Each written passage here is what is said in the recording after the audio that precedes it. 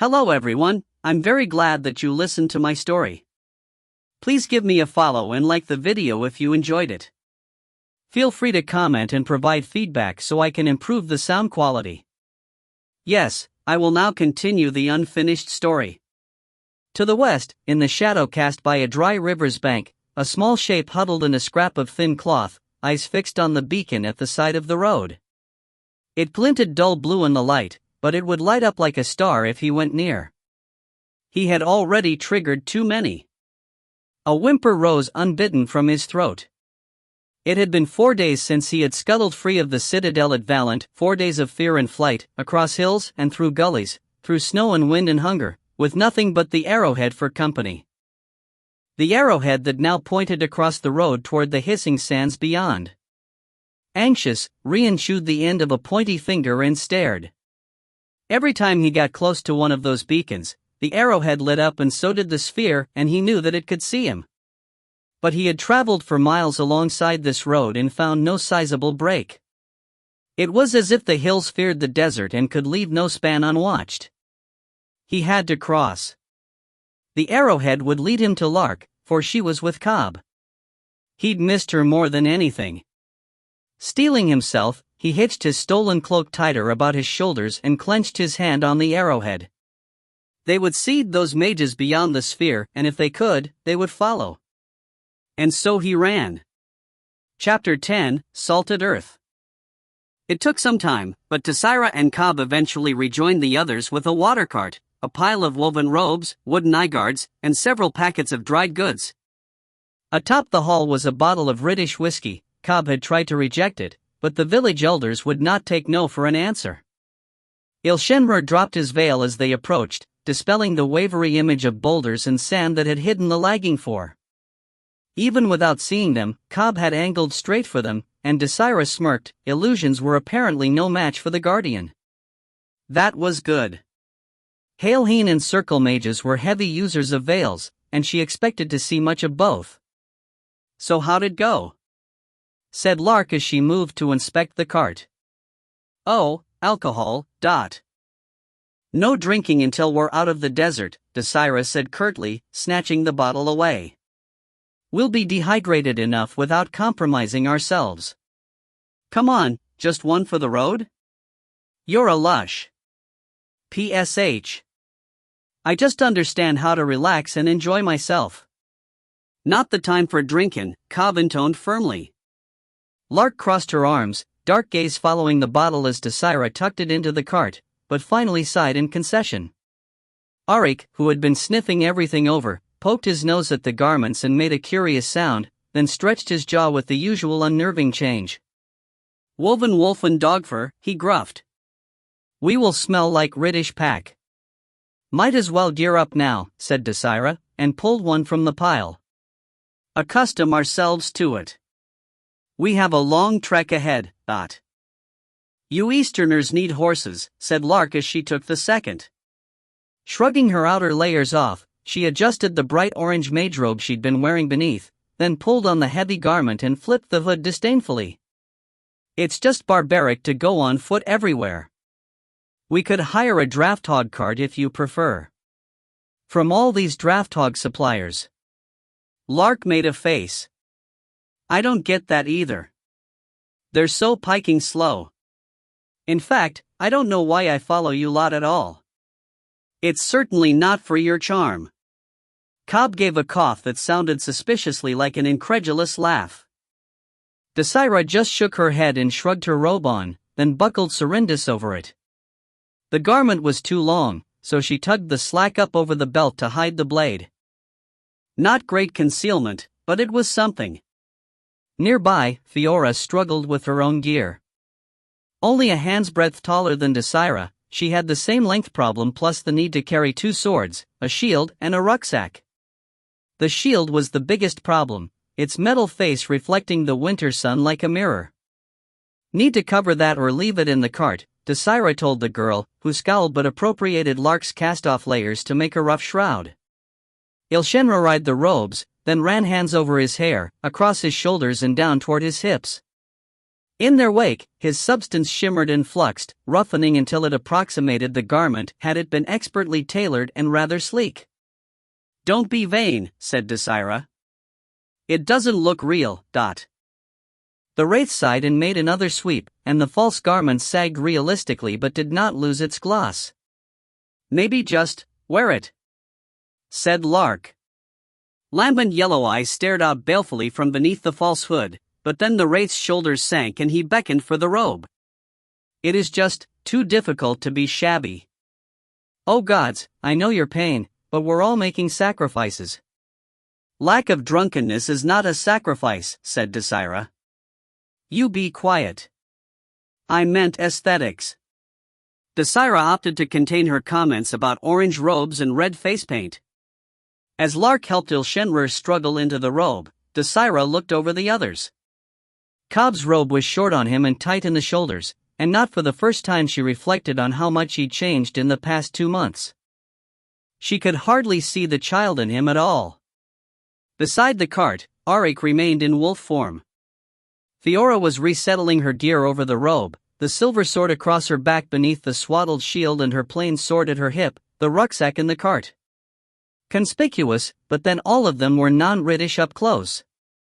From a distance, it could work. "So what now?" said Lark, looking to Desira as she finished tugging Ile-Rien's robe straight. "We strike out into the desert?"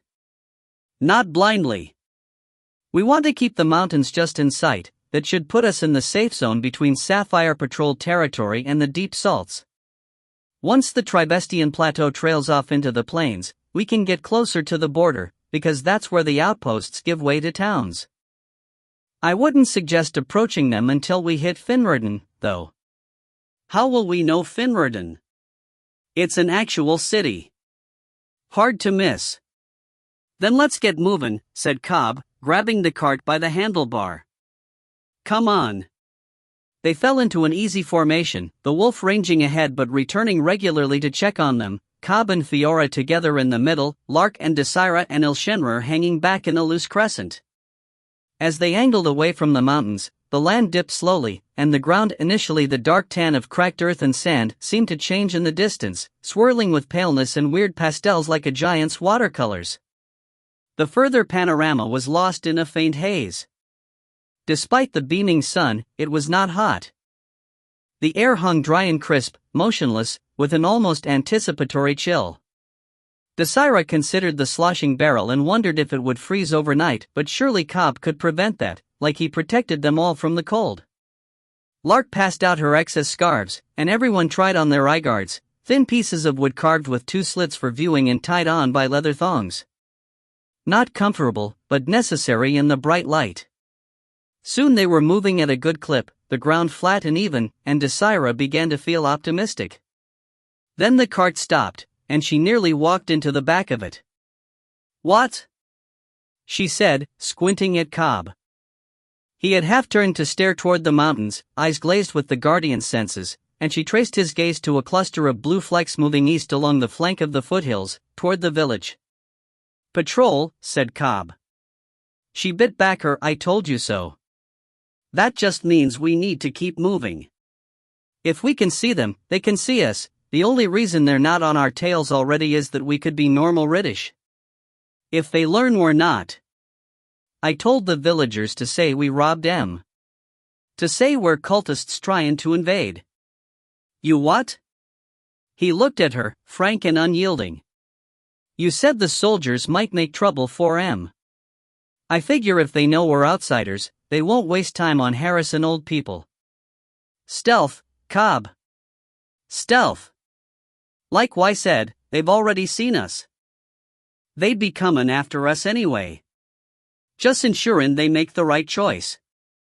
Light, I can't take you anywhere." A smile cracked briefly through the stone of his face, then vanished. "Let's keep goin'. Piking pikes." They turned further from the mountains after that, and in between bouts of seething rage, Desira checked their back trail to make sure the Sapphires weren't following. They might have mages, the Sapphire army was as full of them as the gold, and it was a rare Tribestian mage who didn't find employment there. "They might be under scry right now.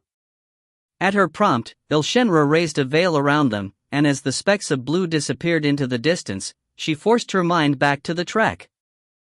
Experience was valuable here, but more so were weather and luck, which made attentiveness the key to survival. As they drew closer to the point where bare earth became whirled saltbed, Lark said, "How does a place like this even happen? How do mountains form?" Desira rejoined absently, calculating whether they had come far enough to start paralleling the border. She didn't think so. The earth and wind and waters do their own thing. We just stand and marvel after the fact. But surely this isn't natural. That cliff we came down was like someone took a bite out of the mountains. We know how the rift was made, so why not this? You ever drop a rock in the water and watch the ripples? Yes. It's like that. Oh, so helpful. This isn't the time for storytelling. Alright, so we can just stare at those two. Lark gestured ahead to where Fiora had taken up a grip on the handlebar beside Cobb's, her shoulder against his arm, his head bent slightly as they spoke in low tones. Desira scowled. I'm not gonna let you manipulate me while I'm trying to concentrate. There's nothing to concentrate on, just salt and dirt. Sinkholes. Monsters. Quicksand. Cobb will sense it before you see it. Come on. Though it made her grind her teeth, she had to concede Lark's point. Even with Fiora constantly hanging on him, Cobb had kept a keen eye on their surroundings throughout the trek, modulating the cold and spotting dangers and generally smoothing the way. His early experiments with the tectonic lever had been rough, but he seemed comfortable with it now and with the Guardian. As much as she hated being reliant, she knew he'd keep them safe. Fine, she muttered. Understand, this is just a folktale. The inner sea was here long before recorded history, so no one really knows. Just tell it already. Shush. Long ago, Senkit the Sky Ruler, that's the eagle spirit, was angered by the wraiths impinging on his domain, so he tore a mountain up by its roots with the intention of dropping it on them. However, the wraith spires of that era weren't immobile, they could rise up and fly away, so he knew he had to be stealthy if he wanted to crush one. He reasoned that if he flew high enough, they wouldn't see him and his mountain, and he could catch them unaware. He flew up until he could barely see the ground, which attracted the attention of the sun, who tried to peek over his shoulder at what he was doing. The heat burned his feathers black and cast his shadow down beneath him, so that when he finally caught the glint of the wraith's spire below, it gave him away and the wraiths began to flee. Unwilling to give up, he threw the mountain down at them. The impact shattered the land for 100 miles, breaking the northeastern Garnet Mountains and breaching the coast to let the sea flow in. Senkit circled down to survey the destruction, not sure if he had hit his target. Between the dust and the surging water, it was impossible to tell. Then he saw a rainbow on the water, and looked up, and there was the spire above him, plunging down like a knife. Never had the Sky Ruler been surmounted by an enemy. His name even means highest, none flew above him, none preyed on him. Yet in that moment he would have died if not for the sun shining its rainbow through the spire. He evaded the strike and tried to fly away, but was too weak to get far. In desperation, he pleaded for the sun to set so that his burnt feathers could hide him in the darkness, but the sun couldn't help but peek over the horizon, still wanting to see what would happen. Finally, the moon took pity on Senkit and lured her husband away, and Senkit escaped into the night. Later, he tried to attack the wraith spire again, but it had seated itself in the center of the crater and the waters around it reflected so brightly that he couldn't see well enough to hit it. He reluctantly settled among the plateaus to watch over the inner sea, awaiting the time when his enemy would emerge. He must have been a big eagle to carry a mountain, said Lark. Desira snorted. Well, yes. There are lots of stories about him flying around with heavy objects, trying to drop them on things. In Ile-Rien there's a chasm called Senkit's Scar, where he supposedly tried to fly a silver sword over the mountains so he could get at the wraiths on the other side, but got too cold and flew lower and accidentally cut the cliffs and left the sword lodged in Howling Spire. Incorrect, said Ile-Rien from the other side. The inner sea already existed when the fourth flight descended. While we do believe an impact created it, we do not know when it occurred. Likewise, Howling Spire existed before we arrived. Desira raised brows at the wraith. He had pushed his hood back, and his long hair spread across his shoulders and down his back like glass threads. Were you there? He shook his head, the bright strands barely shifting. I do not remember, Dot. Why would you even put a spire here? Said Lark, gesturing around at the sand and the thin, cracked panes of salt. Trying to get away from people, like in the mist forest? Ile-Rien smiled humorlessly. On the contrary. Before the sea shrank, humans clustered on its shores in multitudes and sailed their little ships nearly to Lacastia's door. They were easy to capture, just as the White Isle in Aristoia once captured victims from the wrecking shore. We did not feel the need to move, then. Your story is correct in that we once could fly our spires away as needed. When the sealing occurred, it tilted the land, including the inner sea, so that the Eastern Ocean no longer fed it. As it shrank, the humans followed its edges inward, closer to us. We were content in harvesting them. Then, 400 years ago, the water began to drain precipitously. I do not know why, only that it disappeared in a matter of decades, leaving thick deposits of salt and other minerals encrusted around Lacastia. My people are not swift in our reactions. By the time we realized the danger, we could not break free. The humans have withdrawn, but we cannot. Well, that's what you get, said Lark.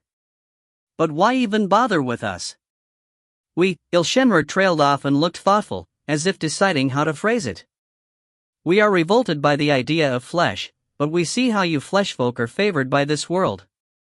How you can perceive and interact with entities and energies that we cannot. We wish to harness some of you to our will, so that when it comes time to eradicate you, we will not be dependent on our own unreliable senses. To that end, we steal you and change you to serve our purposes.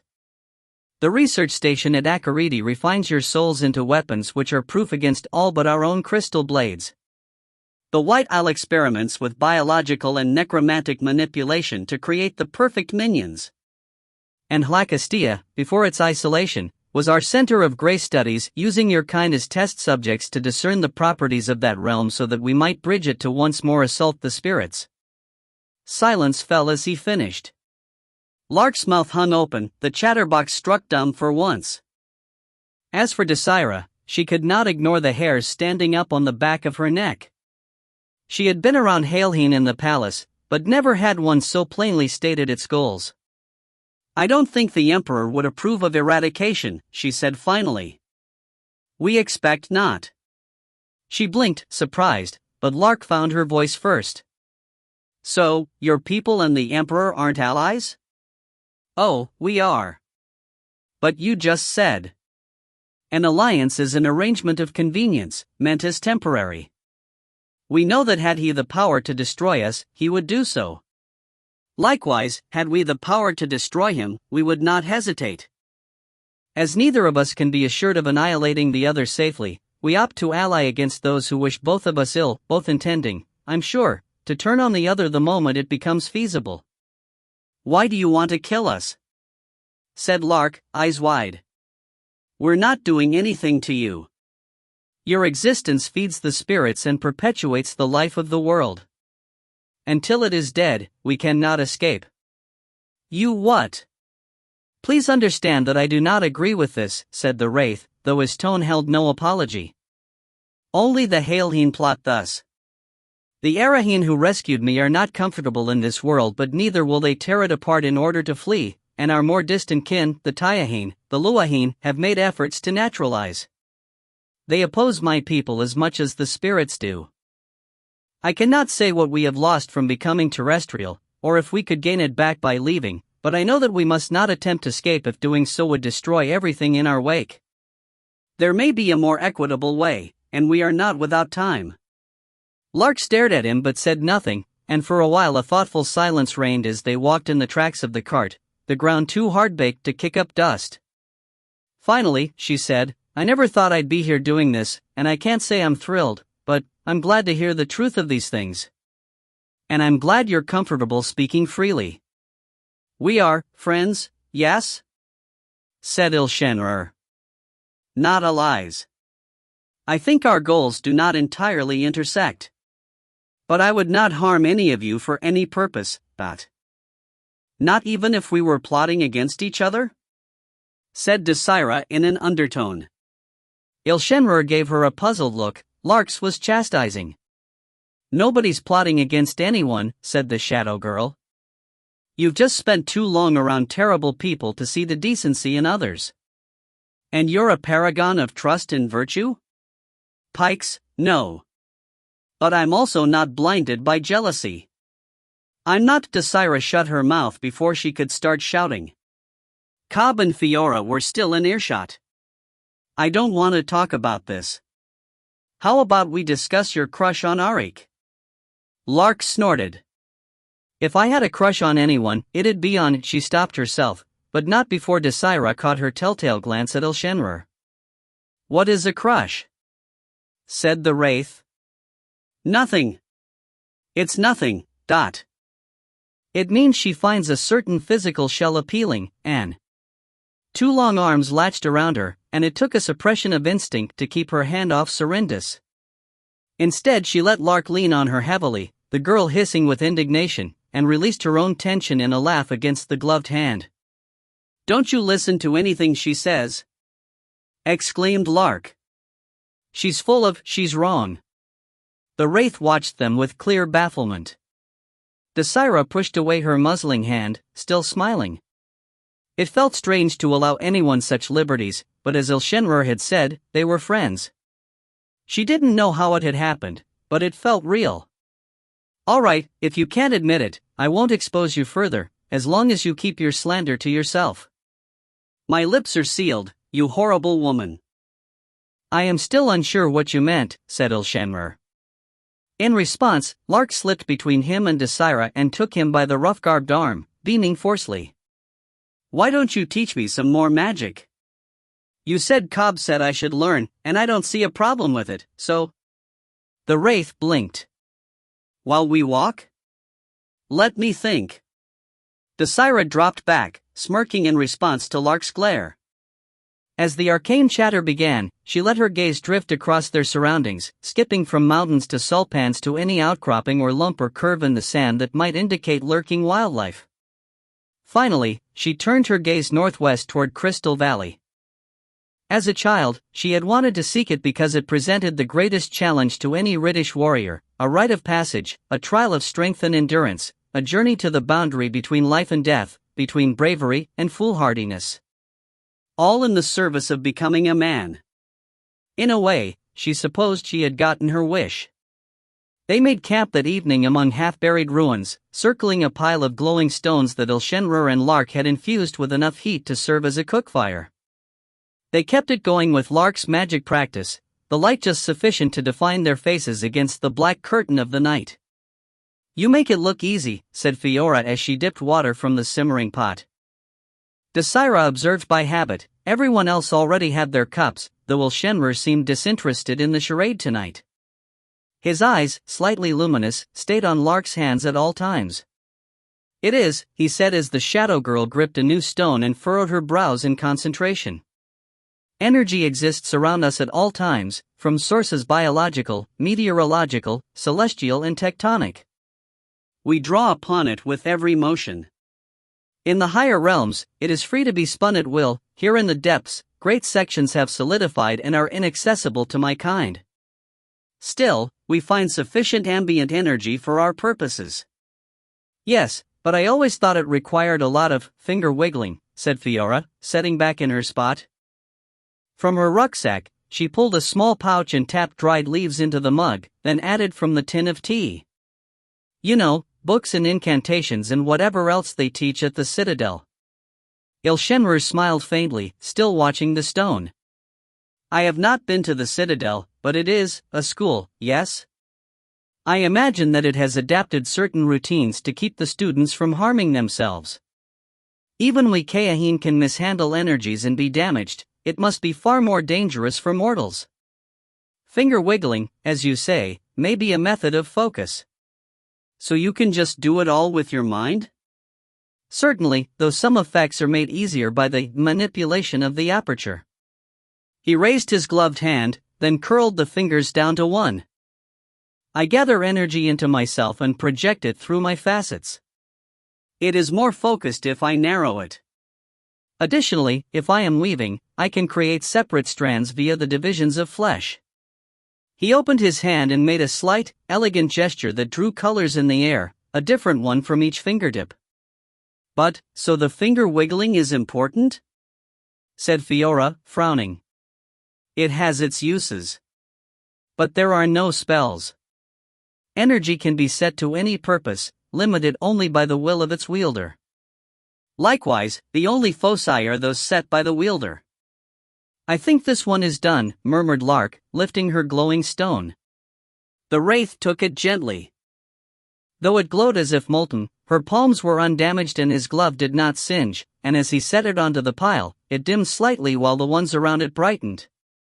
Selecting an unused stone from a second pile, he set it in her hands and she grimaced but focused. So what are you doing? Said Cobb, his first sign of interest since they'd made camp. A simple method of practice. She absorbs ambient energy through her breath, through her skin, then channels it from her core into her limbs, from whence it enters the stone. It is how I cleared myself of the crystallization that afflicts my kind, which is as much a stagnation of energy as it is a physical ailment. In humans, it is a taxing effort, but it teaches the sensation of the flow, an essential part of energy handing. But Cobb nodded slowly. Like handling water. Well behaved if you work it right. Yes. Energy does not want to hurt you. It does not care about you at all. It simply wishes to transfer from a point of higher concentration to one of lower. As a mage, one must learn to let that happen before one can manipulate the parameters. But you can't do it if you're a god follower, right? Said Fiora. Because of the god connection. And you can't do it if you're a skin changer, because of the spirit? Yes. Skin changers are localized segments of their singular beast spirit. If the beast spirit disdains the practice of magic, then no skin changer can attempt it. Likewise for the elementals, I believe. Then how come Enkilan can do magic? Shouldn't the Ravager be able to stop him? In theory, yes.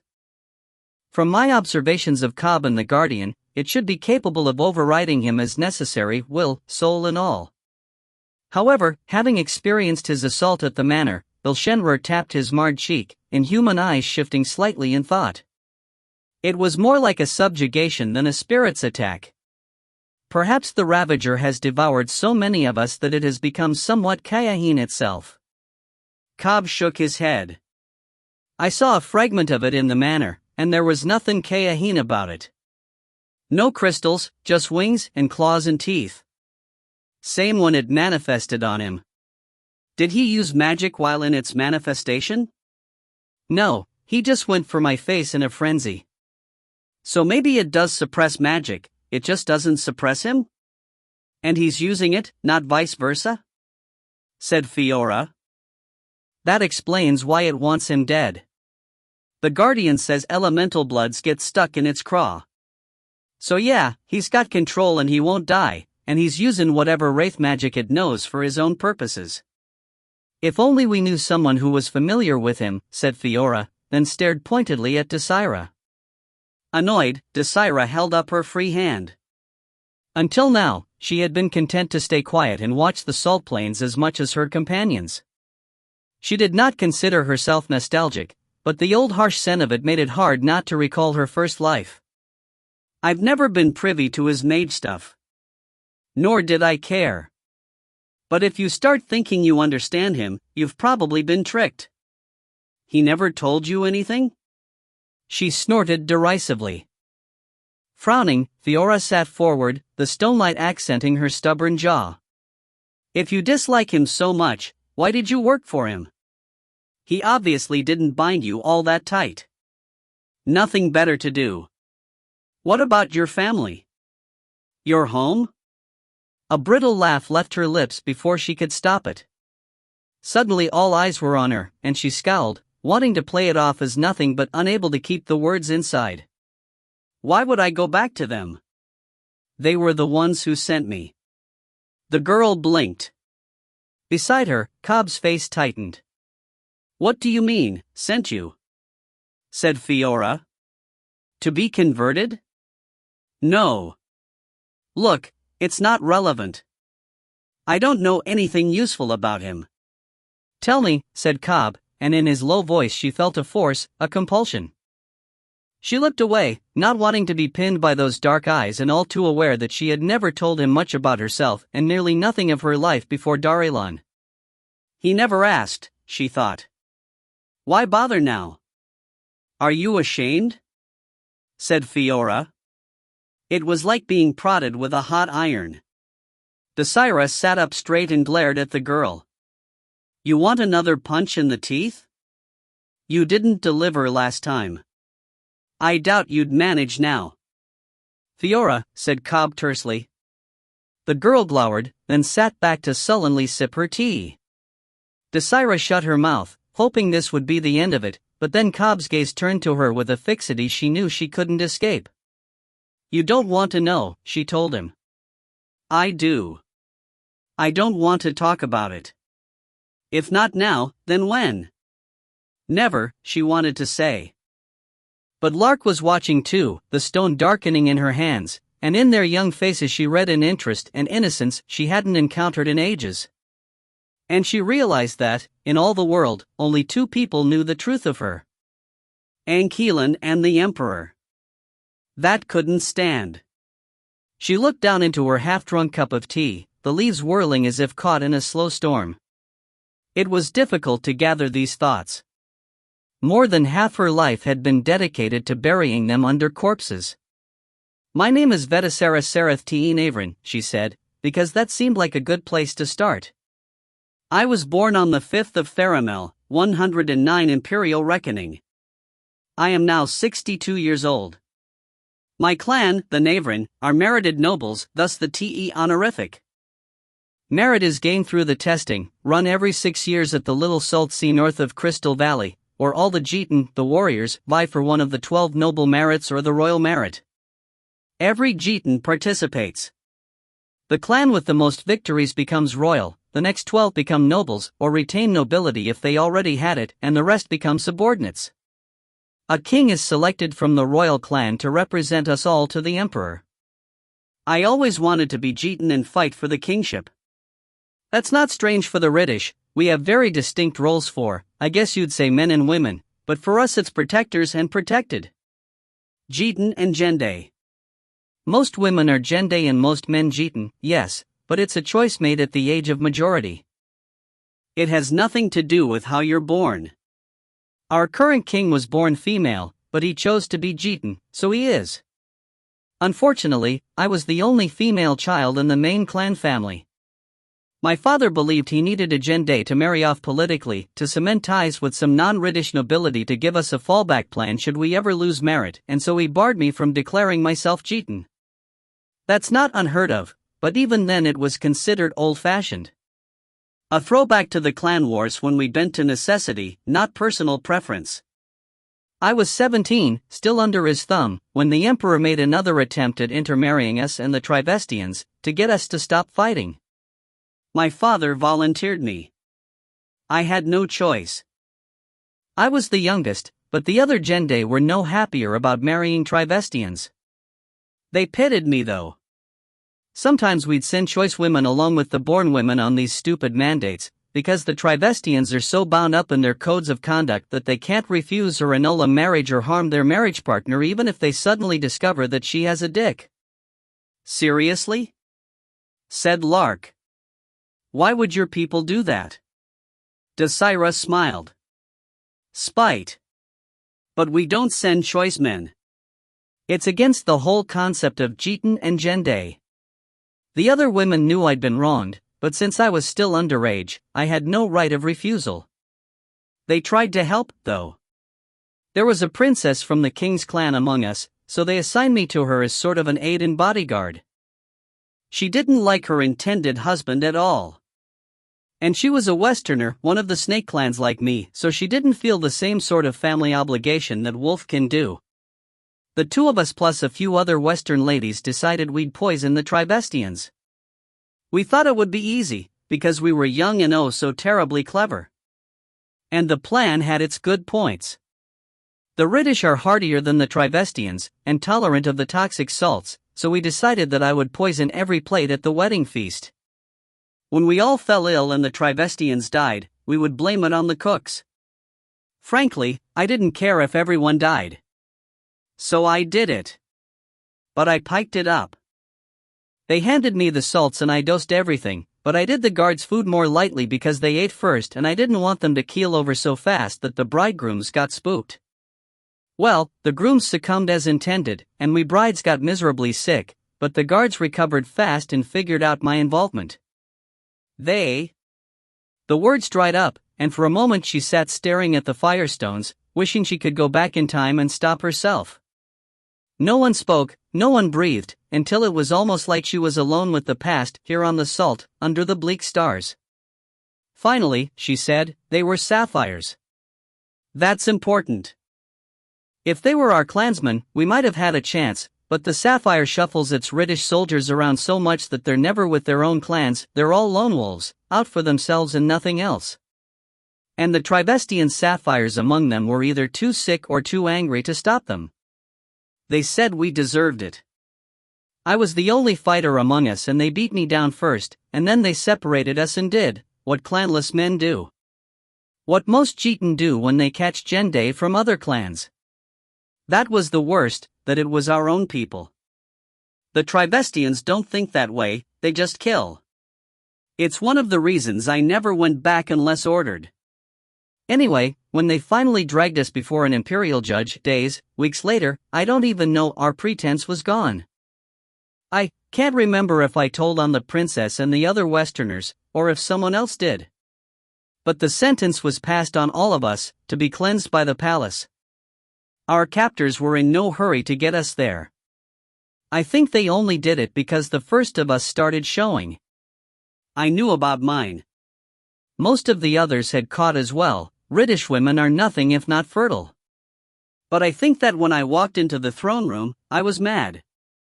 I had become convinced that no matter what happened, I would be reborn in my child. My son. I would be the Chitan that my soul had intended, untainted by my crimes. The emperor looked down on us with this strange smile, and offered to pardon the princess if she would be his wife.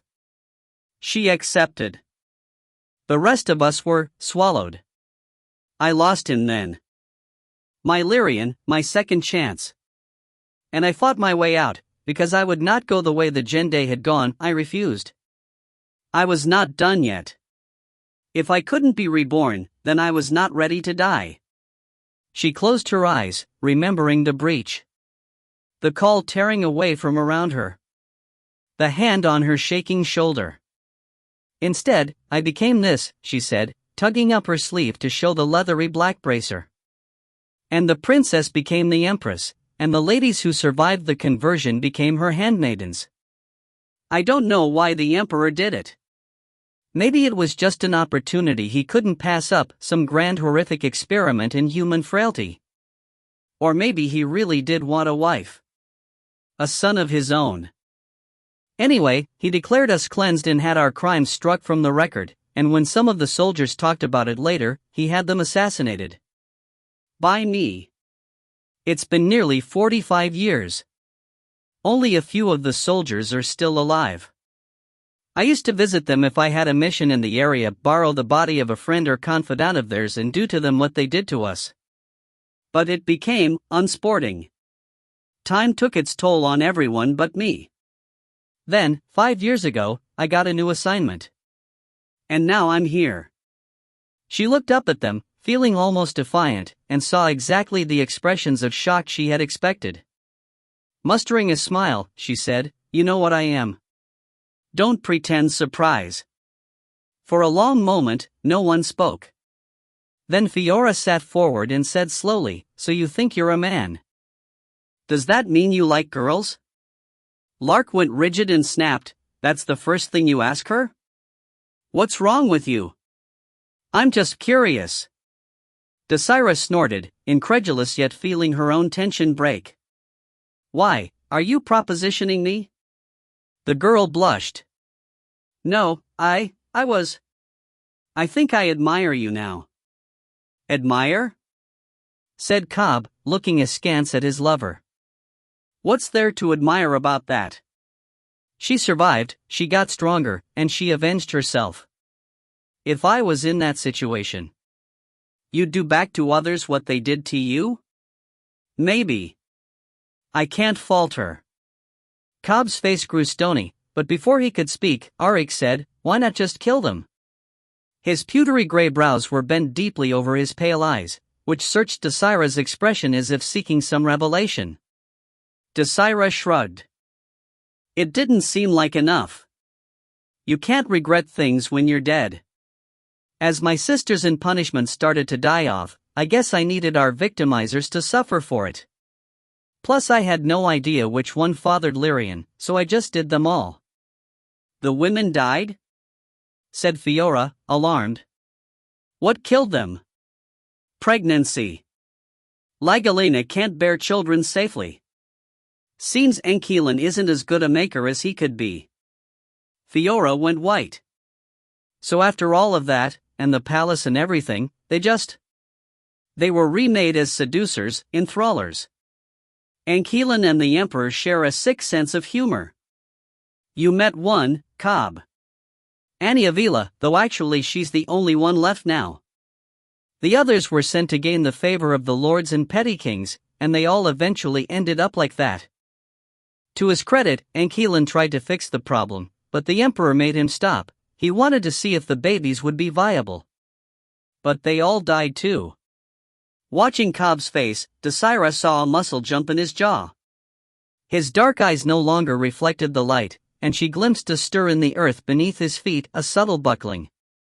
Nearby, Lark looked ill, and the stone Ile-Rien placed in her hands lit up so fast that it cracked. Fiora looked from Cobb to Desira, plainly uncomfortable. I didn't mean to offend anyone.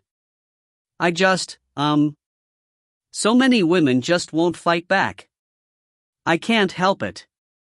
I'm glad you did what you did. Should have castrated them, muttered Lark.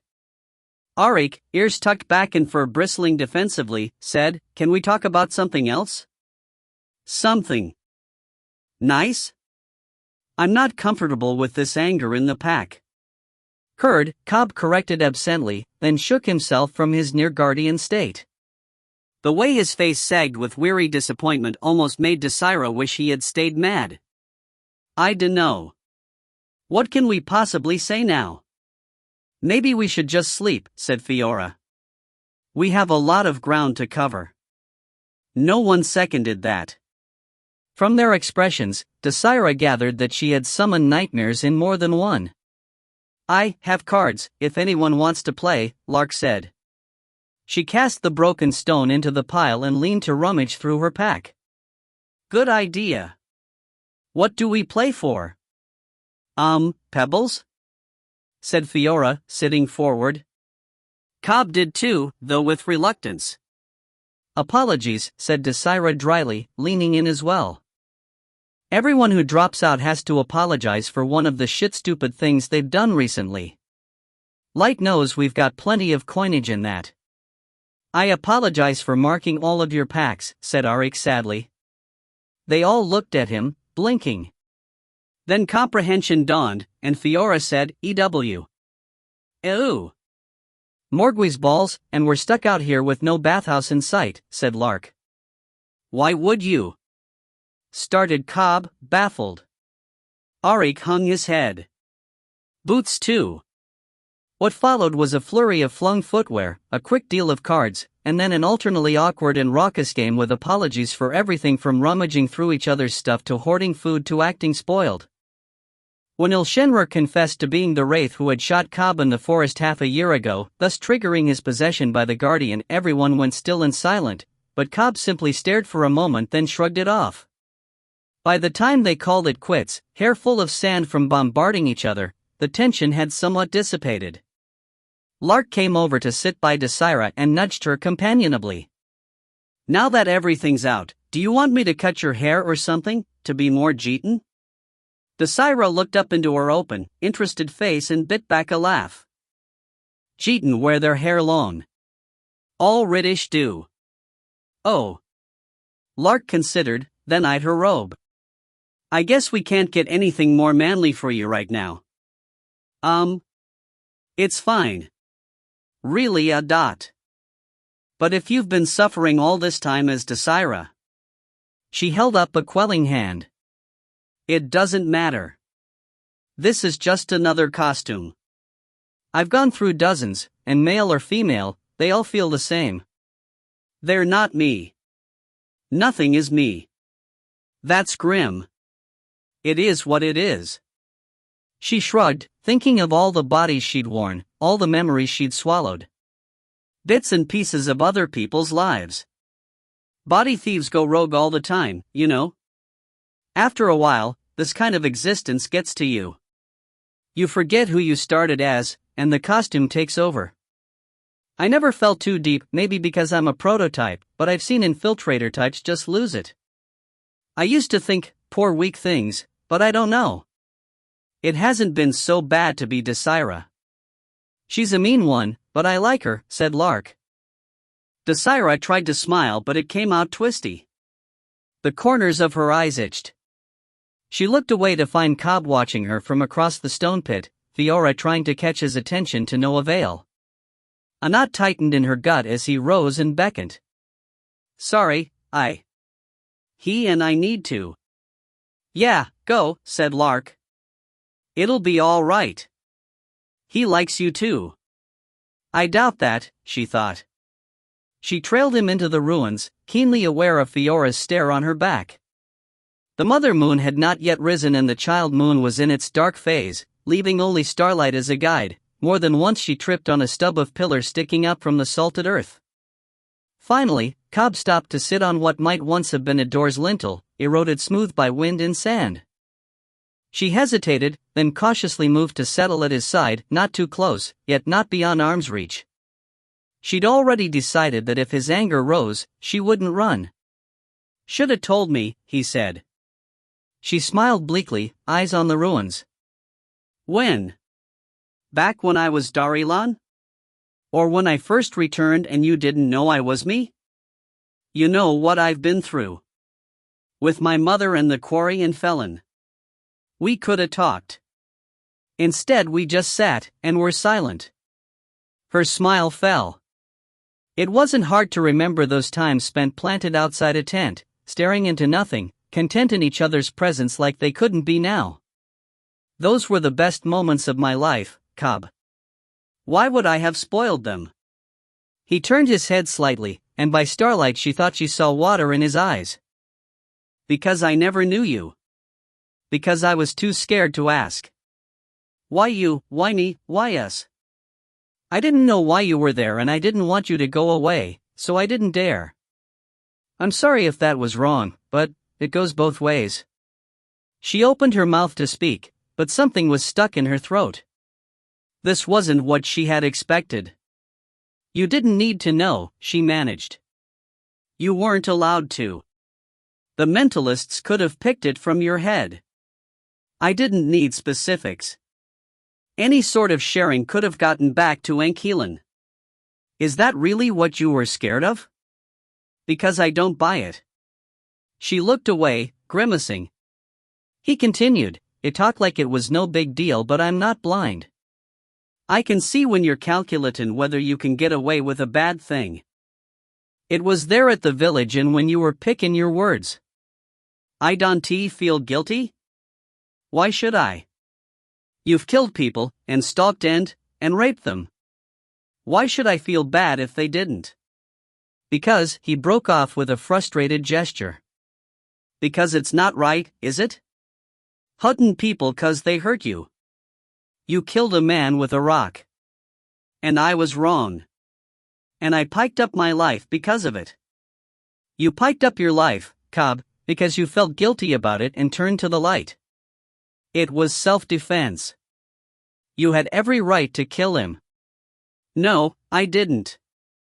Well, have it your way then. That's not the point. He exhaled through his teeth. How can I work with you if this what you are? She felt a bitter smile crease her face. So I shouldn't have told, after all? No. No. I just wanna know that it's not you anymore. We went over this with Fendel, how that wasn't, in any way acceptable. And I wasn't thrilled with your answer. I don't understand how you think. But if you can guarantee me that it's over and done. A bubble of vitriol rose in her chest. Or what, you'll kill me? You'll toss me away? If I have to. I'm trying to give you another chance. At what? Redemption? She laughed coldly. There's no such thing. The Empire lies about it, the light lies about it, and the rest of the gods lie about it too. All that matters is whether you can sleep at night, and I won't let your delicate piking conscience. Stop it. Hold me back. This is reality, Cobb. This is the world. This is what goes on behind those closed doors you guard, and if you don't want to face it, that's your own piking problem. The look he turned on her was unforgiving. She knew she'd put her foot in her mouth, but the venom still surged through her veins, making her want to spit more bitter truths. Everything she'd learned in these long, wretched years. Everything she'd done. I know what goes on, he said quietly. I know what happened to my mother, and in Felon, and now about you. I know I've been lucky. That doesn't mean I can't sympathize. But you've gone too far. Not far enough, she snarled. He blinked. Not far enough? What else could Y do to be satisfied? A panorama of massacres danced through her head, the same bloody visions she'd had since her rebirth. She'd played a few out, but the reality had been gray in comparison. Plenty, she said anyway. Why haven't you? Because I can't muster enough hate anymore. Because it's all sour and pallid and piteous and stupid. Because I'm just the tattered remnants of a person, and I don't matter, not even to myself. Because I'm tired. I've been with you, she said. I'm keeping you from doing that stuff? More or less. He looked to the ruins again, hands knotted together, and she remembered the splints on his fingers after he'd broken them while pulverizing his old team leader's face.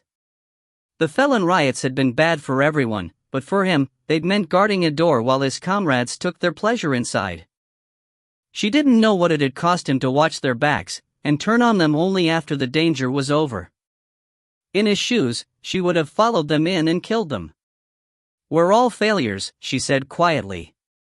We're all cowards sometimes. Victims and victimizers and monsters and fools, just one big rolling ball of shit. Maybe it's best that we go in together, then. 'Cause I don't think we're coming out. She looked at him, but he was still staring at the ruins, his face in profile, mouth a dark line. Behind them was silence, the others having settled down to sleep, while above the eye of night rode high among the stars. Probably not, she said. He tilted his head, and she thought perhaps he smiled, sad and faint and too old by far. Tell me everything, he said. So she did. Asterisk asterisk asterisk asterisk asterisk. The next day passed in dull progress. It grew difficult to navigate a path between the Trivestian border and the encroaching salt flats, and with reluctance Desira let the group stray northward, their steps cracking the undisturbed panes of white salt.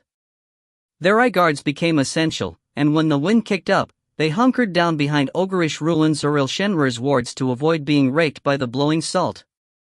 As the crust thickened, it became like walking on ice, difficult to tell whether beneath it was solid ground or loose sand just waiting to collapse.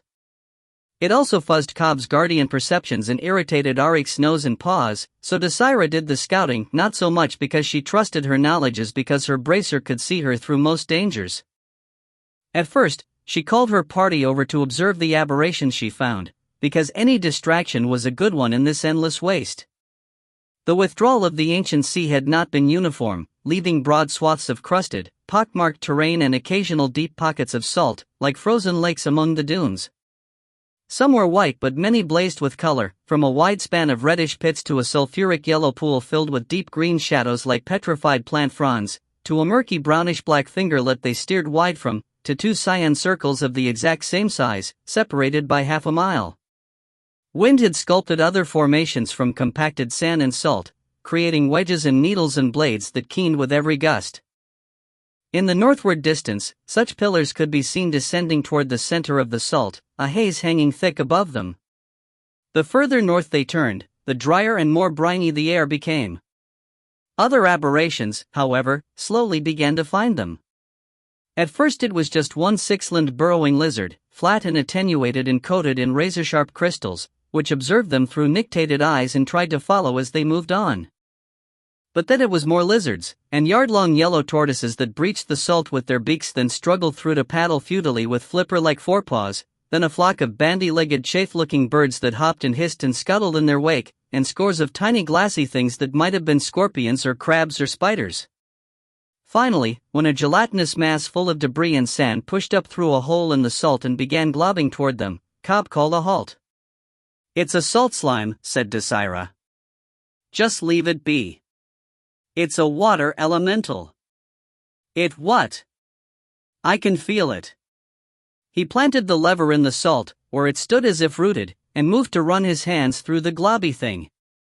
Salt crystals and chunks of stone came free of its watery membrane, and as Cobb continued to comb them out, the glob grew less viscous, more lively.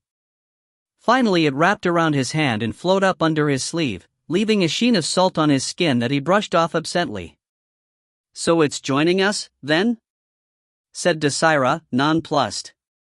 Cobb shrugged and retrieved the lever. "Gonna give it time to shed more salt, then I figure we can put it in the water barrel. Might be helpful. Are we going to adopt everything that tries to follow you?" He looked past her to their entourage, scales and carapaces glittering in the sun. "Maybe. I do not believe that these organisms are suited to life beyond this habitat," said Ile-Rien. "The elemental, yes, but the biological creatures are not likely as adaptive." Desira nodded. "What he said." Cobb looked at them, then shrugged, retook his grip on the cart, and kept walking. More amused than aggravated, Desira moved into the lead again, taking care to dodge anything that emerged to visit with the guardian. She had thought the desert more sparsely populated, but then everything seemed to live underground. Perhaps it was damp down there, or had tunnels and caverns and other safe spaces. The surface was not the whole of the world. Now and then, she caught a strangeness in the air, the sensitive apparatus at the back of her mouth tingling with warning. At those times she would signal the others to stop and head up a dune or a ruined wall, spy on their surroundings, break a bit of salt from the ground and taste it. Her bracer filtered unwanted chemicals and minerals from her blood, and if it found something hazardous, she felt it like a static shock. It helped her navigate them away from the invisible dangers, bad air, particulates, the ever-threatening haze. There was only so much she could do, though, and as it grew drier, first Auric and then Lark developed a cough, followed by intermittent nosebleeds. Overnight, they slept in a protective bubble of wards, but the morning of the third day found Fiora coughing as well. In response, Cobb let the guardian out. He had been containing it through most of the trip, since it provided little benefit to Desira or Ile-Rien and had at times been hostile toward them, and when it manifested now, it did so as a coating of black salt and sand. Even his antlers showed crystallization. He did not move with any greater speed than before, but his presence eased the others' symptoms. With him in the lead, Desira fell back to pull the water cart beside Fiora. She would have preferred any other partner, but Auric was still suffering, though not as much as before, and Lark and Ile-Rien trailed the group in a cloud of arcana babble. Initially she kept her eyes on the Trivestian plateau until she realized that it was receding. From then on, she tried to watch the salt without acknowledging Fiora's presence, in the hope of extrapolating Cobb's destination. He was too difficult to talk to in this state. Fiora would not ignore her, though, and kept up a constant stream of chatter. "Maybe he's sensing pursuit," she said. "Or wraiths. Do you think the guardian would make him attack the Ile-Rien if he spotted them? Desira grunted. I hope not. Especially if they're on those flying things. Ile-Rien is the only one who could shoot back. Oh, I guess Lark has arrows, but these conditions can't be good for her bow.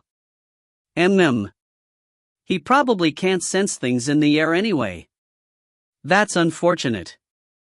And if we had ground pursuit, he would have told us by now, or done that running trick. Unless he's concerned about you. You probably couldn't keep up. Eh? Is there anything else out there? No. Are you sure? No.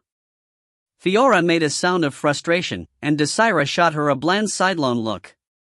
The girl wore her hood up and eye guard on like everyone else, but her scarf hung loose beneath her chin, showing cracked lips and a few loose tendrils of curly dark hair. Her grimace made a crack split, a bead of blood welling up and smearing away. They were all like that, wind-chapped, borderline dehydrated, constantly abraded by the sand and salt that snuck into their clothes. Cobb could ward off the chill but not the rest of it. After a month on the road, Desira had become accustomed to being dirty, but this lifted discomfort to a level in which she fantasized about bathtubs and comfy chairs. Civilization of any kind. Yet by her estimation, they were less than halfway through the desert. Then on to Finreden, and Casernden, and the Imperial Road. The girl sighed heavily. What else could he be looking for? More water elementals? Desira made a non-committal noise. I think we'd need a bigger barrel. And it worries me. What if we drank it? Summoners do it all the time. Really? It doesn't hurt them? Mostly. She worked to suppress a smile at Fiora's deeply dubious look. They didn't get along any better than before, no amount of apologies could bridge the gap. But they were functional. The realization that they were all willingly racing toward their doom made Desira less inclined to smash the girl's face into a salt pillar. A refreshing silence fell, only to be broken again by Fiora's voice. Do you think he's angry with me? Desira sighed. We haven't been as close. He doesn't want to talk, doesn't want to touch. Not since we came down from the mountains. Good. When the girl gave her a peevish look, she clarified, sand, salt, it's bad enough under your clothes. Fiora's face scrunched in horror. Oh, right. But it's not just that. He hasn't kissed me. He barely even holds my hand. Do you really think I want to talk about this with you? Well, who else? Lark's never been with a man, and you've known him for so long. Desira blinked. She hasn't? Look, he's a private person, and we don't even have tents. He curls up with you, isn't that enough? No, it's just. Fiora. I don't care. No, listen. He's not himself. Everything was fine until that last day in the mountains, but after that, he got strange. I think he's been having nightmares. Desira bit off an automatic retort and narrowed her eyes. The last time she remembered him having nightmares was back when the Guardian started to break through his imperial conditioning. As far as she knew, he now communed with the Guardian while he slept. How can you tell? She said warily. Because he twitches awake and won't touch me, or let me touch him, and he looks at me like I'm someone else. Her sigh fluttered the edge of the scarf. And when we settle down together, he's so tense, like he's afraid of what will happen. I've asked, but he just won't talk. Desira grimaced. That certainly sounded like him. The only reason he had reported his guardian dreams to Ile-Rien was that he'd feared being tainted by the dark and desperately needed someone to laugh it off. Now, it seemed he had no such impetus. Just leave him be, she said. Do you want him prying into all your secrets? I have nothing to hide. No? What about your tea? The girl's lips compressed, then she lifted her chin defiantly. Nothing wrong with my tea. The trifold sends all of its operatives out with herbal contraception, it's just practical. Desira snorted. She'd figured as much, but it was nice to have verification. So I shouldn't take that as an indication that you'd had designs on him? What? Why would I? They sent me to protect him, not sleep with him. So why did you? Because I like him. Not because he's the guardian? No. Honestly, we all thought the guardian was supposed to be a girl. Would you prefer that? What? She spluttered, cheeks crimson below her eye guard. No, he's fine how he is. And I'm sorry I asked about your, interests. It was rude of me. It's not like we planned for the guardian to show up on our doorstep. The trifold hasn't had contact with any spirit beside Athler in ages. It was a surprise to everyone. Desira said nothing, just kept an eye on the girl, whose expression suddenly went incredulous. You think I'm trying to trap him, she said. That I'm some kind of seductress. I've known a few. Do I look like one? Pikes, if we were trying that, I can think of 20 of my sisters better for the job than me. You and I have a personal thing, and I shouldn't have brought Cobb into it, but it wasn't because of, she made an angry noise and waved dismissively with her free hand. Just, pike that idea, alright? I like him and he seemed like he needed someone. He's been happier, hasn't he? Desira looked away. She couldn't deny it. I'm just trying to say that something's wrong now, and I thought you should know, or maybe you had some advice. If not, we don't have to discuss it. Good. It's just that I... Stop. Fiora fell silent, and together they fixed their attention on Cobb's back and the unknown destination before them. In his mind's eye, murky water churned around his shins. The reek of brine and dying plant life filled his nostrils, and lumpy shapes floated among the tussocks, buoyed by the salinity of the fading sea. Reeds, rimed into blades by the salt, chattered and clacked together as the wind pushed through them. Why do we have to do this? He muttered, uneasy. Below the vision, he could swear he felt the lurking dark. It was like this in my time, though I never saw it, said Erosii, waiting beside him. His warrior's crest sagged in the phantom humidity, his bare arms sheen with sweat, the goat-hide vest and breeches marked black with murk. The scabbards of his twin swords rasped together against his back, just out of reach of the water. Right before Ankelan cracked the seals. Cobb ground his teeth. He had fallen into the guardian state to distract himself from his dreams, only to find them echoed in this unsettling landscape.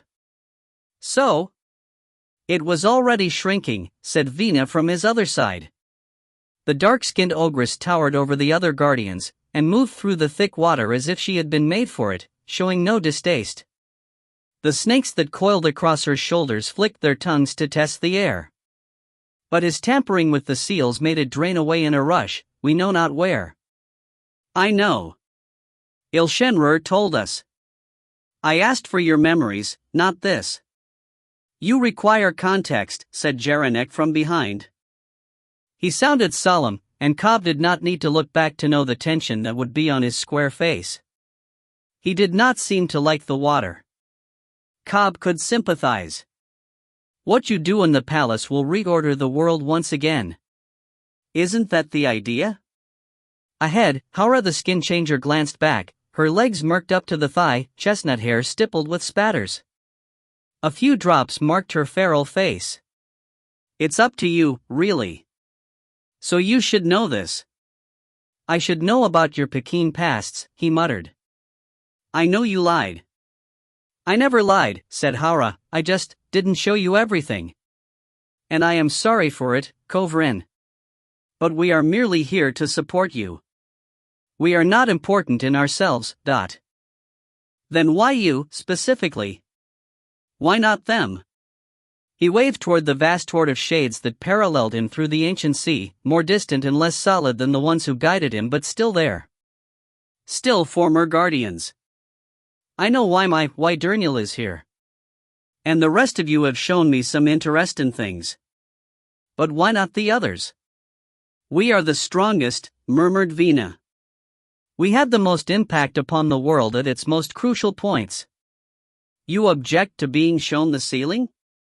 No, but why only showed me flickers of it? Jaranek Cobb turned to face the trailing guardians and made an effort to focus on the stone-armored Padrastan and not the man beside him. Jaranek, you were there. You showed me the pillar and the ravager you knew, and the magic. But right after the seal is placed, the memory stops. There's no. He struggled to find the words, then sighed. There's no reason for it to just stop. Jaranek looked away. The guardian parted from me. So why don't know what happened? I am the guardian's piece of Jaranek. I cannot see what it was not there to witness. Shaking his head, Cobb turned forward again. He knew his real comrades were following at his heels, but when he was in a guardian fugue he could not see them, only sensed them dimly through his contact with the ground. All his other senses dreamed. I dunno, he said, gazing across the dark water, it just feels like I'm missing something. Maybe you're trying to protect me, but there could be details somewhere that would help a dot. We understand your concern, said Vina, but we cannot mesh with you, and without that, there is no way for you to see our whole truth. Still, there must be something you can show me. I know you were guardians for longer than those little glimpses. Irosei, you said Ankelan threw you off of Howling Spire, but then you only showed me that little bit on that island. How long was the guardian with you? The Karendrixie warrior snorted and slashed at the water with a broken reed. Months, but it was dull stuff, chasing the piker over land and sea. Worst time of my life. Then show me the island. You fought him, right? Looking for some tips, kid? Might as well. Then you're out of luck. There's nothing to see. We have power over water and earth, but he got there first and prepared the ground with his magics. I barely managed to draw my swords before he got me. Then what does it matter if you show me? Do you like reliving your mistakes? Oh wait, you must, because you keep making them. Cobb gritted his teeth. Of all the guardians, he liked Irosei the least, and to be shrugged off like that. It occurred to him suddenly that he didn't have to play nice. Irosei, he said coldly, striding toward him through the murk, I'm not a skin. You lot may shoulder some of the danger, but I'm the one who'll die if we fail, so you better get used to this. The Karendrixie sneered as he drew close and raised the reed like a whip. Cobb ignored it. Irosei was a phantasm, and even if he could strike, Cobb had never been afraid of pain. When his menacing effect had no impact, Irosei tried to back up, but Cobb was already too close. He grabbed the man by the face, and as Irosei squawked and yanked on his arm, he focused his will and stared into the blue line of the horizon, ignoring the water as it foamed around the ship's prow. All his attention, all his rage and desire were fixed on the dark fleck slowly resolving from the waters, the island he and his quarry both sought. The thread of smoke there told him Ankelan had made it first.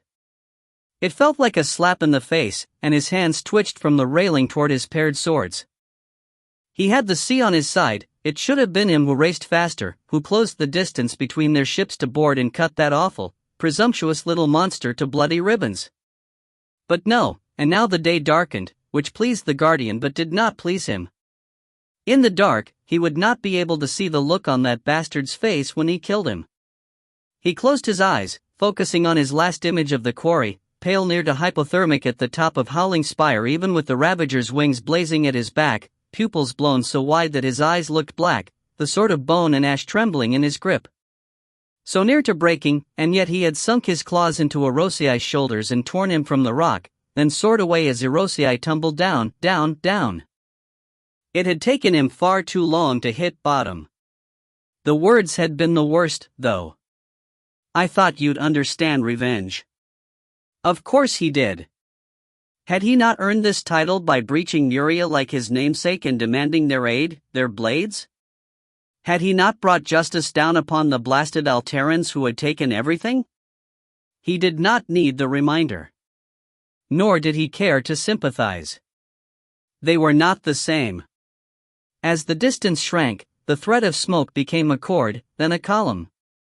He squinted, puzzled. It was Ankeelan's little ship, which had skipped out of Erosei's watery grip like an ice dancer every time he drew close. More sail than vessel, almost, and now the whole thing was burning. His hands fisted on the sword's hilts, breath coming shallow as he tried to guess what it meant. Perhaps Ankeelan planned to kill him and steal his ship, but he had countermeasures for that. He knew how water affected the fire-blooded freak and had already planned to anchor far offshore, then take a rowboat in. He doubted Ankeelan could manage to row back. And the island itself was just a dot in the Lyselhan Sea. It had taken a tall stack of coins before Erosei's captain had agreed to this route, since most wise captains hugged the coastline lest they be sunk by the dwellers beneath the waves. This whole sea was cursed, and no place in it more so than this island. The seal of water. The shattered remains of the pillar of the sea. Ankeelan had already opened the 5 landlocked seals, and now his ship burned in a place where no ships dared come without a well-paid cause. In his pursuit, Erosei had seen no evidence of accomplices to Ankeelan's crimes, only victims, like the climbing team Ankeelan had hired then devoured along the way to Howling Spire's summit. He imagined that the ship's crew burned along with their vessel. "Do you mean to die here?" he murmured to the wind. "For I would be pleased to oblige you." But he had to wonder. Blinking, Cobb halted, trying to make sense of the thin light that had taken the place of his seafaring vision. His feet in the cracked sands reminded him, and he pulled off the eye guard and squinted fiercely against the glare from the salt. "What?" he said, turning to the others, but they were not looking at him. He followed their attention southwest, to where something small and grayish wove drunkenly across the salt toward them, emitting short, pained cries. "What is?" he started again, but then he felt it, a small life pattering through the dust, familiar. "Rien," he said, and broke from the column to intercept the goblin. The others followed, but his legs were longest and he felt no weariness. He reached Rien well in the lead and fell to one knee, laid the tectonic lever down and scooped the goblin close. Even from a distance he had sensed suffering, but seeing it now, the huge eyes bloodshot, skin abraded and peeling, dark hands and feet cracked from constant contact with the salt, was like a stab in the gut. Rien knotted skinny fingers into his robe and clung, whimpering when Cobb tugged at his harness to check the sunburn on his back. His entire scalp and what patches of skin were not covered by straps or scraps had gone a weird ruddy gray, and Cobb felt the feverish heat even without touching. A glass bottle hung from the harness, empty. "Rien! Oh Shadow, Rien!" cried Lark as she rushed up, then half collapsed against Cobb in shock and relief. Her hand trembled as she reached to touch the goblin's cheek. A mule, then Rien raised his head from Cobb's chest and held an arm out for his surrogate mother. Cobb relinquished him to her, grimacing as she burst into tears. The creak of cartwheels approached, and he turned to rummage through the packs in the cart for a cup. The water elemental in the keg raised a tendril in greeting as he lifted the lid, and he smiled wanly and dipped the cup. "Gonna need some swaddling for him," he told Fiora, who nodded and pulled down a pack. Cautiously he approached the two again. The shadow girl had the goblin cradled in her arms, tears still streaming down her cheeks though her mouth held a wavery smile, her back to the sun to give him some shade. Rian's fingers were locked in her robe front, head nestled against her chest, and the half-blind adoration he turned on her was nothing short of childlike. It twinged Cobb's heart, and he moved to add his shadow to hers, offering the cup. "Sip slowly," he said. "Don't want to bring it back up." The goblin whined, then squirmed upright enough to take the cup. He looked exhausted. Cobb could not fathom how he had gotten here, let alone found them. Then he saw the silvery glint beneath the harness. "Pike me," he muttered, suddenly ill at ease. He found the cord around the goblin's neck and tugged it free, and there it was, the crystalline arrowhead. Superstition screamed for him to throw it away. No matter how many times he lost it, it kept returning. The last time he'd seen it was when Lark shot it into Ankeelan's back. But Rien had come a long way with it, and it was his. A token of survival, even if that survival had in truth been the Guardian's work. With a sigh, he hooked the cord over his head and let it fall down under his tunic, to its proper place against his skin. Sudden impressions hit him like a hammer between the eyes. Black basalt walls, magma, corpses, books in piles, skittering constructs, a portal frame, a mirror that worked like a window, misshapen men and women in black, a maze of white walls and howling floors, a vicious scathing light. And Ankhelen. Myriad Ankhelens working, watching, laughing, furious, frustrated, afraid. "I hope this will help," whispered a half-familiar voice. "I only wish I could do more." Rattled, Cobb sat down in his tracks. The visions ebbed, but he felt them like a pulse on his skin, emanating from the arrowhead alongside its usual chill. "Jared," he recalled. "The mind mage I left with Rien." His mouth quirked up. He didn't know how Jared had come by this information, but he could already tell that it would be useful. Maybe enough to have hope.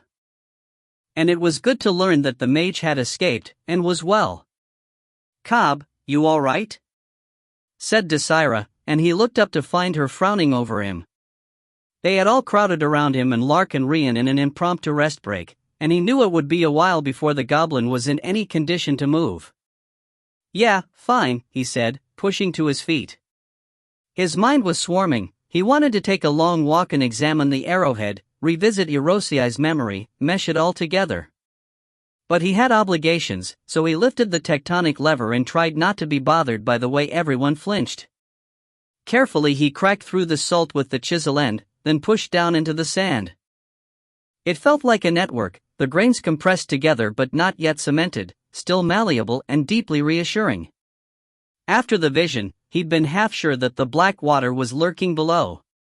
Focusing on his intent, he started deep and then lifted, bringing the tectonic lever up into an arc with a wave of sand following its tip until he forced it solid. He opened his eyes to find a quarter dome of glittering new rock above them, 8 feet wide and 3 thick at its base. His friends stared at him, including the goblin, and he said defensively, "Ile-Rien's no good at making shade." Desira sighed. They rested in the concave of the wave for a while, Cobb at one edge and Ile-Rien at the other, as Lark and Fiora and Ari coddled the goblin shamelessly and Desira looked on with blank disinterest. As much as Cobb would have liked to join in the reunion now that it was less tearful, the girls having cobbled together a salve from mashed oats and some residue scraped from the crossbow bolts Lark still carried, he couldn't figure out how to fit into that group. As the Guardian, his aura could aid the goblin from a distance, and he didn't have anything to say. Meanwhile, the arrowhead demanded his attention. Pushing their chatter from his mind, he focused on it. Beneath the initial swarm of impressions were layers upon layers of compacted information, and with some effort he figured out how to peel them apart and experience them singly, like memories with psychic narration. Some took place in a warren of black chambers beneath what Jared indicated was the citadel at Valent, including a laboratory full of corpses and arcane tools. Others occurred within the white walls of the Imperial Palace. As he examined the latter, he felt the Guardian tugging for his attention, and opened his eyes to find Haura leaning over him. The scenery behind her made his stomach lurch, a panorama of swamp, matte white paths, bridges, plazas and low outbuildings, with the grander struts and spires of the palace looming in the distance. "I thought you might like to see the outside as well," she said, settling cross-legged before him. As far as he could tell, they were alone on a soft mossy hummock. "Thanks," he muttered, less than pleased. Already a part of him was on alert, as if the swamp might rise to eat him. "After the thing with Irosiai, I thought you'd all be hiding." She sat back on her hands, smiling crookedly. "Irosiai needs a good spanking now and then, and I'm pleased you gave it to him.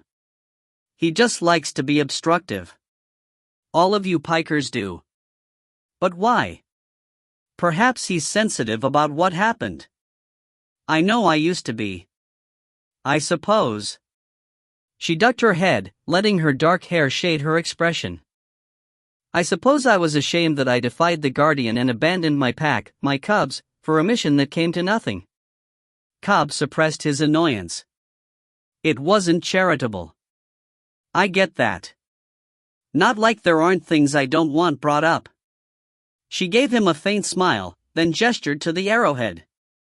So that thing knows the palace's insides? Can you show me? I never got that far. He nodded and focused on it, trying to push the memory outward. It unfurled more easily than he had expected, dispelling the swampscape in a tide of eye-straining white that solidified into the smooth, strangely organic curves and filigrees of the throne room, then vanished beneath a miasma of colors. Confused, Cobb tried to sweep them away only to find that they were emotions, bright mists of joy and reverence, strong yellow spikes of fear, and spots of coiled gray scrutiny.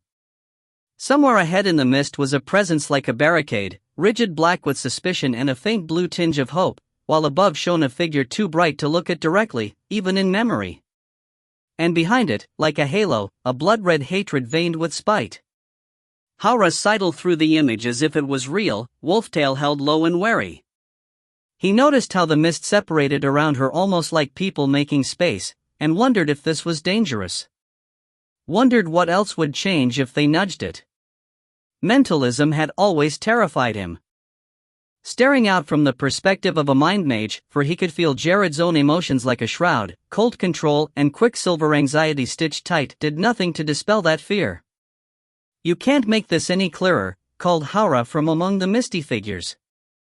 No idea. Well, could you try?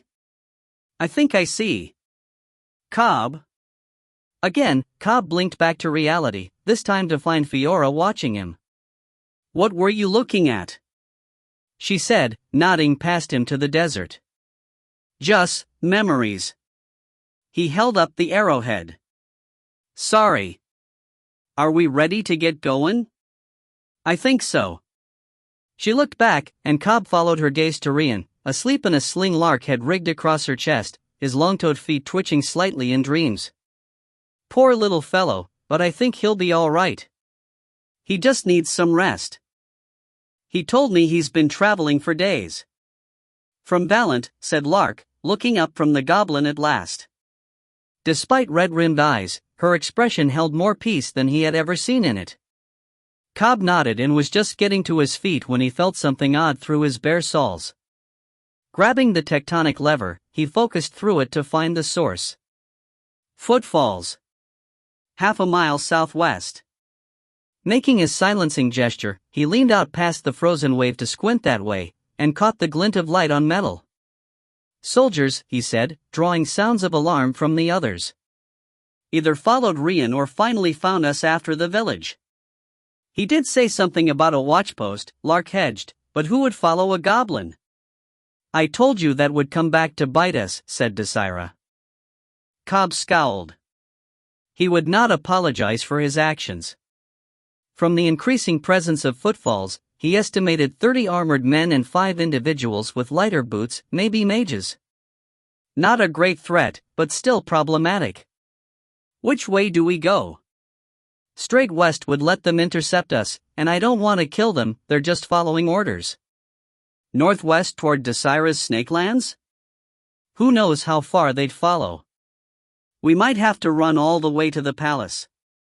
Or straight north. Try to lose them in the bad salt. They might have mages, but we have me and Ile-Rien, and Das to spot the dangers. Unless they call in the Ile-Rien, there would be nothing to fear but the terrain. We can't run with the cart, said Desira, pulling her pack from it. Fiora sputtered, we can't leave it. We need water. What do you propose, then, a fight? Cobb opened his mouth at the same moment a bright blue bolt of energy lanced out from the approaching soldiers. Ile-Rien sprang forward, hands raised, but it skimmed right past his wards to slam into its target, the water barrel.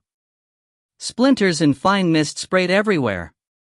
He felt the water elemental discorporate in agony, and moved on instinct to slap his hand on the wet boards. His antlers snapped into being, and the broken wood and elemental droplets sprang to him as if magnetized, meshing with his armor. The cool substance of the elemental wormed down beneath his bark as he turned toward the soldiers. Past the blue wards that hung around them, he saw a portal slide open into a white room full of white figures. The ground went numb the moment they stepped through. "Run," he said, and stabbed the ground with the tectonic lever. It punched deep, and he took a few long strides toward the enemy, dragging it along with him, then swept it up and out. A massive wave of salt and sand rose up an echo of the lever's arc, to roar across the dunes and crash down on their blue barriers. The ensuing haze of sparks and hanging dust obliterated the view, but still he felt them there. He turned to find Fiora grabbing the last of her gear from the cart. The others were already running, Ile-Rien and Auric flanking Lark while Desira led the way. Kade yanked at her arm, and she took one look at his face, then turned and ran. He followed after. Chapter 11, Division. Kade couldn't fall into the herd cadence. The barrenness of Ile-Rien sapped the energy from his steps, the salt under his hooves like running on a mirror. Thrown before him, his shadow became a dark reflection, a second self trapped below. His friends suffered unequally. Ile-Rien and Desira ran with surety, but Lark soon flagged, and Auric shifted to wolfman form and scooped her and Rien up to make sure they did not fall behind. Fiora steamed along with determination, but she was not built for speed, and Kade had to resist the urge to throw her over his shoulder. Behind them, the air crackled with blue lightning. Tendrils of it crawled over the wards Ile-Rien kept tossing out, bathing them in a watery glow that reflected painfully from the salt. Kade managed to fumble his eye guard on before it could do worse than make him see spots. Ahead, the land descended in fits and starts to a fume-hazed plain, the next step down toward Crystal Valley, still far distant. Pillars of old stone crusted with salt pierced through the frozen dunes like fingers from the grave, grasping at nothing. Oxidized mineral deposits made strange patterns of rust and verdigris on the bleached expanse, along with more pockmarked pools. Freestanding salt spires rose further in, thickening as they went. Desira veered north-northwest, trying to follow the lip of the first descent rather than go down, but another blue bolt shot across their left flank and blew a hole in the dunes just ahead of her. The salt layer cracked in all directions, the whole mass of sand below subsiding with a slithering, popping sound. Desira scrambled for firm salt, but the panes under her disintegrated too fast, and with a yelp she was swept over the edge. Auric and Ile-Rien tried to stop, but another blast shattered the salt beneath them, and the freed sand tore them away. "Fiora!" Kade shouted, halting. Glittering dust veiled the air, obscuring the view. All he could feel from where his friends had been was the sand still pouring from the wounded dunes, too chaotic to sieve through. Fiora glanced at him but barely slowed, steps taking her around the broken area as if the loss meant nothing. With a curse, he raised the tectonic lever. A blast of white-hot agony took him in the back. He staggered and the salt shattered beneath him, plunging him hooves first into the rushing sand. Faster than he could respond, it shoved him past the edge and he was tumbling, bouncing, sliding down an abrading incline of crystal growths, the tectonic lever spinning away. Instinct made him scrabble at the wall like a climber trying to arrest a fall, but the salt crystals that would have torn his hands without the guardian armor just broke away instead, useless. Inspiration came then, and he pulled at the wave of sand. It rose around and buoyed him, and as he coaxed it toward solidity, his descent slowed, until finally he gained his feet and looked around, hoping to spot someone. Just in time for a sapphire mage to shoot blue lightning at his face. He ducked his head and let the electricity arc through his antlers, then down his back to dissipate into the ground. With a growl, he plunged his hands into the sand and felt upward for the mage's presence. There! He grabbed for it, and the sand responded, raining sparks from a shattered ward as it clenched around the mage. A burst of power scattered the hand, but as the mage stumbled back, Kade closed his eyes and lined up another strike in pursuit of the man's footsteps. Abruptly, those steps vanished. Kade looked up, puzzled, and a white figure hurtled down the incline and body-checked him from his perch. They tumbled together, grappling, Kade trying to get a handhold on the matte white armor while his opponent clutched at his face. Every point of contact between them felt like nothing. Kade knew he must have found a grip somewhere, but anything he closed his hand on just seemed like solid air, and he only knew the thing had him by the head when his vision went white. He tried thrashing, but the blindness clung. Another layer of salt crunched beneath them as they hit a lower step. It was thicker, the sand solidly packed beneath, and Cobb tried to roll up and pull away, but the white thing still wouldn't come off. It must have twisted out from under him because he heard impacts like feet on the salt, then suddenly he could no longer feel that area. It was like fighting a manifestation of the Acaridi chancre. He lurched sideways toward the spilling wall. There was something between his teeth now, intangible, indifferent to his bite, and suddenly the hearing in his right ear went. A weight dragged at his head, but he thrust his left arm into the sand and sensed its lattice, the sparkling network that underlay this whole land, thick with obstructive minerals and old bones and pulverized bedrock but still responsive. There was the tectonic lever. And there were his friends, struggling dazed from their own separate drifts. He gave Ile-Rien a push, sweeping the sand from them and steering them to solid ground, then found Fiora further ahead, having gone over the edge anyway. Focusing, he pulled the lever to his hand, then slammed its chisel end into the unfelt thing on top of him. The white over his eye snapped off, and he wrenched away to see the creature, soldier thing, with the chisel point embedded half an inch into its chest plate. It had to be a man, armored in a sleek-looking white material without joint or gap, every inch detailed in a flame motif. The helm was a solid piece, eyeless, with a decorative white phoenix on the brow. The soldier thing gripped the tectonic lever and calmly yanked itself from the tip. The narrow gash in its breastplate sealed like milk. Cobb took a step back, holding the lever like a spear, and glanced down at himself to make sure the guardian armor was still there. It was. Not since he learned how to make it had he found anything he could not hit and hurt. In fact, he was fairly sure he had harmed Ankhelan more than this creature. Just glad it doesn't have a. White filaments unraveled from its arm, rearranging in its hand to become a long, wickedly thin sword. Pike me. On impulse, he stabbed the lever into the sand at his feet, then yanked. The pane of salt beneath the soldier snapped and dislodged, taking a huge chunk of sand with it. The thing skittered forward as if to leap, but Cobb swept another wall up to block it. It bounced off the barrier and tumbled away with the rush of sand, sword and all. That's right, Cobb muttered after it, then planted the lever to try to relocate his friends. Just in time, he felt another blank spot skidding toward him. He collapsed the sand in front of it and sealed it over, then did the same to the next one. Blue light flared around his head, sending crackles of static down his scalp and over his shoulders. He located the mage and dumped her into another sandpit. Down below, Lark was running across the stable but sloping surface of the valley, heading toward the salt spires. Ile-Rien and Arik followed close on her heels, with Rien clinging to the wolfman like a burr. Fiora had made her way down the ledges to the northwest and seemed to be converging with them.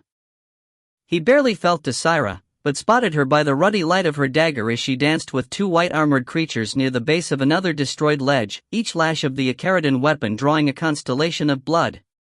Several sapphire soldiers had taken the plunge off the top ledge and were half climbing, half wading their way down the broken dunes, followed by blue-robed mages who floated just above the sand. Cobb spotted 5 more white-armored figures slinging themselves along with abandon, and cursed. He would have liked to bring the whole Saltrib descent down on them, but Desira was too close to it, and don't wish. Just do. He cupped his hand, and a wave-shaped barrier rose around and above her, like he had made for their shelter. He pulled with the lever in the other, and felt the salt-cemented stability of the entire shelf go. The sand crashed down upon the sapphires, upon the mages, upon the white armors and upon him. He rolled with it like a feather on foam, tossed and dredged and spat and spun until finally he was skidding across the flat bottom of the valley, surrounded by slowing sand. Planting the lever, he forced himself up and looked back to see Desira in a dead sprint for him, the white figures struggling to dig free of the sand that had dashed them aside. The only clear spot for half a mile below the broken ledge was that sheltered cup. Piking pikes! Desira shouted as she came within earshot. He took that as a cue to keep running. High above, the watching hawk broke its circle and banked to follow the fleeing group. Turn west, turn west. He heard Desira holler, but their friends ahead kept going straight, as if the pillars and whirls were drawing them in. Those protrusions broke up the land into a kind of labyrinth, with the sun refracting wildly from bleached surfaces and drawing mirages in the haze. A good place to lose pursuit. If not for the vapors. He tasted them in his lungs already, harsh and desiccating, and they only thickened further in. This was not yet Crystal Valley, just a level where the bad salts had been exposed, but attempting to cross it would kill them as surely as the sapphires. He tried again to call up the herd cadence and felt his friends just within his reach. Bellowing for attention, he turned the way Desira directed and began to run, pulling them toward him. It was at a diagonal to the sapphires and their white-armored allies, but it was better than choking to death, and he felt his companions fall into the rhythm, first Desira, then Arik and Rien, then Lark. Last, Fiora. Ile-Rien, whom he could not touch, pursued under his own power. Just keep running, Kade thought. They can't make portals on the fly, so eventually they'll have to fall back. I have the water elemental and the guardian. I can keep us going. But for how long? All the way to the border? He dared not look back. He could feel the pounding steps of the sapphires, the brief spots of nothingness from the white monsters, but he couldn't spare the concentration to trip them up. The parched ground cracked under his hooves as he pulled past his friends, and even here at the fringe of the haze, the rasp of their breathing made him grimace. If the fumes made him suffer, they had to be in torment. Ile-Rien, fresh air, he snapped. The wraith made a puzzled sound, then said, oh, as if surprised. A moment later, cold air hit Kade's face in a downdraft strong enough to sweep loose salt back from his feet. He inhaled and found it clean, then blew out all the vapors that had settled in his lungs. They still felt heavy, his throat and nose thick with mucus, but through him the act revitalized everyone. There is not much to access, said the wraith. I can filter air for you more readily, but I do not know the concentration you require during exertion. Just do what you can. A shiver of energy washed past him, and Kade suppressed the urge to reach out and break it. He focused on the path instead. A long ledge of sand ran to their left, and he dimly felt more sapphires atop it, not the 30+ on their tail but another group, no doubt trying to bar their way west. He could either collapse the ledge and form his own path out, or continue north along the narrow band between it and the spears of salt. Something glinted in the sky, and he squinted, but it was too bright, too distant to discern. Then came another, and another. My kin, Ile-Rien answered. Perhaps they have been monitoring the Empire's communications. What the pike do we do now? Spat Desira. Portal? Shadow? No time, rasped Lark. Then, blue light rippled over them, filling the air with sparks as it reacted with the haze. In its wake, Ile-Rien's filtering ward shredded and the stinging vapors poured in. Kade clamped his mouth shut but felt the others take bad breaths and cough, stumble, shudder. The next bolt slammed into the wraith, flinging him into a salt-coated pillar with a sound like breaking glass. At the same time, bright pin spots bloomed within the shining entities above. Kade levered up a defensive arc of sand just in time to block the Ile-Rien's searing beams, but the action heaved vapor up as well and he saw Lark collapse, retching, saw Arik reel drunkenly and the goblin nearly slide off him.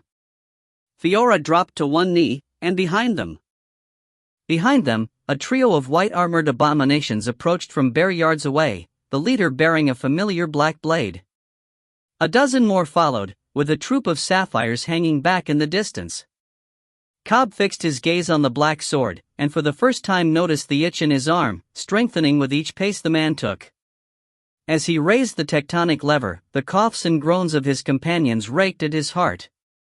I brought them here. It's my fault.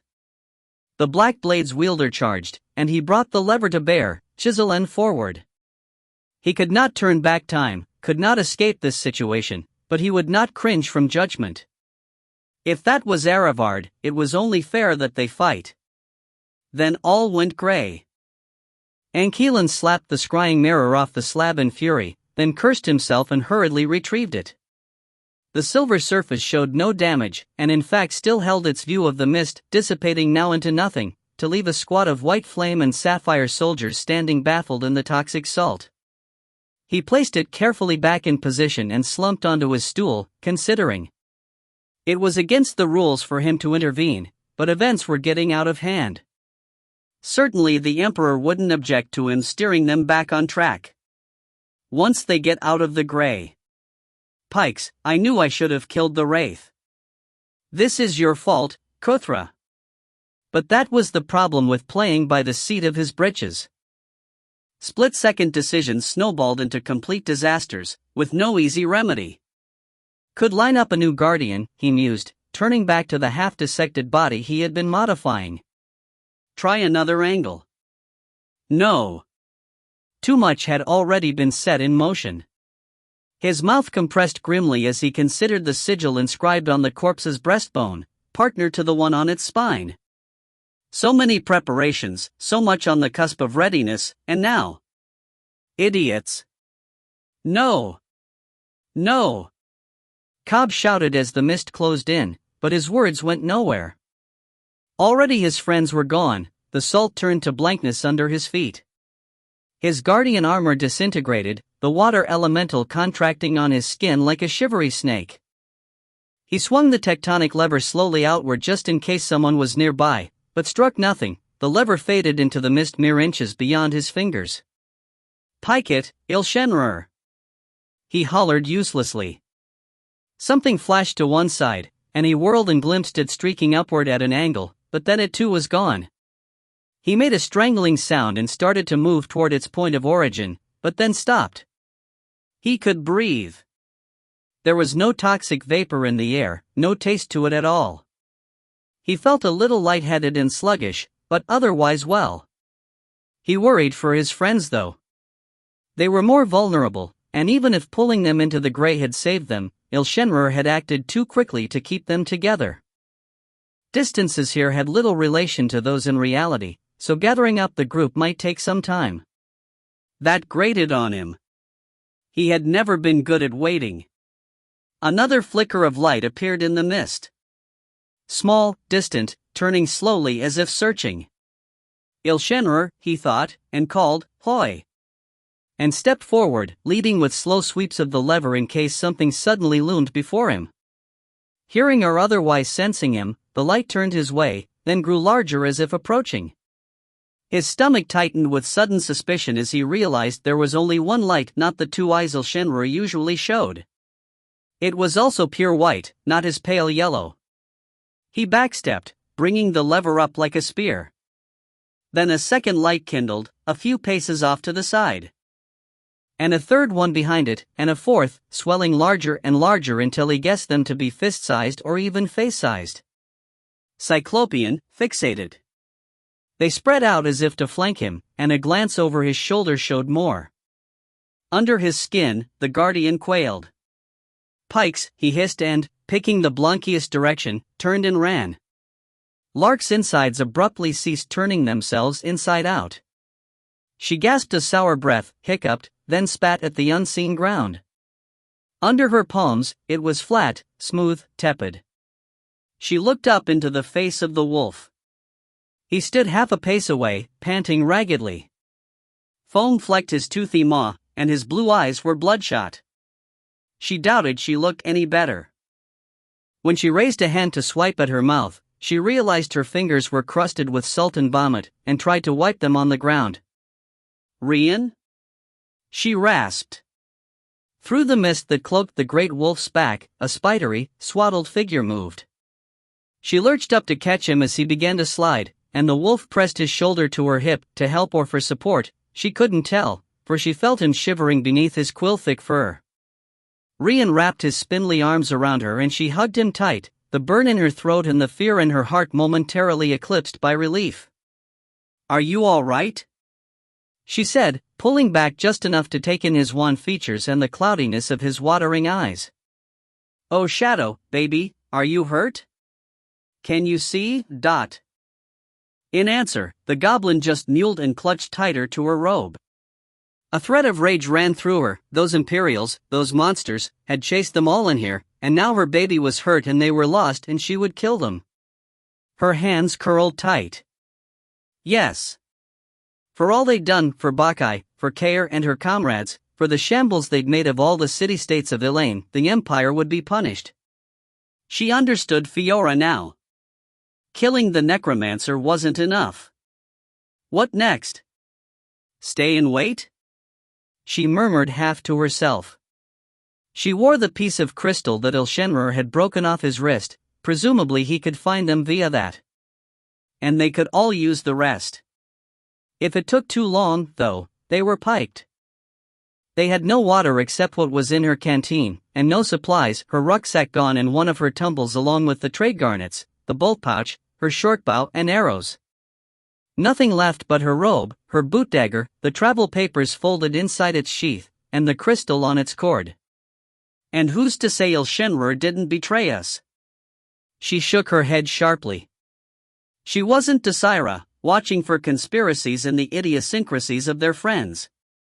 The Wraith had proven himself, more than that, she liked him, as much as one could like a distant inscrutable not-quite man.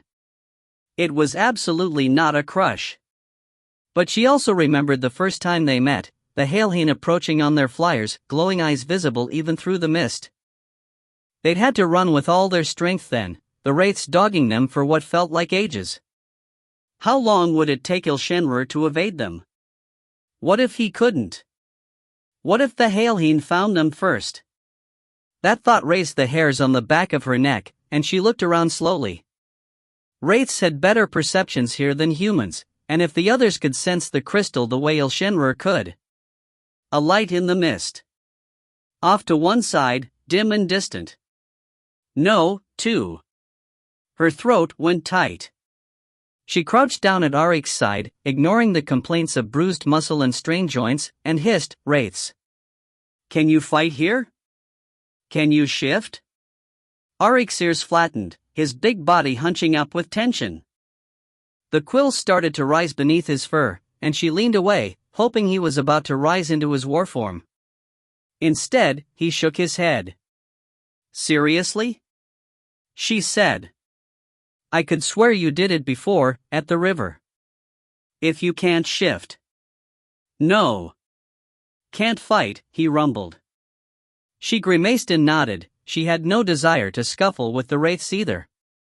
But then the chunk of crystal sparked against her skin and began to glow, and she saw one of the lights move as if turning.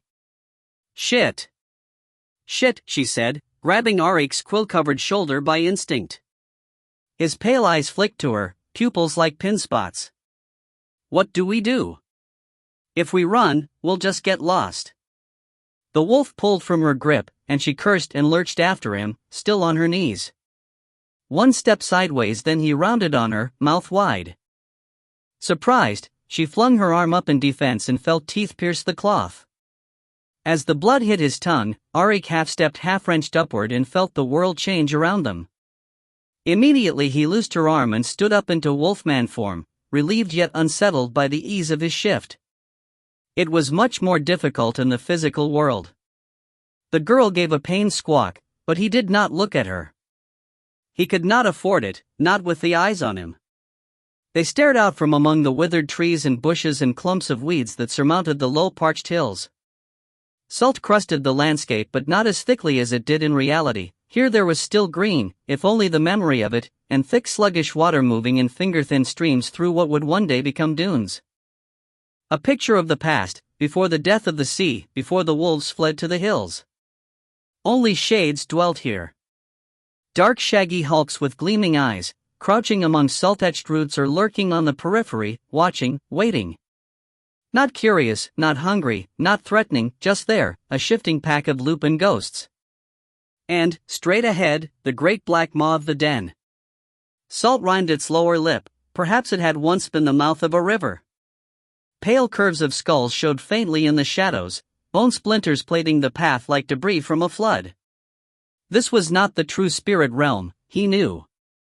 This was the great wolf's shard, which existed wherever wolves did, which overlaid the territories that wolves claimed. That it had come to his call made Auric's heart light and his stomach heavy. He inhaled and caught a faint whiff of carrion, which eased his fear somewhat. There were times when he woke with the taste of blood and terror so thick in the back of his throat that it was all he could do to stay humanoid, to resist the frenzy, but it did not seem that Ron was in a rage now. What in Morgui's name? Lark rasped beside him, and he made a sharp quelling gesture. It had been necessary to draw blood to call out her spirit ancestry and thus gain entry, but now it was dangerous to both of them. To her because she smelled of cat, to him because he hungered, and he dared not spit lest he give offense. From the darkness of the den came the sound of heavy paws on old bone. Two amber eyes opened in the depths, each the size of Auric's head, and he automatically hunched his shoulders and tucked his tail between his legs. He could not look away, the gaze like a nail through his brow, and his bladder insisted that he pee himself into submission. Only indoctrination kept it in. Even after so many years, he still felt the sting of the switch on his back whenever he did something inhuman while in this form.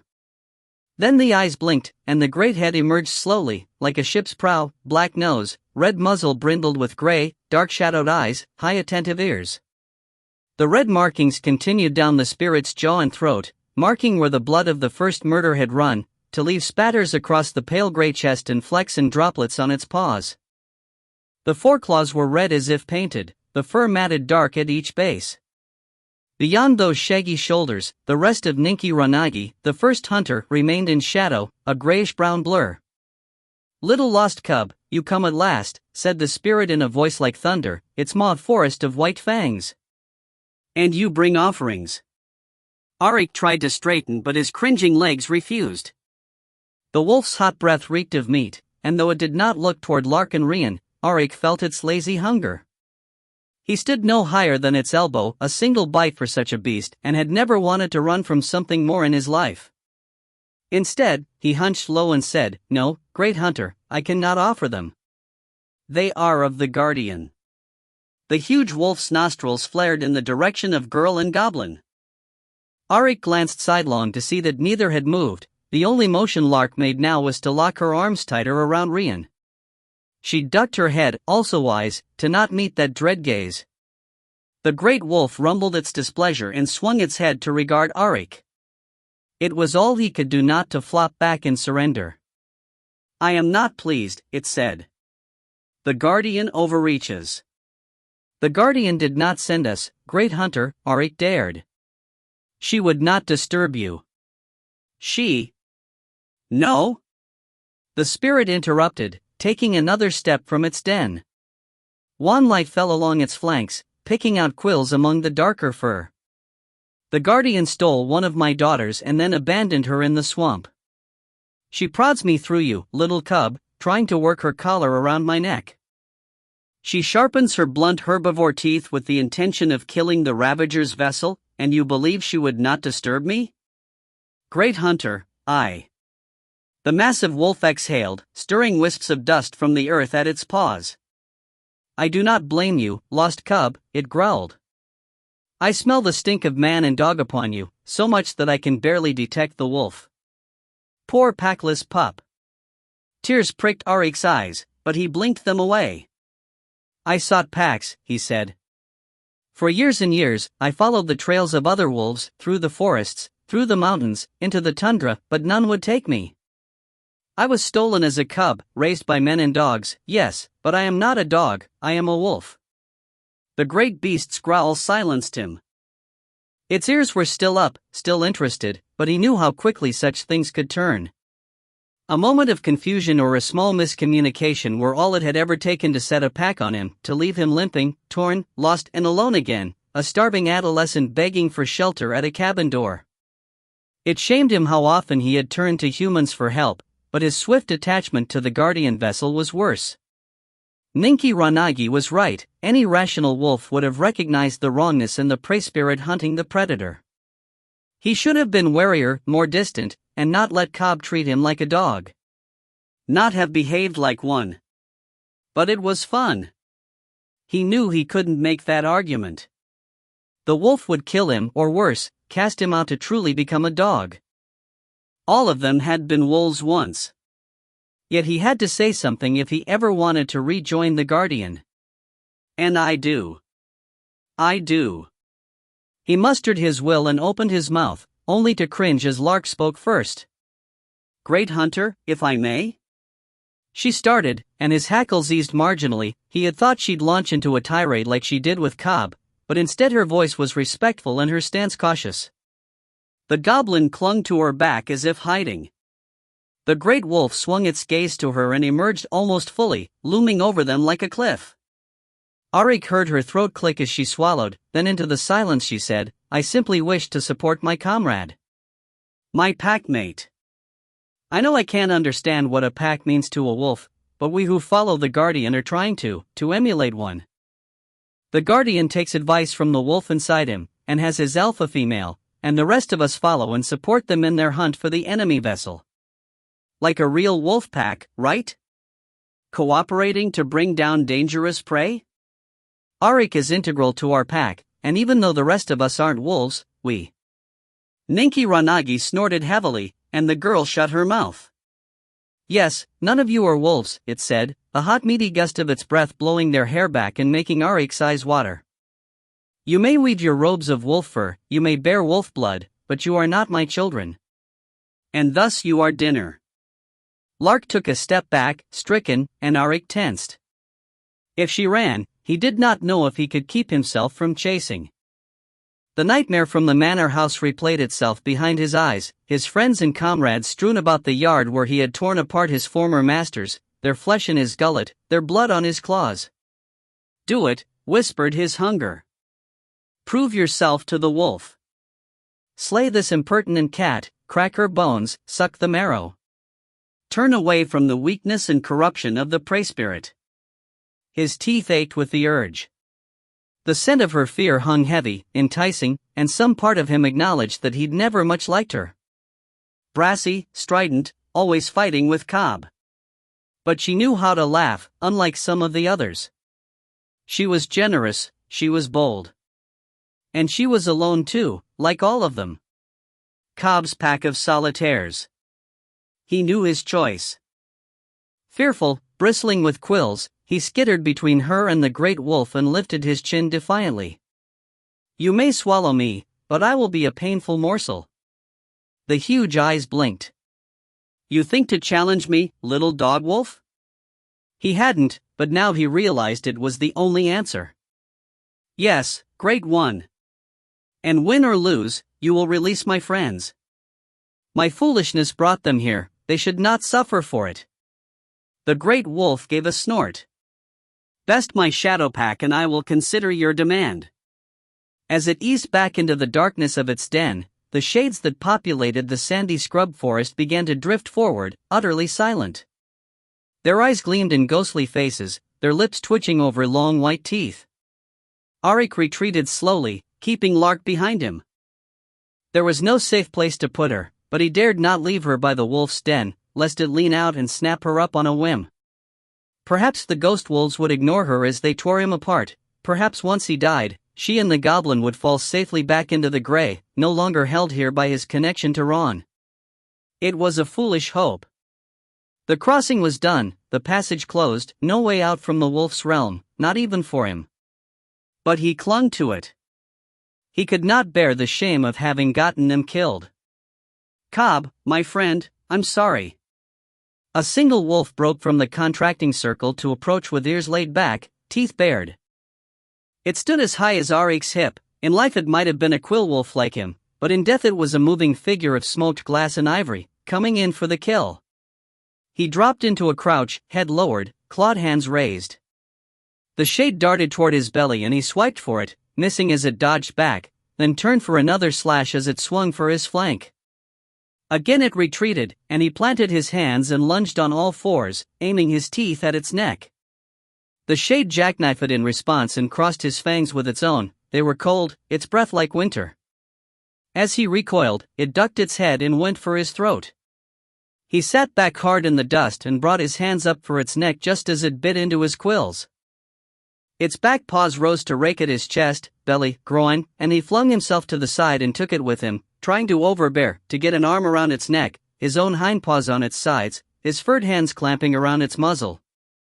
Sand and salt flew as the struggle rolled them wildly, until he felt something snap within the writhing ball of rage. The shade dissipated into cold smoke, and another fell upon him. He fought hard, quills at full extension, his northern Balkan humanoid form giving him a sliver of advantage as the wolves came one by one. That, he knew, was his only saving grace, he had challenged the great wolf and been acknowledged as a wolf himself, a contender for rank and not a prey animal to be torn apart by the full pack. Low wolf all his life, he knew these fights well, and as they progressed from vicious shots toward the gut, the genitals, the vulnerable places into something more ritualized, more bravado and bluff than violence, he understood that he was making headway. Wolves might disembowel prey and kill rogue wolves, but they only bullied and jockeyed with each other. Exile was the greatest punishment, not death. And so the first few shades turned to smoke in his teeth or grip, but the next whisked away once he bowled them over, or sent them running, or puffed himself to his greatest size and growled them down. They got their bites in on his limbs, his haunches, his cheeks and ears, not to mention all the torn-out quills, but he had spent almost 2 decades like this. Hunting solo, fighting boars and wildcats, escaping traps. Shifting on the fly, or refraining from it, too stressful sometimes, or too close to the spirit and its rage.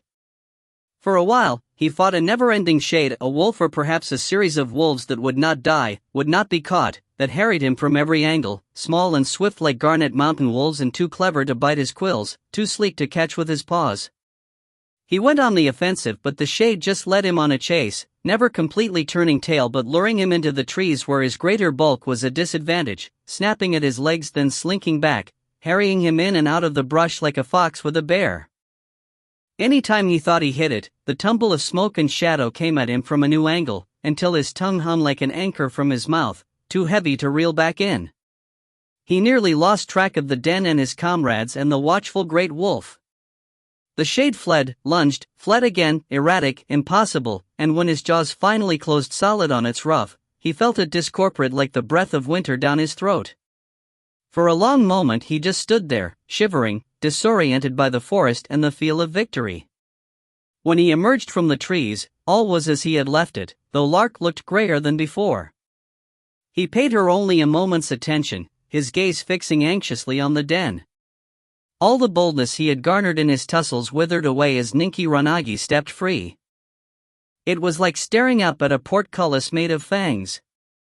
Paws the size of his chest, claws the length of his forearm, a tail he could have climbed like a ladder. His ears set back tight as the great beast approached, and like before, he could barely keep from pissing himself. There was no chance. Of course there was no chance. Realization laid him on the ground in an instant, tail tucked tight across his groin and legs spread, arms flat beside his head. He felt the chuff of the great wolf's laughter as it bent low to sniff him. Of course he could not fight his patron spirit. Wolf conflicts were not human conflicts, done for dominance. Wolf packs were families. They bickered about breeding, food, personality, age and rank, and while every parent eventually fell, it was for the health of the pack. But Ninki Ranagi was not a king, not a parent. It was wolf, all wolves united in one. Still, it terrified him when that fetid breath rolled over his fur, when the massive teeth grazed his ribs as if mouth-testing a new toy. He tried to lay as still as possible, tried to keep the whimpers bottled up. He was not a man, not a dog, he was worthy of a pack. He was sufficient, rumbled the great wolf. It took an effort not to wag his tail. The huge nose nudged him, and he cautiously scrambled to his feet, keeping low and deferent but daring to perk his ears. The great wolf chuckled again, then licked him from eyebrows to tail with a tongue like an entry rug. Arik's quills settled flat to his skin and he almost fell over again, overwhelmed by a feeling of homecoming. The great wolf settled down casually, forepaws crossed, still dwarfing him but no longer imposing. "Well now," it said in its mountainous voice, "why have you come, little cub?" "We have lost our makeshift pack," said Arik, straightening cautiously. "Wraiths and mages attacked us, and we were flung into the gray. Our packmates may still wander there. We must find them, and the guardian. We did not wish to impose upon you, great one, but—" The spirit huffed, then raised its muzzle and took a deep draught of the air. "You come to me from the fated sea, where my children's children run dry-mouthed and poisoned, salt-mad. What business had you there?" "None, great one, only a wish to avoid conflict with the local clans and the eaglekin nests. We sought the ravager." "Not within the salt, HM?" Else I would know of it. My children still watch it for me when they can. The wraiths, the treacherous metals, and the eater below, so many enemies just out of reach. It distresses me. Auric blinked. He'd never heard of an eater before. Another thing he'd missed while alone. If the guardian is still there, we must return, Great One. As the Catblood says, we hunt the Ravager as a pack, though the guardian is not very good at pack tactics. The great wolf snorted. Perhaps I should not blame her for borrowing one of my children. It troubles me to see her as the hunter, though. When I drew first blood, it was to divide us from them, the hunters and the hunted. I do not like the changes that have been wrought since. Wraiths, hybrids, magic. As much as he wanted to defend humans, Auric knew better. Some had been kind to him, but others had pursued him with skinning knives, and he remembered Cobb's face at the Garnet Mountain gathering, when some of the participants asked him when he would take their land back from the humans. The unease their conquerors' guild warring with Praise Fear told him nothing would be done, because fear always won. The great wolf had done its job too well. Instead, he said meekly, "Can you find her?" The guardian. A rumble welled up from the great wolf's chest. I have her scent, but I do not wish to speak with her. When she crosses into the physical realm, I will take you there. Until then, you may stay here. Drink, rest. You will need it.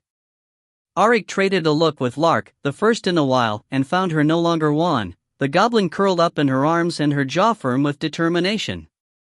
She nodded to him, and so he bowed his head to the spirit. Thank you for your hospitality, Great One, he said, and saw the massive wolf's eyes crinkle in what might have been pleasure. Then it settled its head on its paws as if to rest, and Auric moved to sit by Lark before his legs could turn into soggy noodles. Nice rescue, she whispered, and his urge to turn her into turf subsided. She was a mouthy human, but she'd tried.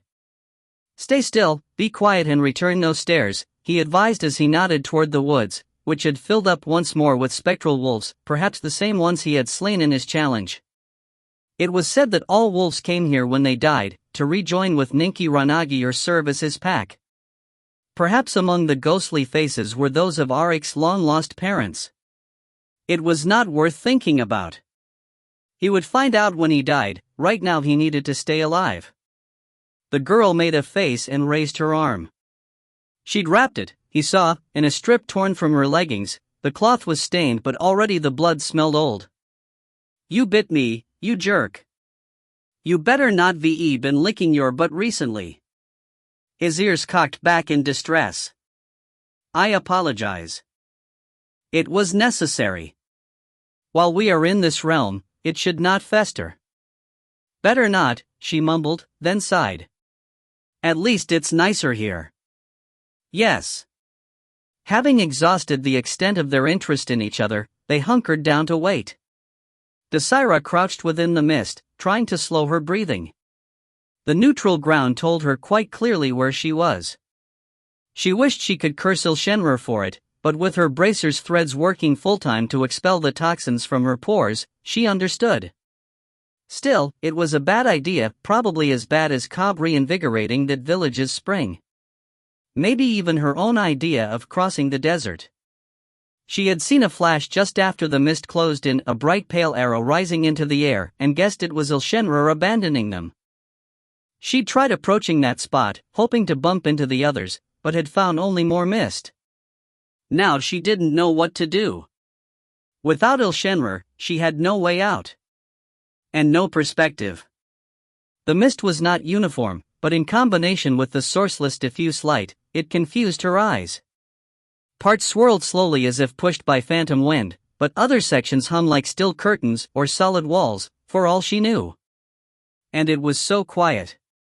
No sound but her own heartbeat, the slowing rasps of her breath. Unending, unnerving occlusion. Something moved in the corner of her vision. She turned her head slowly, hoping she was as cloaked as everything else. She remembered Il-Shenrer saying don't encourage them, back when they'd rescued Cobb and Amandan, but he'd never explained what they were. Something sentient in the mist? Nothing seemed unusual about the place where the movement had been. Are my eyes playing tricks already? This place was a crack between realms, he'd said. A catch bin for the things that fell through. How many realms did it touch? The physical and the spirit, but where else? Stop it. Don't speculate. What happened to the creatures that got stuck here? Did they die in decay, or just linger, endlessly lost? Shut up, brain. Another shift in the mist. Eyes sliding sideways, she saw a shape, a substance there, darker through the gray, but when she turned her head, it vanished. Hallucinating? Or hunted? Serindas slid into her palm, bathing the mist around her in dim pinkish-orange light. That startled her, and she turned her attention to the blade, remembering this color from their climb up Arastoya by the sea. It hadn't lasted, the blade had gone back to blood red within marks, so why it would reoccur now? The blade tugged slightly in her hand, pointing its tip into the distance. What, you want to go back there? To that spire? She hissed at it. You have some kind of special connection now? Pike that. Even if you could pull me through, it would take a month to get back here, and who knows? Serindas tugged again, like a dog on a leash. Desira frowned and weighed her options. She had no idea where the others were, or if they'd even crossed over, and doubted Ile-Rien could find her unless he accidentally walked into her. The few steps she'd already taken could have been miles. And she had no crystal chunk, no arrowhead, not even Enkilan's ear stud. Pikes, she muttered. The last thing she wanted was to trek all the way back to Arastoya, but contact with a wraith spire might be the only way to get out. Then again, there were multiple spires. Narrowing her eyes, she positioned herself to face away from Serindas' pull. Unless she'd moved a great distance, the spire Hlakastia should stand almost opposite Arastoya, at a distance of maybe 30 miles. Much better than retreating all the way to the coast. Dangerous though, in the deep salt and surrounded by wraiths. A smile twitched across her mouth. Danger had never been a deterrent. A little bit further west, though. Not straight on, she murmured. And if I miss it, I end up walking into the sea. If there even is a sea here. If not, I walk forever. She looked at the blade, then around at the mist, and shrugged. What else was she going to do? Can anyone hear me? Fiora called into the mist, to no avail. She cleared her throat roughly, like her eyes and nose, it still burned from the fumes, and the words came wet with phlegm. Her stomach was settling, but the taste of bile permeated her mouth. Her goddess protected her from heat and flame, but not from other hazards. Grimacing, she scrubbed at her mouth with the inner edge of her robe collar. It itched, but there was no better option. The outside of all her gear was crusted with salt and sand, and she had lost her pack and shield while tumbling through the collapsing dunes. She felt naked without the shield, her only blessed object. Everything else she could replace, though the priestesses would scold her for losing a liturgical text. She still had a few necessities in the pouches bound to her belt: coins, tea herbs, bandages, plus the eye guard, plus the 2 swords, her own plain one and the longer silver sword strapped across her back. But nothing else. No water, no food. No idea how to get out of this. Do I stay and wait? Do I keep calling? Am I doomed? The last thought did not seem real. She was not a pessimistic person, and had practiced Sister Marrow's self-control routine exhaustively: deep breathing, calm speech, and prioritizing thought before action. She just wasn't very good at it. She'd always been aggressive. There was a core of anger like a little furnace in her chest, and on bad days she warmed herself with it.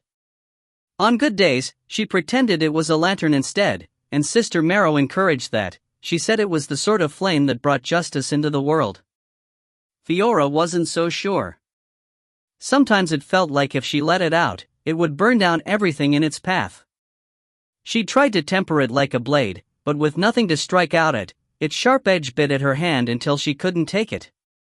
Until she shouted at someone, like Cobb or Desira. All she'd ever wanted was to champion the weak, avenge the hurt and protect the threatened. And yet here she was, stymied, frustrated, lost in service to a guardian who refused to consider killing the emperor. She clenched her teeth and forced her mind to the situation. This wasn't the time to dwell on the end goal, but to find her way out, and then find Cobb. Lark had been close enough to the wolf and the goblin, so they were probably together and fine, and as for Desira and Ile-Rien, good riddance. She didn't dislike them as people, it wasn't their fault they were inhuman monsters.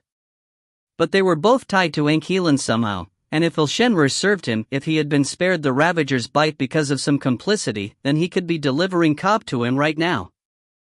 Digging under her robe, she drew up the sword-shaped pendant she wore and cupped her hands around it.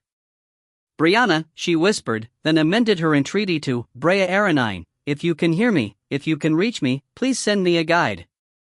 Or a message. Anything. Even the warmth of your hand, my goddess, my captain. I pray you lead me from this trackless place." Neither breeze nor shape stirred the mist around her. She prayed again and again, alternating between closed eyes and open, standing and kneeling, sword sheathed or out, but nothing changed, and eventually a knot formed in her chest. Either Brianna couldn't hear, or... No. I'm in her favor. She came to me at the spire by the sea, she poured into me like molten iron and moved me with her will. That only happens to the blessed, to those who call her by her sacred name. If she was wroth with me, she would have destroyed me when I spoke it. So Sister Marrow had warned her when she was inducted into the secret ranks. That spire had been the first time she'd felt the goddess's presence, and it had been glorious. If only she could remember what she'd done. She'd come back to herself with the arrowhead in hand, crouched among the dunes where she'd started. Desira's pointed questions hadn't helped, but she'd stayed quiet to protect her sex secret. She was sure she'd done well.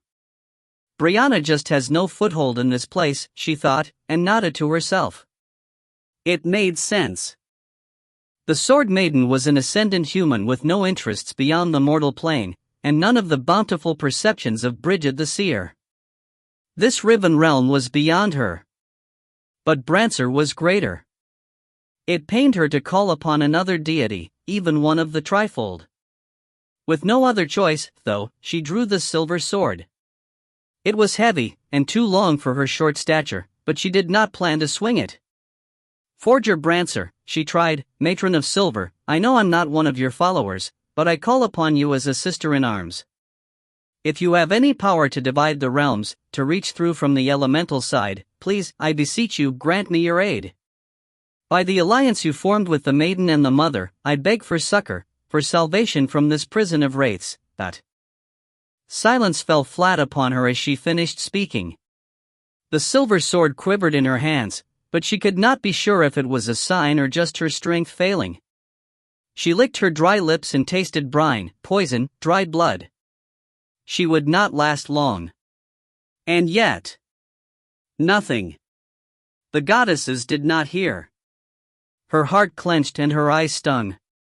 She lowered the blade and tried to chase away the tears by blinking. Never had she asked much of her goddess, calling upon her in battle didn't count, since such blessings served Brianna as much as her followers. The other girls at the Cantrin temple had prayed for silly things, love, luck, confidence, success, but Fiora had abstained, for why should she waste her favor on such foolishness? Those were things you built for yourself. There was no need to pester the gods. To be let down now, after her disciplined self-denial, after her active pursuit of the goddess's goals, after her striving to sway Cobb and the Guardian to the Trifold's needs. No. I can't be bitter. Even deities have their limits. I'll get myself out of this. Somehow. Something moved in the mist before her. A color, a light. Squinting hard, she tried to make it out. It looked like a reddish candle flame, and her hand tightened on the sword's hilt, for that was what wraiths were inside their fleshy cages, little sentient balls of light. "Hoi!" she called. "Who's there?" It came closer slowly, or else swelled in size, difficult to differentiate in the depthless mist. Either way, it grew until it looked as large as a fist, and suddenly she could discern the shadows of fingers upon it. A hand. A wrist. A figure emerged from the mist, tall and stern-faced, dressed in rippling silvery garments and with sleek hair of the same shade.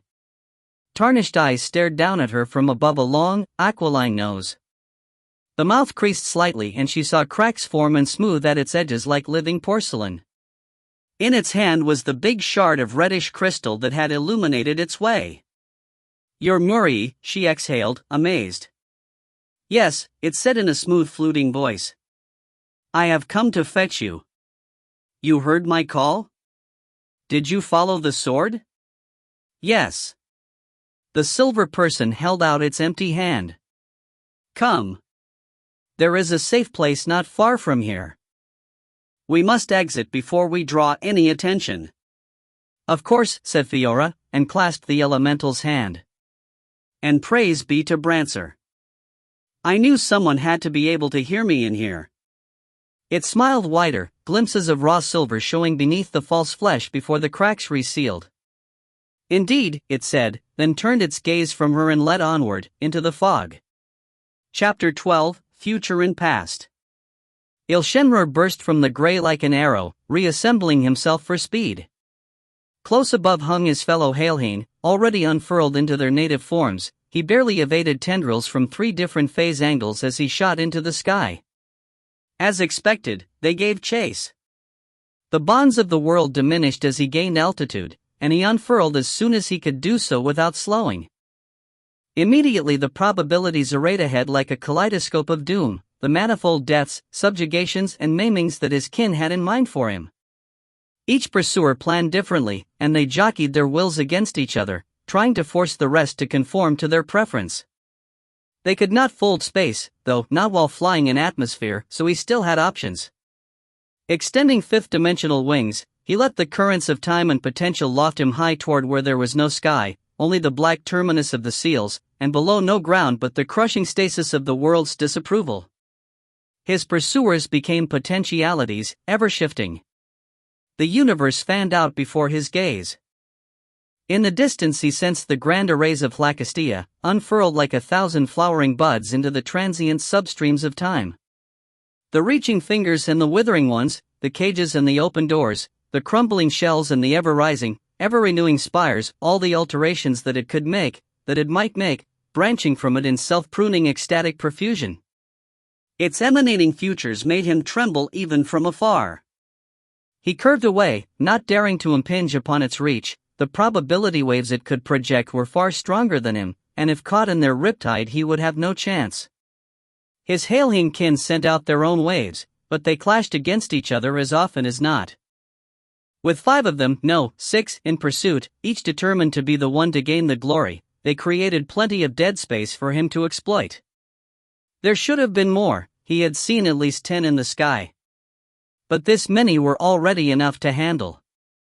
No matter their division, he could not force his will over all 6 of them. His chances spread out ahead, and he wheeled toward discordance, toward a probability where they clashed ever more while he stayed passive and rode their 4 waves through the gaps in their greed. It was a slow game, not like the one he had played with Ile-Rien at Aristoia by the sea. That spire's probability waves had been flattened by Cobb's presence and scattered by the green Celastrian crystal, giving the Ile-Rien no strong currents to ride and himself no overwhelming foe. He had been able to fight Ile-Rien on near equal footing, his strength of will sufficient to carve his preferred future into the substance of his cousin and then to disrupt and distract, breaking the second wraith's waves with his own to banish the future where it annihilated Lark. Here, he dared not turn on them. They would swarm him, and if none attained full dominance, the clash between their waves would tear him apart. That option hung the heaviest in his view, saturated with probability, and it took all his energy to resist its gravity, to chart a path toward a dimmer glint of hope. His options, the gray again, tremendously difficult to access from the air. Defiant self-detonation, either before or after they swarmed him. Continued flight, until they eventually peeled off from him or night fell to sap them all. Or descent. Their waves tugged at him, trying to sway his choice just as they influenced each other. Some wanted a continued flight, their probabilities forecasting the others falling away and an eventual exhausted capture. Others nudged him toward a detonation that took out only their rivals, standard Ile-Rien politics. Even if they were all from the same house, they were not the same rank. He could feel it in the unequal weight of their thrusts. He took another turn toward discord and forced it back at them, targeting the weakest two. Immediately those began to pull against the strongest Ile-Rien, flinging their futures forward in opposition to it, while a fourth pushed from a different angle to bend the outcome more to its benefit. The other two tried to maintain their personal trajectories by narrowing their waves. Cooperation would have netted me before I left the ground, thought Ile-Rien clinically. Was I like that when I was Ile-Rien? The chaos in their waves roughened his flight, so he folded himself narrow lest they scuttle him by accident. Wingless, he could no longer project waves, but he retained just enough fletching to steer, like a glass arrow punching repeatedly through the lopsided bubbles of fate that tried to trap him. Up and up and up, until the seals loomed fierce and massive, the burning black limit of the world. No other option than to turn into the ripples, to try to ride them to escape. And then he saw it. There, far at the edge of the chaos, an outlier glinting in a dark field of death. A pinhole so small, so constricted, that he could not see what lay beyond, only that the other's waves rebounded from the blank space around it. Paused to think and he would pass its threshold and consign it to the oblivion of unchosen paths. Ahead, the other's waves rebounded from the seals to tear his future into prison-sized chunks. Convergence approached, swiftly, soon, now. He chose. The turbulence nearly snapped him as he dropped through a scatter zone in the waves, straight down toward earth and solidity. The others, having pushed for some sort of turn and not a complete reverse, wheeled above him in confusion, probabilities in disarray as some struggled to spot him and others pressed their agendas on their rivals. He forced his gaze down to where the pinhole glinted, feeling physical reality press tight against the dimensions he had already folded in. Less willing to restrict themselves, his pursuers lost ground, and as he fell, he started to lose track of them. His senses collapsed in on themselves until he could barely feel their forewaves, could barely tell if they still tailed him or if they'd spun away, dissuaded by the darkness that rushed up ever faster. His fifth dimension closed completely, and he opened his physical eyes to see the salt lake below. Blue-green and perfectly circular, crusted as thick as winter ice. I am solid again, he thought. I will dash myself to pieces on it. That is why I cannot see past that pin spot. I will be dead. He had foreseen his death before, though, many times, in many different situations, and it had never been like this. Probable death showed itself like a vision, a grand reel of gravitational inevitability that could drag down an unwary seer no matter their actual chance. It was the curse of foreknowledge, the basis of all prophecy, a living mind, even a Ile-Rien one, fixated on its demise more strongly than any other option. Even as he thought this, he saw death spin out to either side of the hole, created by the wavering of his will. Fade like dreams. He scanned frantically for other possibilities, but his physical eyes could only hold so many, and all faded as the sand approached. Ah! I understand. It was the limit of vision. The world compacted the Ile-Rien form, its dimensions, its senses, its essence. On the surface, they could still function, but underground. Underground, they were blind. He could have changed trajectory then, he was falling fast but he had no spine to damage, no innards to pulp if he made a sudden sharp turn. But dimly he felt his kin still on his tail, the waves of their intentions shimmering around him, and he did not think he could evade them again. He closed himself tight and slipped through the pinhole, and everything shut down. Then he hit the salt lake. Pain. Shock. Shatter. Physical sensations consumed him. He didn't understand, he never felt, not really. Temperature and texture and touch, yes, but this was a rending fire agony? And yet his consciousness was whole, his shell battered but unbreached. What?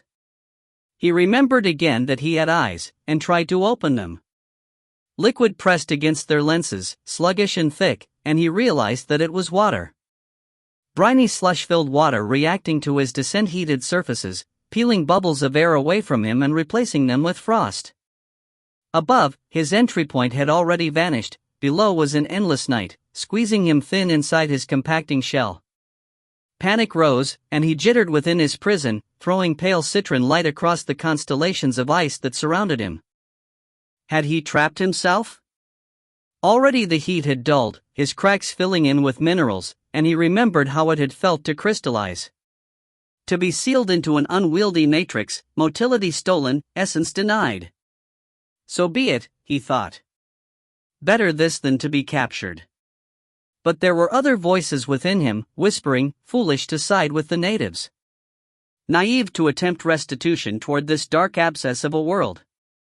Insane to sacrifice self and freedom for the sake of ephemeral lives. We should not have come here. Should not have left the forest. Should not have left the isle. He had no head to shake. It was strange that pure emotional denial did not seem enough now that he had come to rely on physical actions to convey his mood, rather than the multi-tiered resonance with which his people communicated. His thoughts clamored with the wrongness of it, a dozen voices that could have been former selves or old mentors, enemies, difficult to tell. Here in this echo chamber of midnight, they spoke louder than they ever had. Were they right? Was he insane? He had experienced it often in his first decades within the forest, a keen disjunction between the way he felt, sensed, thought, and the things he was told. Valinda's had steadied him, but even that closeness was wrong. He'd felt himself slipping, weakening, being subjugated not through force but by influence. Changing. It had been impossible to measure his alterations against the Ile-Rien, with their bright colors and flowing forms, their easy adaptation. They shifted constantly yet stayed the same, while he shifted slowly and felt more and more a stranger, an enigma to himself. Watching humans had been a comfort. They stretched and shrank and shed their outermost layers, but they didn't change, not really. Something at the core remained static despite all iteration and collapse. He hadn't known what it was, still didn't, but tried to emulate it a little. A distinct face, a gender, a bodily conformation. A physical identity.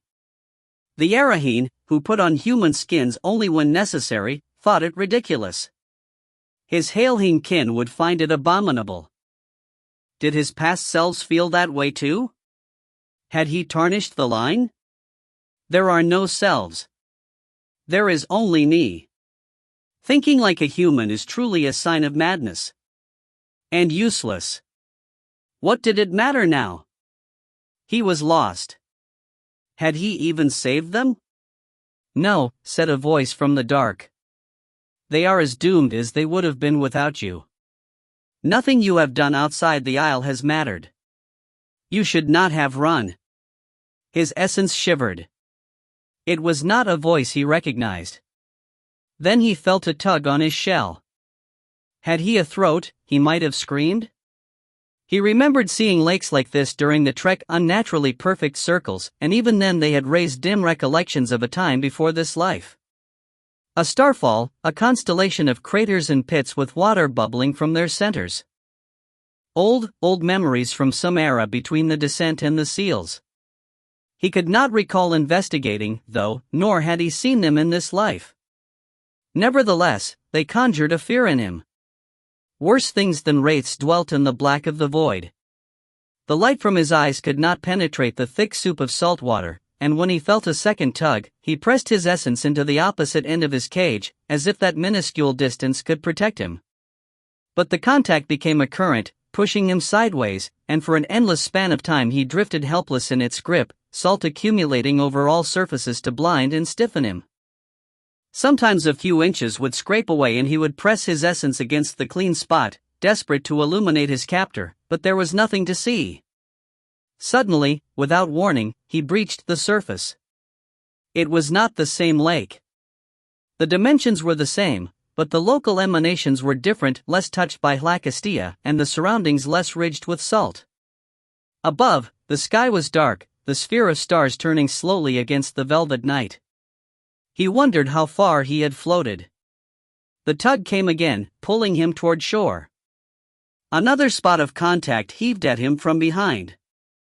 Under starlight and his own faint glow, he managed to perceive them through the rime, two crystal-ridden globules festooned with narrow pseudopods, like stranded jellyfish struggling to reel in a last meal. As they nudged him completely free of the water, the subterranean paralysis melted from him, and he split his shell into limbs to drag himself further from the lake. With every clawing inch, he felt its drag lessen, and soon he had fingers again, and a face, and a mouth so that he could clench his teeth. Strange how that seemed to help. He did not get far before his strength ran out. Laying there, trembling inside his overtaxed shell, he saw the salt slimes slide back into their watery realm and wondered if the guardian had somehow called them, or left a mark on him that identified him as a friend. Without them, he would have sunk into the depths with no hope of return. Or perhaps they simply abhorred my presence. He tried to muster a wry smile, but his face had ceased to move. Only morning light would revive him now, the stars too dim and distant. Still, it gave him time to think. If the Ile-Rien had caught his friends, he would get them back. Cobb didn't know how far he had run, only that the lights no longer pursued him. It didn't make him feel better.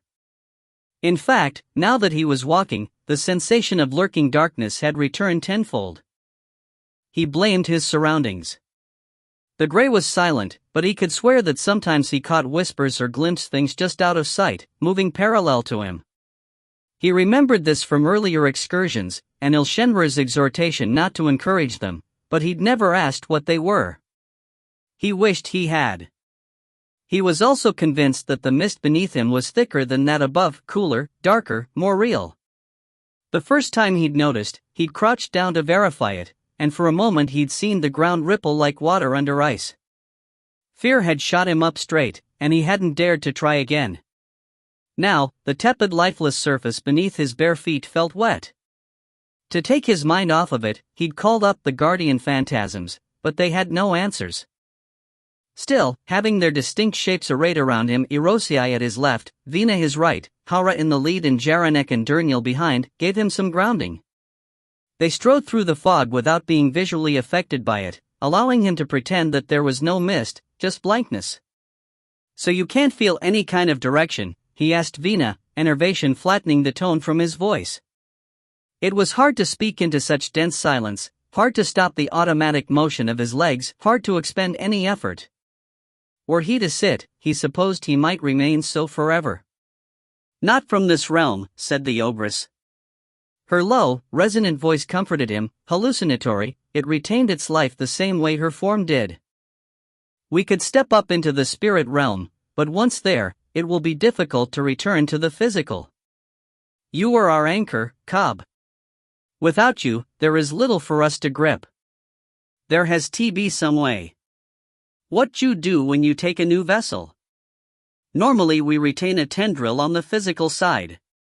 We do not need to retract into the spirit realm to separate from a vessel, we can drift, or possess animals as necessary. You never pull back entirely? We do, sometimes. But when we wish access to the physical realm again, we must make a deal with one of our beast children, and follow their spirit tether to one of their skin changers. The salt desert is devoid of skin changer life. What about Arik? Can we find Arik? Ahead, Haura turned to walk backward on her weirdly hinged legs. She had shifted toward wolf shape but remained bipedal, chestnut hair like a mane behind her furry ears, muzzle compressed close enough to allow human speech. He is not in an accessible realm. I have scented for him, and he has gone to the wolf. As the guardian, we have no connection. Cobb's throat tightened. Gone to the wolf? I thought that only happened when skin changers died. I do not know his disposition. Cold prickles ran across his skin, but he forced the thought aside. Grief and anger might be merited, but they wouldn't help. Can you contact the elementals? He asked. I still have these. He held up the tectonic lever, then tapped the thin membrane of the water elemental that clung to his chest. It adhered to his finger like a needy child. From behind, Jaranek said, no. Even when I was the guardian, my earthblood could not bridge the distance. Elementals are of the physical realm exclusively, they are the physical realm, and the tearing of the gray made them unreachable. Cobb grimaced. So we're trapped? There may be a thin spot. A place where the gray intersects with another realm. The wraith spires often cause them. What else can cause them? Where else can they go? But he didn't let himself ask, lest they answer. Instead, he said, how do we find it if we can't sense directions? We already navigate by it. What? But I just asked. It is not a direction. Cobb rounded on the earth-blooded guardian. Like the others, Jaranek moved through the mist as if it was mere backdrop, completely visible. His face was set in resignation, stony armor cladding him like scales or hard shell, with his tortoise-backed shield on one arm and his bloodstone khopesh in hand. He met Cobb's stare with flinty eyes, mouth compressed. Pike you, Cobb snapped. If anyone should wear that look, it's me. You people, I'm sick of your hog crap, I really am. It is not hog crap. The wraith spires extend through manifold realms including the gray, and their resonance permeates the space around them. This is how wraiths extract themselves from it after death.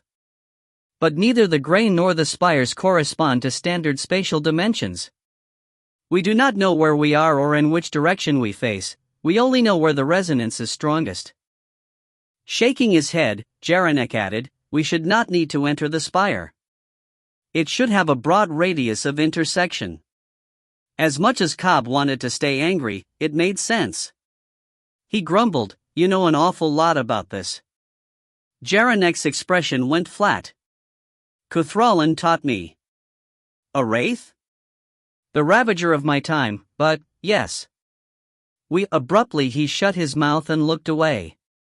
Cobb glanced to the others. Irosei stood smirking, arms crossed. Haura seemed exasperated. Vina wore a sympathetic smile, but the serpents that usually hung languidly across her shoulders now writhed and hissed in agitation. As always, Durnyl's face revealed nothing. What happened? Said Cobb cautiously. Turtle Face wanted to dick it. The wraith, said Irosei. Haura slapped him on the back of the head, and the two faced off with bared teeth. Cobb ignored them in favor of watching Jaranek.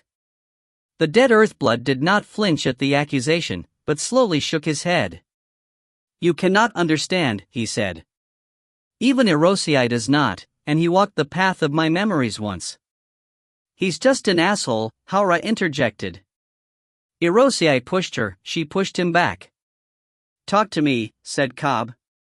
You were gonna stop hiding things. Now seems like the time. It does not seem relevant. Just show him, you wretched wraith lover, snapped Irosei. Shrugging off Haura's restraining grip, he stepped toward Jaranek, dusky face twisted with hostility. Show him what he should have seen before we let him trust this Ilshenrer. You and your star-crossed shit. There was never anything between us. You unreasonably accuse. Unreasonably? Without that sparkly bastard, without all those sparkly bastards, there would never been any trouble for us. Not true. The Murii were the first to contact. Shut up. They're not at fault. Ha! You harangue me about my. Stop it, Cobb growled, shoving them apart. Irosei made as if to lunge past him, but Haura caught him by the vest and dragged him backward, while Jaranek just turned away. Pursuing him, Cobb said, tell me. I don't care about personal stuff. Jaranek barked a laugh. There was nothing between us. Enmity at best. Irosei is a petty, spiteful. I know. Just tell me what you're hiding. A long silence, then Jaranek exhaled, armored shoulders slumping. Very well, he said, and gestured with the khopesh. The gray peeled back to reveal a dimly familiar landscape, green and swampy. Cobb turned as the illusion swept past him to show red cliffs rising in one direction, coils of wood smoke in another. The rest of his view was shrouded by trees, thick with vines and lichen and cowering animal life. "That's Varaku?" he guessed, gesturing toward the cliffs. Or tried. His arm would not move, and when he looked down he realized that it was clenched at his side beneath a layer of rock. The other guardians had vanished. In the sky, a great light flared. He looked up, and memory struck. The Ravager vessel had dragged him here to meet with an ancient wraith, to discuss a plan to shut away the outsider that had devoured all of Ile-Rien. He didn't want to be here, didn't trust anything to do with wraiths, but the Ravager vessel was his comrade and she usually knew what she was doing. Right now, she was fighting the wraith. He wasn't sure why. Negotiations had gone well. The wraith, which called itself Kuthralin Vanyaris, had been stiff and distant, but its proposal for a grand working to protect the world seemed sincere, and the Ravager vessel had appeared swayed by the arcane babble. She had pulled him aside, then, to express her doubts and recommend the wraith's destruction. By the gleam in her eyes, he'd known she wanted to eat it. She'd devoured others before. And he'd accepted her plan, though it was strange how the wraith just hovered there, folded down into a nearly human state as if it expected them to deal honorably with it after all the harm its kind had done. He'd tried to grab it with earth and vines, but it had flitted free, and now the Ravager vessel was up there tearing at it while it shrieked its good intentions. It bothered Jaranek that it hadn't fled. If it had been trying to trick them, surely it would realize it had failed. Whatever its purpose, it and the Ravager vessel were well matched. The glare of their clashing powers hurt his eyes, and even when he squinted, he couldn't follow their motions. They produced radiance like a torch trying to snuff a lantern. A sudden thunderous crack came from above, loud enough to make his eardrums shudder. The Ravager screamed in a dozen voices, bird and woman multiplied with agony. A great flare, a sky-shaking blast, and then 2 figures. Falling. He cupped the earth beneath them, softening it with water and moss, and felt the first one impact with the limpness of a corpse. The vessel. His mouth went dry, and when the second hit a few moments later, he wrapped earth fingers around it like a cage. "Don't, Ezengat," it called in a voice both fluted and shaking. He wanted to crush it, to pulverize that unnatural crystal shell, but within he felt the flutter of familiar wings. The fire and lightning of the Ravager, newly nested. Bitterness welled up in his chest, but he knew his role. Relaxing his stone hand, he let the wraith rise. It looked almost mortal now, its glow gone, its feet on the ground, the doll-like face twisted in pain as its limbs twitched spasmodically. It had hair too, pale as spun glass, and huge pupil-less white eyes. "I did not lie," it quavered, voice just a shadow of the resonant melody from before. "I know a way to save us all. Why did you have to fight me?" With the cooling corpse of a friend in one earthy palm, Jaranek clenched his other, his real hand around the hilt of his khopesh. How dearly he wished to cleave the head from the wraith's congealing body. But the Ravager's wings wafted out from its back, and it shuddered convulsively as it went through the usual trauma of meshing. They were one. This was the new vessel. Mist rushed in abruptly, washing away the scene. Cobb shook himself, then pressed the heels of his hands to his temples as if he could stop the blood from pounding there. The Guardian's memories were always disorienting, but here they made him feel ill. "Is what?" he mumbled. Jaranek gripped his shoulder to steady him. It was strange to feel the man's hand and realize that it was just a figment of his imagination. "Kuthralin was weakened by the fight," he said softly, "enough for the Ravager to take control. I was not pleased. We fought frequently, the Ravager and I, Kuthralin and I. But Kuthralin's plan for the seals was solid, and so the Ravager set forth to put it into practice. They dragged me along to help, for they knew that our allies would be wary of their wraith shell, even if it demonstrably bore the Ravager." "Why did Kuthralin even offer?" said Cobb. "The wraiths, don't they want to leave? Some of them have other agendas."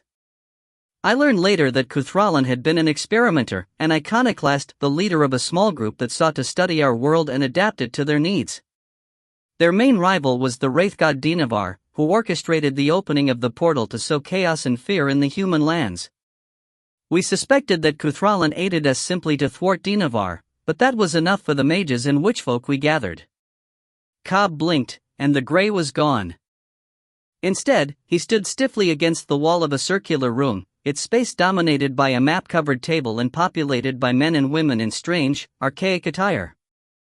Every surface flickered with runes, the air subtly pressurized by power.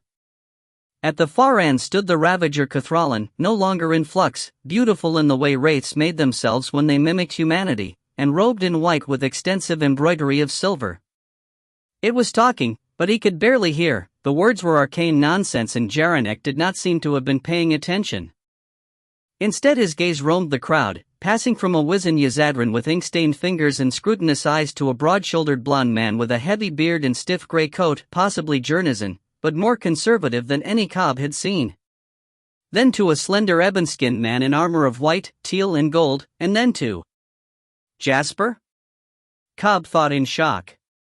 It had to be. He recognized that seamed face with its smile lines, the bright emerald eyes, the trim white beard and mustache. But he wore armor, heavy tawny lacquered plates with strips of same-colored fur at the collar and joints, plus a full lion hide draped across his shoulders. The helm that sat at his hand was a lion head complete with real mane. As he watched, the paws of the hide and the ears of the helm twitched slightly, attentive. Gwydrain Greymark, Cain Jaranek's knowledge. After his pact with Athalar, but before the one with Brancer. His gaze swept onward. Past a stern woman surrounded by air elementals, the myriad bangles on her arms glittering in the chamber's fluxing light, past an individual shrouded in sand-colored robes and scarves, only a narrow strip of dark skin and reflective eyes showing, past a heavy-set wolf woman with russet gray hair, a different tribe from Haura. To a pair of wraiths. One was swirled with pinkish streaks yet half-crystallized, its faux hair kinked at strange angles, its forearms and shoulders spiked with growths. The other was Ile-Rien. He didn't look the same. There were familiar elements, the citron lenses of his eyes, the thick glassy petals that replaced hair and clothes, but much of his upper body was jaggedly crystallized, and his face was fixed, translucent, his features harshly alien. Nevertheless, the Guardian recognized the light of his essence, which fluttered in his chest like a moth. There were more participants, but Cobb could not look away. The wraith stood unblinking, silently absorbing the words of the Ravager, and in his mind Cobb screamed, "Why didn't you tell me?" He wasn't sure if he meant it for Ile-Rien or the Guardian. His eyes closed, and when they opened, he was on a battlefield. The fight was over, the ground strewn with bits of broken carapace. A yard away, an opalescent beetle the size of a draught-hog lay on its back, kicking its remaining legs feebly. Half of its side had been torn away, revealing innards like glass pipes that leaked vapor. He expected an acrid stench, but instead it smelled something like boiling water, like heat. More of the beetles lay smashed around them, and there were other things, a glowing female torso devoid of its head, streaming entrails like an alchemist's coils, its clawed fingers coated to the last knuckle in blood, a panoply of hand-sized dead insects that, on closer inspection, more resembled winged needles and knives, a mantis of some sort, with uncountable wings, torn to shreds and scattered across the fire-scored stones. Beside him, Cuthra, panting and wiping his white mouth with his sleeve, his Ravager wings folding in on themselves. Sweat sheened his face, real mortal sweat, and Jaranek wondered when that had happened, when he had switched from thinking of the wraith as a thing, and it, to a person. He wondered when the necessity of defending the Ravager had changed into a desire to protect Cuthra. Now, seeing Cuthra's stricken face, he looked down at the remains they had fought over. Human bodies, dissected as if by scalpels, and the broken pieces of a lesser wraith, the team that had headed out before them to claim the Pillar of the Sea. Cuthra's hands shook as he sifted through the glassy shards to find a fragment that still held a glimmer of light. The Ravager had humanized him steadily, turning crystal to flesh, electric lattice to nerves, energy flow to blood, and if there were tears in his eyes, they were the Ravager's fault too. Cuthra had told him that wraiths did not mourn. "My best student," he whispered over the shard of Ile-Rien, and Jaranek reached out awkwardly to clasp his shoulder. An exhale, then Cuthra raised his free hand in a sweeping gesture. The Ravager's power flickered, And suddenly cloud serpents coalesced around them, their multitudes of wings shimmering translucent in the heat. "Take it somewhere safe," Kuthra whispered, holding up the shard. The elementals swirled around his hand, lifting the fragment like a feather, then whisked off eastward toward the unruined land. Kuthra stared after them for a moment, then turned his gaze west to where the white tower burned in the distance. A step, a blink, and all was gray again. The guardians walked beside him, and it took a moment to remember that he was Kade, not Jaranek. "So Ile-Rien died," he murmured. "And then, he must have been caught by the bad wraiths. The Ile-Rien. He said that when they rebuild themselves, they lose their memories." "Perhaps," said Jaranek, "but that was 1400 years ago. Your Ile-Rien claims to be nearly 200. Kade swallowed thickly, then said, "Are you trying to make me doubt him? You trusted Kuthra. Why can't I trust Ile-Rien?" "Because Kuthra became Ankilan," growled Erosii behind them. "And Ankilan didn't kill your wraith, didn't eat him like he's eaten every other wraith that's crossed his path. He let that one go with just a few teeth marks. Why? Because Ile-Rien serves him."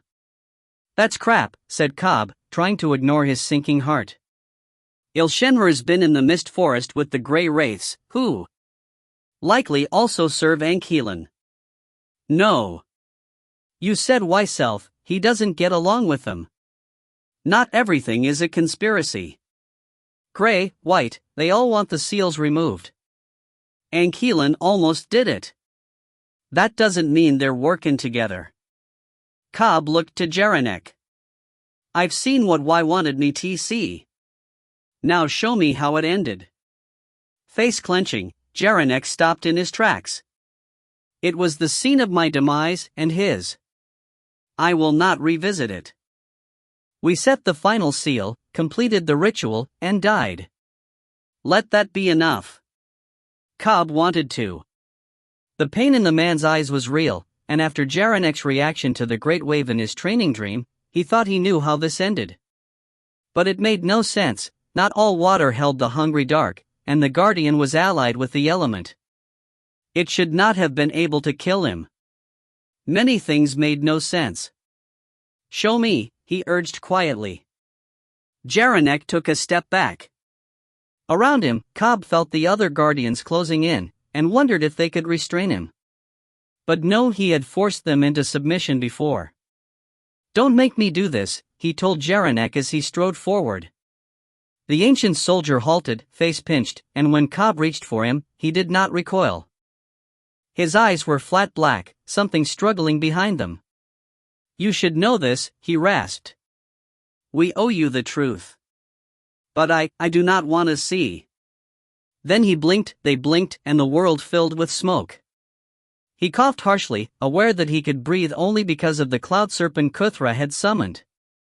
Its anxiety tremored in his throat, it wanted to flee as much as he did.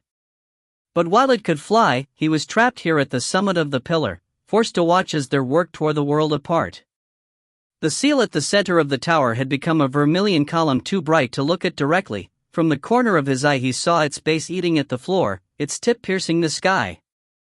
Under the pressure it produced, the mountains shuddered, and the tower as well, as if the earth had awakened and was shifting its shoulders, stretching its legs beneath this blanket of limestone and karst, soil and trees. Above the bloody clouds, arcane sigils throbbed with such strength that they blotted out the sun. A wind had kicked up, raking hard fingers across the tower and shredding mindlessly at the thunderheads. Natural lightning pulsed down to lance the ground. In the valley to the north, the locust hordes and human dead rattled around like bones in a dice bowl. To the south, the sea foamed as if sick. "How long until the spell sets?"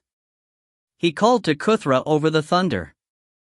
The wraith raised his head reluctantly. He lay against a crenellation, sides heaving, his white robe stained with soot and blood and his wide eyes lightless. Threads of energy continued to unspool from the nubs of the Ravager's wings, pouring into the coruscating seal as if the great working was trying to consume him. "I do not know," he whispered. "This is beyond my sight.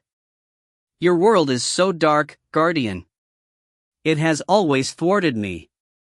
Gritting his teeth, Jaranek unlocked his hands from the krenel he'd been clutching and shuffled toward the wraith. The tremors tried to kick his feet out from under him, but he was attuned to the minerals of the tower, not quite stone, but close enough, and stayed steady, closing the distance until he could reach down and grip Kuthra's arm. The wraith came up easily, feather-light, and clutched at his armor with claw-like fingers. They'd never been so close. He looked away from that pale face and said, "But it's done? It's working?" "Yes. I could not have pulled down the beam if it was not." "Then we can leave. Your magic. All gone. Wings, then. Glide away. I could not carry you. The guardian would be a stone around my neck." Jaranek swallowed thickly and felt the spirit clench inside him, aware of his thoughts. "Then go. Flee," he murmured. "I'll stay." A scoffing sound from the vicinity of his gorget. Hot electric breath. "Don't be a martyr." "I dare not manifest. The seal would take me." "It was your design. Surely you can." "It is beyond me now. A part of the world, empowered by it. I could not withstand it even were I at full strength. Not as the Ravager, nor as I was before." No bitterness in his voice now, just a wry acceptance, as if it had been eons rather than months since he was brought down under the Ravager's control. Jaranek clamped a stony hand to the krenels again and looked out to the mountains. There were few options. Pull a sphere of earth around them, drop into the valley, then break out and flee toward where? The nearest locust-free area was 300 miles away. Perhaps they could flee toward the sea, or climb down to where the pillar connected to the extensive underwater caves. Or perhaps they could just wait. The tower had some give to it, despite the shaking. It had not yet fractured, and its roots were deep. Yes. They would stay, and they would be. Why doubt? Impact. Silence raging, deafening silence. His hand on the crenellation stayed fixed, but his shoulder nearly snapped as the tower whiplashed beneath him. Pain drew his skeleton on the inside of his eyelids. Nails like shards of glass bit into the back of his neck. The floor rose to meet his knee and hip, and in a panicked reflex he threw himself into his earthblood birthright. As his skin hardened and his bones petrified, his senses flared with knowledge of the land beneath. The land that pitched. Yawed. Buckled. It was like a punch in the belly, a sick sinking sensation of impact and rupture. The mountains shattered along old seams, sloughing away great sheets of limestone and ice. Karst pillars snapped like trees, cave networks collapsing into sinkholes like punctured cysts. Along the shore, the cliffs split, flaked, fractured, dropping village-sized chunks into the roiling brine. Fissures formed around the pillar. The green and black skin of the world disintegrated in foam. Further, the continent, his backbone twisted and splintered as the hammers of the sky struck down. 1 for fire, 2 for air, 3 for wood, 4 for. The armor on his back went molten as the seal of water ignited, and the skin beneath it flash-cooked, an instant of agony and then numbness, nothing. The cloud serpent at his mouth vaporized, searing his lips. Teeth clenched, he fought to hold his breath against a heat that would burn his lungs black. Smoke rose from his scorched scalp. Only the spots beneath Kuthra's hands remained whole, cool. Radiance flowed up the wraith's arms and filled his fluid hair with light. Through baking eyes, Jaranek saw him look up, saw the seal's overwhelming glow being siphoned into his pure white blaze. The wraith said something but he could not hear it, only the baseline whine of his shattered eardrums. Glassgull fingers pried at him, and he thought he understood. Kuthra could escape now, but he could not release his grip. His armor was fused solid, the guardian too shocked to aid him. And still he felt the hammers fall. 5 for earth, 6 for metal. 7. Something in him shattered, or was it the world? It felt like a door being slammed, and for a moment he saw a huge bright force in flight dwindling, gone. But at the abandoned epicenter, the land split down to the bedrock, the seal's horrid energy racing along every fault line in a spreading circle of destruction. Water displaced, air roiled, wood flattened as if beneath a scythe. Fire leapt its bounds, metal strained and snapped. Earth separated, and the tower plunged like a spear. Lost in the call of his blood, Jaranek could barely make sense of what he saw. Shattered cliffsides rushed past as the pillar was driven down, exposing layer upon layer of tunnels, caverns and underground rivers compressed now like honeycomb beneath a boot. A part of him screamed as he felt the sea caves rupture below, felt the base of the pillar punch through into water, into heaving coral and debris. White wings burst into existence around him, and he was wrenched up. His shoulders shrieked again, suddenly holding the whole weight of the pillar against the pull of the sky. He looked up into the terrified face of the wraith, hanging upside down in midair, 6 wings grasping for purchase amid smoke and dust and fire, hair wild as seaweed in a current, eyes like lamps. Hands locked on him. That tenuous grip could not hold for long. He could break it, and fall with the pillar. The wraith's mouth formed words, "Don't you dare." What other choice was there? The Ravager could not carry the Guardian, they were opposites. They cancelled each other out. Falling, he might survive; flying, Kuthra would escape. Then he saw it through the veils of debris, the wave, greenish-black against the blood-red sky. Taller than mountains, its crest a white razor that cut the clouds as it followed the pull of the seals, the demand to wash away the foulness that had infested this land. As it loomed toward Kuthra's back. "Let him go," said the Guardian. It was nearly upon them. It ate up all the world. Kuthra would never outfly it, only the Guardian's power could protect him. Let him go. Jaranek gritted his teeth and said, "No." His fingers unlocked from the crenellation and the pillar fell away. Kuthra's face flashed relief, then he hooked hands and clawed feet into the ridges of the armor and turned upright, wings straining, eyes on the violent sky. The wave was still behind him, curving ever up and over until Jaranek could see it past the planes of his face, past the white peak of his chin. Until he knew that Kuthra saw it too. "I'll save you," he tried to say. The Guardian controls water. But the darkness slithered from him like sand, the black grip in his chest easing. He didn't have the strength to prevent it. Kuthra's wings beat harder as the weight on Jaranek's soul decreased, and they rose up. Not fast enough. "No!" he screamed. Then the Guardian was gone. Cobb jerked back to reality, panting and dazed. Before him, Jaranek smiled wanly, without pleasure. "Now you know," he said. For a moment, Cobb could only shake his head. Was it his imagination, or had the mist thickened while he walked in visions? The ground beneath his soles felt slick, his skin damp. The taste of brine lingered in his throat. Finally he managed, "Why?" "Pray philosophy," came Hauraya's growling answer. "One does not need to be the swiftest, only swifter than the slowest. And when it is not possible to make your vessel abandon their goal, you simply abandon your vessel." He looked over his shoulder to the Guardians behind them, Hauraya's face fixed in anger, Erosiai's coldly bitter, Durnil subdued. Even Vina looked uncomfortable. "It left you all?" "I was already dying," said Jaranek. "The burns were too thorough. Perhaps it was selfish of me to cling, perhaps I was wrong, and Kuthra could have escaped." Shaking his head, Cobb said, "Yada solid plan?" An image intruded, the hungry dark at his heels, the black water pouring around him, and Enkilan's wings spread above to claw at the sky. That same moment revisited, a desperate hope. It nearly choked him. He clenched his fists and stared fixedly at Jaranek's face, afraid to look down. Afraid to see the water around his feet. "You said he died there." "The Guardian ran away and both the vessels died." "How?" A moment's silence, then with reticence Jaranek said, "I did not witness it, but I know that the wave took us both. I died on impact, he was dashed into the sea. And there was no light.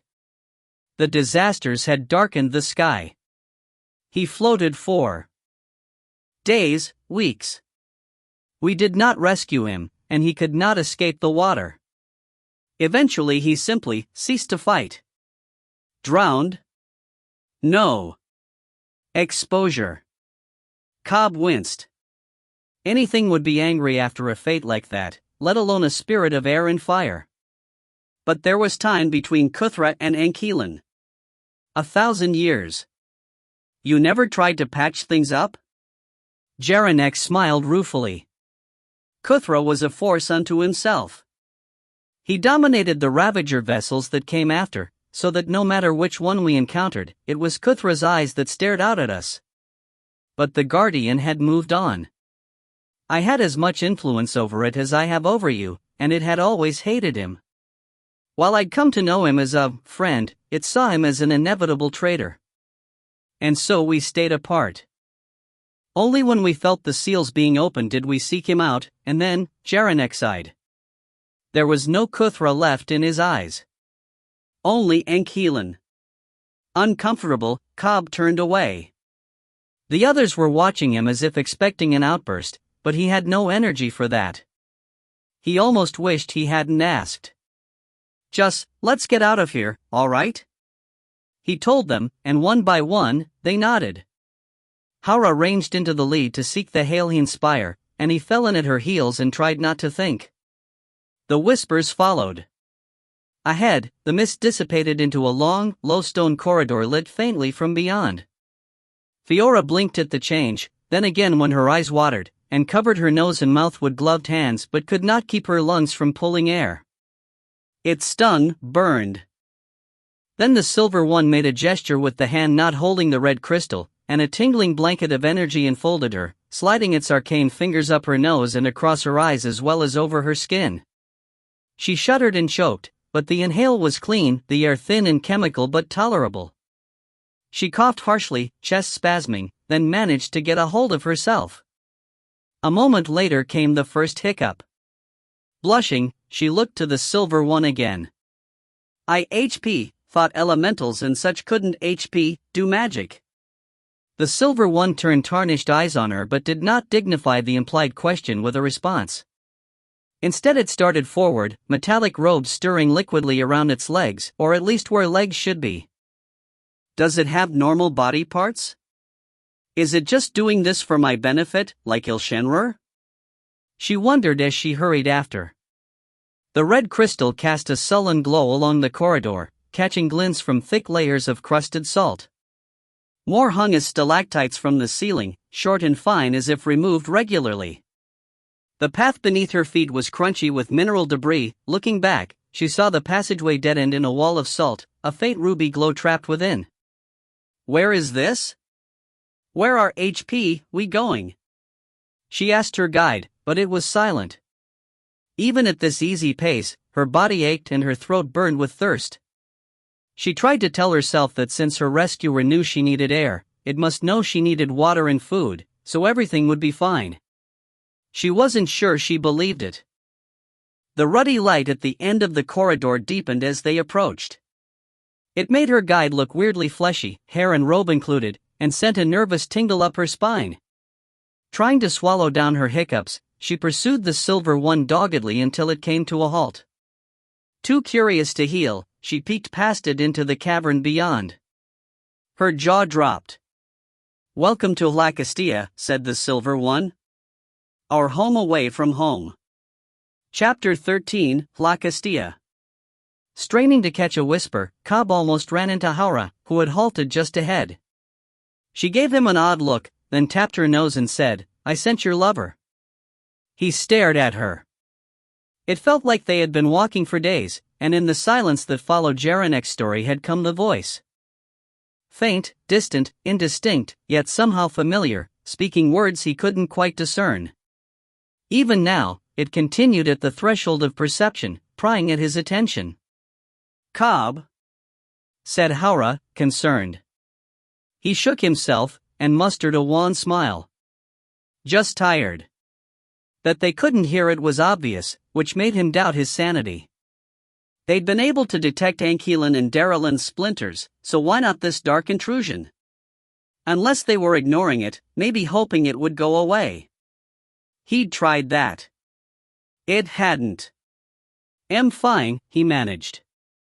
"Fiora, why contract Fiora?" Thought why needed a spirit connection. Haura's half-shifted face twitched, her furry ears canting back like she had made a mistake. She opened her mouth, closed it, then looked past him to the others. A big hand clasped his shoulder, reassuringly real despite being imaginary. Leaning down, Venus said in a low, soothing voice, "It is not Fiora she tracks, but the child." "Your child." Cobb's throat locked. "I thought we agreed not to tell him," said Haura petulantly. "Now it'll distract him. And it's not a sure thing with our current plan. If it dies." "Well, too late," said Irosei. Cobb could not focus. All he saw was Fiora's face, grinning, laughing, blushing, smiling sleepily in satisfaction. He tried to move his mouth in the shape of a question, but none came out. His legs felt wooden, his hands trembled. His chest was being squeezed by iron bands. It felt like fear, like panic, but it wasn't. "My kid," he thought. "Mine. How do we get to her?" He managed finally. "Can we just step across?" "No," said Vina. "First we move to the spirit realm, which will let us see better and bypass most obstructions. Once we reach her vicinity, we step down to the physical realm. Then go. Go." The ogress shook her head. "Ile-Rien, you wield our power now. You must learn to do it yourself." Annoyance stirred him from his daze. He glared up at her. "I can't just drop something like this on me and then say, do magic. The world does not wait for you to be ready," said the ogress. "Instead of snapping, focus your energy upon this need. Feel our presence within you, find the tether that connects you upward, then follow it." Lacking the will to argue, and more than ready to be free of the gray, he closed his eyes. As always, the guardian's presence was heaviest near the scar on his belly, where it had first entered him. Usually he felt it descending into the earth, that great solid darkness, but there was no earth here, just the textureless neutrality of the gray. Instead, the pull canted slightly upward. "Why?" he mumbled, brows creased. Venus said, "The Ravager." When he tore the realms apart to thwart the wraiths, he disjointed the spirit realm away from the earth. Not very far. No. But it was enough to create fractures. Once, it was a mirror image of the physical realm, but now some of the spirits hide in their own free-floating shards, and there are many gaps where things can slip through it. "Things," Cobb echoed, but Vina did not clarify, and he balked at mentioning the black water or the whispers. No matter what was in the spirit realm, it had to be better than here. Concentrating on the guardian's tether, he tried wrapping fingers around it, but its shivery sensation slipped away when he tightened his grip. "Do not grab it. Move with it," said Vina. "How?" Cobb thought, baffled. "Do I follow it, or jump up, or what?" He tried both, but nothing happened, and he could swear he heard Irosei and Haura snickering. Irritation a dull throb in his chest, he took a moment to stop and breathe. It reminded him of when Jaranek and Irosei had taught him to manipulate the elements by jeering and throwing stones at him. He supposed he should be proud not to be so wroth this time. Finally, after far too long, he realized that the tether was not pulling at him the way he had thought. There was no tug from the tether point, but something like a pressure at his back one he automatically leaned into as if he had spent years resisting it. A strange dual push, at once sideways down and up away. Once he concentrated on it, the conflicting directions began to nauseate him. Two different connections, he thought. One toward the guardian, and one toward. His stomach sank. If the spirit realm was up away, then sideways down was the dark. It has its hooks in me. It has its hooks in me. It has its hooks. Stop. Do as the guardian said and move with its tether. Lifting the tectonic lever, he tried to lean toward the up and away, and rose, pushed, fell against some kind of membrane, a semi-permeable barrier that stressed against him, stretched and thinned and finally slid him through, then snapped shut like a slap, leaving him on one knee in wet sand. Blinking, he lifted his head to see salt crystals rising before him like towers, their faces glossy but pitted, faces etched by the rippling water that surrounded them. He rose slowly, feeling nauseated, and steadied himself with the lever. Around him rose a claustrophobic forest of pillars and spikes and weirder shapes, glinting with rainbow light. Tall white spheres, half-submerged tetrahedrons, branching fractals of blue and green, crazed spiky constructions of rust red and smoky black. Cautiously he touched one and felt the life within it, a hive sentience buzzing with a need to grow, to accrete its granular cohorts from the brine-thick waters and expand to its limits. Under his bare soles he felt water elementals like the one coiled around his chest, but these were clean, like couriers. They slithered over and through each other, meshing and parting as they ferried missing pieces to the collectives of salt. He tried to touch one but it passed through his fingers like vapor. "They are too weak," said Vina's voice in his head, and he looked around to realize that the guardians had disappeared. Normal elementals would be tangible to us even through the gap in the realms, but these appear to be diluted, or else dead. They're ghosts? Memories. Echoes. For an elemental, individual existence is an anomaly, something that only happens when a piece is forcibly divided from the whole. When that division ends, they fall back into the main mass and are integrated thoroughly. They have no separate soul. Like skin changers. Somewhat. But where the shade of a skin changer may remain cognizant within the whole, an elemental loses its individuality and cohesion, and reintegrates fully. Its experiences become part of the primordial element, like a dream. And the other elements, earth, metal. They're like that too? You die, you go back to the mass and forget you were ever separate? Yes. Cobb shook his head slowly. He was not one for metaphysics, but that seemed cruel. No afterlife, no soul, and yet the elemental folk obviously had lives, like the Earthkin he had met at the Wolf Den, and Jaranek's ancestors, and the Muri. Ankeelan's wife. Forget about that. You've got your own woman to worry about, and your kid. He squinted into the forest of spires. This Crystal Valley? Center of the desert? Yes. How do I find Fiora? Extend your senses. Seek the child. Cobb squinted in a random direction. The light reflecting from the crystals did not sting his eyes, but it was distracting, color everywhere, toxic but beautiful.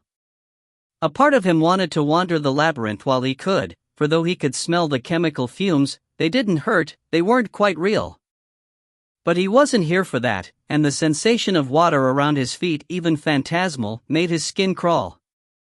Focusing his senses down, he felt the disjunction between the spirit earth he stood on and the real earth on the layer below, a mere few inches that nevertheless divided the world. If he was to bridge that distance. Brows furrowed, he pushed the tectonic lever chisel first into the sand. It cleaved through without resistance or sensation, as if the ground was merely an illusion. Down, down, until it touched something semi-solid, that separating membrane. He put his weight on it, and the chisel end bit through. Agony surged up the stone staff and into his arms, his head. He reeled back, feeling the injuries like they were to his own flesh, numb chancres like the land around Akariti, burning abscesses, burrowing parasites, hollow cysts, and the constant sting of salt.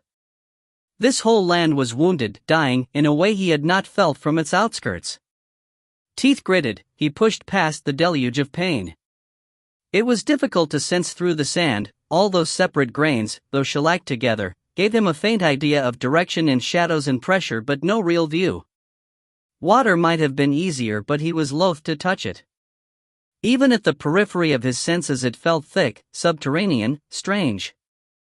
No trees grew here. No animals scuttled amongst the salt pillars of the burning valley. Without options, he sifted through an ocean of sand, trying to find a path to follow. Then, suddenly, there it was, fine as spider silk, following the breach he had made between the realms and then wafting out across that tormented landscape. A soul connection beginning in his chest and ending somewhere, distantly, at the space beneath Fiora's heart. He remembered blessing the boar women, and shivered. He should have known this would happen, should have been more cautious. But when he looked at that delicate thread, he could not regret it. Fiora would be furious. It drifted outward, further, and then down. Sand became incongruous stone. His consciousness seeped through the cracks, following the thread, and felt a weird thrum on the solid foundation like a great beast breathing. An energy, pervasive but not awake, not aware like that of Aristoia by the sea. La Castilla. And there she was, an envelope of heat and safety wrapped around the bead that ended the thread. Fiora, his lover, his future, what? He felt too young for this, even though he knew he could have been betrothed at 13, could legally marry within a few months. He tried to feel the space around her and, to his relief, detected only elementals. Metal ones, dim in his spirit perceptions, but there. And someone else, someone a bit more fleshy. Metal-blooded? That was interesting. Opening his eyes, he saw the path drawn through the spirit realm like a red cord. Across Crystal Valley, into the underground, to the very foot of the Wraith Spire. He withdrew the tectonic lever from the physical realm and the pain vanished, but not the cord. Time to go. Fiora sat on a fallen salt pillar, hands clasped between her knees, watching the silver folk go about their business. The one who had led her here had vanished amongst its fellows after telling her it would find someone to aid her better.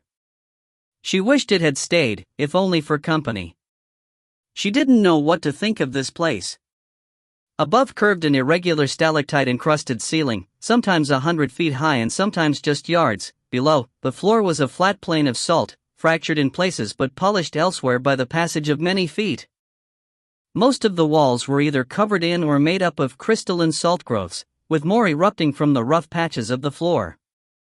The wall she watched was even stranger. It was sheeted in salt like everything else, but through it glowed a strange light, dark reddish, at times nearly black. A wraith spire, the one Desira had said was trapped here and couldn't fly away. She didn't know how big it was, but the glow ran across the wall from end to end, then all the way up to the ceiling and down out of sight. Its radiance shone through the clearer parts of the floor. It was tilted too, though the salt made it hard to tell the angle. The silver ones had built houses around it, which Fiora thought was charming if peculiar.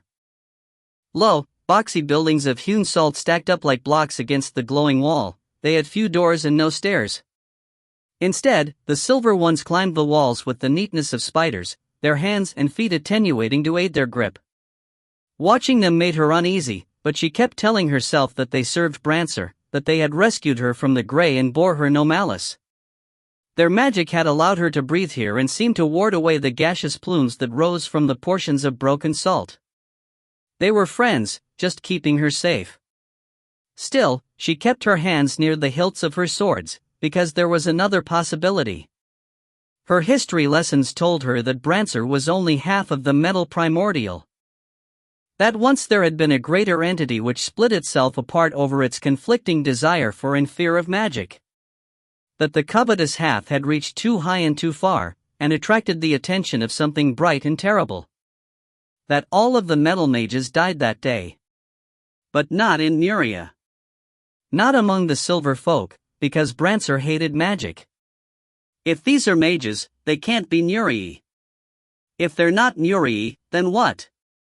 A splotch of color and movement caught her eye, and she looked up anxiously. There was a woman approaching. An actual woman, breasts and hips and sway and everything, not some awkward elemental facsimile. Fiora stared. She wasn't pretty, exactly. There was a firmness to her face that bespoke temper, and a clinical indifference in her gaze, permanently unimpressed. Her dress was fine though, its color made murky by the pervasive red light but its embroidery reflecting like silver, with side slits that showed dark leggings and high boots and a shallow neckline that showcased a torque with a ruby dangling between its ends. Her black hair was caught back in a silver mesh net, her skin darker than the silver one's affectations. "You came through the Grey?" She called as she drew close, in a whip-crack voice that reminded Fiora of Sister Marrow's. Yes," said Fiora, pushing to her feet, then craning her head back. The woman was as tall as Ile-Rien. Not on purpose though. Your Murray friends had to rescue me, but... The woman looked down at her with clear doubt. You're a Brancerin? Oh no, I follow Brianna. Suddenly Fiora tried to stand up straighter, pulled her shoulders back, smile naturally. She knew she must look terrible. It felt like ages since she'd washed, and her hair was a snarled mess. With the group, it didn't matter, but in confronting this statuesque and imperious lady, she felt short and stocky and shabby. Brianna, the young one, the woman mused, then nodded slowly, eyeing Fiora from toes to top. Then her gaze drifted past her shoulder to the silver sword on her back. The blade, she said. Show it to me. Fiora frowned. Why? Who are you? I'm Fiora, by the way. Thanks for asking. The sarcasm either slipped past the woman or she deigned to ignore it. I am Maris, and I believe that blade is mine. Surprise pushed a laugh from Fiora's mouth. What? No, that's silly. Oh, or are you a spokesperson for the Murray? In a way, said Maris. Give it to me. She extended her hand, the dress sleeve ended at the elbow, bearing a wiry muscular forearm without vein or blemish. Her fingernails were solid silver. Fiora stepped back, only to bang her heel against the broken salt pillar. She was more than a bit trapped. What do you mean, in a way? They told me of the sword. They know it belongs to me. Give it. Shaking her head, Fiora tried to edge sideways, but the woman loomed close, difficult to circumvent. I can't. We need it. We're trying to. I don't think I can tell you this. You're connected to the Ravager, right? Or wait, did he? The magic. Maris frowned. What? You Fiora gestured vaguely. The folk of metal. I heard from another metal person that you're all angry with the Ravager because of magic. Aren't you? Bafflement showed plain on the tall woman's face, then turned contemptuous. You know nothing of what you speak. Give me my inheritance. Two thoughts connected in Fiora's head. Inheritance? You mean your... A shout rose from the entry corridor, in a rasping language Fiora did not know. Maris looked there sharply, hands still outstretched. After a moment, Fiora looked as well. And saw the antlers. A snort resounded from the great wolf's den. Arik came awake in a bare moment and lifted his head as the massive bloodied muzzle emerged from the darkness. I sent her, the ancient spirit growled. Salt and sand and false light. She is in danger. We must go swiftly.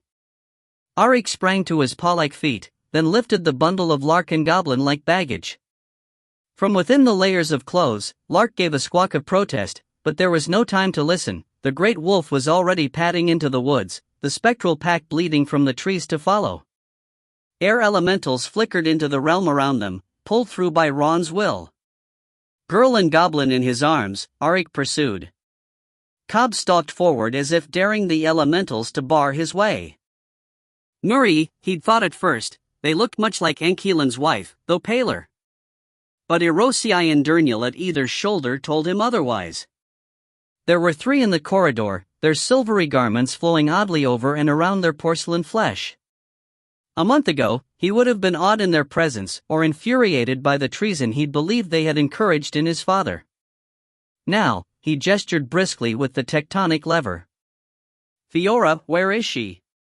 The words came out like a gargle, and he almost regretted using the water elemental as a breathing mask. He could see the fumes shimmering in the air though, the thin membrane of water keeping them from his eyes, his skin, his lungs. He had never expected to breathe underwater while on land, but sometimes the guardian's skills were handy. The silver folk retreated at the same pace that he approached them, hands raised warily. One called into the chamber beyond in a harsh tongue the guardian did not translate. No need for hostility, O Great One, said another. We are not your enemies. Yes, they are, snarled Ile-Rien. Kade doubted he could trust the Guardian's judgment. There was too much difference between their opinion and his own, and the Silver people seemed disinclined to attack. He focused beyond, to where he felt Fiora's presence. From what he could tell, she was well, but there was a resonance in the air and floor that constantly scattered his attention. Not to mention the flagship ahead. With his hooves on solid stone, he felt it like a knife in a wound. It penetrated deep into the skin of the world, its roots far longer than its reach, but he could tell by their haphazard splay that this was not purposeful. There were chasms beneath it, damp and lightless, that could swallow the titanic spire whole. As much as the clinging salts trapped it, they also prevented a quick descent. "What are you doing here?" he demanded of the Silver folk as they parted, permitting him to pass. "This's a Ile-Rien place." "And we oppose them, Guardian," said one, falling into step beside him. Ile-Rien fell back with a scowl to avoid being overlapped. "We study them and their workings so that we can bring them down." "Lies," said Durnil on Kade's other side. "They are apostates. Magic users. This is about elementals hating magic again?" he thought. In response, images flashed behind his eyes of metallic spears rearing from mountaintops, a blinding light coursing down from the sky to immolate them and melt the peaks to slag. Glowing shapes of hot metal staggered drunkenly in the afterstrike or lay fallen, radiating weirdly. He shook the vision away. "Fine," he told the spokes elemental, "but why have my friend? I want to see her." "Yes, of course. This way." The Silver One quickened its steps to precede.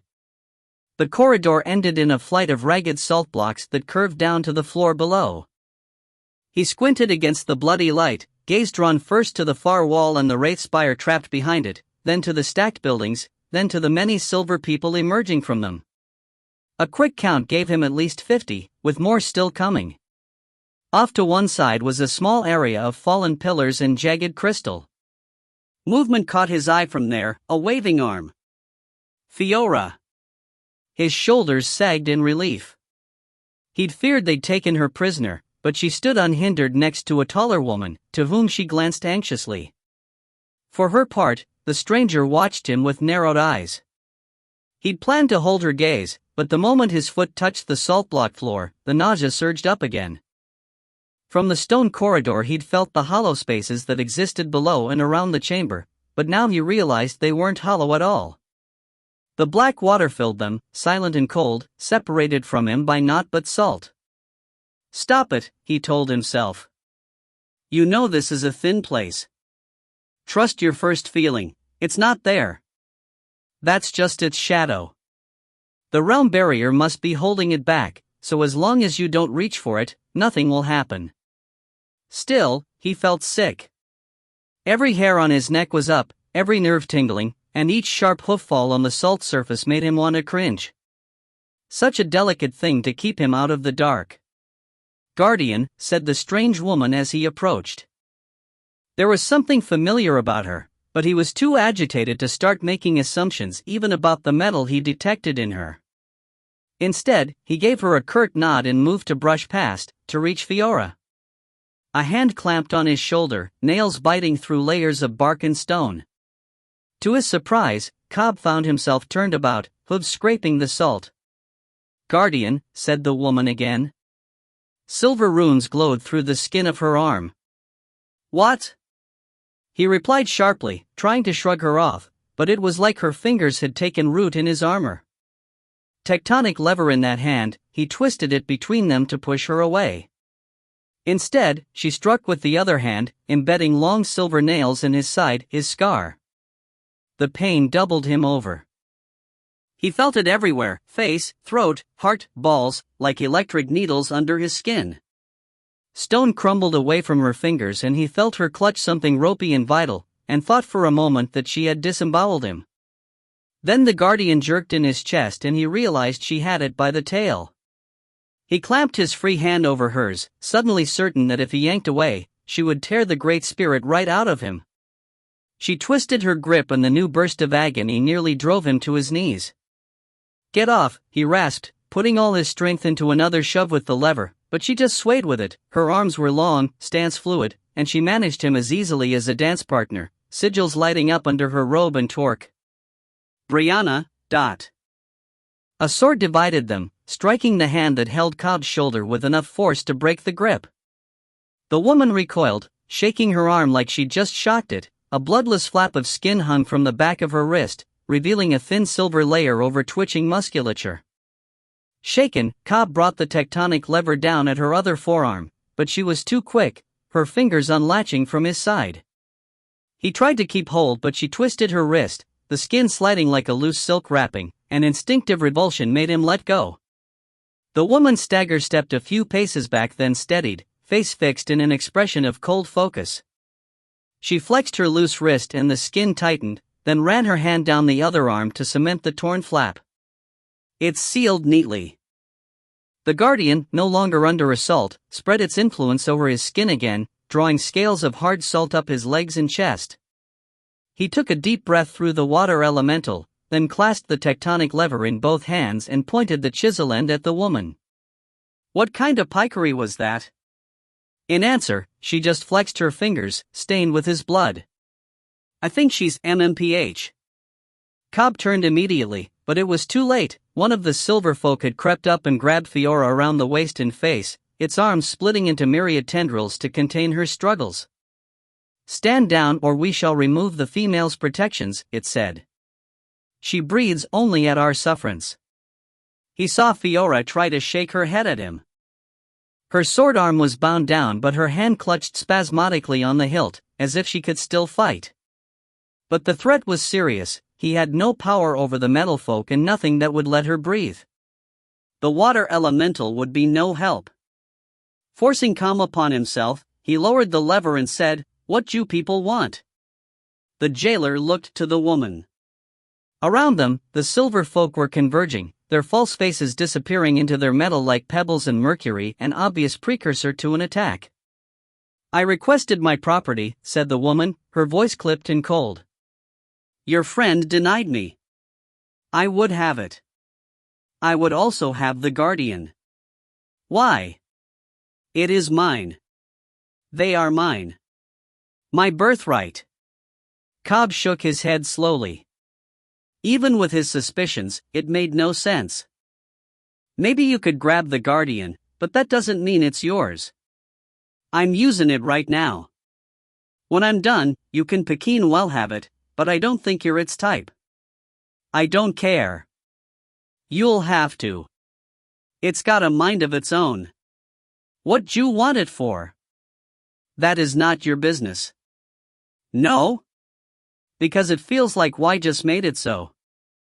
He caught the angry words before they could come out, and made himself change them. "Listen, can we do this without hostages?" She gave him a long look, then nodded to Fiora's captor. To his relief, the elemental released her. Immediately Fiora moved to his side and pointed at the woman. "She said she inherited the blade, but that's ridiculous, right? It belongs to..." Cobb made a stiff shushing motion. "We're gonna figure that out. Without violence." Both women stared at him, one questioning, one suspicious, then Fiora sighed and moved to sheath her sword. The atmosphere around them suddenly changed, the wraithlight dampening while all else grew more vivid, and Cobb's heart lurched as he felt the black water surge. A thickness like heat haze blurred the air, and then there were dark shapes everywhere, wolfish but translucent and huge, their eyes gleaming red in the reflected glow. Closer at his left emerged a tall gray-furred wolf beast. A startled face peeked around it briefly, Lark, a chunk of wraith crystal glowing in her hand. The silver folk stood rigid. "And what is this?" said the woman, her voice deathly calm. Cobb opened his mouth but could find no good answer. The call broke Il-Shenrur's reverie, throbbing through his arm where the piece had been removed. He rose slowly, withdrew the mask he had captured from his cousin Licharvan, then shook free a layer of his substance to serve as a robe. If he sensed right, the call had come from the spire. He would need all the subterfuge he could muster. Explain, snapped the woman, waving her hand at the shadowy wolves. Kade looked to Audiobook. In wolf-beast form, he was nearly 7 feet tall, his fur bristled out thickly, quills visible. With his lips peeled back from his huge fangs, he was obviously prepared to fight. Ephemeral wings flitted around the sides of his mouth, a cloud serpent feeding him air the same way Kade breathed water. "My friends," said Kade, trying to keep calm. Beneath them all, he could feel the water rising. Had it been released by the wolves' realm crossing? Was he still hallucinating? He couldn't tell. "We got separated. They're just coming to find me. To rescue you." "Is there something to rescue me from?" The woman narrowed her eyes. Around her and spread among the phantom wolves, her silver compatriots stood still as statues, waiting, watching. He wondered how she had come to command them, and whether the black water could hurt them. "I can have the guardian. Or the sword," he said, determined to keep it together. "But why could come with us? I think I know what you want. You're his daughter, aren't you?" She took a long stride forward, gaze intent. "You recognize me. You know him? We've met. How could you meet? Where? When?" "Maybe 12 days ago, in the mountains." 12 days? Yeah, what? She rounded suddenly on the silver folk, ignoring the dark wolves, and began shouting in that harsh language and gesticulating sharply. The elemental nearest her recoiled and said something mollifying, and she jabbed a metal-tipped finger at it and snarled. Kade traded looks with Audiobook. The skin changer's lips had lowered over his teeth and his ears were cocked, questions writ largely on his furry face. The wolf shades shifted restively, occasionally glancing toward him for direction, and Kade had to wonder where he'd been, what he'd been doing, in their brief time apart. If he sensed the water, he didn't show it. Behind him, Lark fidgeted. Rien clung to her shoulder. "Ah! Where's Das?" he mouthed at the wolf beast. Audiobook's ears flattened. He gave Kade a nervous look but did not reply. "Pikes," he thought, "is she still in the gray? Maybe she's the lucky one. If we don't get out of here before the water comes." "Hoy," he called to the metal-blooded woman. "Hoy, look, let's get up on the surface and discuss this proper. It's not wise to stay down here right now." She shot him a quelling look, and his hackles rose. "Hoy," he said again. "If I don't point the exit out, I'll make a Peking new one." "You think so?" she said, rounding on him. Her right hand came up, teal sparks jumping between her fingertips. He clenched his teeth and braced his hooves on the salt floor. That she was a mage just confirmed things. Like father, like daughter. But if she started a fight, he would have very little leeway between retaliating with salt and opening them all up to the danger below. Then a sweet, bell-like voice broke into the standoff, and Kade and the woman both turned to seek its source. White-robed, white-masked, it emerged from one of the low domiciles that ringed the spire, a Ile-Rien wraith. It beckoned to the woman and she scowled, gesturing toward Kade as she responded in the same liquid tongue. The wraith's mask turned toward him, and through the eye slits he saw 2 burning red cinders. At a word from it, the silver people rushed him. With a curse, he swept the tectonic lever across at waist level, trying to keep them back. Fortunately, they seemed to fear it.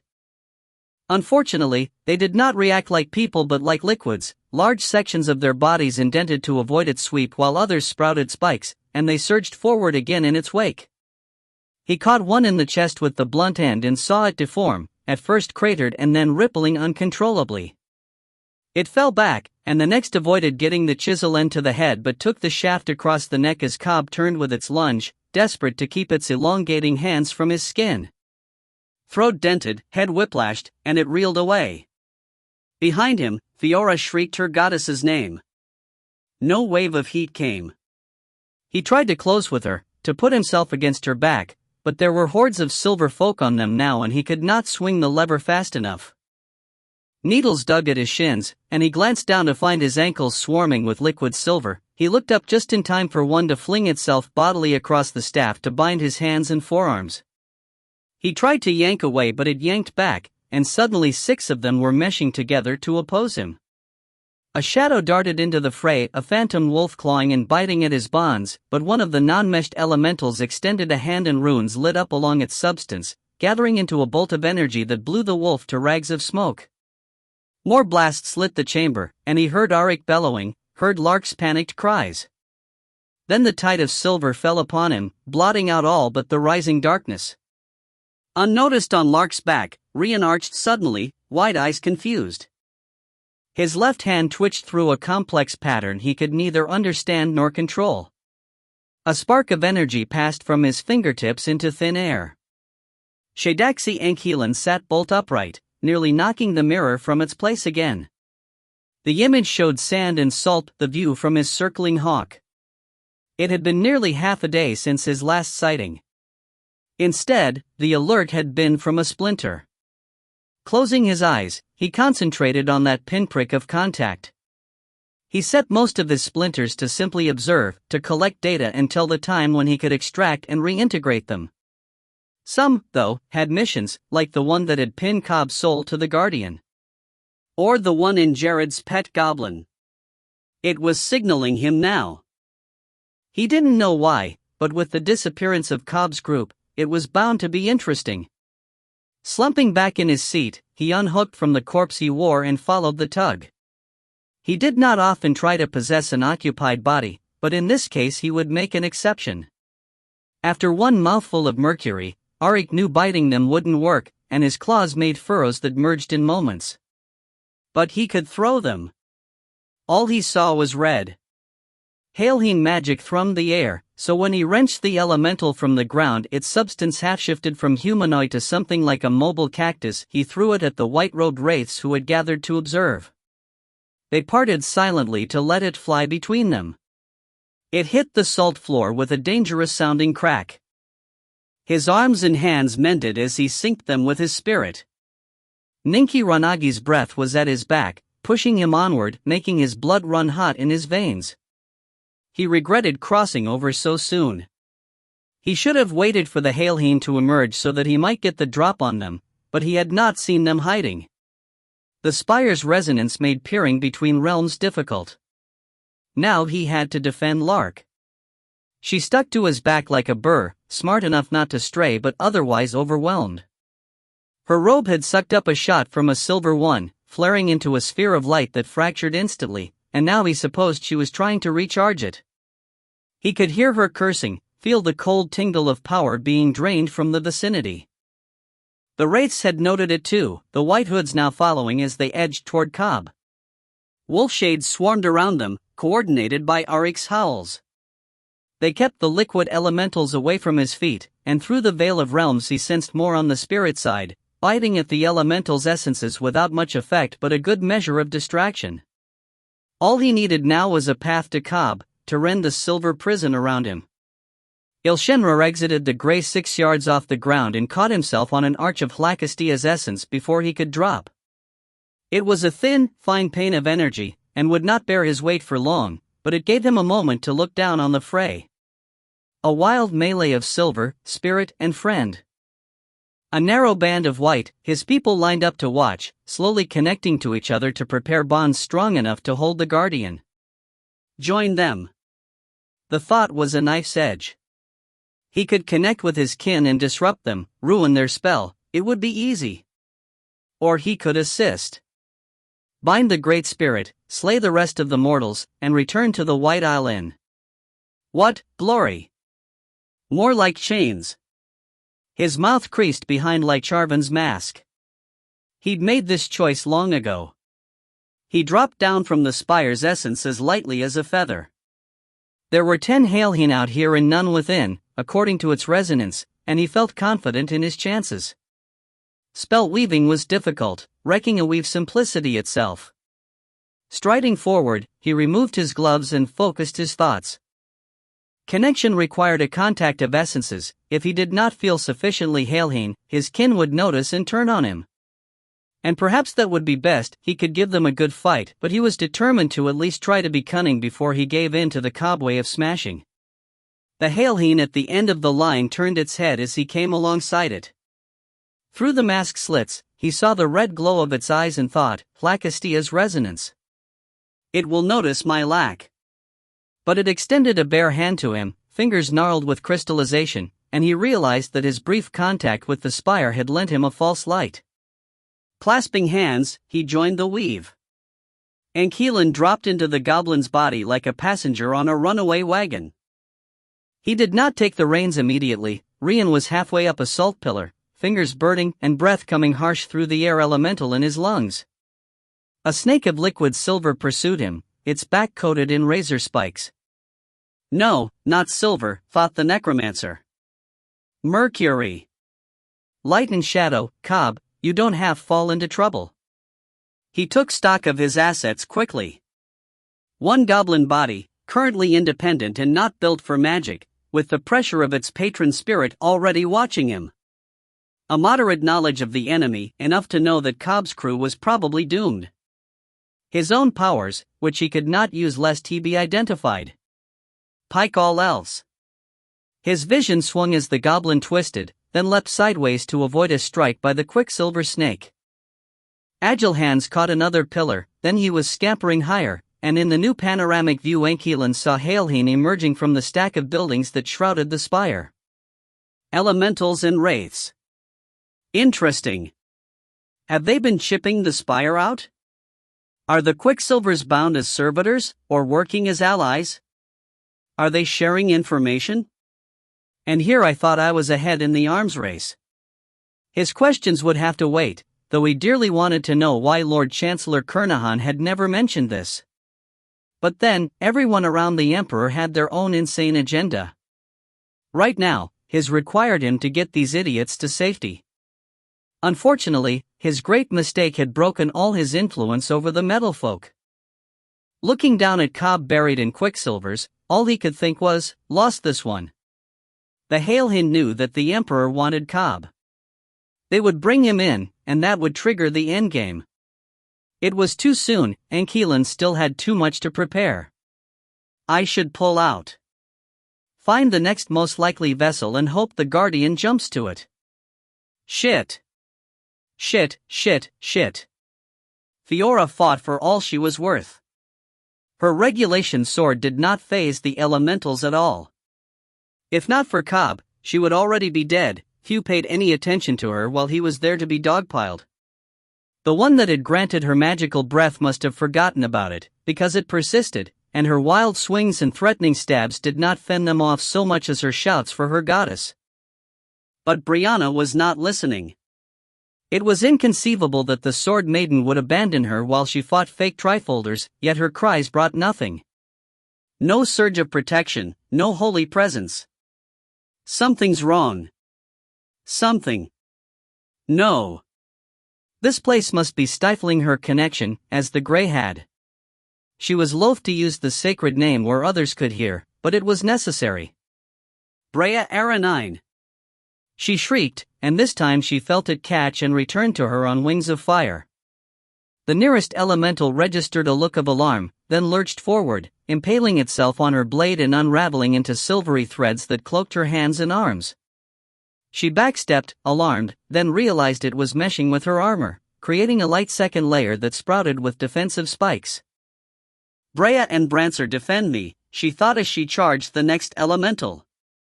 It raised its hands in an expulsive gesture, arcs of bright white lightning jumping toward her. They caught on her regulation sword and skipped up it, across her armor, and away. It tried to retreat, babbling something unintelligible, but her sword came down on its head. Silvery flesh split into wires that spun out to join her new armor. Rather than weigh her down, the added material seemed to shoulder itself, like some armature moving in tandem with her. The others retreated, but that was fine. There were more targets, namely the mob that hung from Kade's limbs like shackles. She could barely see him through their crush, his antlers silvered, his head dragged down. Only the tectonic lever and the occasional salt pillar pierced the mass, and then only briefly. Dark wolves swarmed around but could not free him. She took a step toward him, but suddenly Maris was between them, a web of blue-green light unfurling from her hands. Fiora slashed at the spell, snarling. Her sword stuck to it. She jerked back, but that only pulled the energy along with her. Maris released the ends and they coiled in toward Fiora like a closing trap. She felt the silver on her sword lose flexibility, and dropped it before it could seal her hands to the hilt. As the spell snapped shut around the sword, the metal-blooded woman lunged for her, fingers driving toward her eyes. She ducked her head and felt Maris's nails lay open her quicksilver helm. Setting her feet, she surged forward to shoulder-check the woman in the gut, but it was like ramming a wall, no give. Still, she bent low even as she felt those nails at her neck, and grabbed Maris by the calves, then lifted with the aid of the silver armature. Maris toppled over Fiora's back to hit the salt with a crunch. Ahead, the spell trap had faded from the sword, so Fiora went for it. The petrified quicksilver sloughed off at her touch. Turning, she barely managed to deflect a sword's point aimed at her throat. Living silver coiled along Maris's forearm to create a bladed gauntlet, continuing to extend even as she took another stab with the rapier-like tip. Fiora stepped back, slapping aside the thrust. Swordplay, she could handle. Maris's next lunge came complete with an energy bolt projected from the tip of the sword. It hit Fiora right in the face, washing out her vision with teal. There was no pain.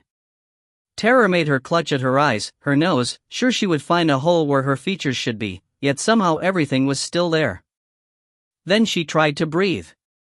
Lips and tongue stung. Sinuses sealed shut. Her lungs, formerly protected by magic, filled with toxic vapor. Through tears, she saw a long-nailed hand descending toward her. Then all went dark. Down on one knee, Cobb struggled to hold it together. Bile burned his throat, blocked by the water elemental in his lungs. He wanted to expel both but dared not.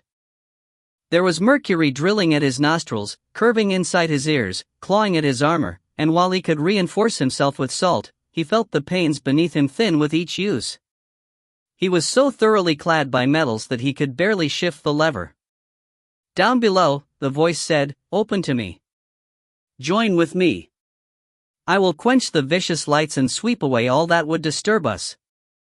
You will rest my arms, to sleep yet dream no more." No, he thought. My friends. They will join us too. They will rest beside you in peace and silence, preserved, eternal. No. No. He felt it dragging at him, seeping into him despite his refusal. In his throat, the bile became brine, and that felt better, that felt soothing, the pain suddenly gone. The water elemental shivered in his lungs, then retracted, and as the darkness took its place, he felt better. Numb. No. Stop. Get out, get out. He insisted.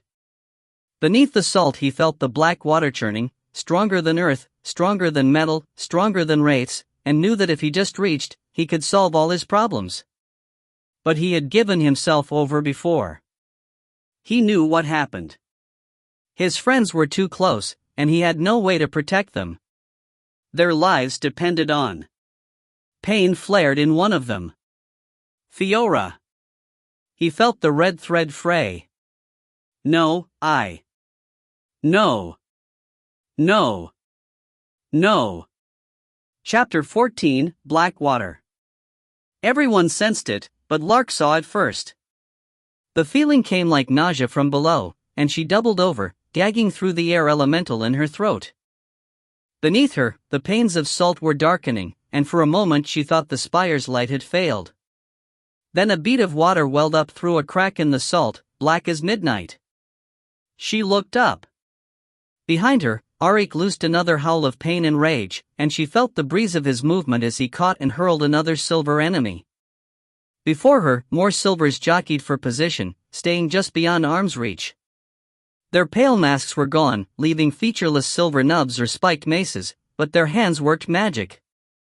Arcane light danced across the runes wrought into their substance. As she braced for some kind of blast or net, the nausea came again. The silver creatures swayed like reeds, recoiling, their spells disintegrated into sparks. Phantom movement passed through her, the spirit wolves slinking out to take advantage of the lull. She glanced back and saw the wraiths disordered, the mob of silvers on Cobb beginning to bleed blackness, and beyond him, Fiora, sprawled flat on the ground, the strange woman crouching over her with a sword. The salt floor beneath them had gone dark, and as she watched, cracks formed like on thin ice. The woman looked up once, gaze fixing on Cobb's prison, then the salt caved in, plunging her and Fiora into the sudden surge of water. Void's teeth, Lark swore with feeling. The silver prison fragmented, its component elementals retreating from the black shape that knelt at the center. Slowly Cobb raised his head, and she saw the lightless eyes, the slack mouth, and the streams of darkness that came from both. She had been half a garden away last time, but she knew what the hungry dark looked like. She had felt its breath. The hollow, subterranean emanation that came from him as he began to rise was the same, and the blackness kept flowing as he braced the tectonic lever on the disintegrating salt floor. The silver ones broke and ran. The wraiths pulled away in a long chain, trying to keep connected even as they retreated. Cobb raised the lever, then brought the chisel end down on the floor. A massive crack shot across the chamber, branching into a million smaller fissures as it went. Water surged from the gaps like grasping fingers, bulking into knuckles to force them wider before crawling onto the surface as fluid tendrils of black. Elementals? She thought. Like the salt slimes? But they didn't separate into globs. They just stretched after the silver folk, reaching from every gap as salt blocks began to wrench free of the main panes. The briny flood surged upward. Cobb, alone on a small salt raft, seemed to direct it with his gaze. "Auric, we need to move," said Lark as the rift spread. Every moment saw more water crawl up from below, more floor disintegrate. A first unlucky silver person slid into the dark and sank like a stone, followed by others as a new section buckled. The big wolfman gave a huff of agreement and started for the nearest wall. Lark eyed it. Salt encrusted it like everywhere else, but there might be rock underneath, and maybe a real ledge where they would be safe, because right now it looked like Cobb meant to dissolve the entire cavern and send all its occupants into the depths. Fiora. No. Surely Cobb had her in his guardian grasp and was protecting her. Surely he could do the same for the rest of them if they fell in. But after last time, when she'd ended up wrapped tight with Auric in a cocoon of rock and soil, a protection against the water and Ankeelan's fire, Lark would rather save herself. Her gaze flashed up to the ragged ceiling where Rien had vanished. He was probably safe there, but she hated not having him near. Another thunderous crack and the salt pavings beneath her lurched drunkenly. She flung herself the other way, feeling wet spray across her shoulder before she hit solid salt. The pane she had landed on was already crumbling. A big hairy hand caught her by the back of the robe, hauled her up, and then she was hanging over Auric's shoulder again, too relieved to kick. She watched over his back as the chamber's center collapsed. Water overflowed the edges, crawling after them and toward the stacked houses where the wraiths had retreated to stand on the first level of roofs, connected by strands of light. Their hands focused beams of power at Cobb. She winced as they flared out, embarrassed at how she wanted them to hit if only to stop this destruction. Yet when her eyes cleared, she saw they'd done nothing, his saturated skin refracting them away uselessly. With a contemptuous gesture, Cobb sent the black water surging in all directions. A crack raced past Auric's feet. She gripped tight to his quills as he stumbled and saw more cracks converge on them. Inky tendrils rose through the gaps, and she opened her mouth to shriek, but they were falling. Ankeelan stared, astonished by the upheaval. He had felt Cobb's connection to the hungry dark when they struggled in the forecourt of his old home, but it had been manageable then. A small door, with a lock and key.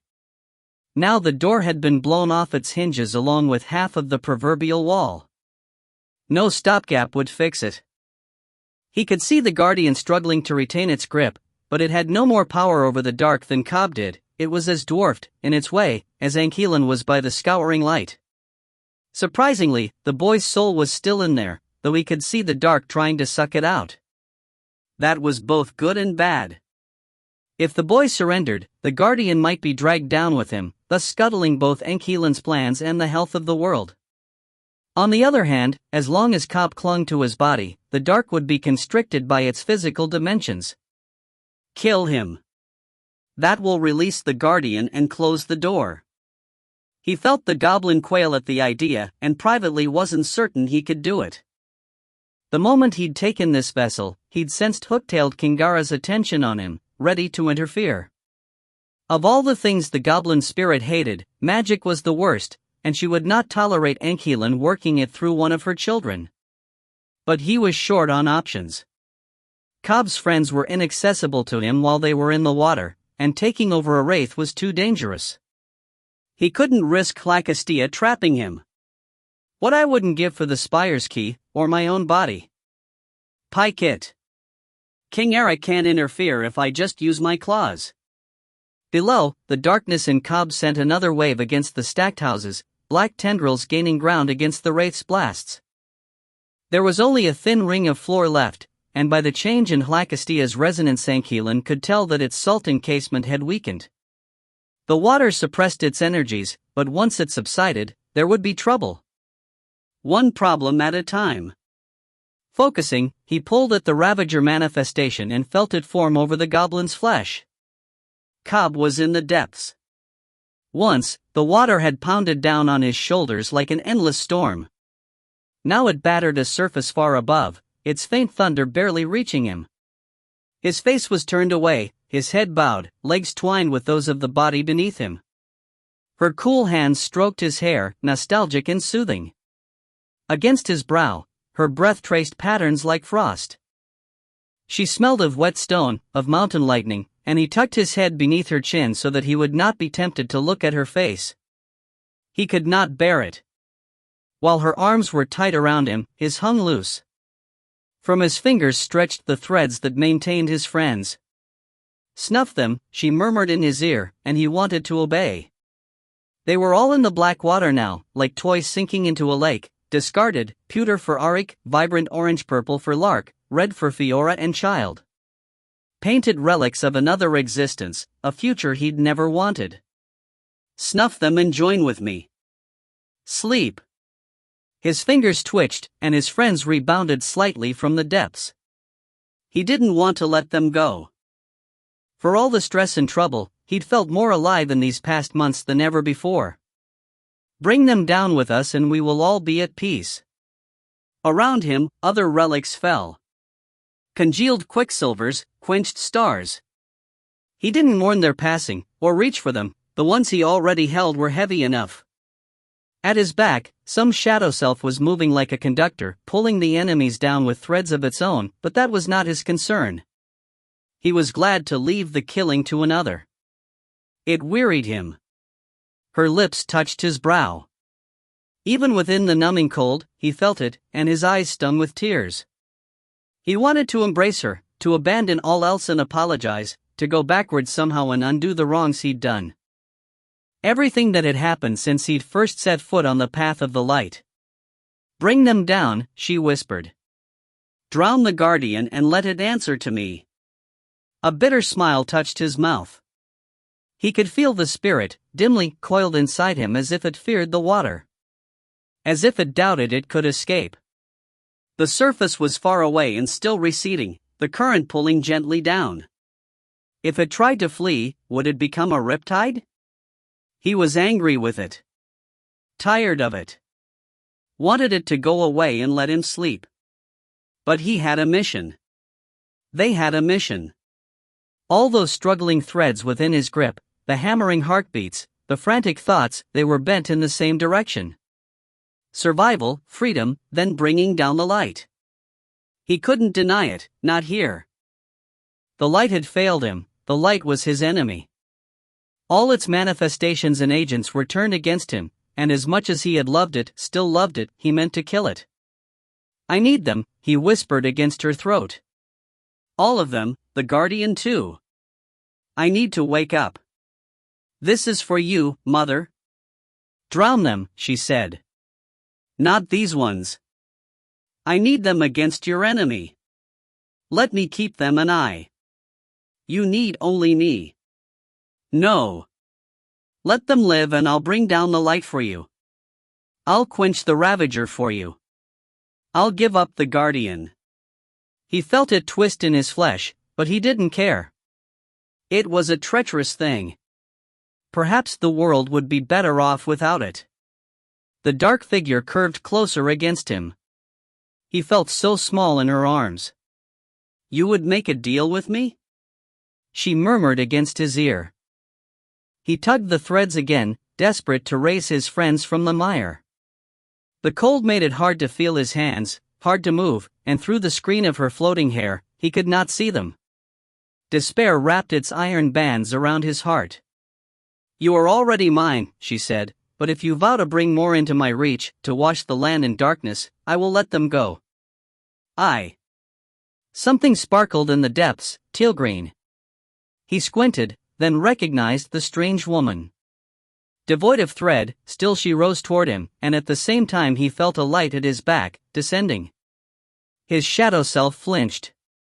His mother's arms curled tight around him, and he felt her push away from the surface to draw him deeper, protect him from that winged light.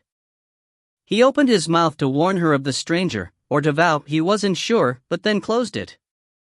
In the woman's hand was the silver sword, a gleaming answer. He closed his eyes and let it come. Rien recognized the voice in his head and the sensation of puppet strings yanking at his limbs. It wasn't the first time. As the wash of white feathers passed over him, he wondered if he should submit to it, for it had saved his friend Jared and been a decent, if irritable, host.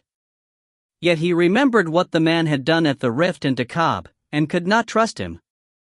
He had not asked permission, only took as if Rien's body was merely a tool. Even as the spirit's presence assuaged his worst injuries, the goblin gritted his teeth against its pull. He would not be used against his friends. He felt his own spirit watching, equally uncertain. King Era did not meddle, only inspired those who sought breakthroughs. As a castless wanderer, he had never felt her touch. To receive it now gave him confidence, made him struggle harder against the alien control. Stop it, said the bad man's voice from his own mouth. If you want to save the rest of them, we have to kill one. Don't worry, I'll do it for you.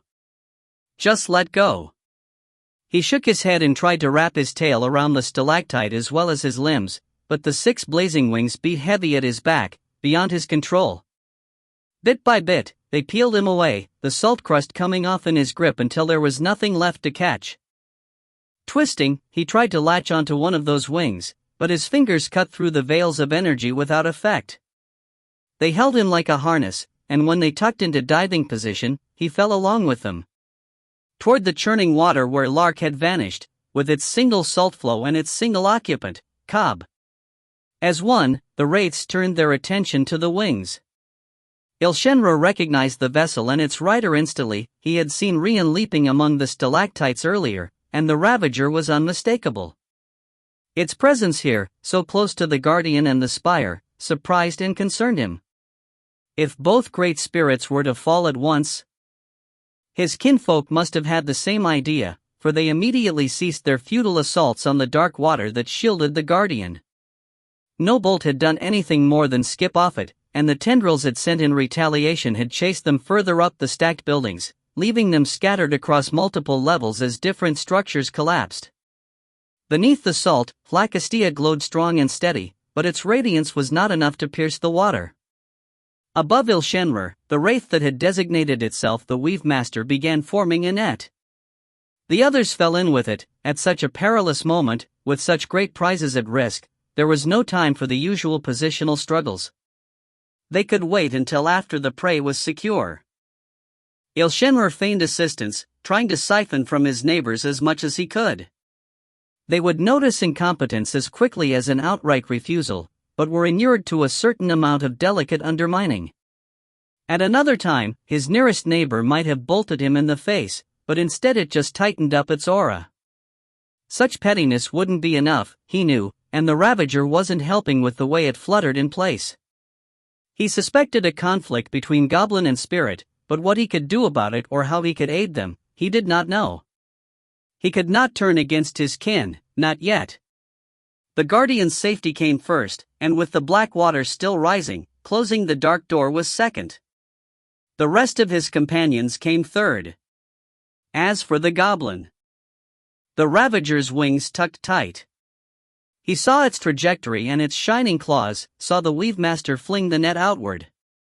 The probabilities tangled, the spirit might strike, it might be caught, it might fall upon Cobb and break his fugue only for both of them to be taken. He could not allow any of those things. Shaking free of the weave, Ile-Rien leveled a beam of power at the falling figure, and loosed it. The point of the silver sword pierced through water and darkness, through peeling salt bark, and into Cobb's chest.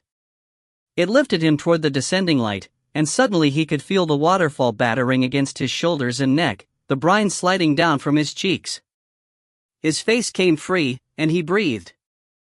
Her fist caught him in the mouth, mashing his lips against his teeth. His head snapped back and he realized he was standing upright just as he began to topple.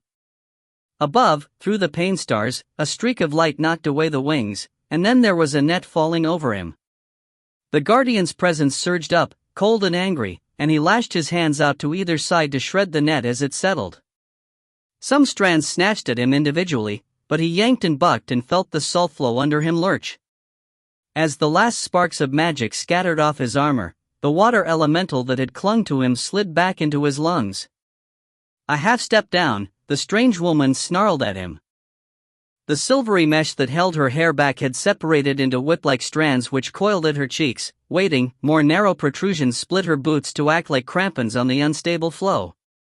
A roiling gauntlet locked her hand to the hilt of the silver sword, and Cobb braced himself as he saw blue-green energy arc up her arm to the weapon. It surged in through the gap in his armor and lit up his insides. He doubled over, choking, heart-spasming, and she grabbed him by an antler and shoved the sword in deeper.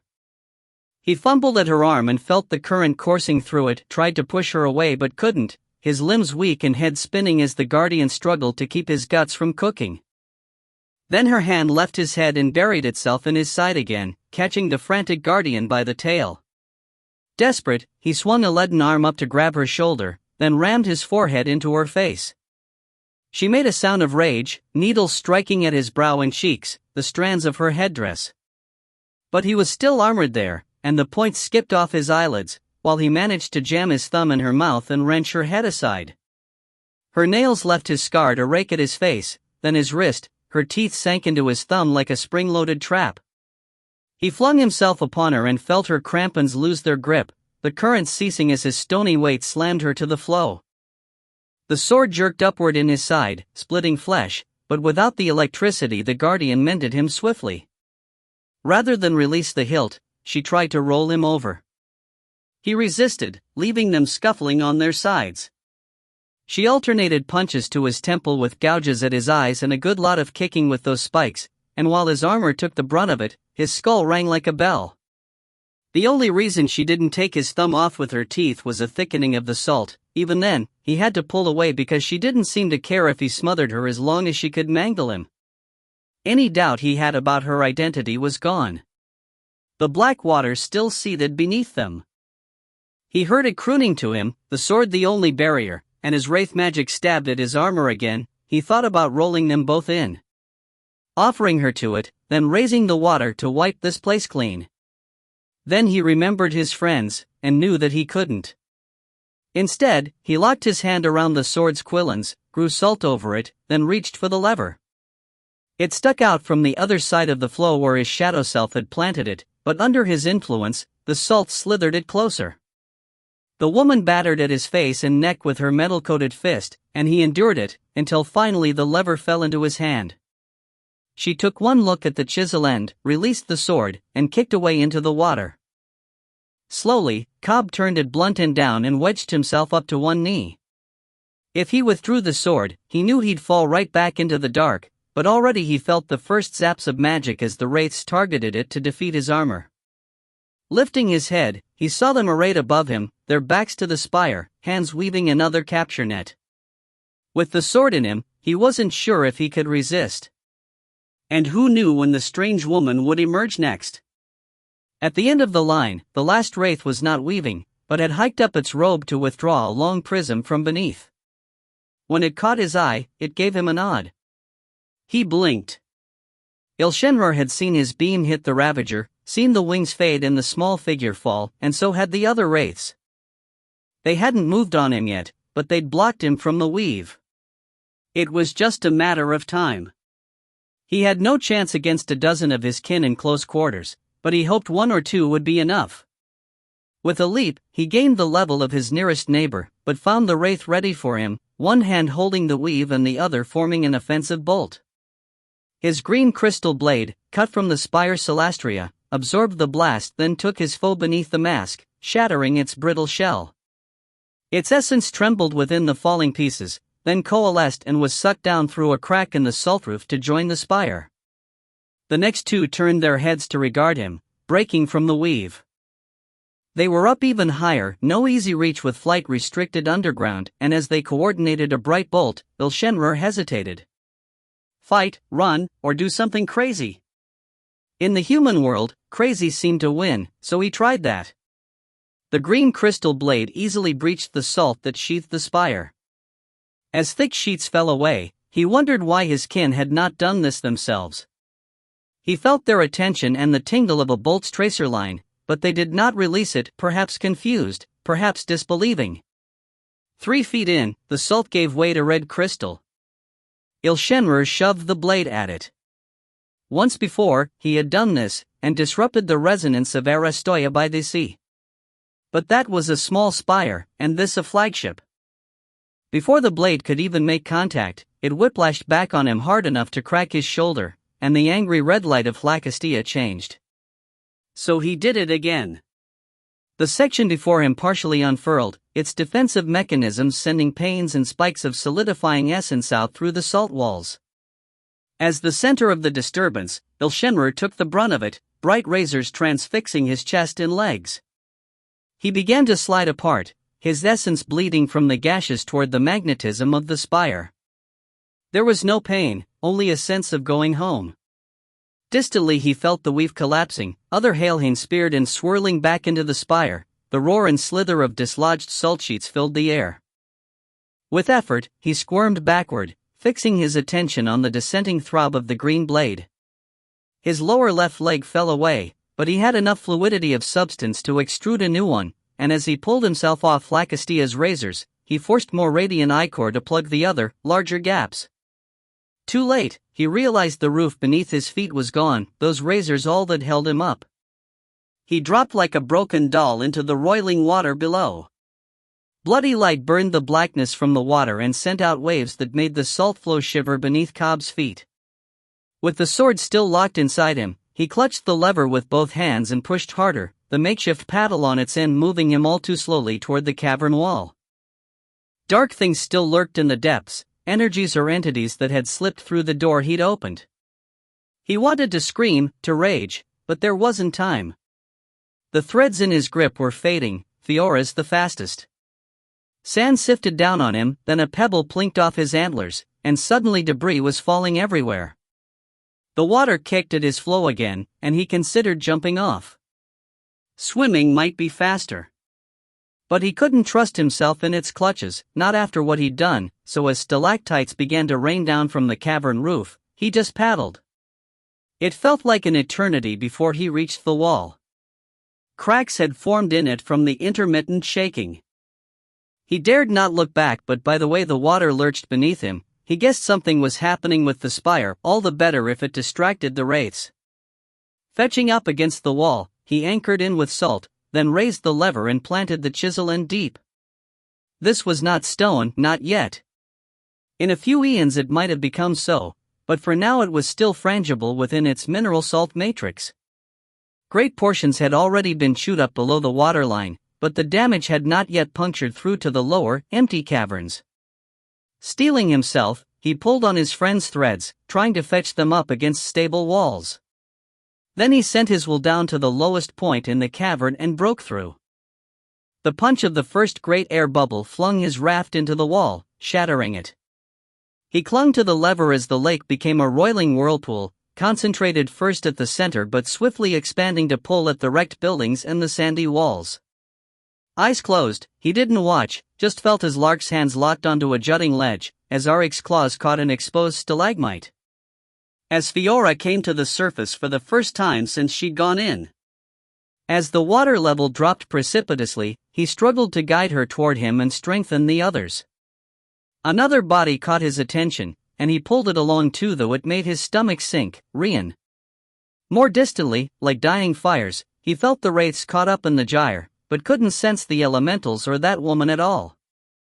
And still the sand rained down on him, and the walls shivered. He tried to pull material from the wall to make a plateau or at least a cubbyhole, but the water wouldn't let him. Every effort just did more damage to the destabilized cavern. When paler light began to paint the walls around him, he looked up to see sky. A huge chunk of ceiling broke free. The spire shifted, then slumped sideways. It must have pierced another cavern, because the roiling stopped and the water changed direction, scraping the basin clear in a matter of heartbeats. In the aftermath, silver folk and wraiths lay scattered across the chamber floor, few moving. Cobb, left hanging 40 feet in the air, let some of his attention turn to making footholds while the rest stayed on Fiora, insensate below. His other friends were either stable, or... He winced as he heard Lark's wail. Bruises were nothing. Fractures were nothing. Stinging salt, toxic vapors, pain, dampness, cold, they were nothing. All Lark saw was Rien, laying on the scoured floor as if dropped. His spindly limbs were outflung in all directions, his head turned at a bad angle, but still she told herself it was fine. They'd been through worse. Even if all the world shook down around them, they would survive. Her hands found his harness, the cloth all torn away from beneath it to expose cold, scorched flesh. No breath, no pulse, no light in those open eyes. Sand trickled along her scalp, down her neck. She felt the beams against her shoulders, the earth closing in, and then she was in the tunnel again, his tiny body cradled against her breast, his fingers just long enough to wrap around one of hers, his mooling cries slowly subsiding in her embrace. Softer, softer, then gone. Cobb planted the lever and dropped to Fiora's side. Her face was drowned white, her lips blistered, but in his fist the thin cord still flamed. Slowly he drew the sword from his flesh, then tossed it aside as the Guardian's presence settled around him. If the strange woman came for it now, she could have it. Gathering her into his arms, he pushed his senses through her skin as he had done with the hogfolk and sought out the source of the problem. Water in her lungs, and chemical damage, he could fix that. But what about the bad air when she came clear? He'd find a way. Focusing, he drew the water from her lips, felt her lungs spasm in response and encouraged them. The flicker of her heart grew stronger. Out, dredging sand and mucus along with the brine, until she was retching under her own power, her fingers digging into his arm with convulsive strength. Her eyelids fluttered, then flared wide, and for a moment showed only animal panic. Then she inhaled, coughed, inhaled again, and he realized there was a stir in the air around them. A clean current, drawn down from above. Hugging her close, he looked over his shoulder to see Ile-Rien limping toward them. The wraith was a tattered thing, one leg just a glassy knob, thick melted patterns on his side and chest, face once again immobile. In one hand he held a green crystal, with the other he drew a current of air from the broken ceiling. Arik padded behind him, soaked to the bone and distressed but whole, with an air serpent still fluttering at his muzzle. Just out of arm's reach, Lark huddled and shook, Rien a lifeless bundle in her arms. Dull anger rose in Cobb's chest. He'd seen the fatal blast and knew who'd cast it, but he'd also seen the wings. He could blame the wraith all he wanted, but it was clear that Ile-Rien had acted to defend him. Or was it? Jarenek's memories identified him as a student of the Ravager Kuthra. Ile-Rien had taught him everything he knew about the wraiths and their ways, and if he had lied, not even the Guardian knew enough to gainsay him. If Enkilan had spared him at the manor for a reason other than nostalgia. No. There would be no reason to shoot the goblin. Ile-Rien wasn't a spy. "We must go," said the wraith. My kin will rally soon. They did this, Lark rasped. Let them come. Cobb coughed the water elemental from his lungs in case he had to start yelling. He owed Lark, but they didn't need this right now. That she blamed the other Ile-Rien was good, but... I did it, said Ile-Rien softly. I loosed the bolt. I am sorry, but I saw no other way. For a moment, all was silent. Tension filled the air like smoke. Behind the wraith, Auric curled his clawed hands, gaze fixed on that vulnerable neck. In Cobb's arms, Fiora made a questioning noise, and he squeezed her tighter, unsure what to do. Lark set Rien down on the floor, then slowly rose to her feet. She managed 2 steady, deliberate steps before her control broke, but rather than flinging herself at Ile-Rien, she grabbed the tectonic lever and tried to wrench it from the ground. It wouldn't budge, and at the contact, the air serpent that had sustained her fled.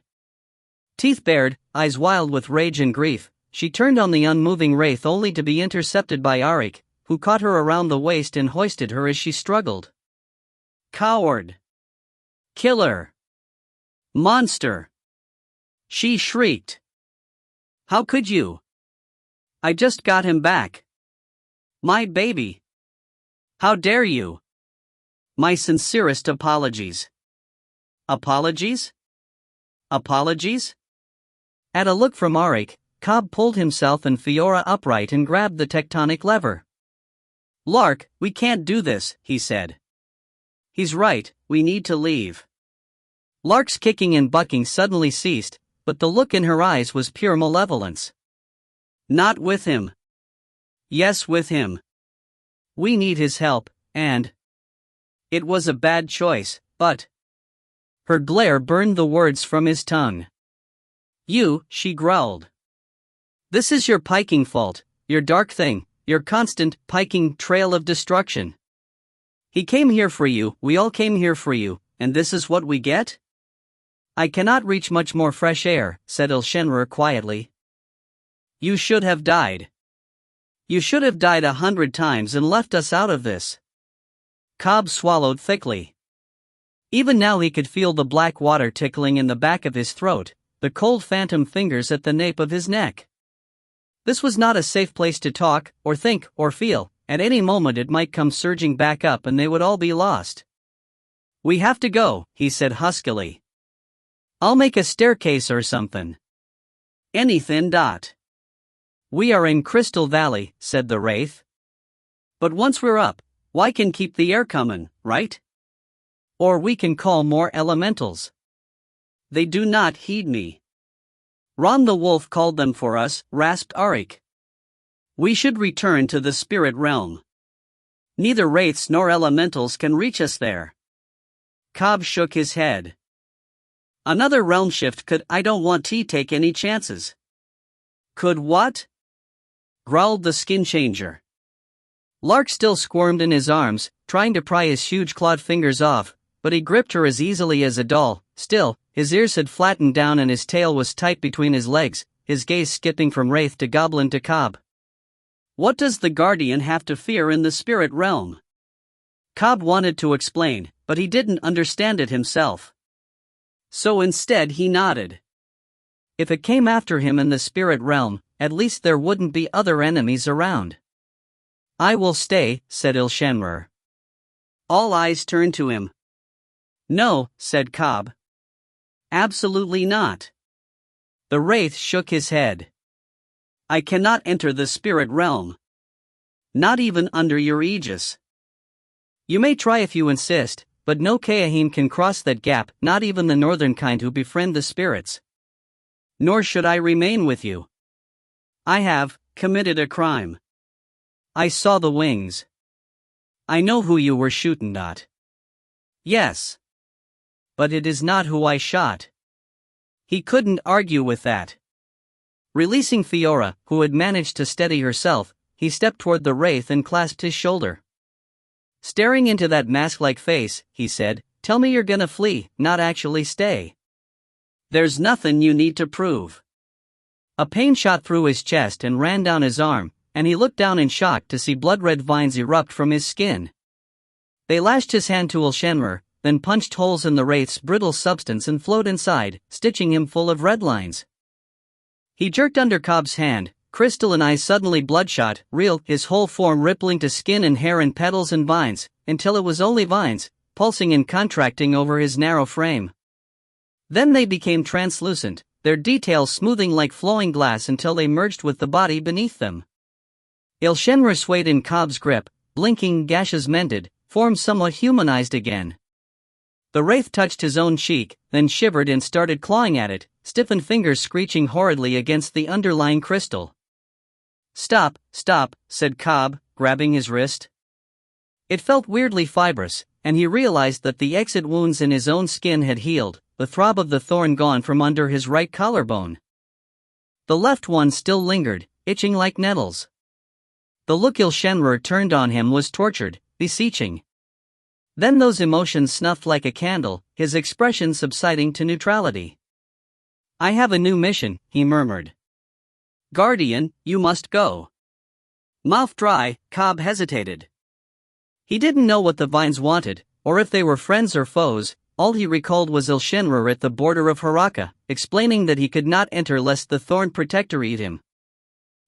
Are you?" "I am well," said the wraith, gaze distant. "Please. Go." Cobb released the wraith's shoulder and took a step back. Immediately, Ile-Rien turned to face the spire, which still flickered with disturbances. Sand sifted down from the portion of the ceiling it rested against. It was perhaps only a matter of time before it collapsed further. As he moved away, Cobb glanced back to the others. Fiora was bracing herself on the lever, coughing into her sleeve. She looked haggard and blistered but had already retrieved the silver sword, and offered him a tremulous smile. Arik had set down Lark, who once again held Rian's sad bundle to her chest. Catching his gaze, she glanced up fiercely. "If we go to the spirit realm, we can find him. Right?" He didn't have the energy to gainsay her. Beckoning them close, he lifted the lever and let the pull of the Guardian's essence slide them between realms, leaving Ile-Rien behind. Chapter 15, Lineages. Anquilin watched Hlakastia subside with a deep sense of concern. His dead hawk had arrived on the scene just in time for the fall, and despite the dust and salt that plumed high above the hole, he could see it down there, pulsing like a heart.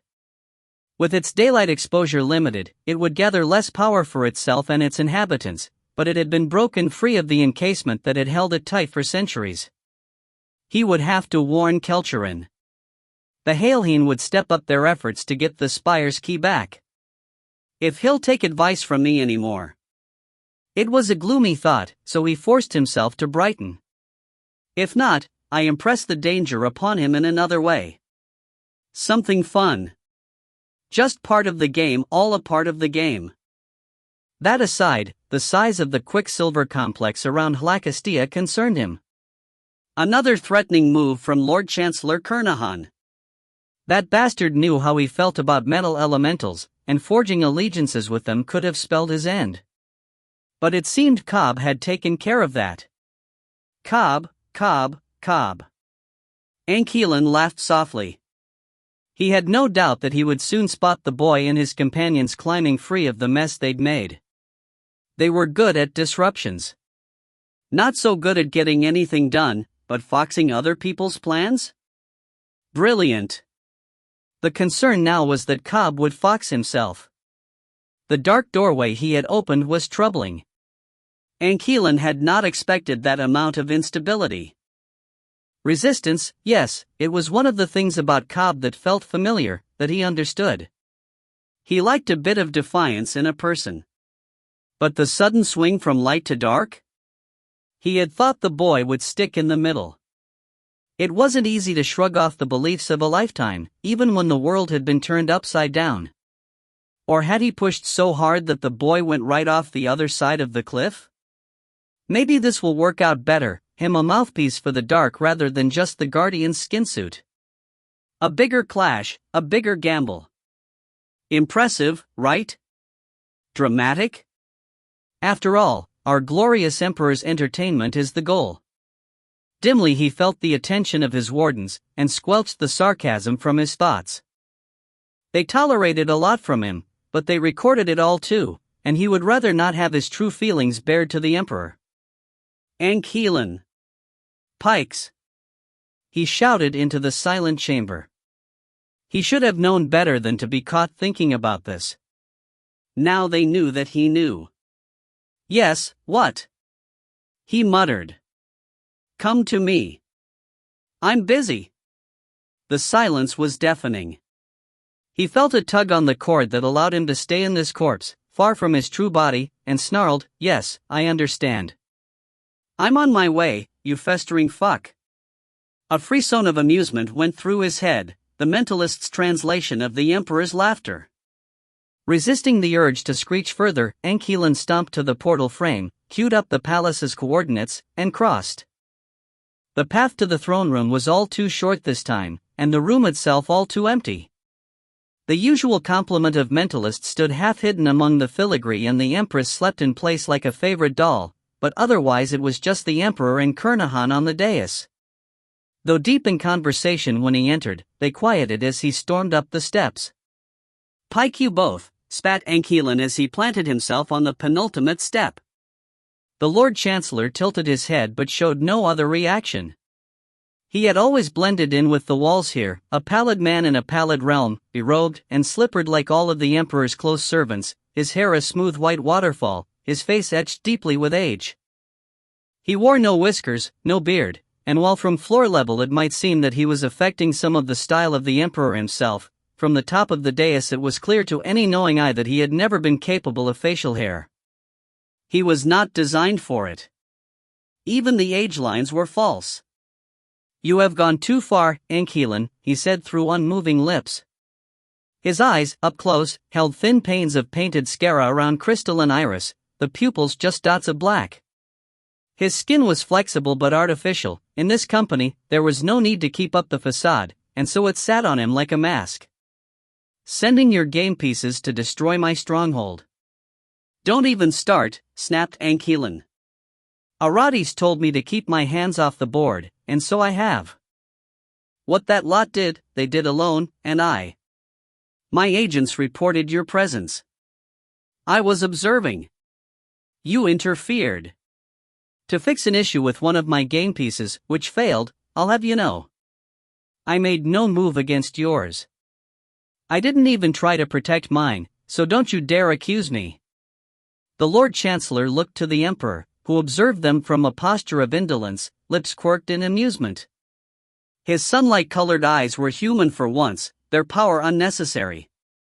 Am I to adjudicate? He said mildly. For I don't see a concern. Anquilin glared. You called me here. At Kernahan's behest. You've barred him from contacting you personally. Because he keeps trying to capture me. Do you not see a problem with this? Should I? The next thing he'll say is that you should give me to him as punishment. He and his people do it every time. Perhaps you should cease harassing them. I don't harass them. They harass me. Birds, said Kernahan crisply. Dead birds at Aristoia by the sea. Anquilin crossed his arms over his chest. I have no idea what you're talking about. Shadaxi, I'm hurt, said the Emperor in a tone that was anything but. You truly think that I would turn you over to another, even an ally?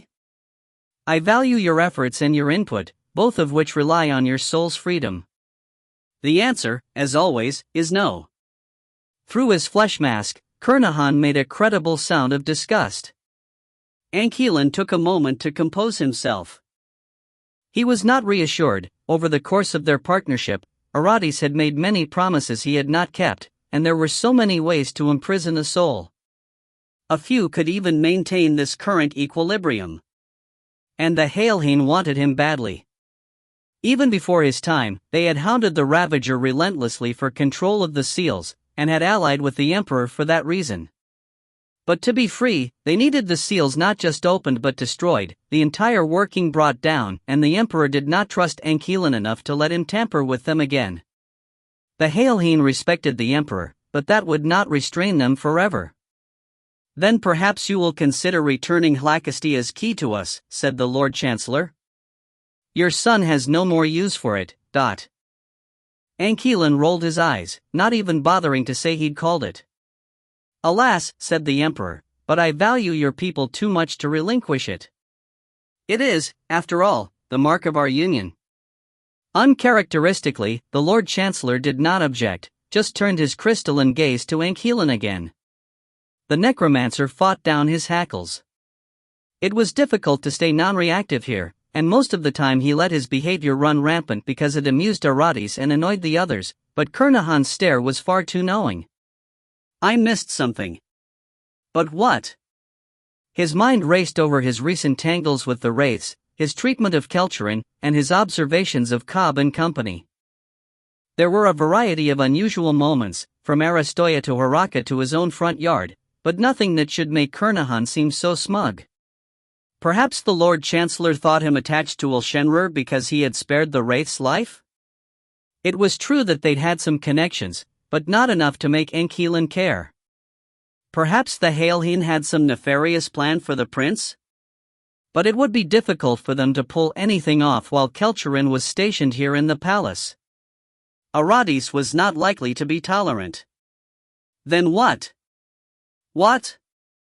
I believe that is all, Your Majesty, said Kernahan abruptly, looking back to the Emperor. Though of course I would prefer that you change your mind. Perhaps next time, said Aradis, then made a dismissing motion toward Anquilin. You may go.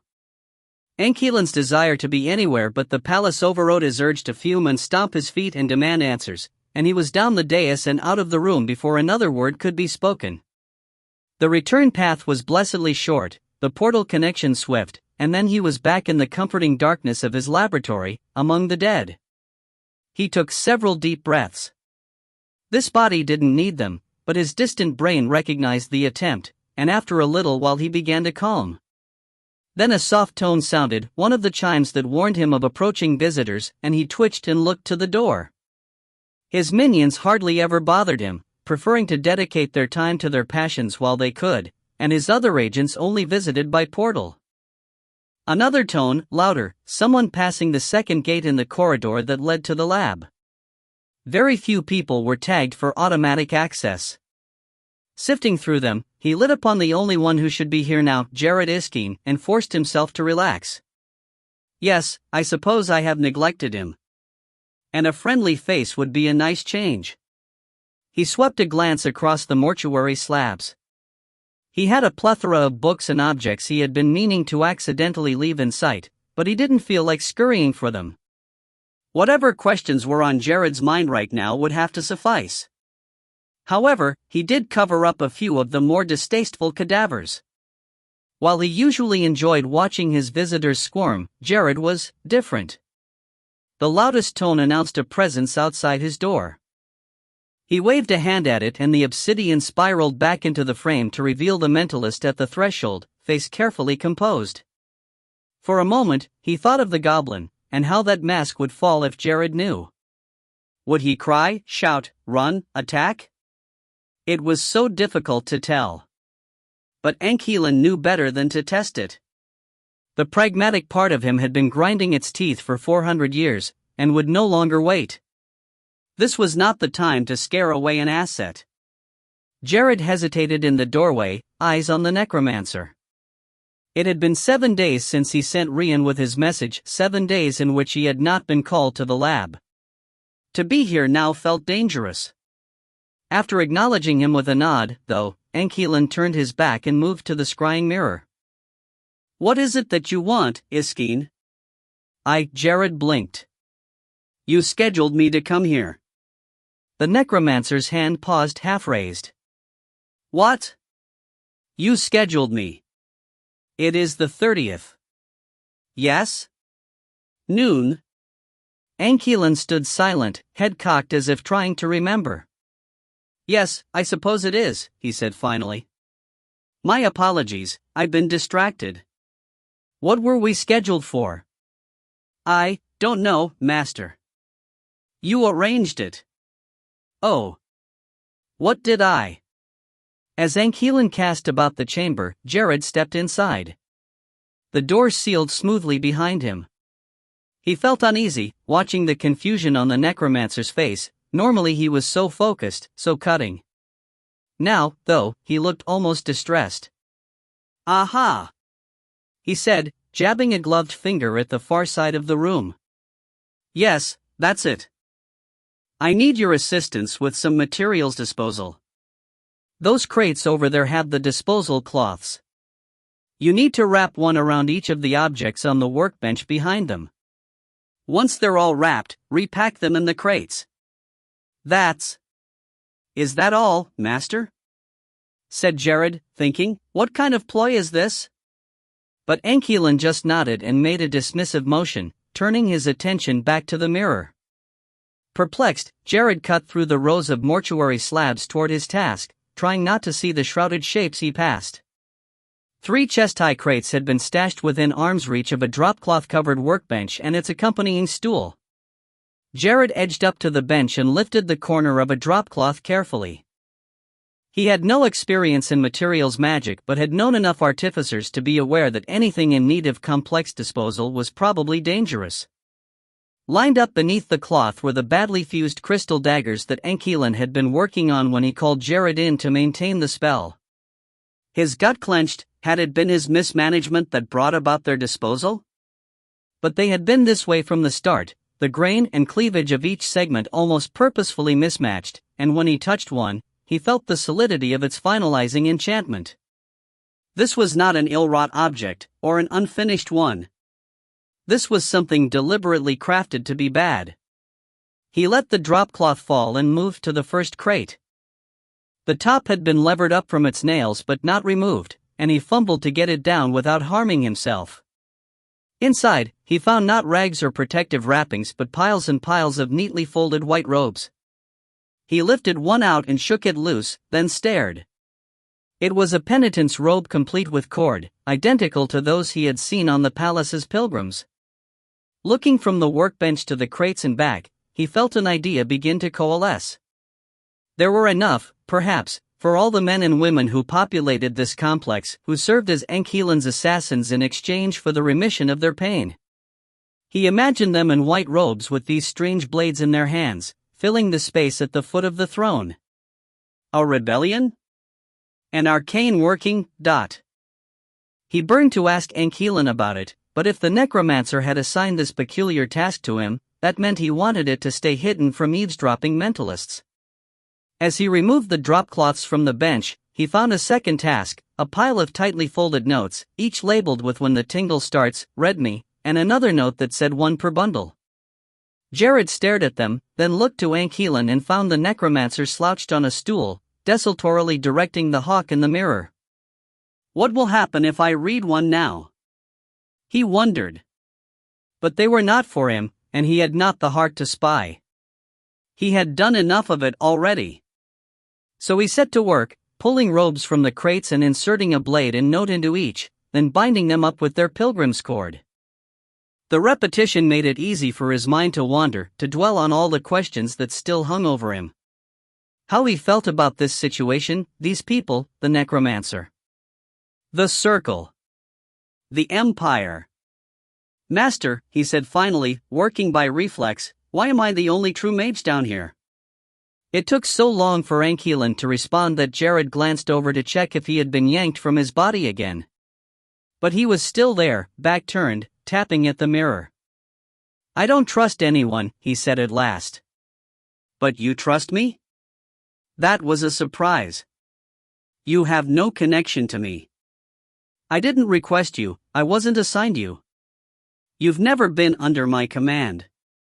I suppose you could have been bait, you could be communicating with superiors right now. But I don't think so. You don't trust the Inquisition? I'm not stupid. But you're their leader." Ankelan snorted. "In name only. I'm mind-blind. Anyway, the Inquisition has its own agenda. All I've done as its leader is keep it out of mine. There are no other mages that you trust?" "Not with my work, no." "And no non-mages?" Silence. Then, flatly, what do you think? Jared remembered the portrait of the stern, silver-haired woman. You're married. We're married? I am. Where is she? Dead. Jared blinked. I'm sorry. How did she? No, I apologize, I shouldn't pry. I killed her. Shocked by his bluntness, Jared said, I made a mistake. I've made many mistakes, but that was my greatest. Ankeelan's voice was still flat, detached. I haven't had much opportunity for making friends since then. What about your daughter? His shoulders stiffened. Who told you? No one. When we were in the palace, you asked the priestess about her. A long moment passed in which Jared stared at the man's rigid back, wondering if he'd crossed the line. Then, slowly, Ankeelan's shoulders settled, and he said, it wasn't a question. Just a snide reflex. They took her a long time ago. Who? Trifolders. Brancerins, Nuri, specifically. My wife's people. He sighed and made a sharp gesture with one hand. I don't want to talk about it. Suffice to say that both of them are long dead. Is that how you became a necromancer? No. And what part of don't want to talk about it do you not understand? Jared swallowed his many related questions. Since Ankeelan just sounded harassed and hadn't barred other topics, though, he tried, since then, you've just been working? Pushing the boundaries of Dalervike takes time. Body magic. Hundreds of years? Not exactly. I've had more time to think than I've had to work, which is good. I haven't always thought things through very well. What do you mean? I mean I fox things up, Jared. I ruin all I touch. Ankeelan's finger stabbed the mirror, rattling it on its stand. Sometimes on purpose. I don't understand. The Emperor wanted to make his own minions. Take the job off my hands so I'd be free to design ones closer to his stellar locusts.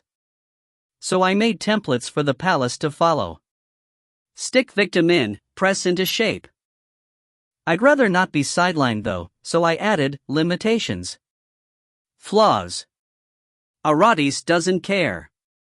He just keeps flinging people in and hoping some turn out useful. And he won't let me fix the templates, because the last time I did, I removed fertility from the controllers because I was not allowing them to have babies that clawed their way free. I told him it's not sustainable to have the females die every time, and he said fine, just restore fertility to the Senraka. But I refused and now he won't let me touch any of them. And then he has the gall to complain about the conversion rates. You saw what he and Rakmar are like. They want more specialists but they go behind my back for it because they distrust the ones I do by hand. Why? Because I make them independent, and they don't get the palace euphoria. Jared frowned. What's that? It's mind shock? Yes. From badly done conditioning. The necromancer chuckled faintly. The euphoria is like that, but they get it when they think about the palace or the light, or come in contact with it. They tell me it's rapturous. The ones I handmake don't get it much and they just plain work better. But they're not the Emperor's ideal, so he just stuffs more hapless idiots into the templates and complains when they turn out wrong. Like the women and the bearman, Jared thought, guilt clutching him. He wished he could have done something, rescued them somehow, instead of cowering in his own receptivity. But he had learned much from the experience, and hopefully it would help the others. Hopefully Rien had reached Cobb, and they were planning their assault. Meanwhile, it wouldn't hurt to learn more. You said stellar locusts. What are those? The Outsider's original people. Great big radiant creatures, like bugs but with faces and hands, sometimes torsos. Many types. He says he was trying to find them a new home, that the whole portal and invasion was his attempt to save them. Never mind that they slaughtered their way through Ile-Rien, no, they were refugees and we're the villains for closing them out. What? They're all dead, supposedly. That's why I'm making new ones. But he's never happy. He says they need to be more wraith-like, but I can't recreate a wraith, it's just not possible here.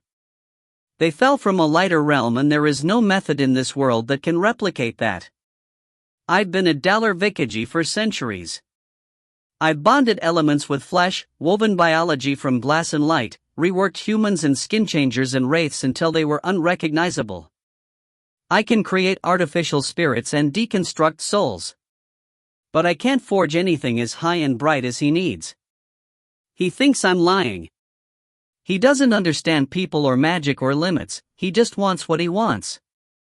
And when I told him the world isn't light enough, he said he'd make it so. Alarmed, Jared said, we spread the light because he wants to change the world. Physically. What would it be like? Ile-Rien shrugged. Hotter. Drier. I don't know much about where the stellar locusts came from, but I don't think it had water. The wraiths would be fine, but nothing originating here would survive. Jared tried to wrap his mind around this. Why us? Punishment, I think. For closing the seals against him. You'd be surprised how petty a greater entity can be. How much time do we have? Until he transforms the world? Ile-Rien shrugged again. It's slow going. He only has a small aperture. But I know he hides things from me, so while I think we have a few millennia, it could be mere centuries. Not my problem, then, thought the coward in Jared. He squelched it. If you disagree with him, why are you helping? It's a nice distraction. Ile-Rien's voice was wry. We immortals need something to pass the time. Games and projects and wars and children. I crafted his son, you know. The Crown Prince. The Emperor delighted in him for years, but then he got bored. Wish I could say it was more than that, but no. So he shunted Kel to the army, shut down the imperial court, scattered the courtiers. Focused on our game. Except now he's gotten bored of this too. Next will probably be more projects like the White Flame armor. The Emperor isn't fond of it, but Rakmar supports it because anyone can wear it and become a soldier. It's an invasive encasement, sort of a step up from a body thief's bracer, integrates with the nervous system, compensates for injury and deformity, absorbs energy, maintains homeostasis. You can put it on someone who's just had their heart torn out and they'll thrive as long as they keep it on. I'm proud of it. I just wish.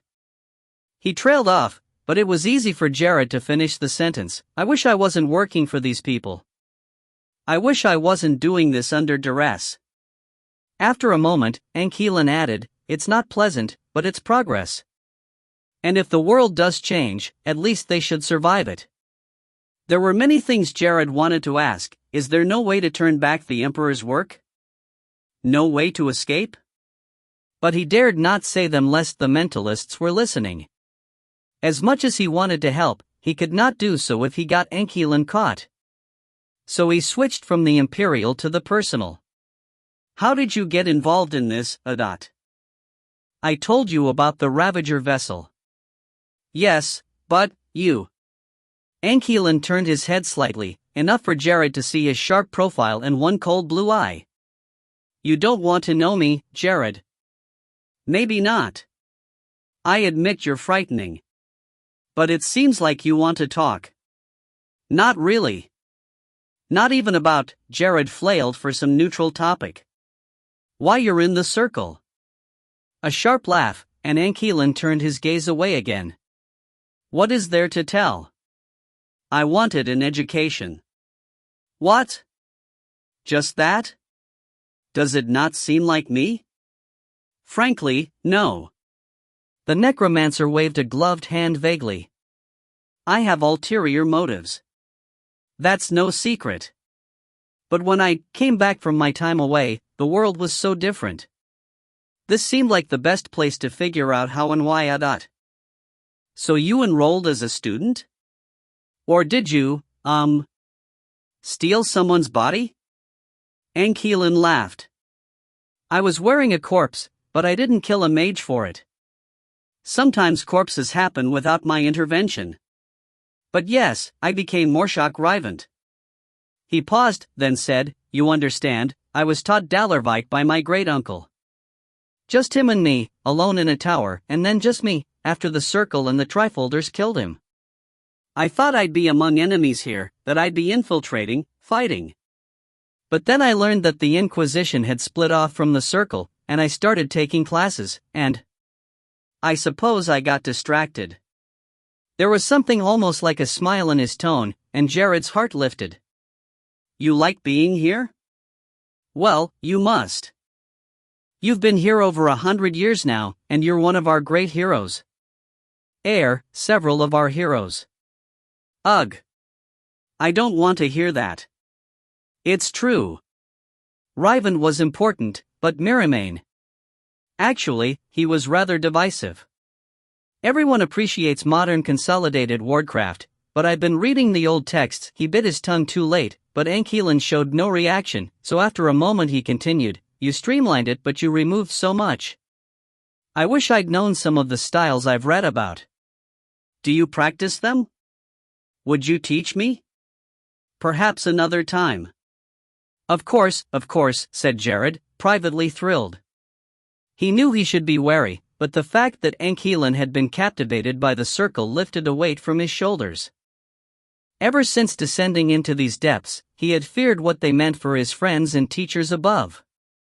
But if Ankeelan just wanted control, all options considered, he could accept that.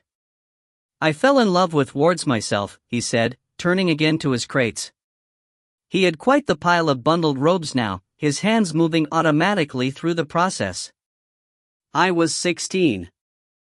I'd been in mentalist training since I was 10, but it was boring, so many ethics courses. Can't do this, can't do that. Completely necessary, just dull.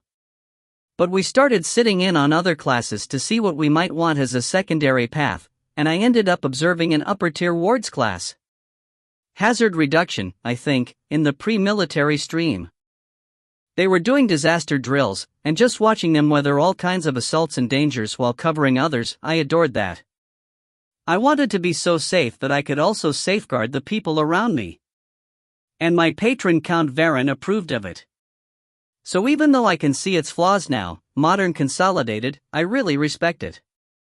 If you enjoy safety so much, why are you still here? So I can observe. So I can keep others safe. But mostly because you rescued me. I'm not afraid. Ankeelan didn't react, and when Jared glanced at him, he was back to tapping at the mirror. His motions revealed less frustration than before, though, and Jared decided to take it as a hopeful sign. If the necromancer could be influenced. He smiled ruefully. It was a long shot, but he could try. Asterisk. In the ensuing quiet, Ankeelan tried to focus. The hawk in the mirror had yet to find Cobb's trail, but when it did, the Ile-Rien would follow. He couldn't let them interfere. But something nagged at him about Hlakastia and that smugness in Kernahan's aura. About Jared's cautious questions. He'd gotten caught up in his own rambling and now he couldn't remember what had hooked him. What had he missed? Maris waited impatiently for the scrying window to clear. She was using one of the Ile-Riens because hers, along with everything else she'd kept in her salt-walled chamber, had been washed away by the black water. The window was just a round protrusion from the deep red crystal wall, its liquid-like surface swirling with fog as it sought a connection at the other end. She shifted on her feet and grimaced at the way her boots squished. The leather was ruined, mandating a visit to the human lands for a new pair. Always distasteful. The stink, the clamor, the prying eyes. She had nothing against humans, but why did there have to be so many?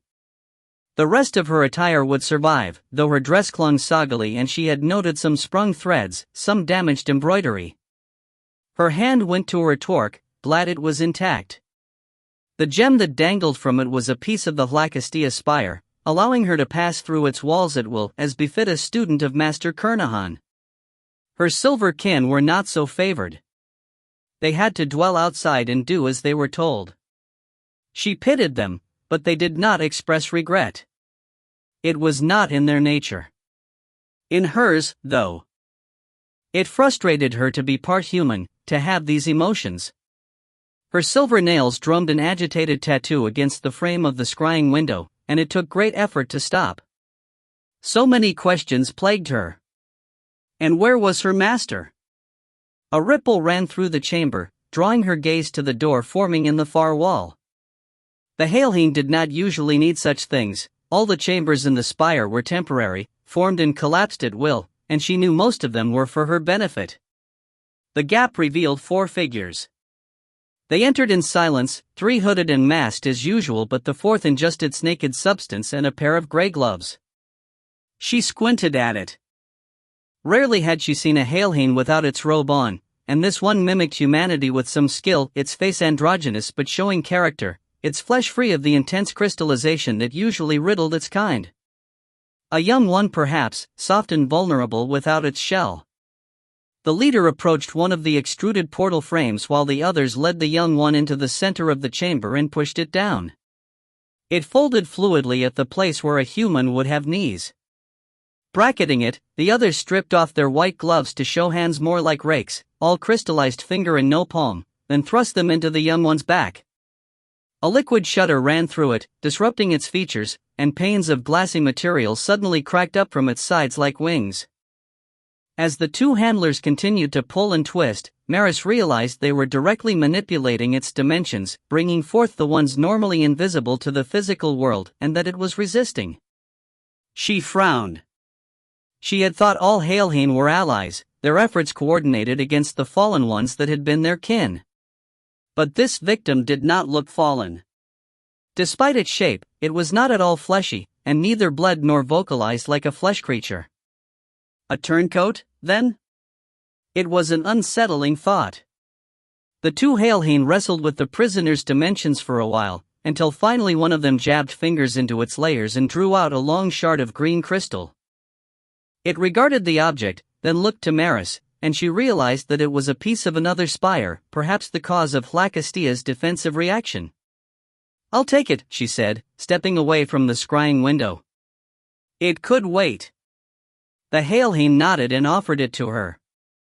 As she wrapped her hand around it, she felt a thrill of unusual energy slip under her skin, and wondered what spire it had come from. Did it belong to the Ile-Rien or to the fallen ones? Could she keep it?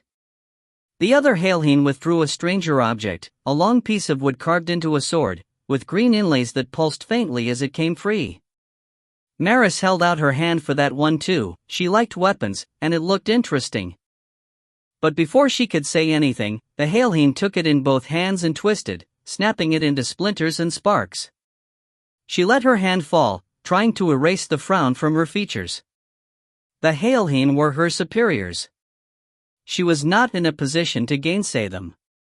For a little while longer, she watched them dig through the prisoner's layers, but they found only some portal stakes. Maris requested those and again the Ile-Rien permitted it, and she tucked them into her belt. Her own had been washed away, and this saved her the effort of forging new ones. Finally the portal opened, and the 2 searchers hauled the prisoner up and through. She contemplated the empty frame in their wake, questions nagging at her. If it wasn't a fallen one, if it was actually a turncoat Ile-Rien, what did that mean? A prickle in the air alerted her to a connection, and she turned back to find the scrying window clearing.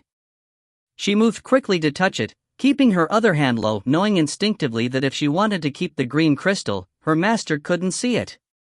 The image resolved into Master Kernahan's familiar crinkled mask, the scene behind him stark white as always.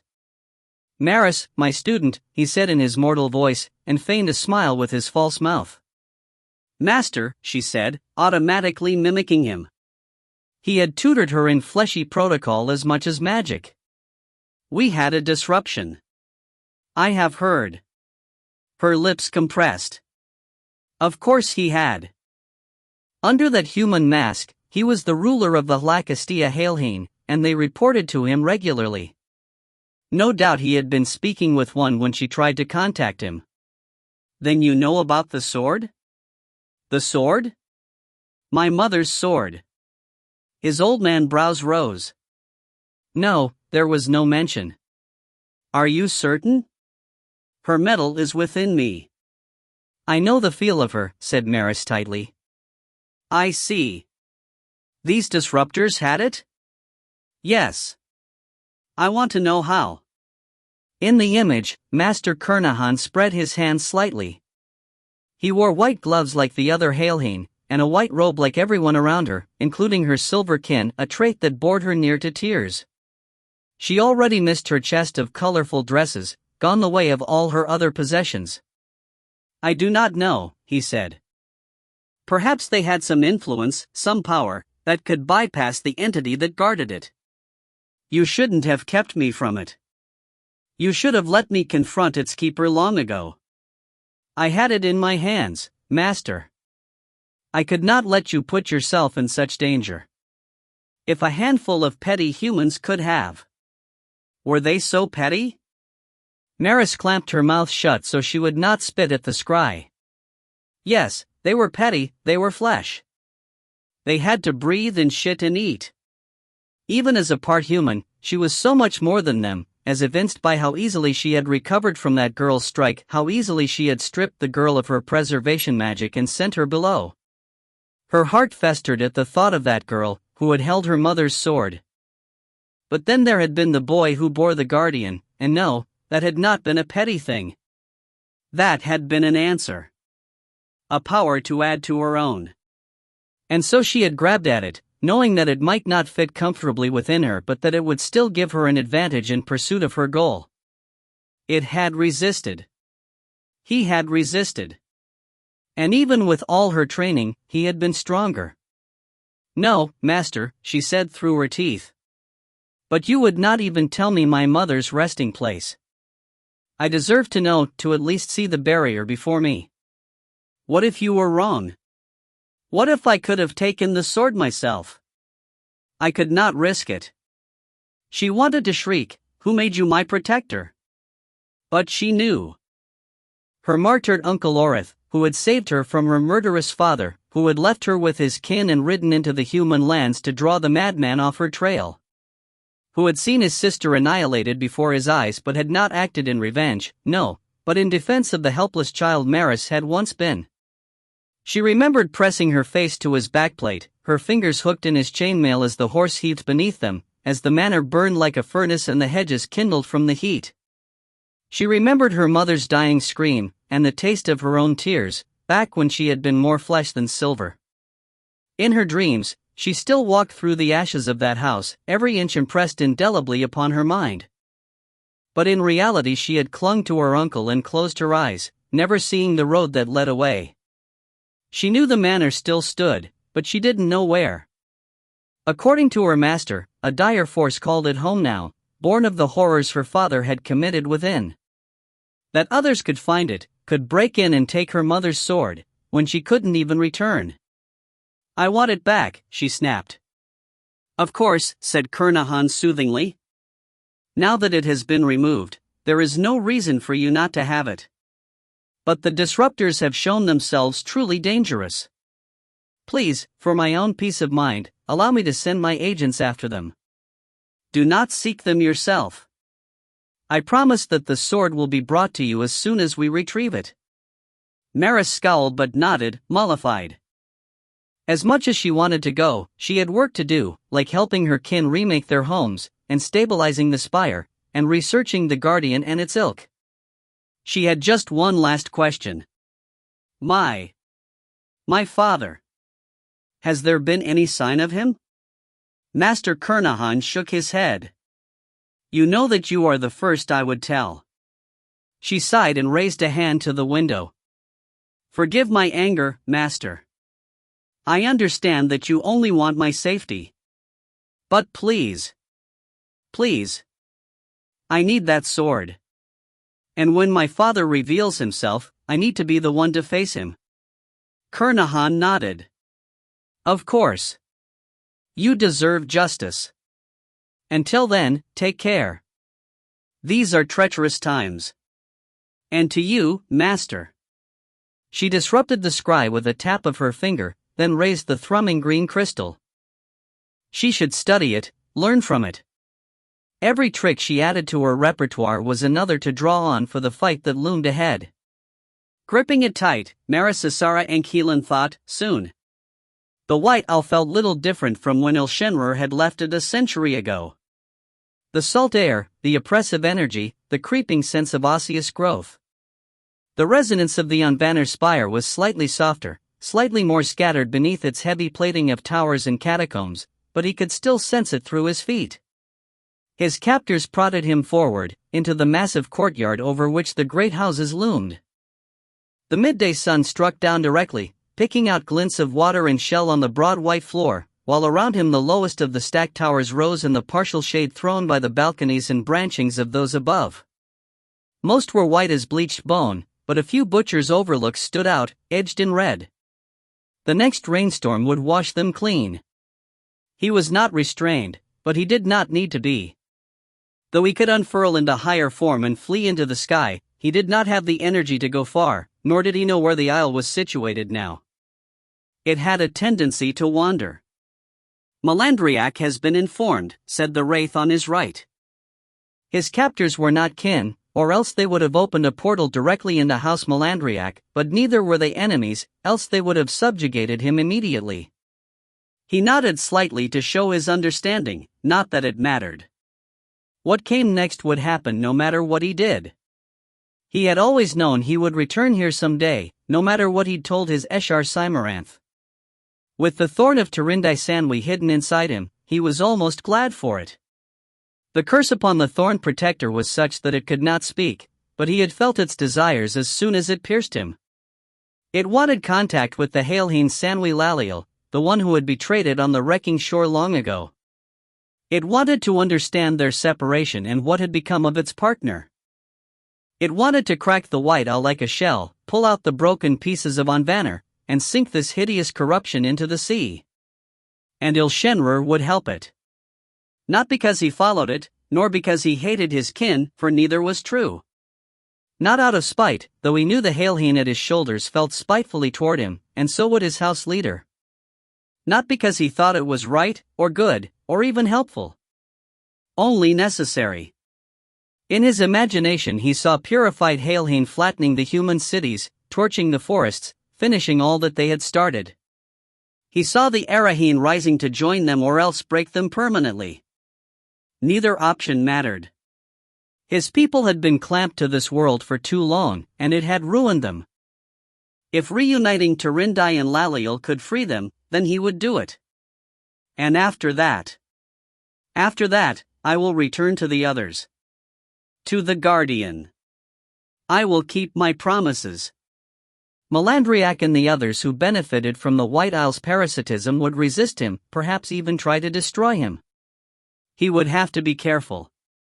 And so, when the great gate opened at the base of the Malandriac tower and the white-robed figures approached him through shadow and light, he did his best to hide his smile. Chapter 16, Burning Bridges. So Wes, darling, have you decided what to do about her? Specialist Wesker paused with the fork halfway to his mouth.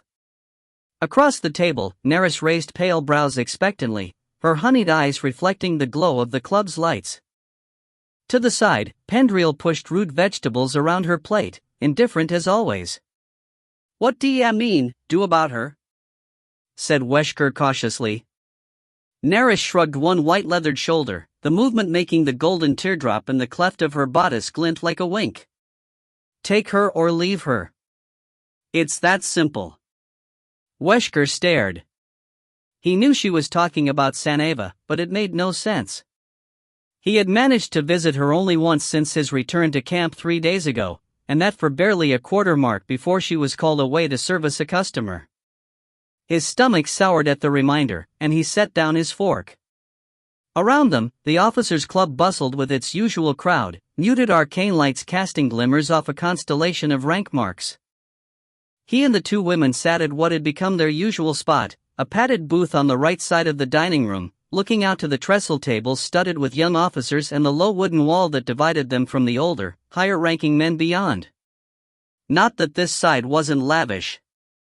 Burnished wood and brass, comfortable padding even on the benches, black-garbed servants that he had initially taken for scouts.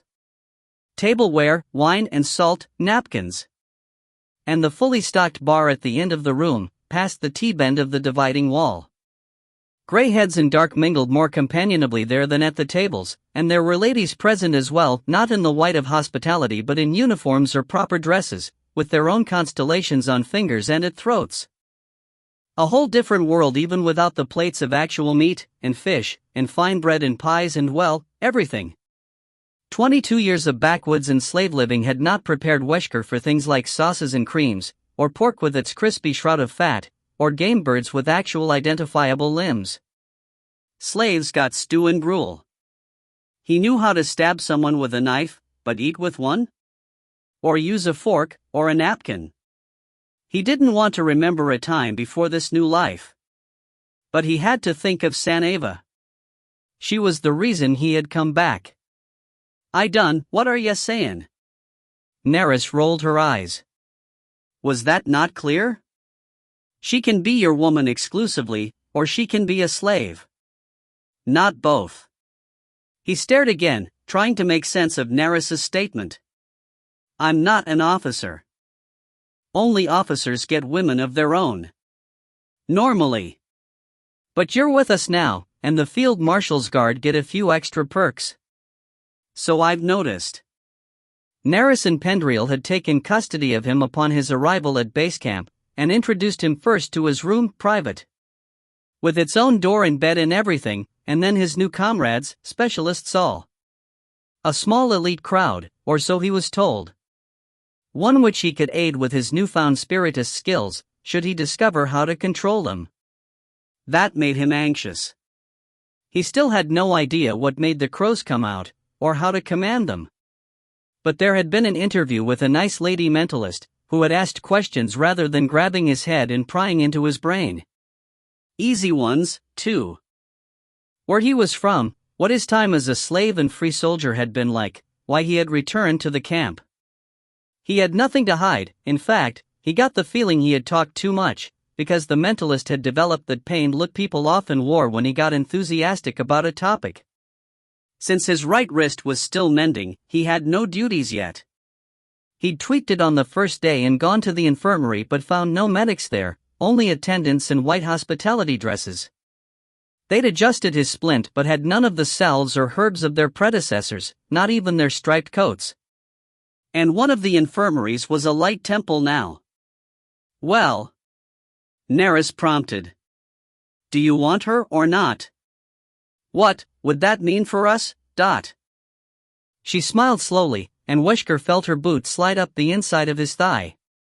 He squelched the instinct to recoil. They had been sleeping together since that first night, when he, thoroughly soused and convinced this was a dream, had accepted her offer to break in the bed. Even drunk, a part of him had expected it to transition to a nightmare. Now, on the fourth day, he was getting annoyed that his nerves wouldn't just let him enjoy it. But she was dangerous. The nail marks she'd left all over his back were only the start of it. And he didn't want to anger her by choosing wrong. "Darling, don't worry," she said. "I'm not the jealous type. And you need someone to look after you when I'm not around. So yet. We'd still. Sure, if you want to. And I don't mind girls. We could all be together." Wesker opened his mouth, but no sound came out. The blood had left his brain. All he could see was the twining of limbs in his nice new bed, two pretty faces gazing up at him in adoration, one fair, one red-haired. Then a vision of Saneva strangling him. She might go for it. Never know until you ask. But though he knew his people were more likely to marry as groups than as couples, his own parents had been 2 of 6, he couldn't see her bedding down with an Imperial. Not after what she'd been through. Though maybe it would be all right if it was a woman. No, she already has a mate. Children. But this'd get her off the fuck roster. I'll take her, then. Nerys dimpled girlishly. Terrific. We should give her the good news, don't you think, Dot? He looked down at his plate, at the piece of garto on his fork and the picked-over array of vegetables. It felt unnatural to leave food behind even though he was stuffed to the gills, but the officers' club wasn't going anywhere. And he could bring Saneva with him next time. She'd been so skinny under that white dress. Yeah, he said, and pulled the napkin from his collar to scrub the sauce from his tuft of beard. She ain't made for that kind of life, the one she's got. She'll be happy to get out. Will she be free? Not instantly, but it's negotiable, said Nerys, sliding from the booth. Even after having explored her thoroughly, Wesker couldn't help but stare as she straightened her bodice and adjusted the truncheon-bearing belt across her hips. Something in him expected her to evaporate at any moment, or transform into. Don't fool yourself.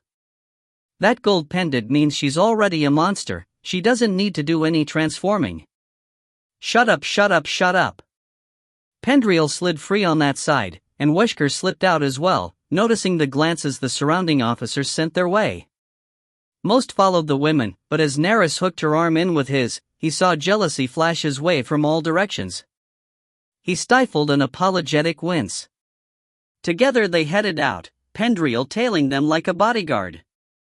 The club door opened into a little courtyard walled in by barracks, its space set up with awnings and benches and tables like a tavern's yard in summer, the packed earth beautified with potted plants and brick paving. A few officers sat out there, enjoying the lukewarm winter sun, and their eyes followed Wesker's escorts as well. Part of him wanted to preen, part to run and hide. He wished that latter half would go away. It was nice out now that the rain had stopped. Fresh and bright, with clouds scudding across a pale sky and reflecting in the puddles. Elsewhere in camp, it probably stank to the rafters, but here by the officers' housing and the command post till the refuse was well tamed, the alleys patrolled. He could breathe air untainted by the rankness of other men, and walk through space uncrowded by bodies. He could laugh and not expect a strike. Nerys matched his stride with ease, and they turned east from the entry, toward the mages' district. The great glass and steel dome of the casting chamber rose high over the cottages that surrounded it, ropes of red and white energy crackling up from its peak to constantly reinforce the camp ward. The sky above it looked pinkish, and he wondered how many of the old crimson mages had been replaced by white robes. He had helped build that structure, digging the foundation then laying the first stones under the harsh sun, 100 other men straining alongside him. The mages had brought earthen servitors and great constructs to raise the walls, evidently not trusting the slaves, and magic had assembled the domes, sealed the cracks, and laid the inner floor with its circles of precious metal. On the other side of the street ran rows of free soldier barracks, military police bunkhouses and their associated jails. The three of them passed close to the cottages, then tucked down a side street that ran south, the crackle and hiss of energies fading slowly behind them. Here were warehouses on one side, doors standing open as supply officers paced and checked and hollered at civilian haulers, and the military police on the other, sitting or leaning by the steps to their bunkhouses, smoking and looking bored. And ahead, the laundry lines and white banners of the women's quarters. Wesker's stomach tightened. Abruptly he felt ill, overfed, guilty.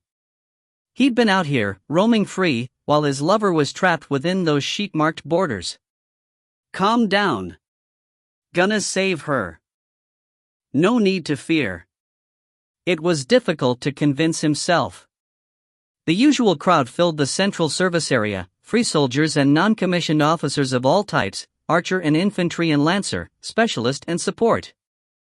Women in white dresses scuttled about, dodging hands and pouring drinks, or else perched in laps with varying degrees of enthusiasm.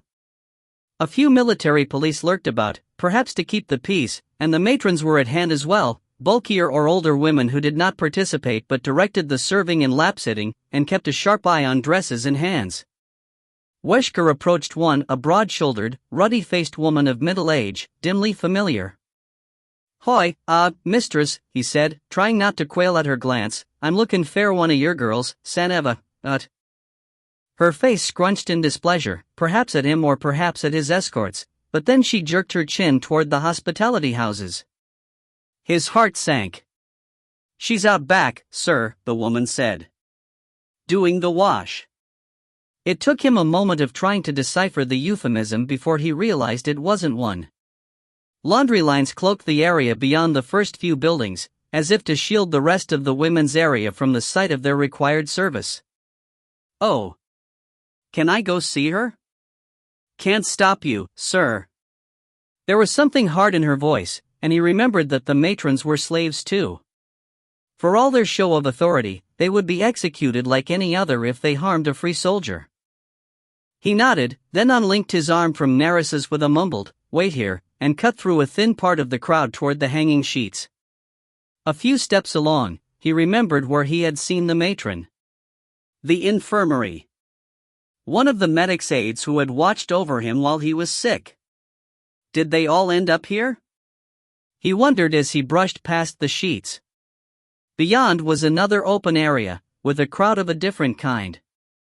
Laundry lines ran from bunkhouse to bunkhouse, creating a labyrinth of garments that stirred in the breeze, while at the open center stood great vats being stirred by women with poles. Young children, girls and boys, fed the occasional goat chip or chunk of charcoal into the brick furnaces beneath them, the smoke threading up from central pipes to avoid the laundry. At first, Weschker thought they were boiling the clothes, but as he pushed clear of the forest of sheets he found other women arrayed around the furnace space, sweating as they scrubbed garments in much smaller basins.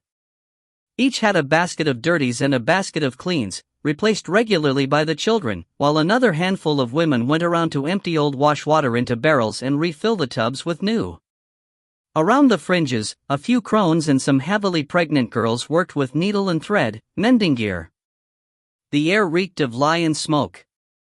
A handful of women looked up at his entrance, but most kept their heads down, feigning disinterest. He pretended he didn't see them either, and skimmed the crowd for Saneva. It took a while, he almost thought the matron had lied, but then he spotted her rust-colored eyebrows under the edge of a white kerchief. "Hoi! Saneva!" he called, and she looked up sharply. One eye was swollen shut, purple. His heart clenched, but it was all the more reason to take her from here. He beckoned and she rose, casting a glance to a watching matron who gave a nod. As she stepped around her neighbors and drew close, he saw more bruises on her neck and arms, up to the edges of her rolled-up sleeves. "Yeah, all right?" he said as she halted just in reach. Her cold look told him it was the wrong question. "Who did that?" "I'll get him." "Doesn't matter," she said. "I'm why the field marshal's guard. I can kick his ass inside out fair, yeah, but..." She didn't answer, just stared at him flatly. He shifted on his feet. "Look," he said, "beside that, do ya wanna come with me?" Silence. He wondered if she still wore knives under her skirts, or if whoever had beaten her had taken them away. "Saneva, say yes. I can get ya outta here fair permanent. Yeah, stay with me until ya declared free, then we can do that thing we were talking about that time. Yeah, remember?" If she did, she didn't show it, and he dared not speak it more clearly. Even surrounded by slaves, it was unwise to talk about escape. He was a free soldier now, but that didn't make him duty-bound, and when he won Sanava's release, he knew he would desert the army to follow her. This new life had its appeal, but he couldn't trust it. Her gaze slid past him, and his skin prickled with alarm. He looked back and there was Neris, half a step behind him, silent, smiling, with eyes like a hunting cat's. Pendriel waited at the sheets. Trapped, he looked back at Saneva, flailing for something that would appease both sides. These are some new friends. Neris here, she says there ain't gonna be a problem with ya joining me, and suggesting a threesome was clearly verboten now. So, I think we can all get along. Saneva spat in his face. He recoiled, not exactly startled. Her good eye was like a knife, a snarl trembling on her lips, but she wasn't looking at him, and he realized suddenly that this wasn't about him at all. Neris stepped by, still smiling. I'll teach her a lesson. He saw the baton in her hand, saw Sanava's face turn murderous, and flung himself in the way to act as a shield. Sanava didn't want to let him. Her eye flashed in his peripheral vision, arms bracing to shove him away, but he managed to bull her a few steps back. Then she snapped from his grip, shrieking in Corvish, and he felt his escorts converging. He turned toward them, raising his arms defensively. It's nothing, he said, expecting a beating of his own. Both had their batons out, Pendriel's expression hard, Neris's eager, but to his relief they halted and traded a look. Sanava bolted from the yard. She's insulted a member of the guard, said Pendriel coolly. That's just an excuse, he thought, and cast a nervous look around. All the women were concentrating on their tasks, ignoring the altercation. No one was watching. No one's gonna tell. Pendriel snorted, but loosened her stance and slid the baton back into its loop. Neris rolled her eyes and said, she still needs punishing. Slaves don't have the luxury of rejections. No, yeah, ye just surprised her. I told Yeti wait.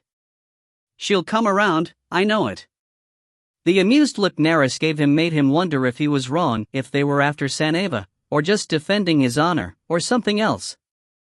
But nothing about his situation made sense, let alone her giving him that one-shouldered shrug and saying, you're the boss, Wes. Yeah, he said, but it felt like a lie. Sergeant Errolin Lynchard threw his cards down on the table in disgust. I fold, he said, then reached for his mug only to find it empty. That's you out of everything, eh? Said Houndmaster Lieutenant Vralik with a chuckle. Lynchard grunted in response, and the ugly Houndmaster grinned as he scraped the last of Lynchard's coins into the pile. Across the table, a thick-set Amandic corporal said, you can go in debt to me if you still want to play. I don't mind lending. Settling back in his chair, Lynchard eyed the pile of coins before the corporal. Herrick, his name was one of Houndmaster Vralik's many subordinate Ile-Rien, with that golden pendant just visible at his shirt collar. Reliable enough, but Lynchard was not about to go into hock with a monster. No, but you could treat me with the generosity of a victor, he said, shaking his empty mug. The corporal smirked and nodded toward the pitcher, and Lynchard grabbed it before anyone could move it from reach. I'll just sponge off you lot for the rest of the night, since you've got all my coin, he said as he refilled the mug. Fine, said another corporal, just don't puke on anything. Last person to puke on our cards learned the taste of his own teeth. Shat him out a week later, still bloody, drawled Vralik as he fingered his cards. Idiot. If Haya get queasy, say, and ve haul Hayo outside, said a third Ile-Rien corporal, this one hunched low in a pair of chairs so as to not loom over the rest of the table. When standing, he was nearly 8 feet tall and almost half that in girth, his dark olive complexion and nub-like tusks bespeaking an ogreish heritage different from the ruddy Vralik and Magus Furkii. Lynchard thought his name was Rancor. He had no desire to see that one with his illusion off. It was Specialist Platoon night here at the Velvet Sheath, just down the road from the city garrison. This back lounge was full of Vralik's men, buzzing with talk and laughter and shouts for refills as they waited for the opening of the night rooms at dusk. Scantily clad ladies and toyboys ran service and occupied laps almost equally, heeding the flash of coin. The stink of ogre blood and Ile-Rien hung heavy in the air, alongside a fug of perfume, rashi and other herbs. The haze added a pleasant looseness to Lynchard's alcoholic buzz. He felt pretty good, all told. It had been a week since the scuffle and his suspension, and he had spent most of the time camped out here or in the Truncheon Tavern next door, talking, observing, drinking. He'd had a sit-down with just about every man in the company now, though mostly in groups. But that was fine. Men gave away more when they were gathered than alone, especially when the topic turned to escapades. Everyone wanted to top the previous man, to make the others laugh, to look big and be respected even if for something stupid. And stupid was the name of the game here at the Sheath. The prostitutes made sure of that. He lifted his mug carefully, mindful of the tingle that ran through his fingers. The cuts Weschker had made were all scabbed over, but the internal damage was slower to heal. He'd lost some grip strength and his handwriting was a mess, to the point that the sight of the quill feathers shaking between his fingers nauseated him. He had a squeezy thing with a spring in it that he was supposed to use when his hands started tingling, and Medic Shirala checked his progress daily, but he wasn't allowed at sword practice. Light exercise only. Focusing on this task helped him to not think about it. Question, he said as Rancor claimed the pot, the others groaning and tossing their cards to the dealer for the next round. How come half your piking platoon is ogre-bloods? Make great soldiers. Too sexy to die, said Rancor. Chuckles went around the table, and a woman wearing little more than sequins and floss smirked at them as she passed with a tray of mugs. I'm serious, said Lynchard once their stares unhitched from her. It's not like you pikers are common in the Empire. For one, only a quarter of my men are ogre-blood, said Vralik. For another, your best lancers are the Jernizan, so you can stuff it. A quarter of your men, including you. What's it to you, Blondie? Nothing, I'm just curious. I know why the Jernizan are here. He gestured at the various prostitutes serving drinks or perched on laps. So how about you? You speak Geshvan, yeah? The Houndmaster's eyes seemed to catch a gleam from the hanging lanterns. You sure you want to have this conversation, Sergeant? Lynchard paused, suddenly aware that the whole table was watching him and a couple other tables beside. Scouts in their blacks, big burly Ruangrian in their red jackets or civvies, and even the three Lagalena holed up at their spot by the door. Many eyes in troubling shades of amber and orange and rusty brown and red, not angry but intent. I didn't mean to offend you, said Lynchard, raising his hands slowly.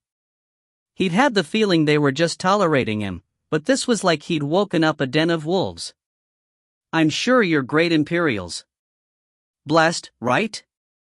Captain says that's what makes you specialists. Vralik snorted. He and Lynchard didn't get along, though they didn't clash much either, they just grated on each other. At first, Vralik had belittled Lynchard at any opportunity, maybe because he was younger than the other lieutenants, maybe sensing weakness and uncertainty in the role, but Lynchard had held his ground and it had tapered off. For his part, Lynchard had come to understand that Vralik was more than just an ugly bastard, he was smart and dangerous, and very in control. The captain had warned him that the Houndmaster might push him further, challenge him. He was already too drunk for that. Blessed, yes, said the Houndmaster in a bone-dry voice. We have seen the light. Are you looking to join us? Not specifically. One of the Ruangrian rumbled something in Geshvan with Rallant's name in it. The ogre-blood snickered, and a corner of Vralik's mouth crooked up. It wasn't a smile. Best keep your curiosity to yourself, then. Lynchard spread his hands in acceptance, though he didn't understand, and stayed silent as the game resumed. The specialists bickered and sneered and laughed over their cards, but Houndmaster Vralik, though he played, did not join them in their chatter. His gaze kept moving back to Lynchard between bids, hooded and unnerving, and Lynchard feared he'd crossed some unknown line. So he drank. If he was going to get beaten, the numbness would be a boon. It was a few hands and 3 mugs in before Vralik spoke again, and when he did, the rest of the table hushed like scolded children. The priest, he said, and it took Lynchard's sozzled brain a moment to recognize that the words were aimed at him. The priest? He echoed. Enlightened Messenger Courtine. If you want to know about the blessing, ask him. Lynchard blinked. He'd already received Courtine's winged light benediction, as he had many a time back home. It was a Lynchard family tradition to trek to the county seat at Cantrell to watch the Yearthaw parade, the great procession of priests and petitioners that bore the risen phoenix effigy from county to county on its beribboned palanquin, its wings of glass and gilt casting dazzling reflections across the crowd. Then they would all receive the spring blessing from the visiting priests and pray in the temple, and have a day out among the city sights before marching home the next morning. All the traveling priests had seemed the same back then, pale-haired, sunburnt men in white, with placid features and summer-warm hands. Not like the temple priests or, later, the border court chaplains, who were varied and often dull or petty. He'd thought the quality of the parading priests was a child's misremembrance, but Courtine was exactly like them. Except for those white eyes. The benediction was a comfort, but nothing that would unhinge him at the knees. He supposed he wasn't as good a light follower as the specialists and the captain. "I've had it," he said. It didn't do much. From either side of him came the corporal's low growls. "Didn't do much?" said Herrick. "You don't feel the presence of the light? What are you, some kind of a dark follower?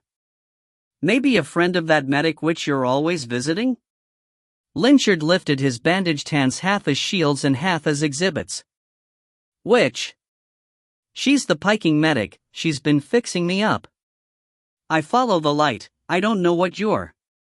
"VE should do test," said Corporal Ranker, looming up from his pair of chairs. "Bring to the enlightened one for proper scouring. Look, I've been under the priest's hand already. If there was something wrong with me, he would have noticed, right?" "Not necessarily," said the unnamed corporal on his other side. "You've never basked in the truth of the light. You've never been burned through and through. There are infinite places for the dark to hide in someone who hasn't been scoured clean, and not even a messenger can see them all at a glance. We should take you in, Sergeant. See what's to be seen. Then take you apart if we don't like what we find," said Herrick. Lynchard eased his chair back, all too aware of the eyes on him and his less than sober state. He wouldn't get 2 steps before they piled on him, and then it would be all over. They would drag him to Courtine Anne. What? What was there to fear in the light? He had his secrets, but they weren't that bad. "Peace, the lot of you," came Vralek's rumble. He hadn't moved from his seat, cards still clutched in one knuckly hand and mug in the other, and the look on his ugly face was annoyance, nothing more. "Captain said we're not to mess with the other platoons. The messenger being here doesn't change that." "But sir," started Herrick. "No. Sit your arses down and play the game. He's a wind, for Pike's sake. He's probably never been east of Thinbell in his life." A grumble went through the corporals, but they eased back into their chairs and turned away from Lynchard as if he was anathema. Only the Houndmaster Lieutenant kept an eye on him, thick black brows quirked in a manner that was nearly wry. "What does being a wind have to do with anything?" said Lynchard, incapable of leaving well enough alone. The Houndmaster smirked. "You've never been to Decia, never seen the palace. Like Corporal Kelfer said, you haven't been scoured. You can't understand what it means to us, to be seen, known, and called to service. To claw your way back to life. Back. 20 years ago, I was a prisoner, caught fighting the Empire in Krovachenka. I was taken to the palace, where I gazed upon the risen light, and it gazed also into me. And I saw the folly of my ways. The spirits, what had they ever done for us? They were neglectful parents, and weak. We mixed bloods weren't people to them, just sword fodder in their stubborn resistance to the Empire. But the light, his gaze slid upward, a weird expression of rapture crossing his heavy features. The light knew me. It accepted me. It had a use for me, a place, a tailor-made design. And here I am, doing its work." Lynchard stared. The Houndmaster's words seemed to have triggered something in the others, for they stared at the table or their cards or thin air with that same dazed expression. Warily, he prompted, "You were Kravachenkins? You mean, the ogre tribes?" Houndmaster Vralek blinked and looked toward him, ruddy eyes still unfocused. "Vorieshki people, Hesseljak tribe. Ranker there is a Leshiananja, the Greenies. Mixed bloods, obviously. Full ogres can't bear the light. It kills them. Why? How should I know? They're dark-hearted pikers, following their dark-loving beast-lords, so that must be part of it, but so was I back then. Some people, even when you pry their eyes open, they can't be shown, so they just burn up in his gaze. Poof, ashes. The Emperor, dot. Who else? He's the prime scion of the light.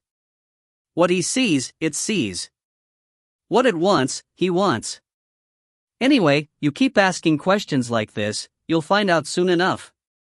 Maybe he should ask Sergeant Rallant, a lieutenant?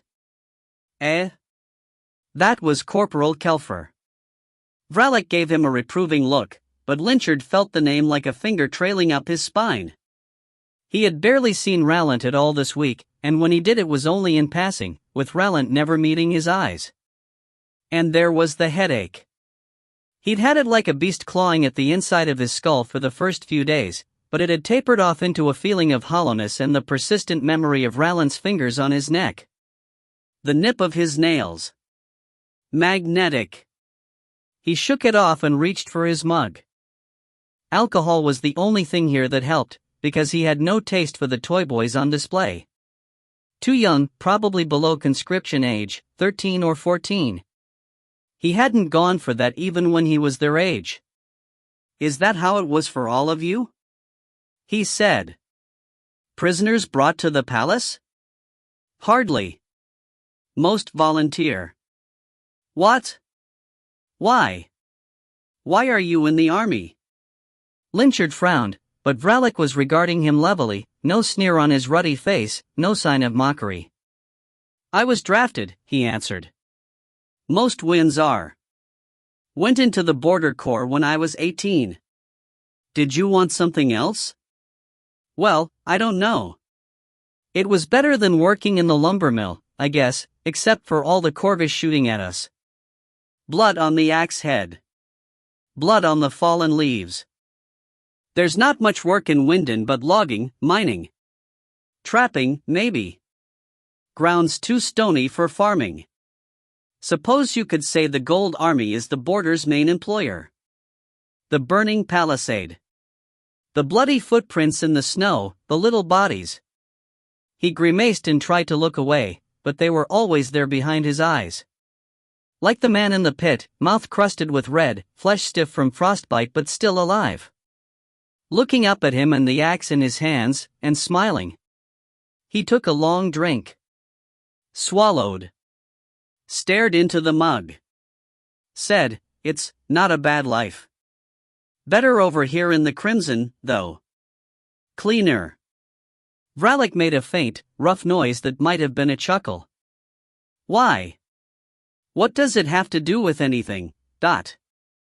Perhaps it doesn't, said Vralik, and his gaze had definitely cleared, for the look he fixed on Lynchard was sharp with interest.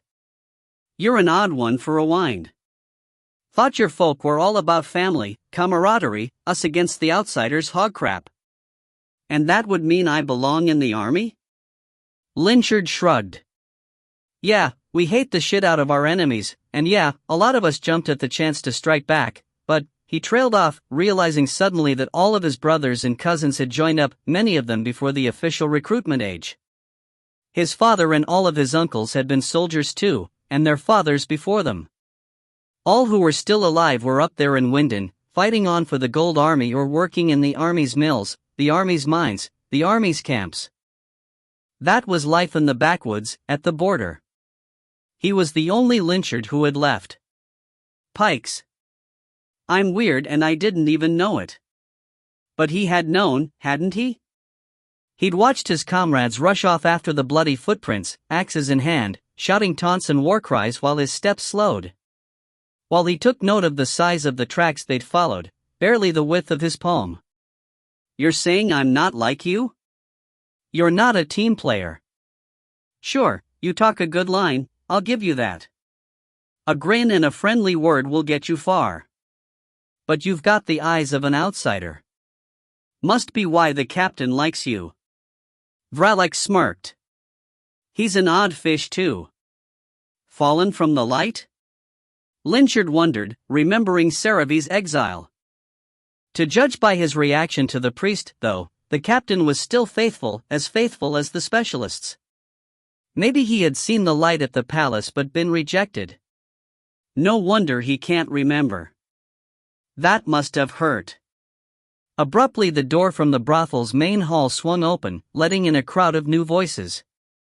Lynchard looked over like the specialists and saw familiar faces everywhere, the men from the 3rd and 4th sections of his Lancer platoon, apparently just off shift. In the back, trying to herd the mob, was Corporal Vislin. "No offense to you lot, but that's my team right there," said Lynchard, pushing up from his seat. Houndmaster Vralik waved him away, and the specialists closed ranks behind him as he made for the Lancers. Specialists elsewhere were rising, flashing coins to snag the attention of the prostitutes as if afraid the newcomers would make off with them. More ladies and young men in gauzy bits of nothing followed the Lancers in, simpering and preening. The Velvet Sheath had an extensive and well-paid staff due to its spot by the Civic Plaza, and Blaze Company's presence certainly hadn't caused a drop in business. Lynchard caught Vislin's eye as he tried to arrange tables for his men, and the corporal grinned and beckoned. Then a blonde head interposed between them, and Lynchard groaned inwardly. "Sir, we should talk," said John Mel Stormfollower. His earnest face was strained, so it was something important at least to him. At this point in the day, though, Lynchard would rather have thrown him through a window than listened. It was probably a gripe about Vislin or the Drixie or the local women not consenting to marry him, the same complaints all the Jernison had. Except he vaguely remembered that this one had a girlfriend. A prostitute, yes, but one who saw him regularly, even during her off time. Though perhaps the boy was deluding himself. "Problem?" he said as he reluctantly let Stormfollower lead him out. They breezed through the fine-furnished entry hall, with its divans full of cooing showpieces and the men negotiating their virtues, past the heavily armed Gajeran mercenaries at the door and into the fated day. "What is it?" said Lynchard, but Stormfollower looked around the cobbled street warily, then beckoned him away from the door and the bubbly glass windows toward where the brothel abutted the Truncheon Tavern. Lynchard sensed eyes from above and looked up to see one of the brothel's women leaning on a balcony, expressionless. Then they were at the gap between buildings, and the Jernison soldier halted and said, "Shadows, sir." "Shadows," Lynchard echoed, automatically tensing. "You were looking to make a deal, right?" Lynchard nodded. For the past few days, he had been putting out his displeasure with the captain for cutting off his funds, and a few of the foreign soldiers had taken the hook. Cautious references to extra cash flow, queries as to his devotion to the light and the army, oblique mentions of favors. Not all that different from the specialists' grilling, just from the other end. But not all of the conspirators were subtle. Case in point, Stormfollower. "My girl Dahlia says she could maybe get them to talk to you, but they don't trust you. They want you to do something for them first." "Like what?" "Get information. They know the priest came over. He's got orders from the general, right? They want to know what those are." "And what, tell you?" "They say you can whisper secrets to any shadow that's not warded up and they'll hear it. They can probably hear us right now, Ot."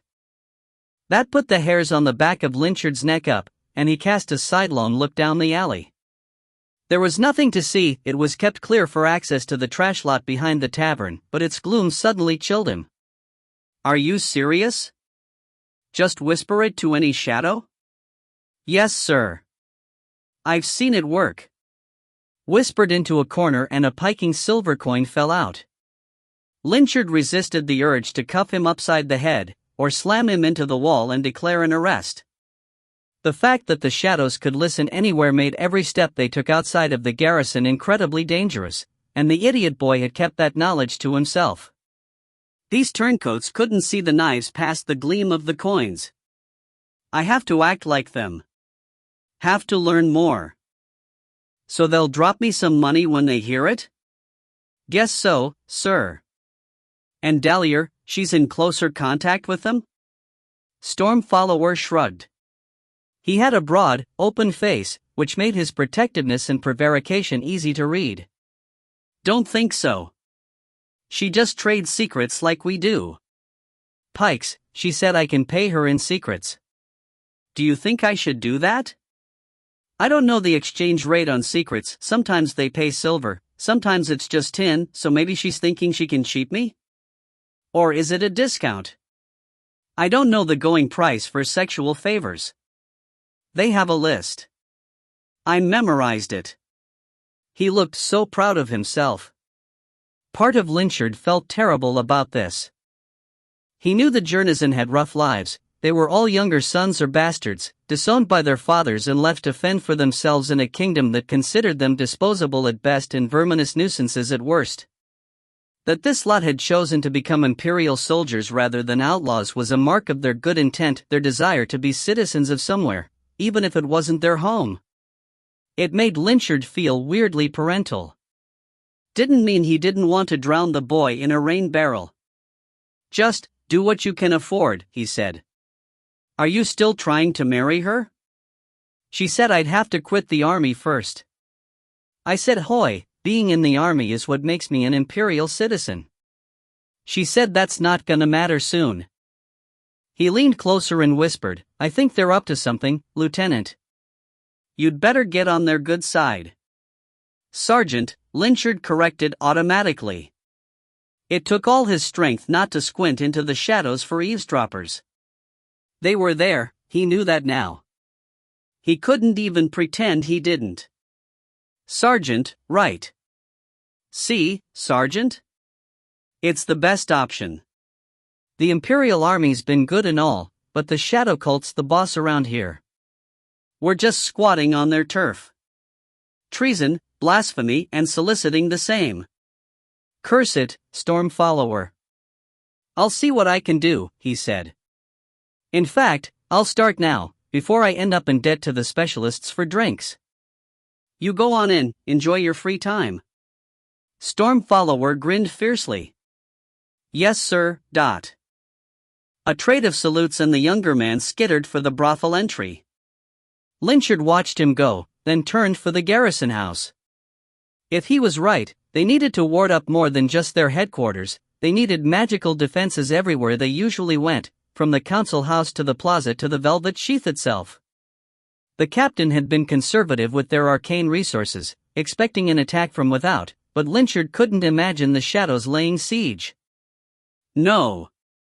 They were already working their way in. Pleasantly soused, Specialist Sergeant Press wobbled up the stairs to the second floor of the velvet sheath, carrying the key to the sea-green door. Through other doors he heard the faint sounds of laughter or groans, some of which he recognized, his fellow specialists, who had preceded him here due to his post-shift meeting with the other mages. He was no longer enjoying those.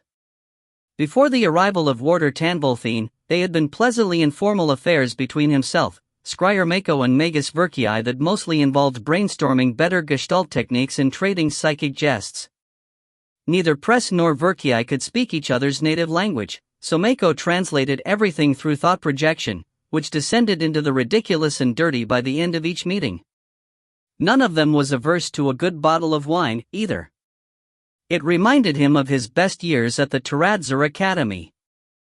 With Tanvolthine's involvement, the meetings had become actual business, conducted sitting at a table instead of lounging on the floor and with quill pens and notebooks rather than wineglasses and Verkii's noxious pipe. Tanvolthine seemed pleasant enough, a gregarious 30-something from Darrenwy, one of the imperial provinces close to the heart of Dacia, but his attention was persistent, his attitude cloying. The only blessing was his lack of mentalism, else Press suspected that his prying good cheer would be inescapable. He pitied Scryer Mako, who had to host Tanvolthine in her head almost constantly as the man understood neither Geshvan nor Talishan and had trouble with Verkii's accent. If Tanvolthine had his way, all four of them would be constantly connected for safety and familiarity, but Mako had refused to maintain the connection during sleep or when any of them was sexually engaged, and Tanvolthine had reluctantly conceded. Thus, the brothel was one of the few places Press could go to not be disturbed. Sometimes he came for the company, sometimes for the bathing amenities on the lowest floor, nearly Taradzuran in quality, but at other times he came simply for the lack of intrusions. He would have slept here if not for the exorbitant pricing, so he usually just bought a mark or two in an empty room to breathe and collect his thoughts and report to his master. As he dropped his key yet again, he realized he had drunk too much tonight. That made his satchel a useless burden. His fellow specialists liked to speculate about what was in it and why he carried it to the brothel, but though there were shackles included, they were for elementals, not lovers. Though he wouldn't object if someone had an interest. By law, he could be arrested for having this arcane paraphernalia, and for practicing magic while not wearing a circle robe. Warder Tanbolthine didn't seem to care about his illegal status, though, and Press thought perhaps his patron had applied some leverage. As a foreigner during a time of war, Press could not join the Silent Circle, but he belonged to its evoker Archmagus nonetheless. Meditation, then. He could settle among the cushions and stare at the ceiling, arrange his thoughts in pleasant patterns, and let the stress of the day flow away. Every moment of peace was precious, especially if his patron's warnings came true.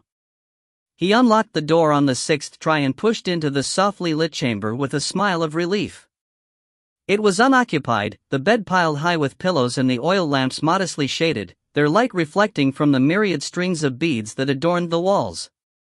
The air smelled thickly of perfume, this being a cheap inner room rather than a better balcony one. Still, the twining vines stenciled on the walls were appealing, the decor tasteful.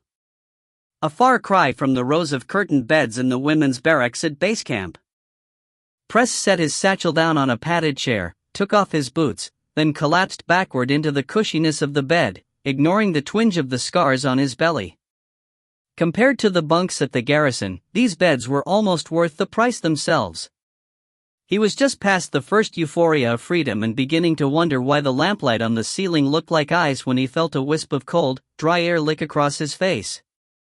Ah yes, the wards, he thought vaguely. How neglectful of me. Still, he had his personal protections and the elemental bangles beneath his sleeves, so as he levered himself laboriously to his elbows, he felt no concern. Especially when he saw the woman in black, alone, a dark scar marring her expressionless bronze face. Padres Thani?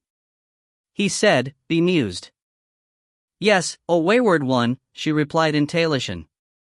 Her honeyed accent, so like his own, hit him hard in the chest, and he jerked upright, searching her features for any further kinship. Terid Zarina? From the academy? I am no scholar, she said as she glided closer, indicating her dark attire. He squinted, black on black, its details were hard to discern, but there was some suggestion of armoring in the leather. Straps, buckles, precise tailoring, but a loosened neckline. Another black scar curved up from there like a sickle. More than a few weapons adorned her hips. No, of course not, he murmured. You are Carrie. Are you here to kill me? You are not mine to judge, star brother. He nodded slowly. Back home in Padrastha, the worship of shadow was as common as any other. Men followed the sun, women the moon, mages and misfits the disparate stars, merchants and mercenaries the shadow. All shared, all cooperated, and none would intrude on the affairs of the others. Or such was the tradition. His scars spoke otherwise. You would bring me home? He said. To have the other stars slay me? I would know why you are here in the colors of the enemy. He had to laugh. The enemy? He said, laying back to work at the lowest buttons of his crimson coat. Perhaps they are that to you, Shadow Sister, but not to me. No, not at all. They may oppose our garish sun and seek to deny the moon, to stamp out the shadows, but my master collects us star children like diamonds. Do you know why? Her eyes, full black, narrowed slightly. He could not help but grin at her distaste, and gave a drunken wiggle as he divested himself of his coat. You look like you would understand, he said as he hiked up the undershirt beneath. Your kind are quite familiar with violence. Her scarred lips curled, then flattened as her gaze traced the burns on his belly. Time had whirled them out of true, for once they had held the shape of the sun Father Andar's judgmental eye. Now they simply described a tortuous oblong from the top of his breastbone to the base of his abdomen, a few inches below the gyre of flesh that had been his navel. He chuckled at her reaction, still awash in the comfortable buzz of alcohol. Pleasant, yes? A blessing from the sun's children, for honoring them with my research. Do you know that the Sun Father no longer speaks to them? That the quality of his gaze has changed? I studied with the astronomers and historians of the Academy, and bonded with the winds and the flames so that I might see the face of the Father. Yet when I looked, I saw a mask. A mask. The woman frowned. They do not hear him, the Father's priests. They cannot speak to him. I showed them my research. I thought perhaps it was a trick, an assault by another god, but no. He is not there, and they are liars. The other astronomers promised that they would speak no more of it, but I would not be silent. I came here to learn of this land's light, to know if it was the same, but their circle would not take me. And when I sought their sacred city, He drifted off, remembering the shards of his precious telescope scattered across the pavement, his papers trampled underfoot. The blank facades of white flame helms, the feel of their armored fists. Another small stone room, another chair with shackles, so like the sun's. The sweep of black robes. The scrutiny of a glacier-colored eye. I do not have answers, he said, staring at the chiaroscuro of the ceiling, but the risen Phoenix's priests are not sorcerers, not like the liars who wear the Sun Father's robes. They are infused by something beyond magic. Do you understand? A silence passed.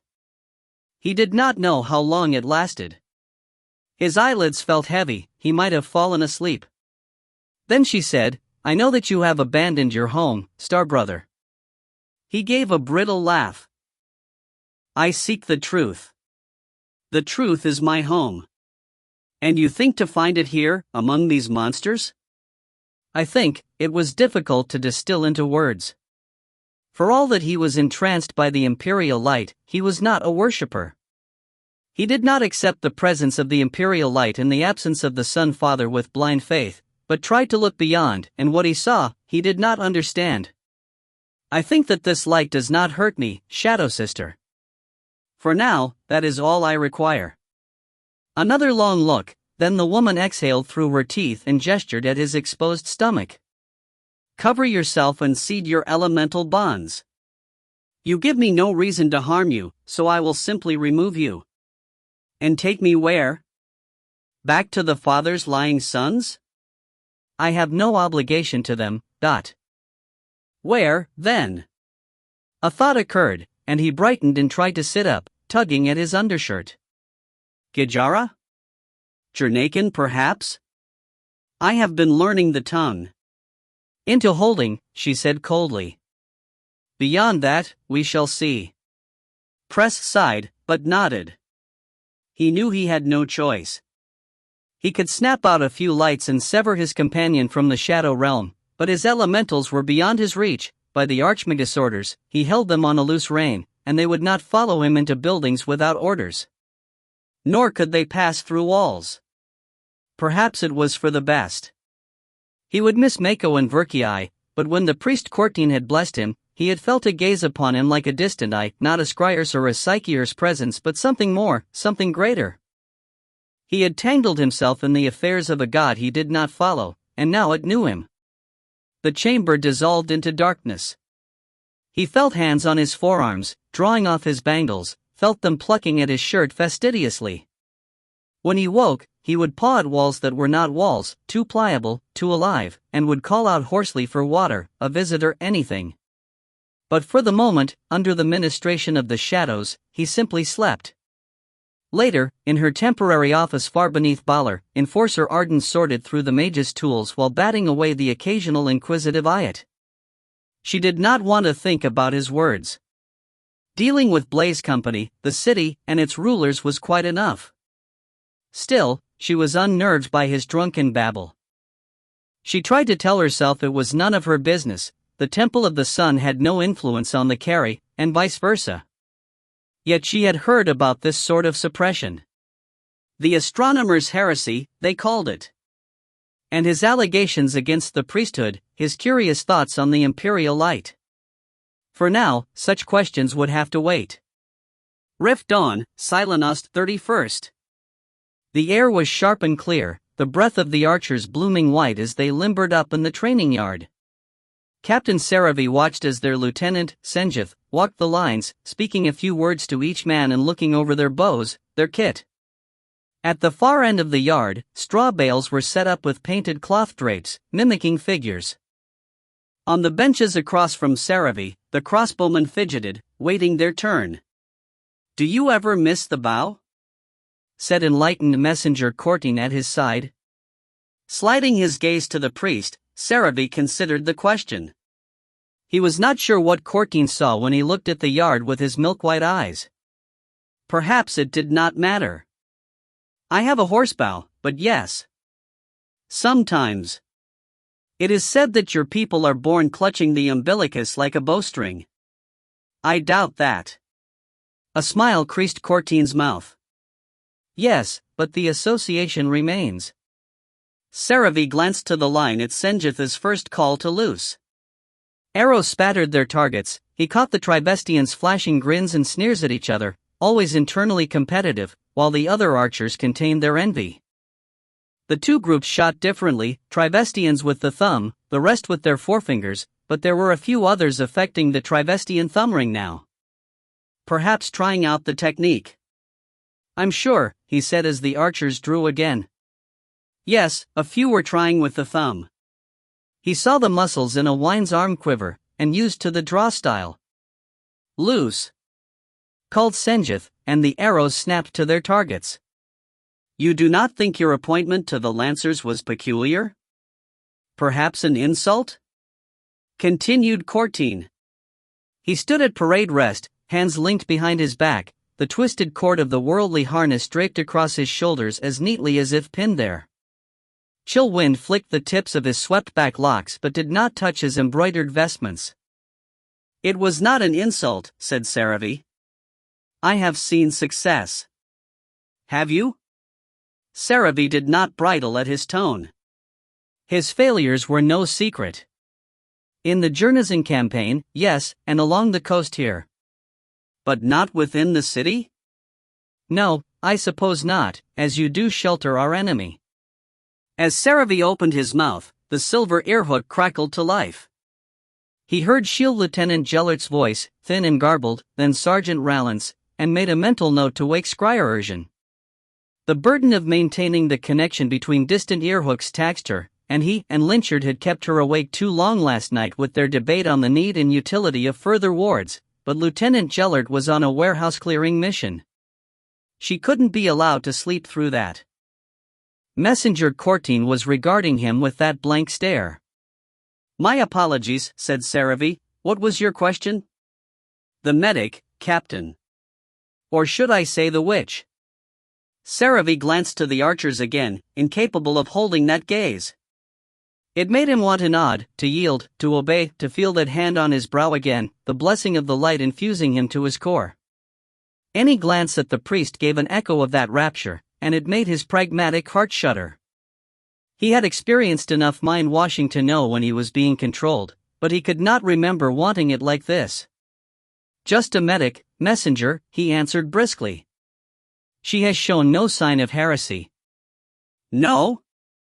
Perhaps you are unaware. She does not treat your men with medicine, Captain, but with the magics of her dark goddess." Did you not wonder how their wounds mend so easily? He already knew. But he had never heard of a medic proselytizing to the men, and after seeing them in action in the Crimson base camp he had come to accept that it was not, by nature, heretical to use their services in support of the army. "What would you have me do?" he said. "Dismiss her.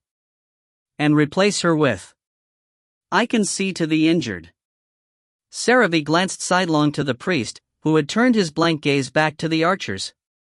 "I was not aware that you had training in medicine. I thought the enlightened messengers simply served as spiritual advisors." "We do. That is what your men need, not dark magic." "You can stitch wounds?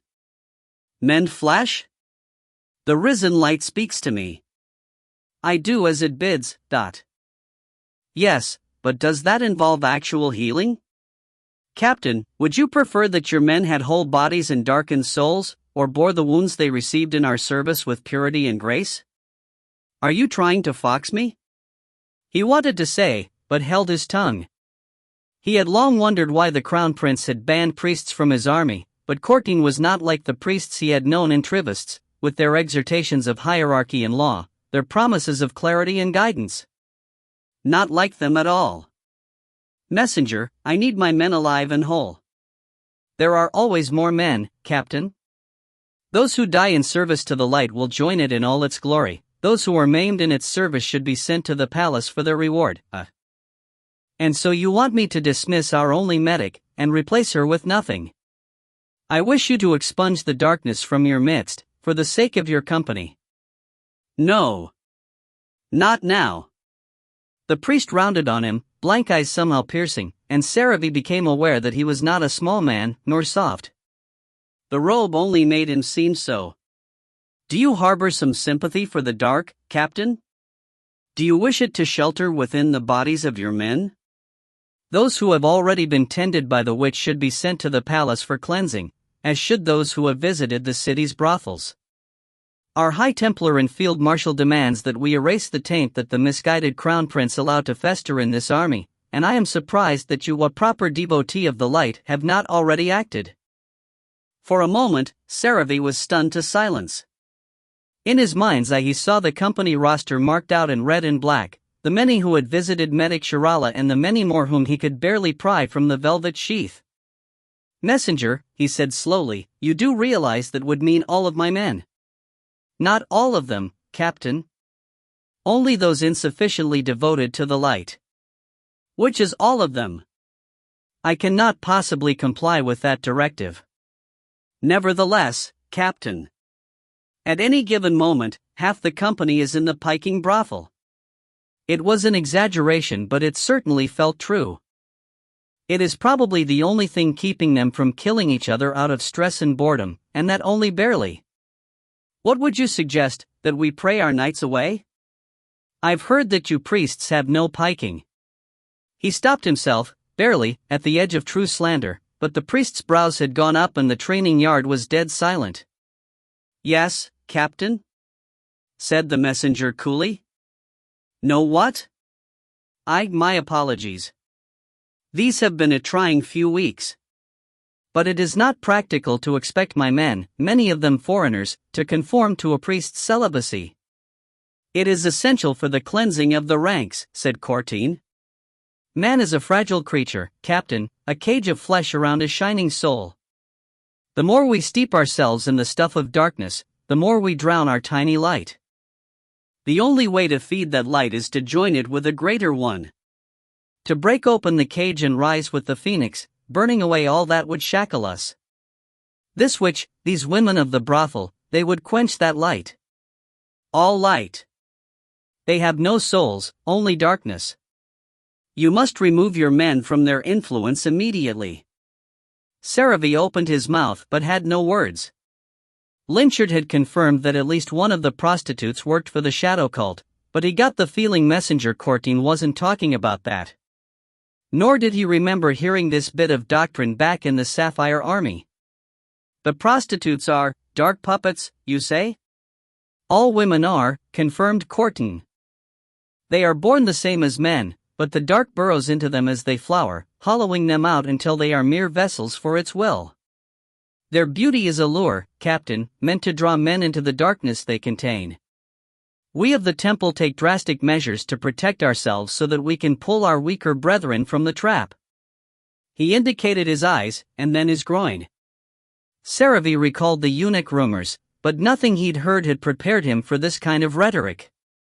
The greater implications were ridiculous: wives, relatives, colleagues, monsters? We employ imperial women, he said. The Ligalena specialists. They have been cleansed. Broken open to the light and scoured so thoroughly that no taint can take root, then rekindled by the divine phoenix itself.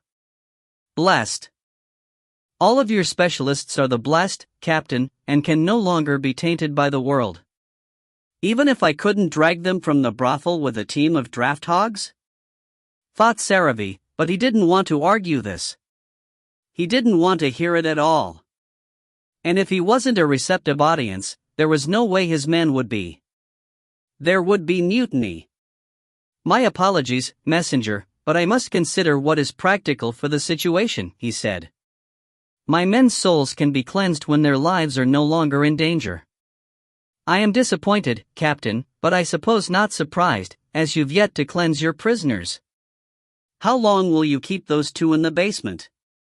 Saravi looked back to the training field, where the archers were making a show of not eavesdropping. He hadn't tried to hide his attempted assassins from the priest, but he'd hoped the topic wouldn't come up, not least because he still hadn't decided what to do with them. If they were part of a conspiracy, it meant taking on the city's government or the shadow cult directly. He did not have the manpower for that, and if General Rakmar sent his own troops. He saw again the pit of flames where the Shadowland had been. He was a soldier, yes. A dutiful follower. But what had been done that day was a crime. And if Beltras and Rinher were not a symptom of a Ile-Rien conspiracy? If they were just two men maddened by the loss of their comrades, taking out their anger on the best target? I have not yet learned all I can from them, he said. Your mentalist has not dredged their minds? Or, yes, she is a woman. The snide dismissal inflamed Saravi. Scryer Mako had done more for Blaze Company than he could fully comprehend. The very presence of the earhook bespoke her worth. To hear her badmouthed by this. Calm yourself, Furcad. You cannot punch a priest. She is not an inquisitor, he said tightly. It is against the law for her to do so. The laws of mages and the laws of the light are not the same, Captain. Are you saying that imperial law does not ban non-inquisitors from memory raking? We do as the light wills. Of course we do, when we know what that is. He was beginning to see the root of Rakmar's lax writ-giving. Perhaps the High Templar expected the light to beam orders directly to his subordinates in the same way he apparently received them. He tried to breathe evenly, but found he was doing so through his teeth. He had been wanting to have a sit-down discussion with Messenger Courtine, but his busy schedule had previously prevented it. Now he wished this was happening in his office so that his men would not have to see him wroth. I will not command her to attempt a task beyond her ability, he said tightly. The Field Marshal may send me an inquisitor if he wishes this resolved in that manner. Otherwise, I deal with these men my way. And the city? That is my task. You are meant to control it, Captain, not mollify it. Am I? My orders, insomuch as I have been given any, are to occupy this garrison and sit on my hands. I have no goal beyond that which I set for myself, and if you come bearing any papers, by all means reveal them to me. I would be grateful to have a writ of purpose, a seal of authority, anything to tell me what the Field Marshal wants. Courtine favored him with a blind smile. Why, Captain, I am your purpose. The Ile-Rians will not accept that. I have done all I can to forward the priorities of the Imperial Light, but anything else requires the Field Marshal's support. You have not yet convinced him of your worth. What does he want? He almost screamed. Shall I storm the council house, execute them all and declare Baller under Imperial rule? Shall I try to physically oust the shadow cult and become a blasted martyr? It was just not feasible. The Ile-Rien were worth 5 to 10 men each, and the city's population had been whittled down to mostly women, children and the elderly, but he was not an idiot. Which magic harm specialists, the shadow cult manipulated darkness, non-imperial mages and other heretic priests could be waiting anywhere, and even a child could hold a knife. Pikes, the old Cray woman had nearly gotten him. It was like standing in a hayloft with a sputtering torch, watching sparks drift to the ground. The earhook crackled again, making him twitch. He caught Rallant's voice but no words. I apologize, messenger, but I have work to do, he said, turning toward the door. Courtine grabbed his wrist. A hammer of presence, of glory, caught him between the eyes, and he crumpled to one knee. Flowers of light bloomed before him, erasing the garrison wall.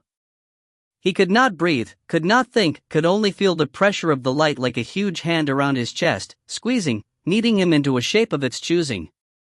No lungs, no throat, no eyes, no hands. No individuality. No will. Faces everywhere, a myriad of masks, some he recognized though did not know, some he had drawn. A falling sensation, no, submerging, only barely heavier than the glossy substance around him. A radiance below, like a cinder at the center of the world. Something kicked in his chest, and he gasped a ragged lungful of air. A band of hot iron left his wrist, and as he toppled forward he realized it had been Cortine's fingers. He caught himself before he could faceplant into the doorstep, and for a moment he just stayed there on all fours, panting, staring at his wing-like pendant as it ticked back and forth on its chain.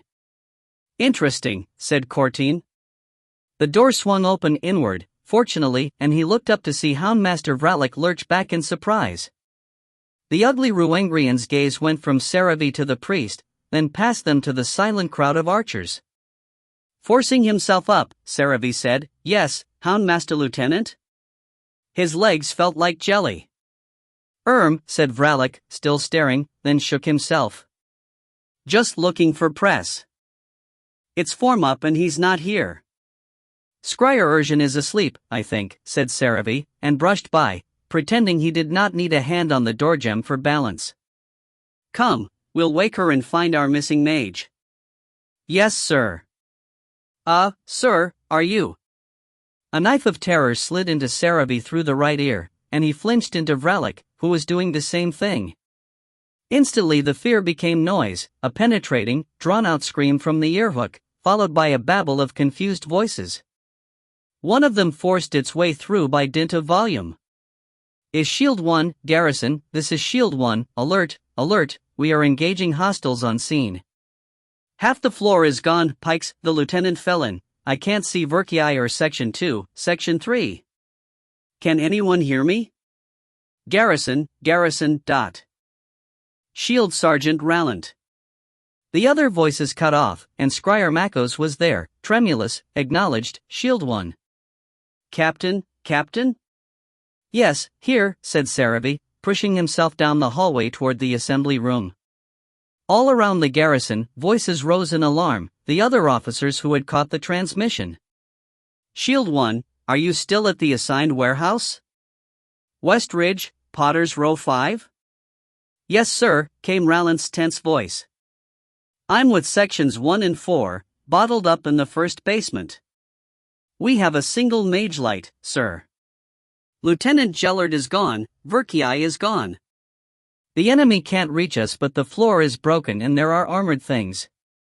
Saravi flashed on the false statues that had attacked his old team in the Ile-Rien underground. "Metal elementals, Sergeant. Be warned. Do you see cultists?" Already the assembly hall was behind him, the stairs underfoot.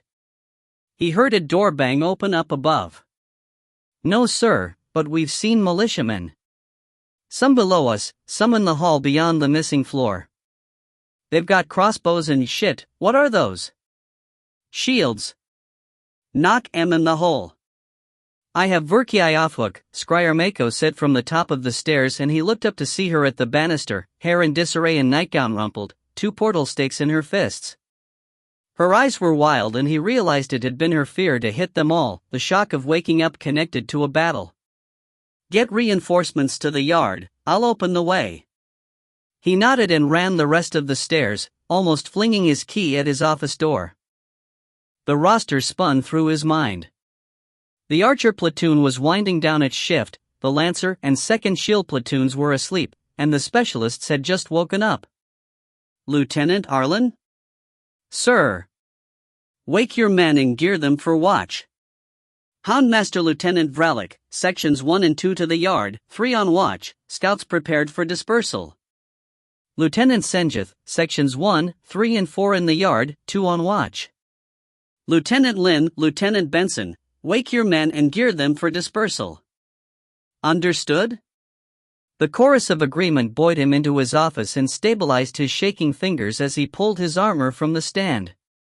He had known this would happen. He had tried to stop it. But now he was out of options. Chapter 17, Metal.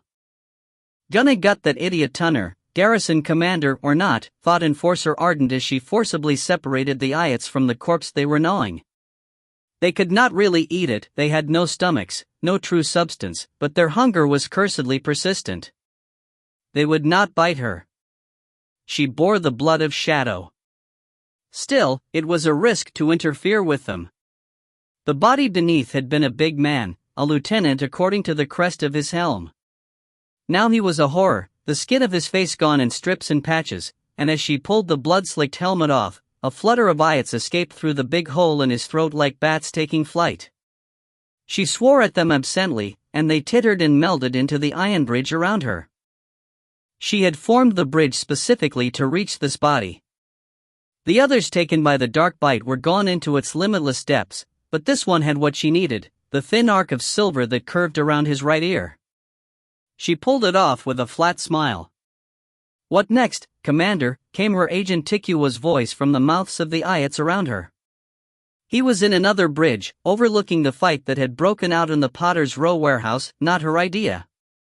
In fact, she'd first heard of it when Tikua came charging into her chamber under the city, swearing up and down about the folly of the militia. "I'm coming out," she said, and hooked the silver object around her ear. It tingled slightly, its magic striving to connect but stymied by the shadow realm.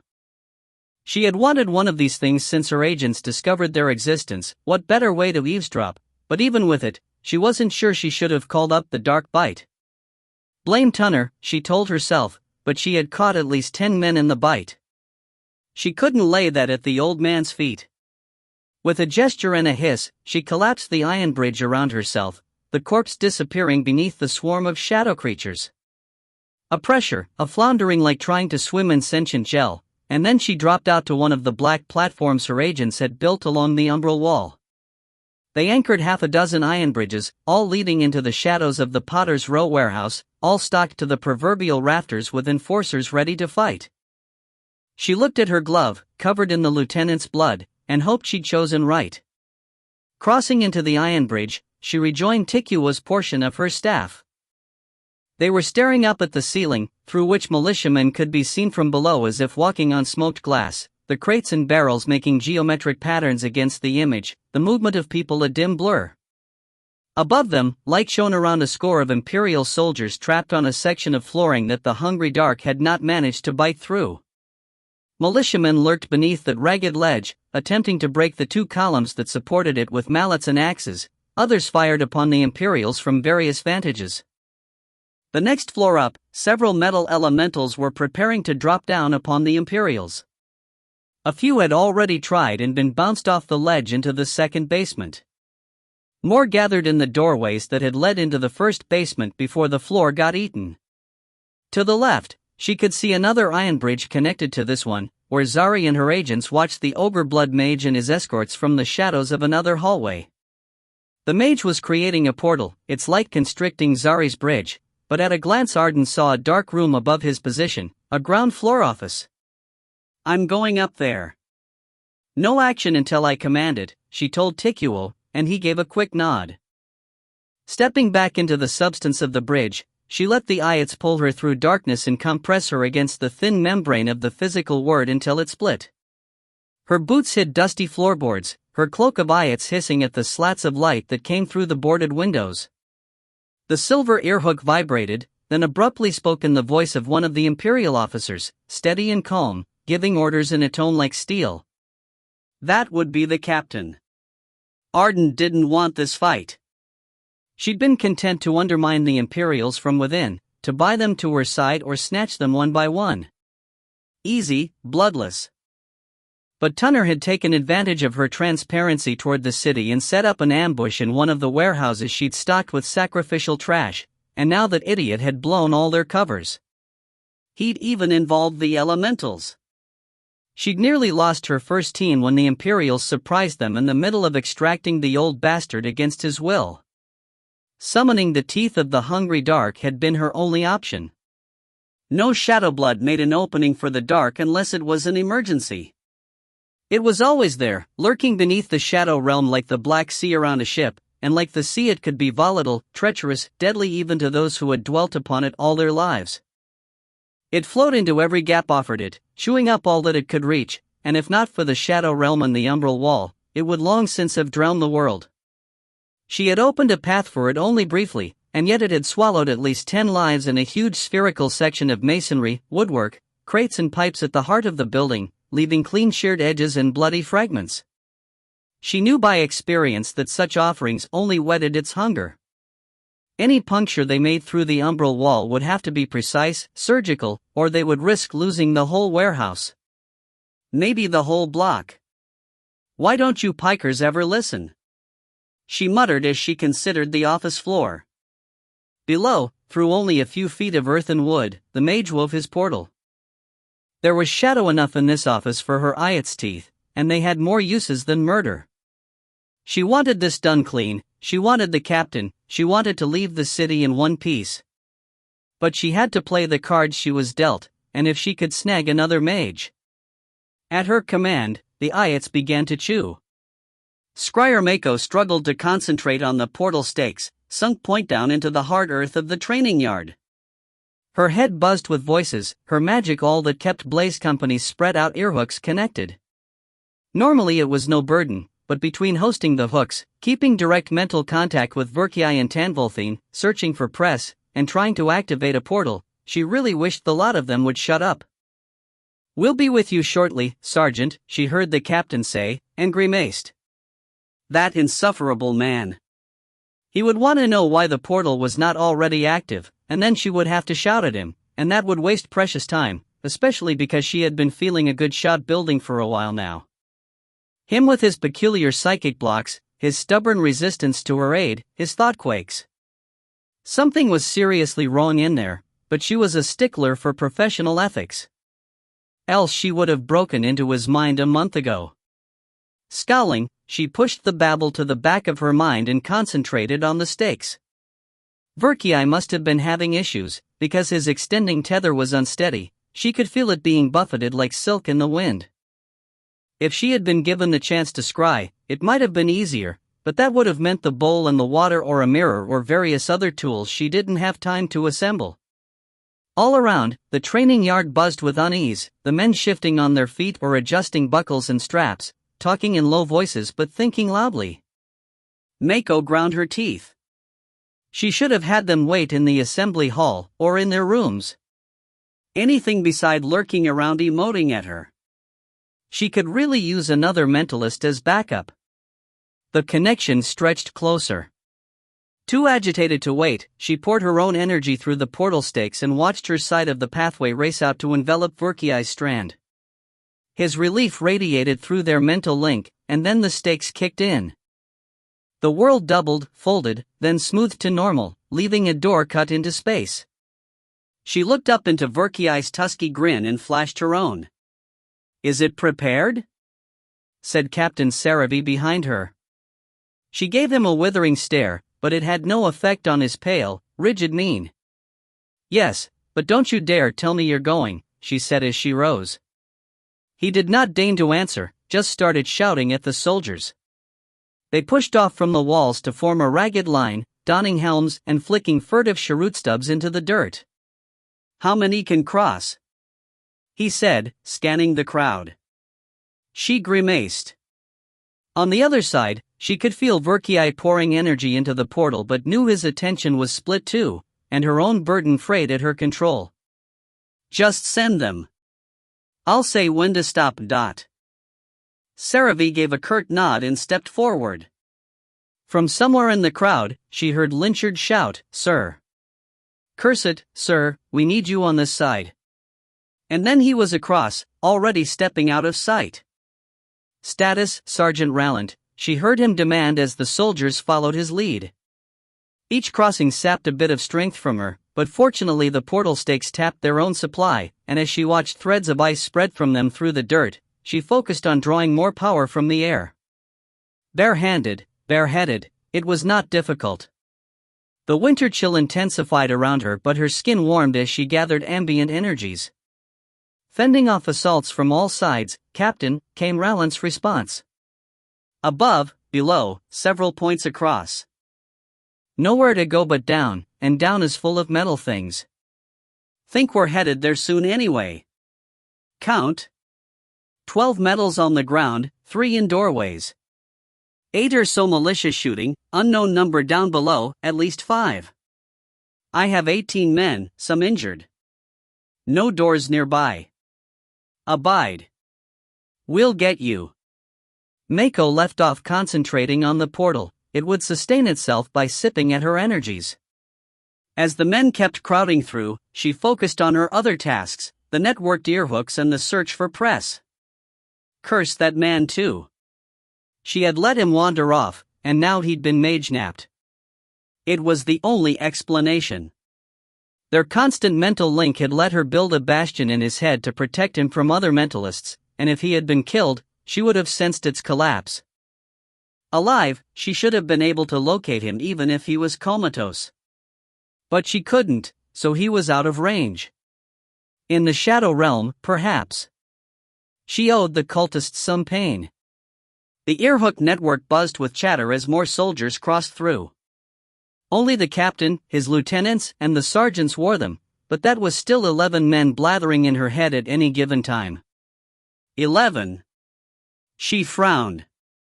She only felt 10 connections, but that made sense. Prest was a sergeant, and had left his earhook with her before he went off for his private time.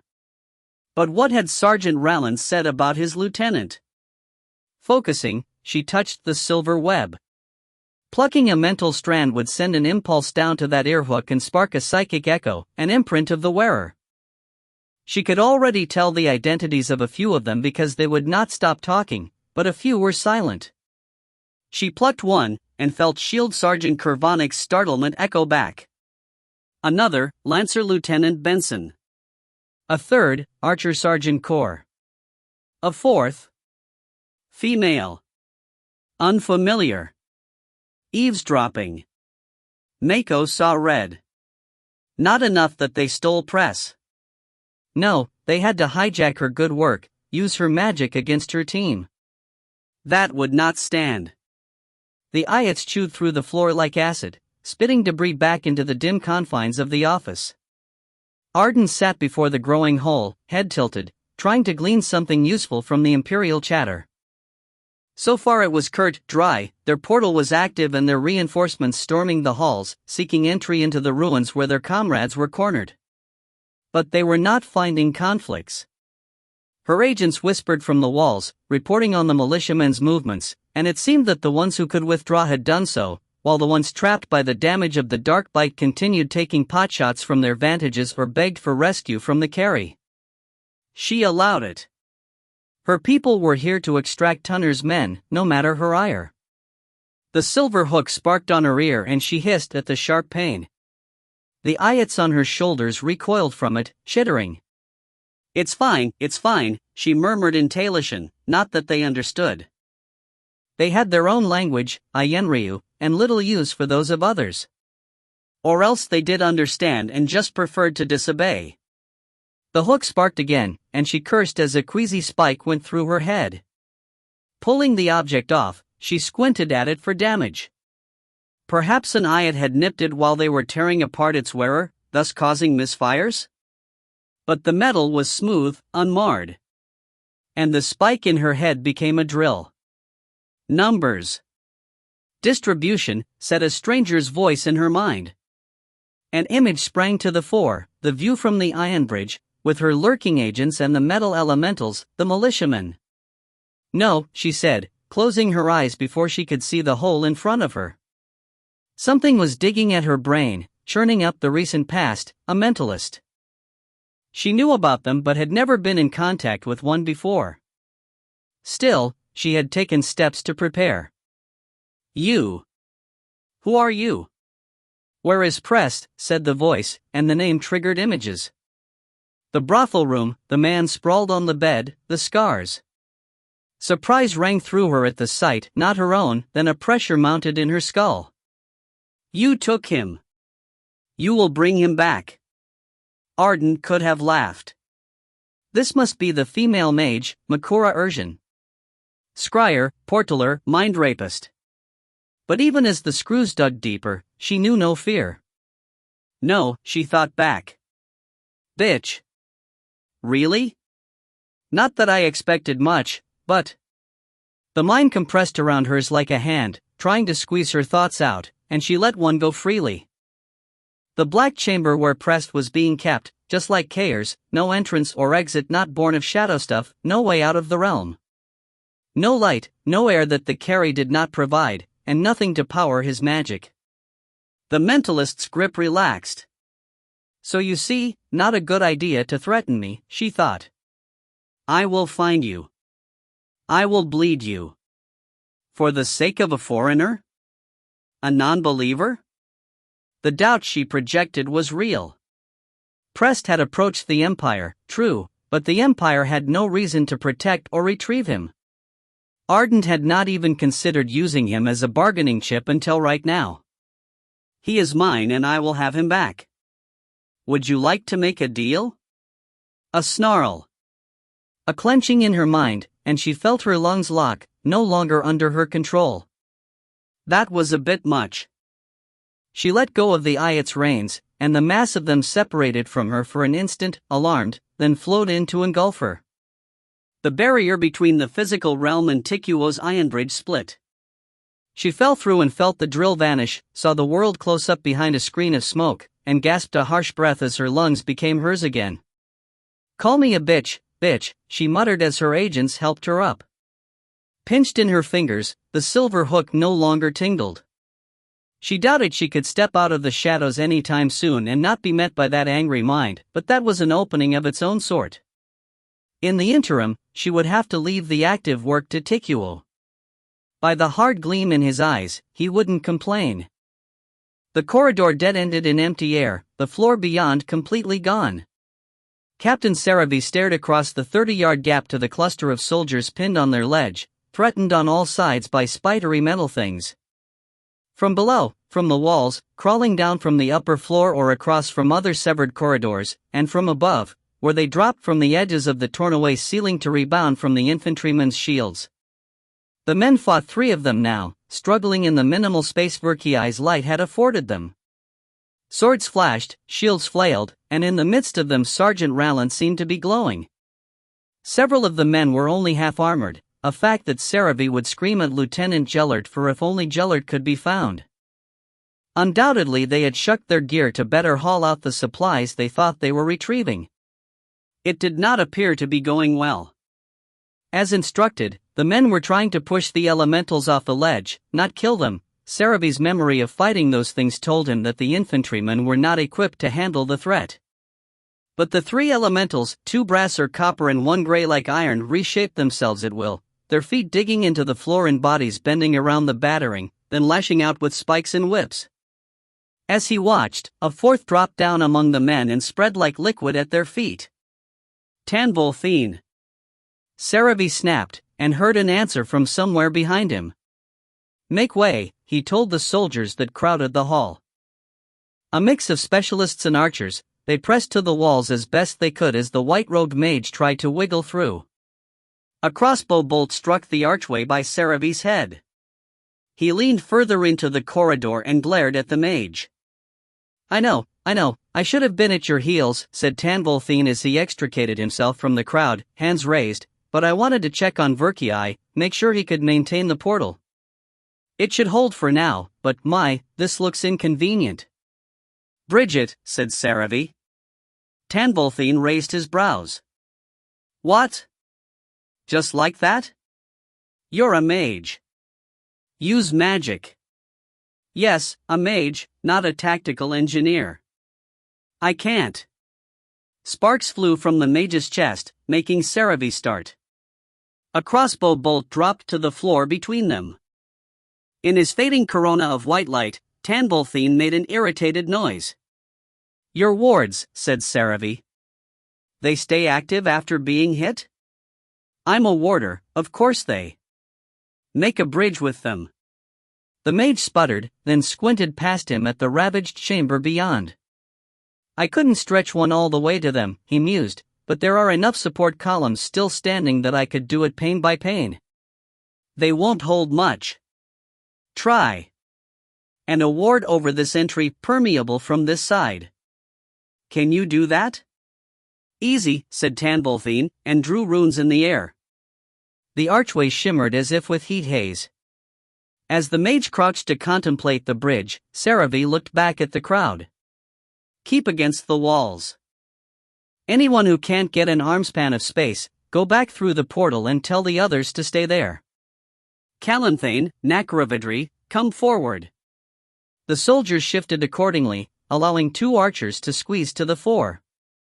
Both were Trivestian, the first a mustachioed corporal, the second easily the most aggravating of his countrymen that Saravi had ever met. With the sides of his head shaved, his remaining short hair slicked back and his eyes lined in kohl, Nacravidry affected the old warrior style, complete with a disdain for the lives of others. Unfortunately, he was Blaze Company's best archer. The crossbowman. Kill them, said Saravi, and made space. Nacravidry smirked, then he and Calanthane took up back-to-back stances with the better archer quickly switching his horn ring to his left thumb. A bolt spanged against the archway ward, spitting sparks, and Nacravidry retaliated before Calanthane could begin to draw. 1-0, he said as someone screeched in the distance. Calanthane scowled and took aim, careful of Tanbolthine's work. For a time, all Saravi heard was the flick of arrows and the archer's low count, plus Rallan's swearing over the earhook. He could not see with the archers in the way, so instead he tried to reconstruct the battleground in his mind. How would he win this? What did the Shadow Cult want? Blood, obviously, and they had gotten it. From a glance, he could tell that a section and a half of his first shield platoon was gone, 15 men or more, including a lieutenant. Retaliation for the crushing of their headquarters, no doubt, and with the metal elementals all riled up. What next? Goblins? And what about the rest of this hateful city? Should send most of the men back. Concentrate on guarding the mages, extracting Rallan's group. Send scouts later to investigate.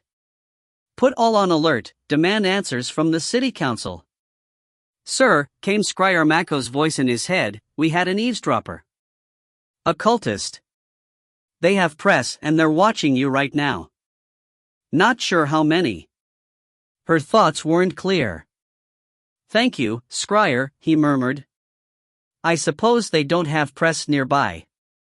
In the Shadow Realm. She offered to make a deal. Not the time for it. I know. But will we? Saravi stayed silent. Money was an issue these days, and if the cult wanted any concessions, he couldn't give them. Wouldn't. Sir? We'll discuss it. Right now we need extraction. Rallant, he said, cueing the earhook as he saw the first pane of wardlight stretch out to a support column, be prepared to send your men to us, 1 or 2 at a time. We'll do what we can to cover them. Captain, you are insane, came the response. Prepare yourself. I have injured. They'll need to be carried. Send them first. Unbidden, Nacravidry stepped out through the hazy ward onto the bridge section Tanbolthine had just set. Nachi! Saravi snapped at his back, but he wasn't listening. He turned almost casually to face a corner he hadn't been able to reach and started shooting, several arrows pinched between his fingers to keep from having to draw from his quiver. With a snarl, Calanthane followed, loosing on the opposite corner. Push the ward out, Saravi told Tanbolthine, who muttered something about suicidal idiots and started drawing runes. A metal hand smacked it from above just as it bulged out to cover the archers. Sparks flew. Saravi drew his heirloom sword and stabbed up at the copper fingers as they spread like filaments over the ward, and they recoiled, to be replaced by spikes on whip-like appendages. Tanbolthine swore as the elemental started battering the barrier. Calanthane tried to shoot it, but his arrow shattered on impact, scattering splinters and making Nacravidry turn on him with a snarl. Shoot the enemy, Saravi shouted in his ear before he could lunge at his comrade. Nacravidry snorted but obeyed, and Saravi joined him on the warded pane to better hack at the invading elemental. There were more on the walls now, scuttling like lizards toward both blaze groups, and a great roar of fear went up from the trapped men as one of the support columns beneath them suddenly gave.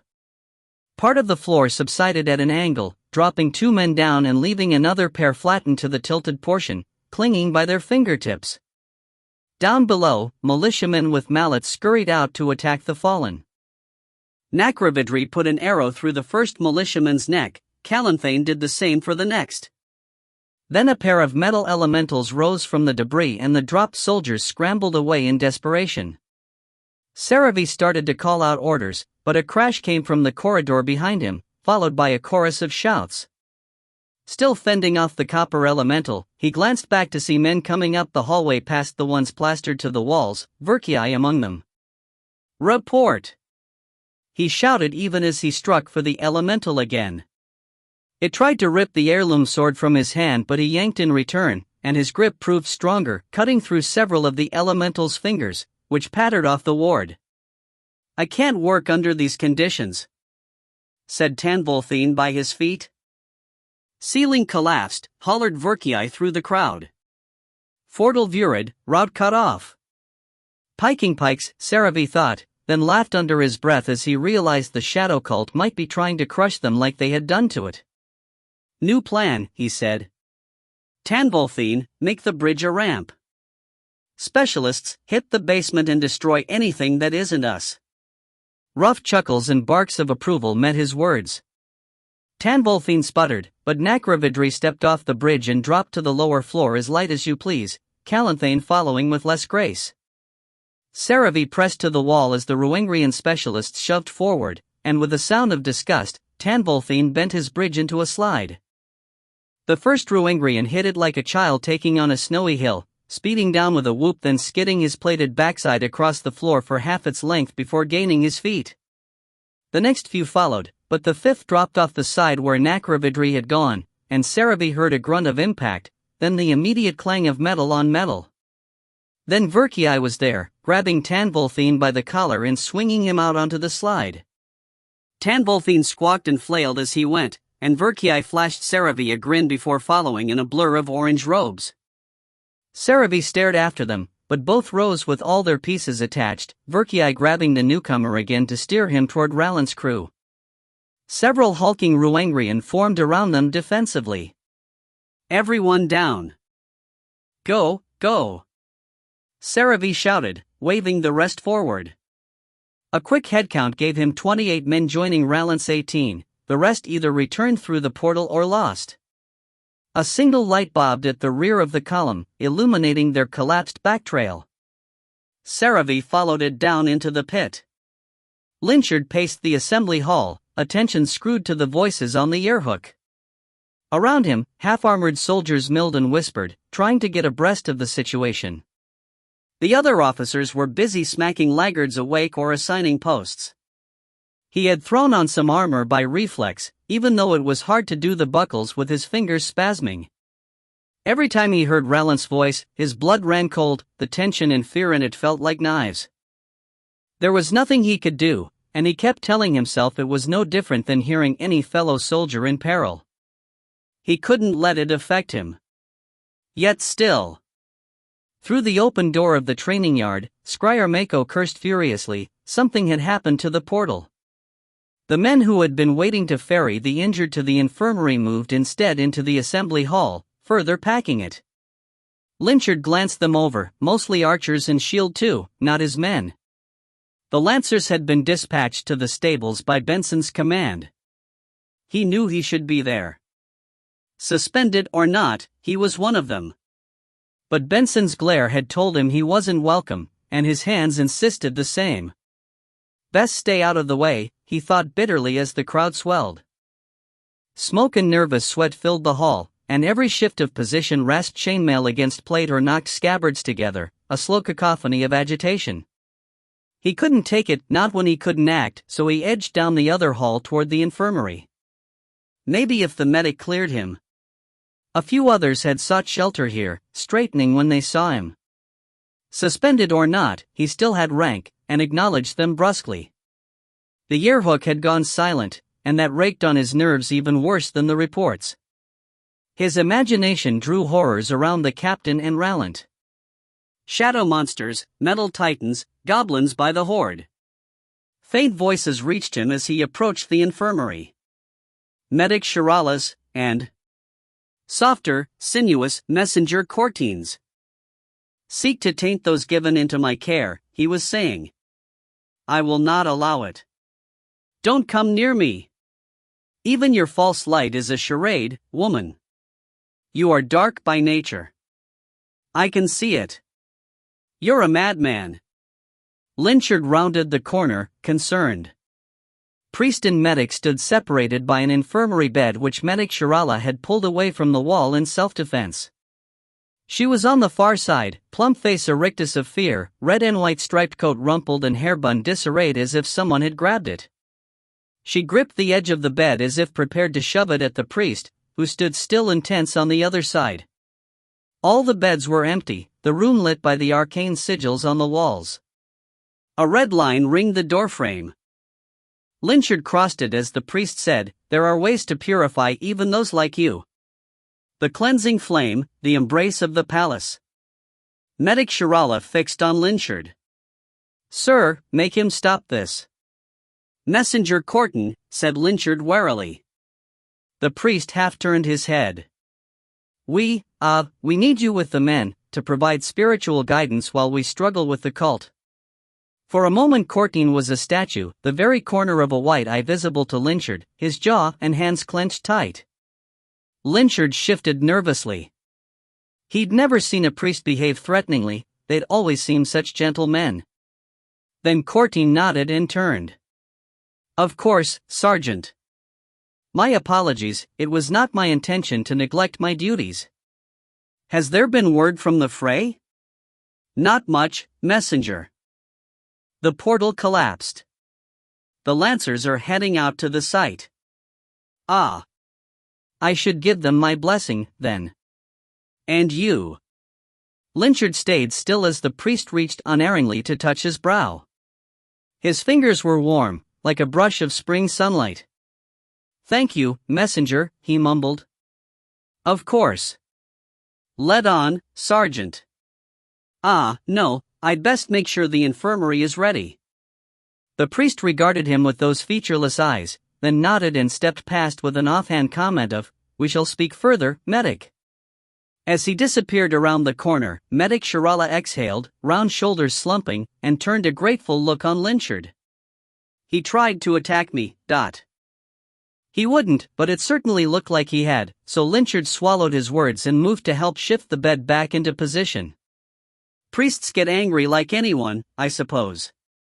"Not quite like anyone.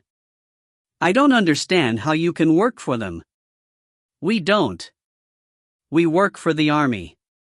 She favored him with one of those womanly expressions he knew as exasperated disapproval. "And your army works for the Empire, which works for your light."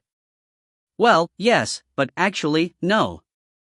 He frowned as he helped her push another disturbed bed back into place. "I used to be in the Gold Army, and the Gold serves Winden more than the Empire. The Sapphire serves Trivists mostly, their general is always Tribestian. Crimson is from everywhere, so maybe we're more Imperial than the others. Our new general won't tell us crap, though, which angers the captain something fierce." He stopped, realizing he shouldn't be telling this to a heretic.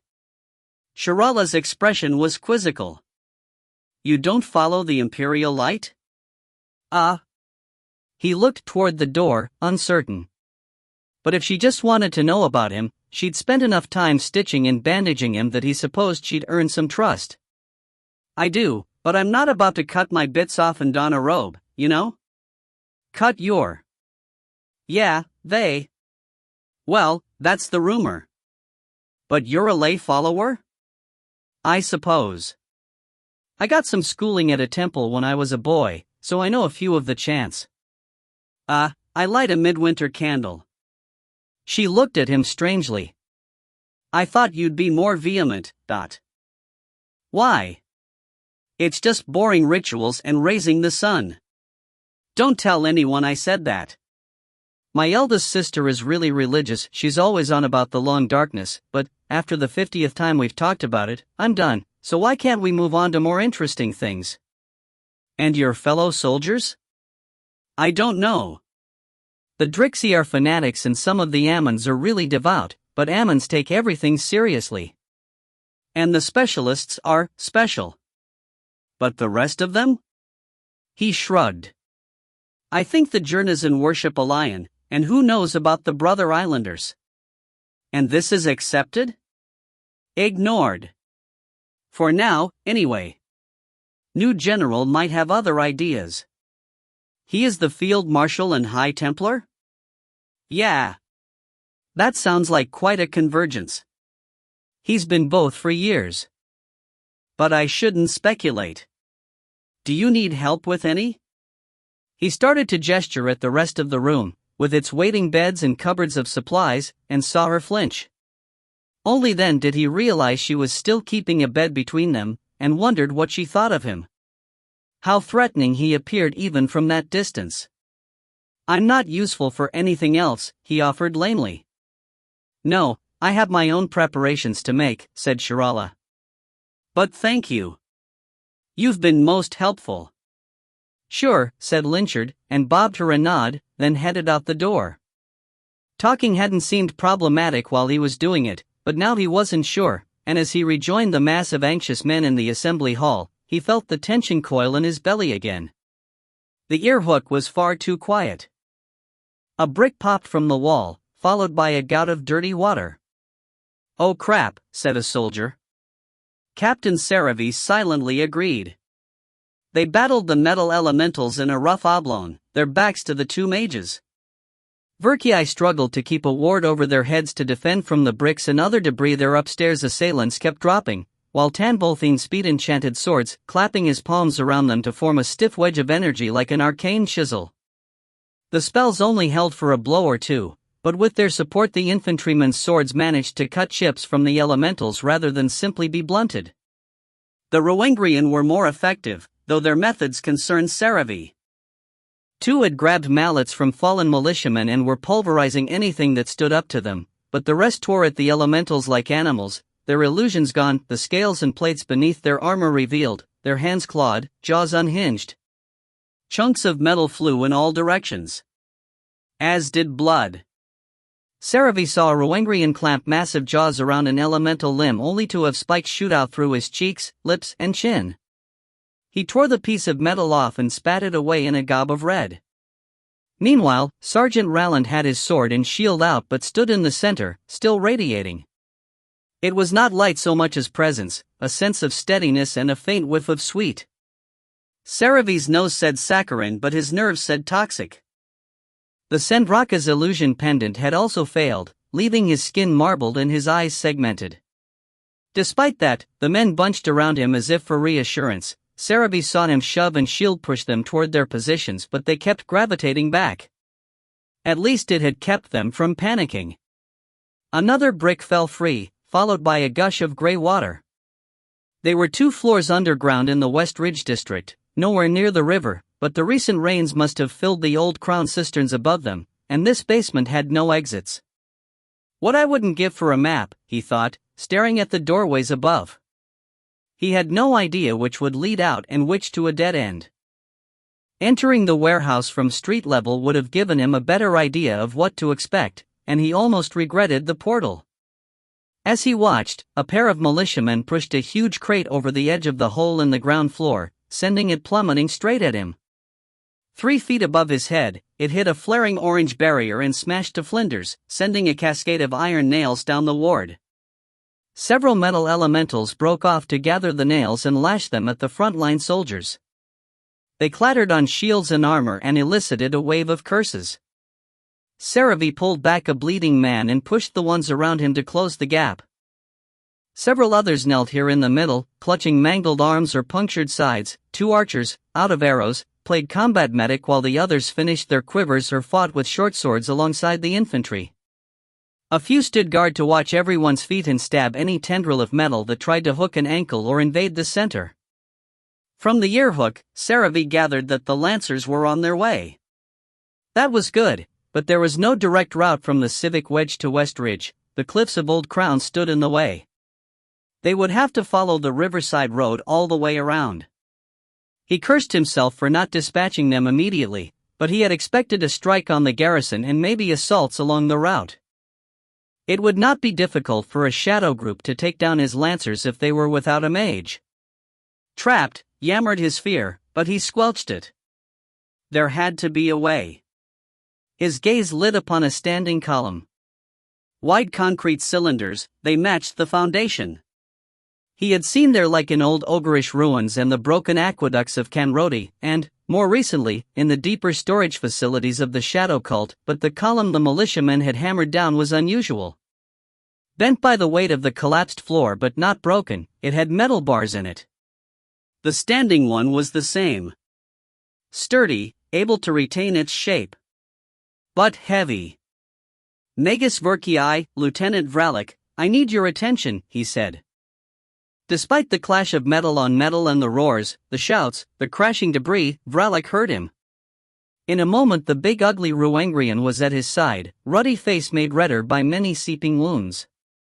Blood coated his chestplate, likely his own, but his starburst eyes held the hard, fierce light of battle. Captain, he slurred through ragged lips. Verkii backed toward them, not taking his eyes from the ward above, and gave a brief nod. We need to get to the next floor, but we don't have mages enough to construct and hold stairs. Verkii, can your magic cut concrete? Air? Yes? Vralik, your Ruangrian are very strong. Ha! Cut that column at the base.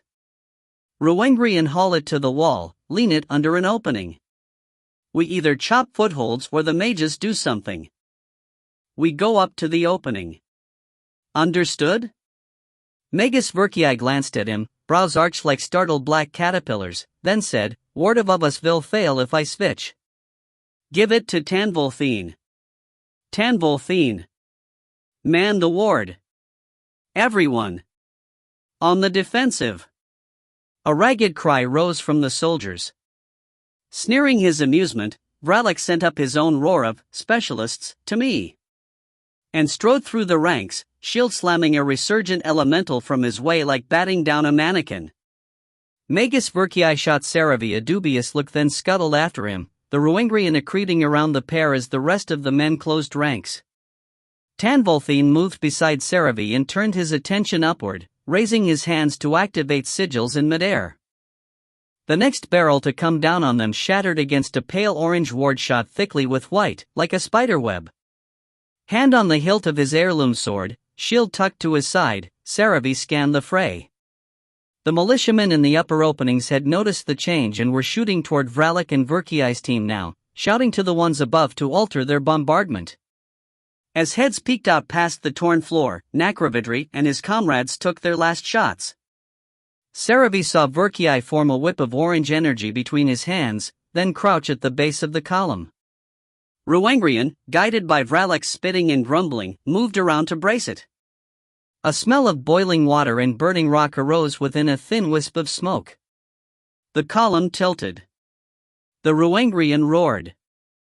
Saravi winced, half expecting the crash and crush of at least one man, but all that came was another roar as the monstrous specialists controlled the column's fall. Wouldn't want to be punched by one, he thought as they started hauling it to a wall. First task done, Verkii immediately started weaving a new ward above the Ruangrian, orange strands of spell stuff stitching together into an oblong. In the opening they were approaching, Saravi saw militiamen blanch and withdraw. A moment later, Verkii snapped out a mage light and sent it up that corridor. Move on me, Saravi said, and started a slow pace after the Ruangrian. With Rallant dogging his heels, the infantry shifted like one organism, while the makeshift medics hooked the wounded under the arms and struggled to drag them along. The high end of the column hit the wall with a solid thunk. Brickwork dented inward. Tilted, the span left 3 feet of clear space between its top and the opening, but that was doable. One of the Ruangrian immediately scrambled up, claws biting into concrete, the others bracing the column to keep it from rolling. That vanguard swung up into the corridor and vanished. For a few long moments there was nothing, then came a reverberating roar, not of pain or fear but victory. Get the wounded up, Saravi shouted as another few Ruangrian made the climb. His group merged swiftly with the specialists, the wards merging as well, and the circle opened on one end to let Ile-Rien hoist the injured and climb one-handed. They made it look easy. Under Vralik's command, half the Ile-Rien stayed to brace and play rearguard. Tanvolthine slipped and slid up the pillar, setting small foothold wards, then was hauled into the corridor by the men already there. After him went Rallant and the infantrymen.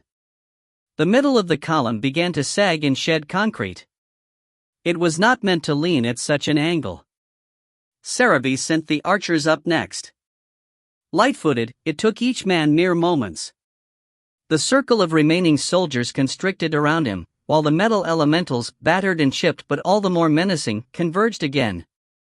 From above, Tanvolthine threw down panes of energy to stand like barriers, and the Ile-Rien laughed and hacked and beat away those elementals that slipped through. By the time the last archer went up, the column was sliding down the wall, its middle disintegrating to show its iron ribs. A Ile-Rien hooked hands together and boosted Magus Verkii into a short, awkward flight. Two more caught him at the entry and pulled him in. Saravi followed, wincing as hard hands clamped on his arms and shoulders. The opening was hardly wide enough for two and he was shoved down the hall so Tanvolthine could maintain the wards. Looking back, he saw more Ile-Rien boosted up, then the one that had done the boosting. Then a pair of hands clamped hard on the lip of the ledge, and Lieutenant Vralik pulled himself into the corridor, blood caking him all over.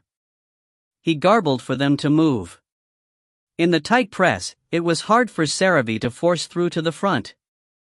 Mage lights bobbed overhead but the largest Ile-Rien stood hunched, scalps scraping the ceiling, and the injured had to be held upright to keep from being trampled.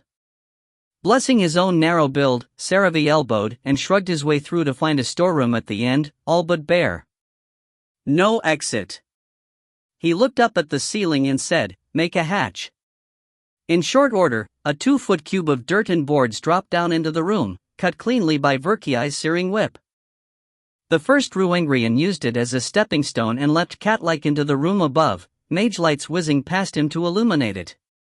At the all clear, the other Ile-Rien started boosting soldiers up. "Make a door," Saravi told Verkii as the ogre blood mage took his turn. And so they stepped out into sunlight, bloodied and coated in dust and dirt, through the side wall of the warehouse and into a narrow alley.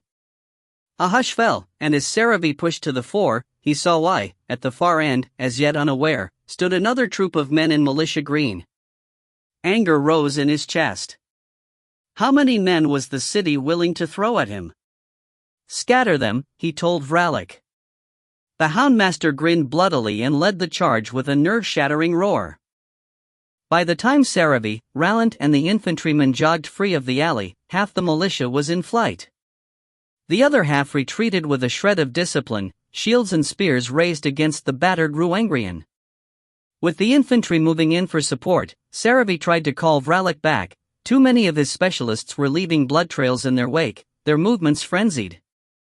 They were too valuable to lose to this lot. Then a baying chorus arose from a side street and he saw Vralik's head whip up, saw him step back and snarl. A moment later, hounds poured into the street, gray-skinned and gape-mouthed. Their collars gleamed with the golden teardrop, their movements ungainly and hideous. Half the mob broke for the Ile-Rien, the other half for the outer circle of infantry, and shouts of shock and fear rose from the human-blazed soldiers as they braced themselves. The sound that came from Vralik's mouth was like the end of the world. Hounds skidded onto their tailless rumps, their heads swiveling toward him. A few men stepped out to hack at the distracted beasts but were hauled back by Rallant. A palpable tension filled the air, and a foul stink. From down the alley came an answering hull shriek, a bull-shriveling expectoration of rage and dominance. Then a twisted form in olive green streaked from the entry, a red badge jangling around its neck, and leapt upon Vralik.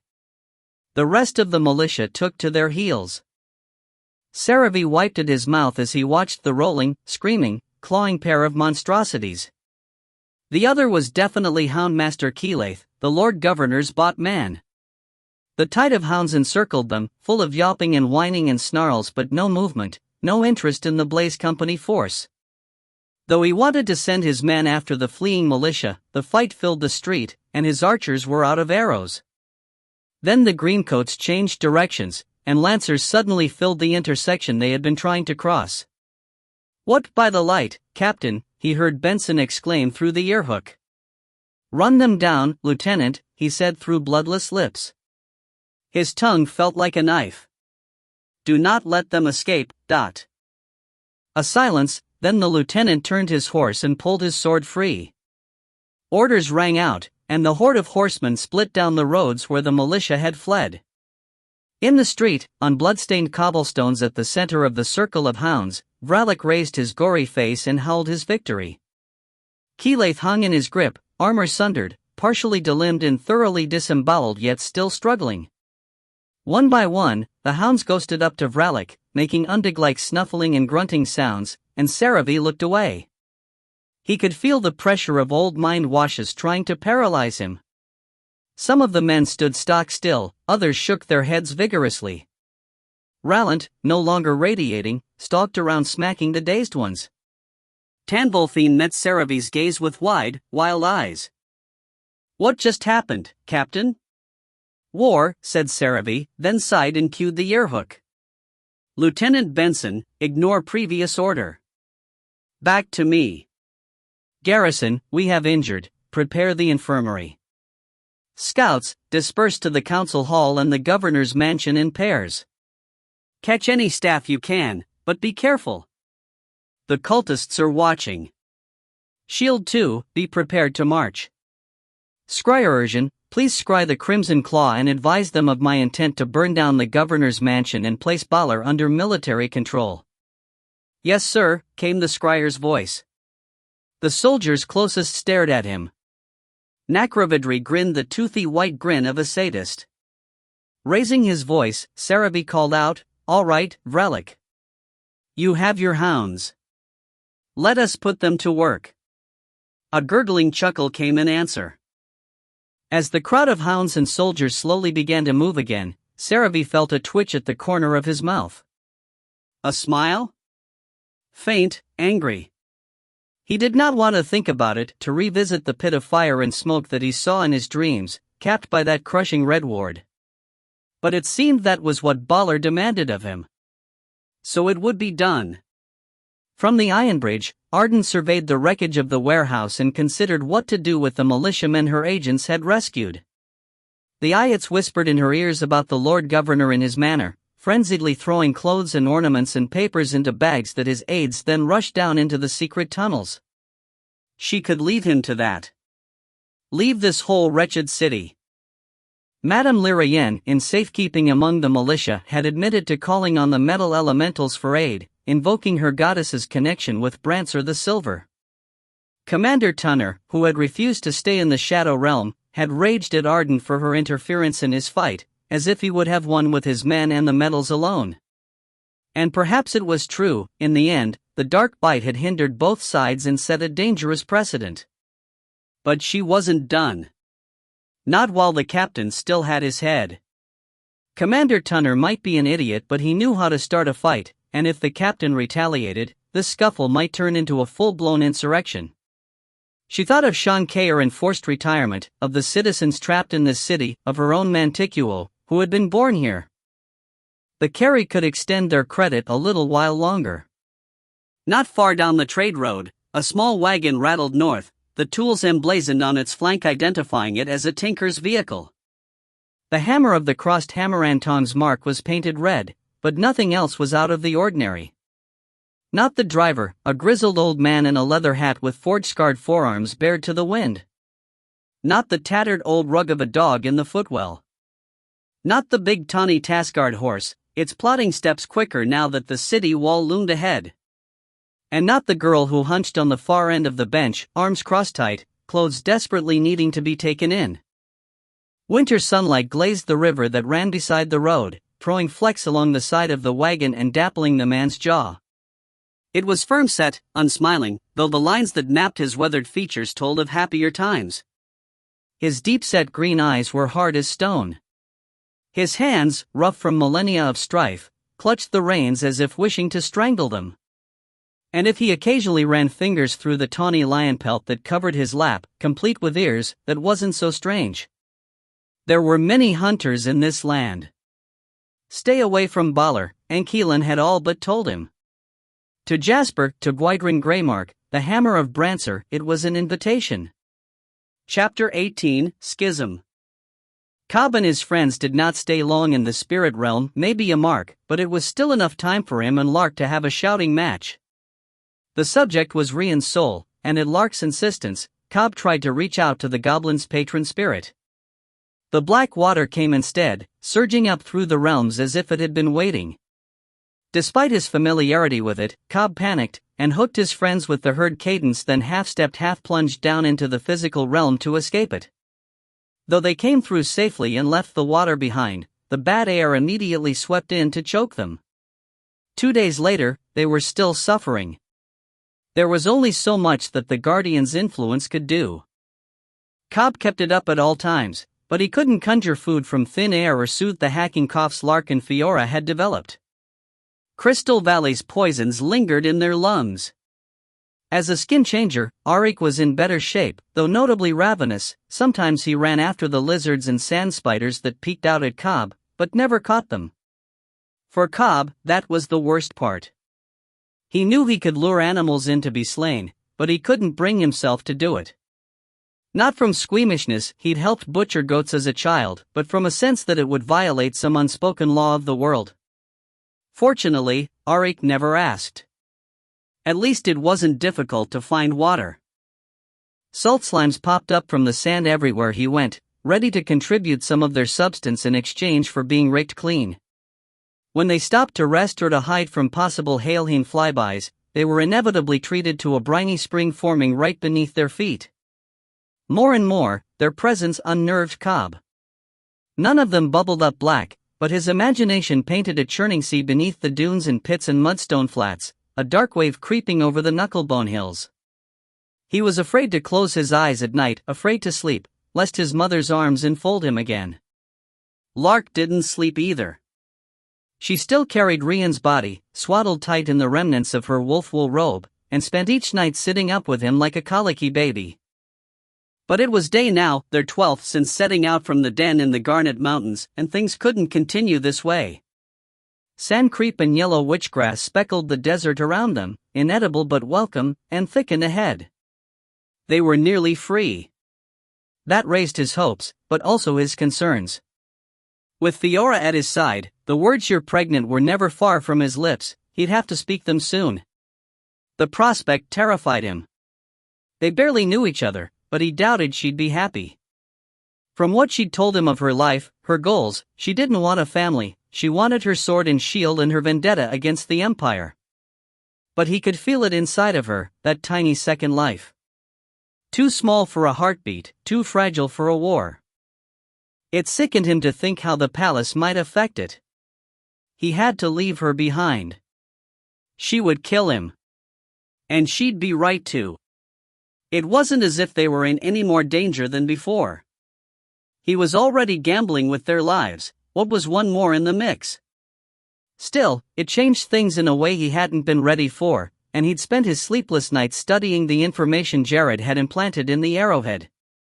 It was difficult to make sense of the visions. They weren't always coherent, the conversations tangled and the emotions flat or overwhelming, the images distorted by their arcane perspective.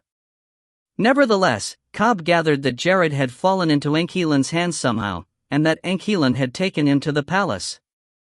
It was clear that the necromancer's real body was there. Along with others. Vreen and Sogan Damiel.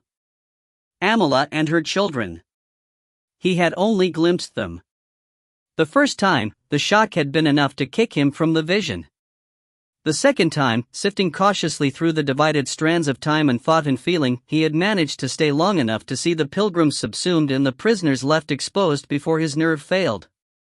He knew he had to try again, but he couldn't bear to see them like that, trapped in memory as if in amber.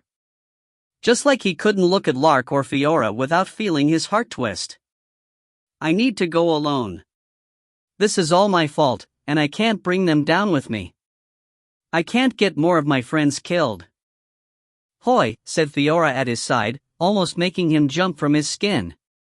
He slanted a look at her to find her staring up at him, mouth creased in a frown, stray curls flailing at her temples as the wind whipped them about.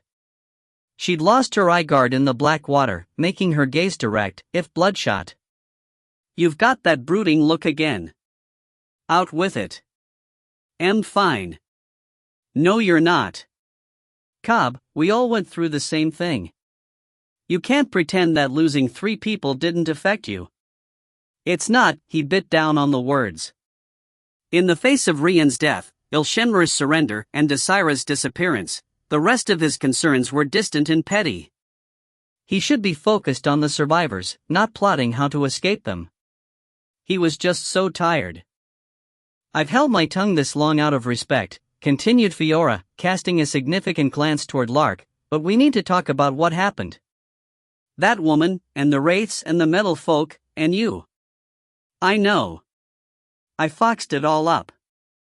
That's not what I mean. We're almost out of the desert, right? We won't have much chance to talk privately after that." He sighed and looked forward. Without a map, it was difficult to say, but his bare feet told him that the land ahead was marginally fertile, and the further hills increasingly so. It would take less than a day to reach their moss-clad flanks, and then they would be in civilized territory for the first time in weeks. But what would they do? Desira, who was supposed to lead the way, was lost in the gray. They had travel papers thanks to Lark's work in Turo, but with all the soldiers and mages that had been after them, he doubted they could stay incognito for long. And while they could skirt the towns and go straight for the swamp, they desperately needed supplies. He didn't know if they had the money for it, or even enough for a town's entrance fee. "You've gone quiet again." "I'm thinking." "Pikes. Think out loud." It took him a moment to stop grinding his teeth. He cared for her, he really did. Maybe not with an all-consuming passion, maybe not even enough to be called love. But he wanted her safe and happy and close. It was just difficult to hold on to those feelings when she kept badgering him. "I feel stupid when I think out loud." "You do it with the Guardian all the time, Dot." "Yeah. Exactly." She blew out a breath. "Come on, Cobb. You're too private. This isn't just about you." "I know that." "Then tell me what's going on." "The black water. I didn't summon it. It just crept up."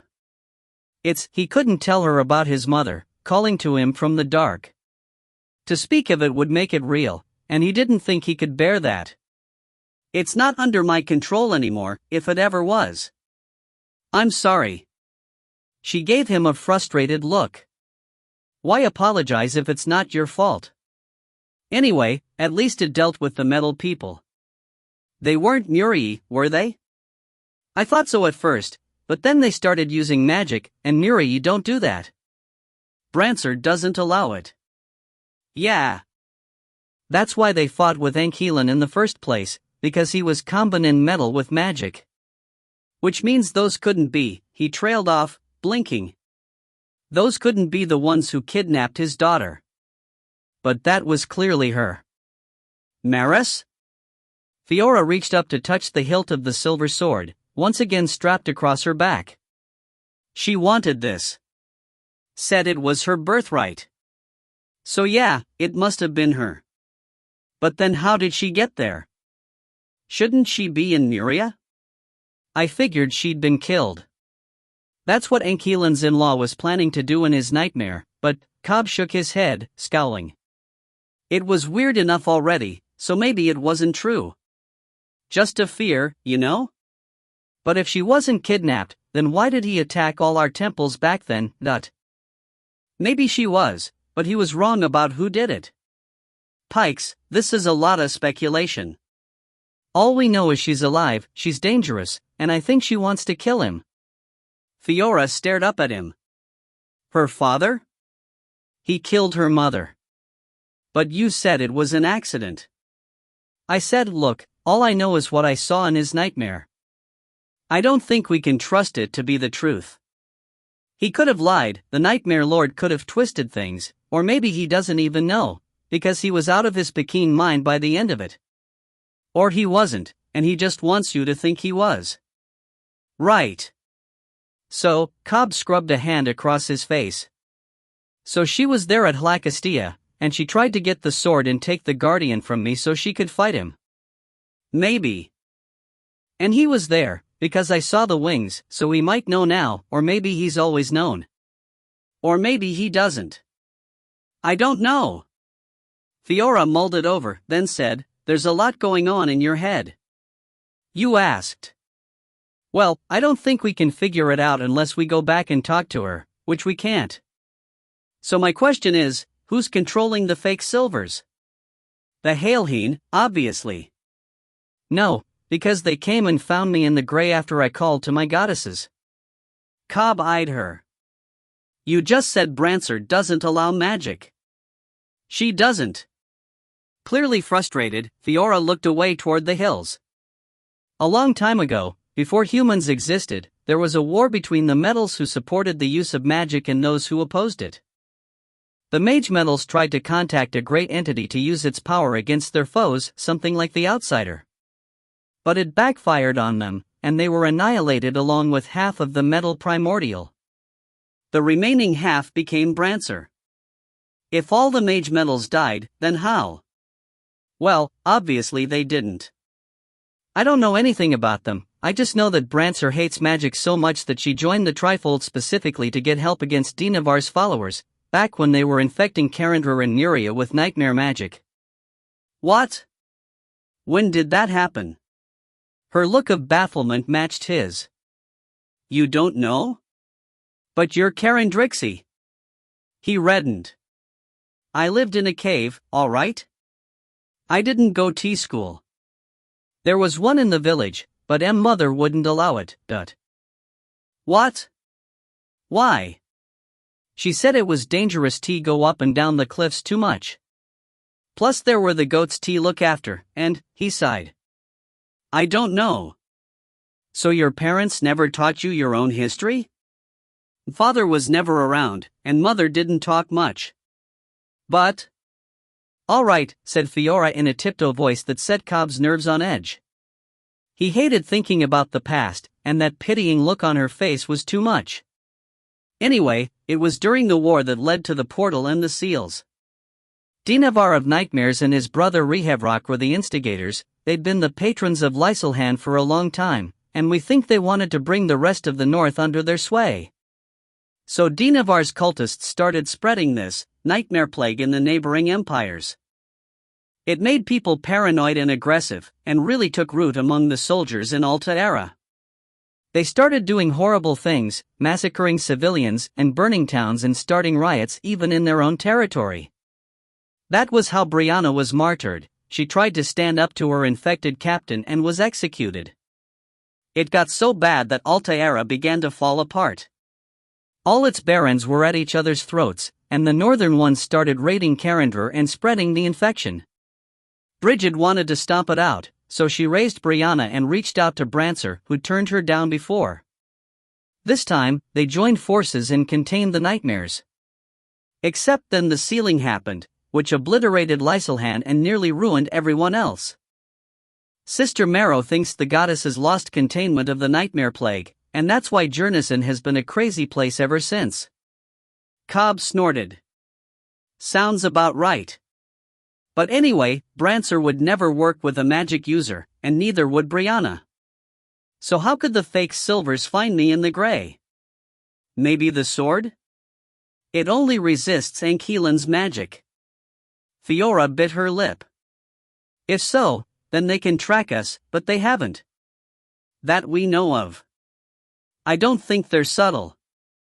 But how would they have known about it? The skin changers wouldn't tell them, and Elshenmer said the Wraiths hate Dinavar so it couldn't be been him. This is getting way over my head. I'm sorry, she said, and to his surprise she sounded strained, almost agitated.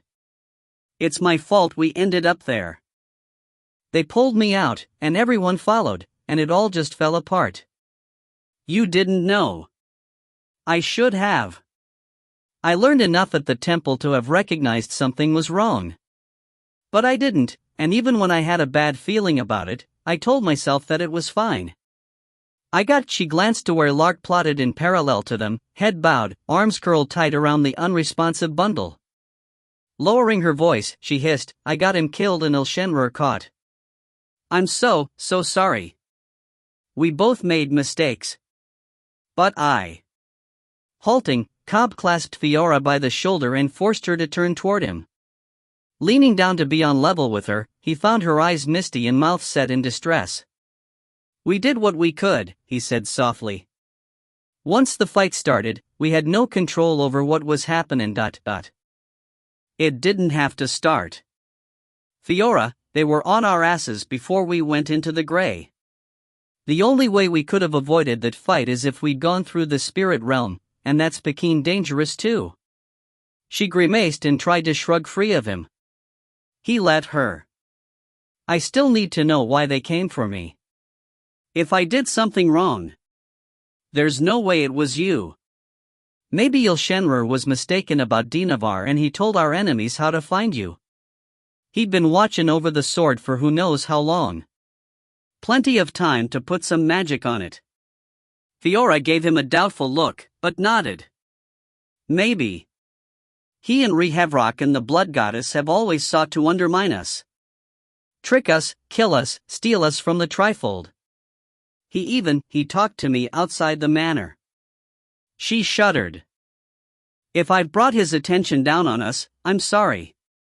Let's both stop saying that and just figure out what to do. Right. Together they looked to Lark, who had kept walking despite their pause.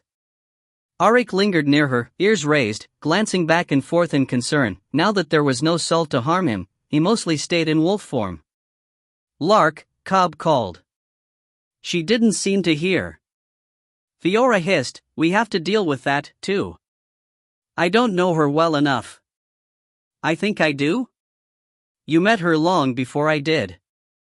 Yeah, but she hates me. All the more now.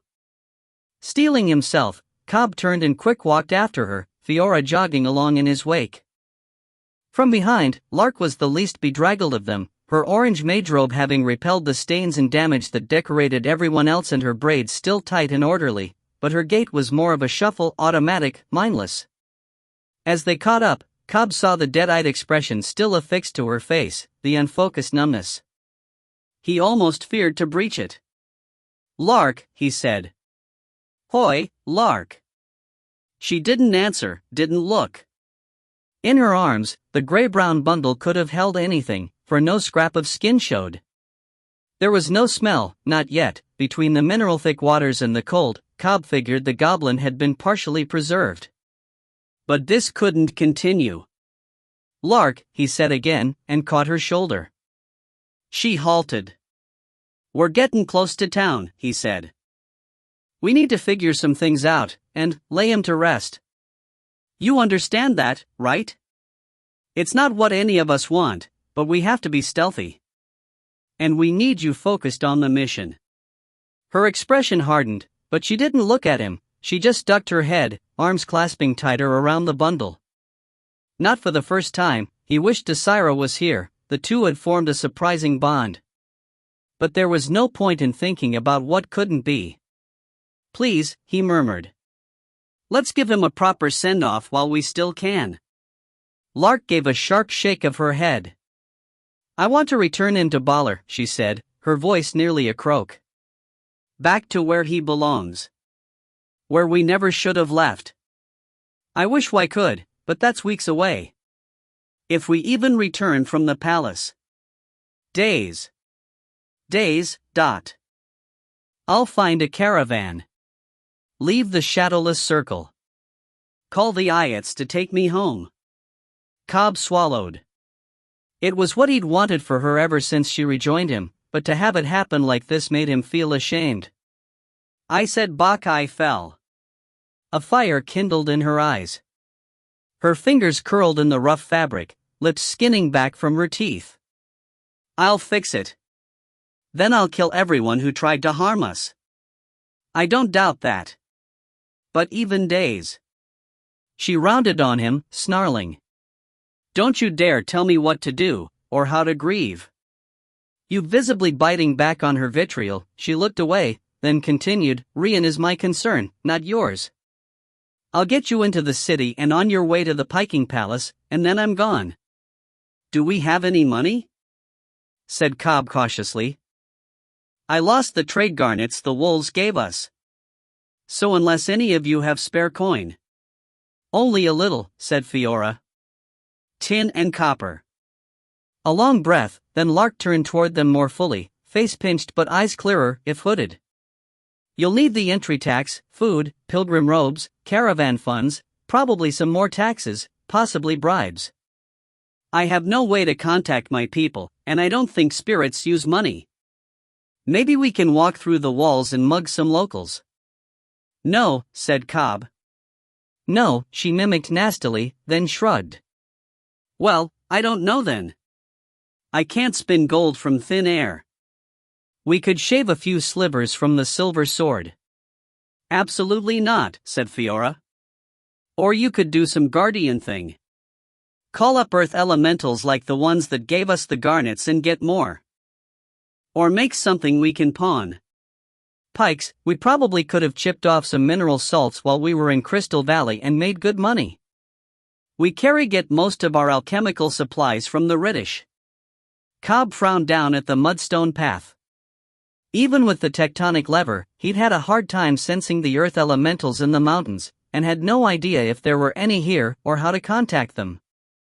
Maybe we don't need so much money, he mumbled, aware that he was stepping onto thin ice. Just enough for me. Behind him, Fiora sucked in a sharp breath. Lark gave him a look. Despite the warnings, he committed to it. I'm thankful to you all for coming with me this far, but I think I should go alone. After the black water. A fist rammed into his kidney. He took a half step forward, more startled than hurt, the guardian armor still sheathed him in a thin layer of stiffened sand. The next fist, at rib level, just made him scowl. How dare you? Shouted Fiora as he turned. Her face was clenched tight, sunburned skin beginning to flake from her flushed cheeks. You can shove that staff right up your ass, Cobb, if you think I'm gonna run. I'm not saying to run, I'm saying. Her nostrils flared, and she hit him again 1, 2, 3 right below the ribs, then rammed her boot into his shin. He let her, not sure how to deal with this. Stop, he tried. Look at what you're doing. We hollered about this at Ankeelan's place, I don't want to do it again now. You are not leaving me behind, Dot. It's the best choice. Fiora, no offense to your goddesses, but they're not gonna help against the Ravager. You said it yourself, he killed dozens of priestesses and Templars. Your lot, they're light and fire and metal, but so's the Ravager, so's the Emperor. Pikes, if he's truly the outsider. Then he needs to be assassinated. It can't be done. The seals need to be replaced, and he'll be shut back out. That means killin' Ankeelan, that means usin' the silver sword while under cover of a power that can stand up to both of them. Well, that's not the Guardian, she said sharply. He looked away, not wanting to let slip what he was coming to believe was necessary. Down there in the black water, he'd nearly made a deal with the dark to quench the light in exchange for the safety of his friends. For all that it sickened him, he'd begun to wonder if that urge had been right. The memories in the arrowhead pinpointed Ankeelan's true presence as right behind the throne. If the Guardian could barely stand up to the Ravager. If it had been incapable of approaching the outsider's portal during the sealing. If nothing in the physical realm was strong enough to stand up to the Imperial light, then he would have to call the dark again. No matter if it consumed him. He could feel the Guardian's anger, but Fiora's all the more. What aren't you telling us? She said, rapping him on the chest once again with her fist. It's not just protectiveness. There's been something wrong with you for ages. No, there hasn't. Hog crap. If there's nothing wrong, explain the water. Explain your nightmares, because I know you have them. Explain why you're such a dar fatalist that you'd cast us away without even listening. There were so many answers, none of which he could bear to say. Instead, he pushed away from her, taking pains to be gentle. She would have none of it, and matched him step for retreating step. You complained when they wouldn't come into Haraka with you, she said, and you welcomed me along. That was just as dangerous as this. It wasn't. It was, and we knew it from the start. None of us are blind, Cobb. We accept the piking danger. Nothing's changed. It has. You're. The word caught in his teeth. He didn't want to say it, didn't want to start that fight, or acknowledge a future he didn't expect to see. But her eyes narrowed and she moved closer, grabbing him by the tunic and making a futile attempt to pull him down. I'm what? She growled. Arms held out in surrender, he said, you're pregnant. I need you to be safe. She blinked, then went pale, then red. What? She said through bared teeth. The Guardian can feel it. The baby, our baby. It's still tiny, it hasn't even got a heart yet. But it's alive despite everything, and I want it to stay that way. And you. I want you to. I don't care what you want. She screeched, and for a moment her near-feral expression made her a stranger. You don't get to tell me what to do. Only my goddess, oh no. Startled by the change, he tried to clasp her shoulders, but she ripped free and stumbled a few steps back. No! She snapped. Curse you, that's why she wouldn't hear me. I've gone over to Brigid. What? How? How do you think, you idiot? Brianna gets her power from Brigid. The moment one of us kindles, the Hearth Mother senses it. She takes us for the sake of the baby and we can never go back. Her voice hitched, wetness glittered in her eyes. You hear me? I can never be a Briannan again. Cobb didn't know what to say. He'd suspected it, but her confirmation and her tears were too much.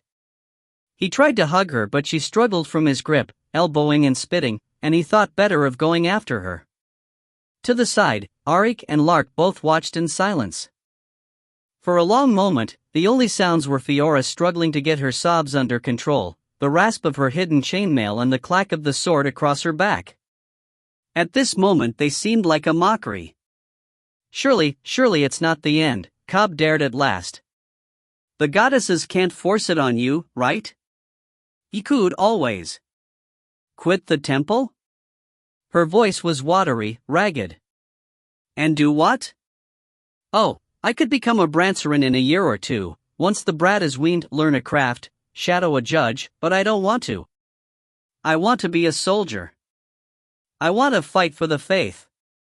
Then maybe you shouldn't ve jumped on Cobb's dick. Fiora wheeled on Lark for that comment, but the shadow girl stood her ground. The Guardian is the spirit of fertility, she continued. That's never been a secret. I took precautions. I drank the tea every day, I prayed not to kindle, Did you tell him about it? You know, your piking partner? It's not his business. Lark laughed incredulously, then looked to Cobb with raised brows. Fiora did the same. He fish-mouthed, then tried, tea? The maiden tea, said Fiora dismissively. To prevent the bleed in this sort of thing. Pretty sure the Guardian is stronger than some herbs, said Lark. There was a dangerous edge to her voice, spiteful, contemptuous. Her hands were clenched so hard on the goblin's bundle that the knuckles had gone pale. So that makes you piking stupid. Shut up, you lot-legged prude. You know nothing. I know better than this. And you, Cobb. With the Guardian in your head, how could you not have expected this? You know how babies happen. Cobb flushed. He had vague memories from childhood, of breeding their goats and helping birth the kids, but otherwise. I guess. You guess? They both turned to stare at him. He fumbled for an answer. Look, come on, it wasn't something I thought about. The Guardian didn't say shit to me until just the other day. When? Snapped Fiora. The day of Hlacastia. Her eyes narrowed. We've been walking for 2 days, and you didn't tell me? And the Guardian, why didn't it alert you sooner? They said they didn't want to hurt me, if it didn't live. Hurt you? Hurt you?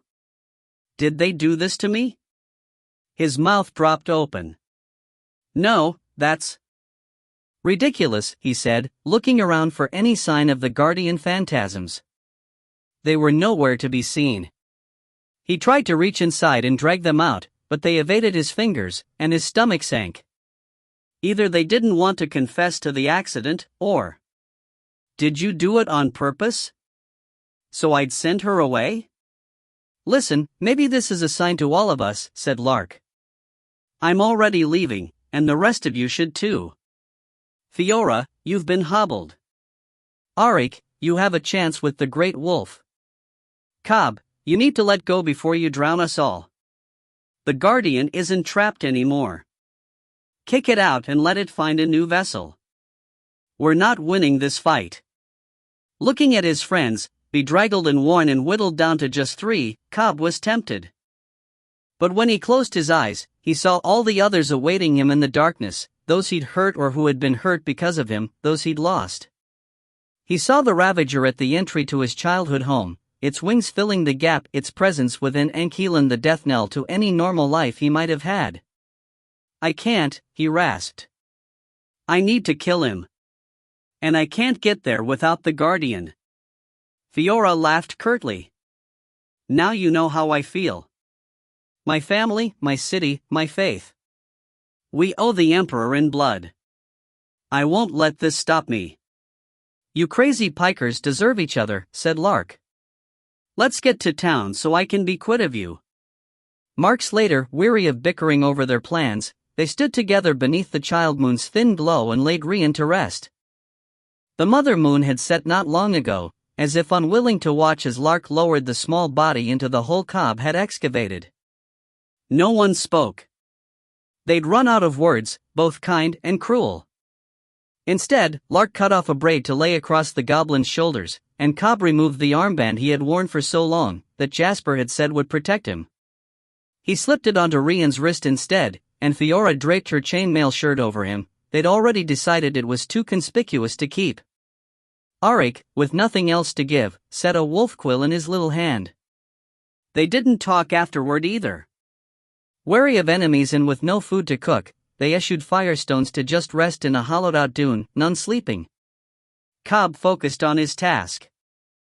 For their infiltration of the upcoming city, Lark had chosen the role of a traveling circle mage, with Fiora and Cobb as her servants and Arik a fashionable pet.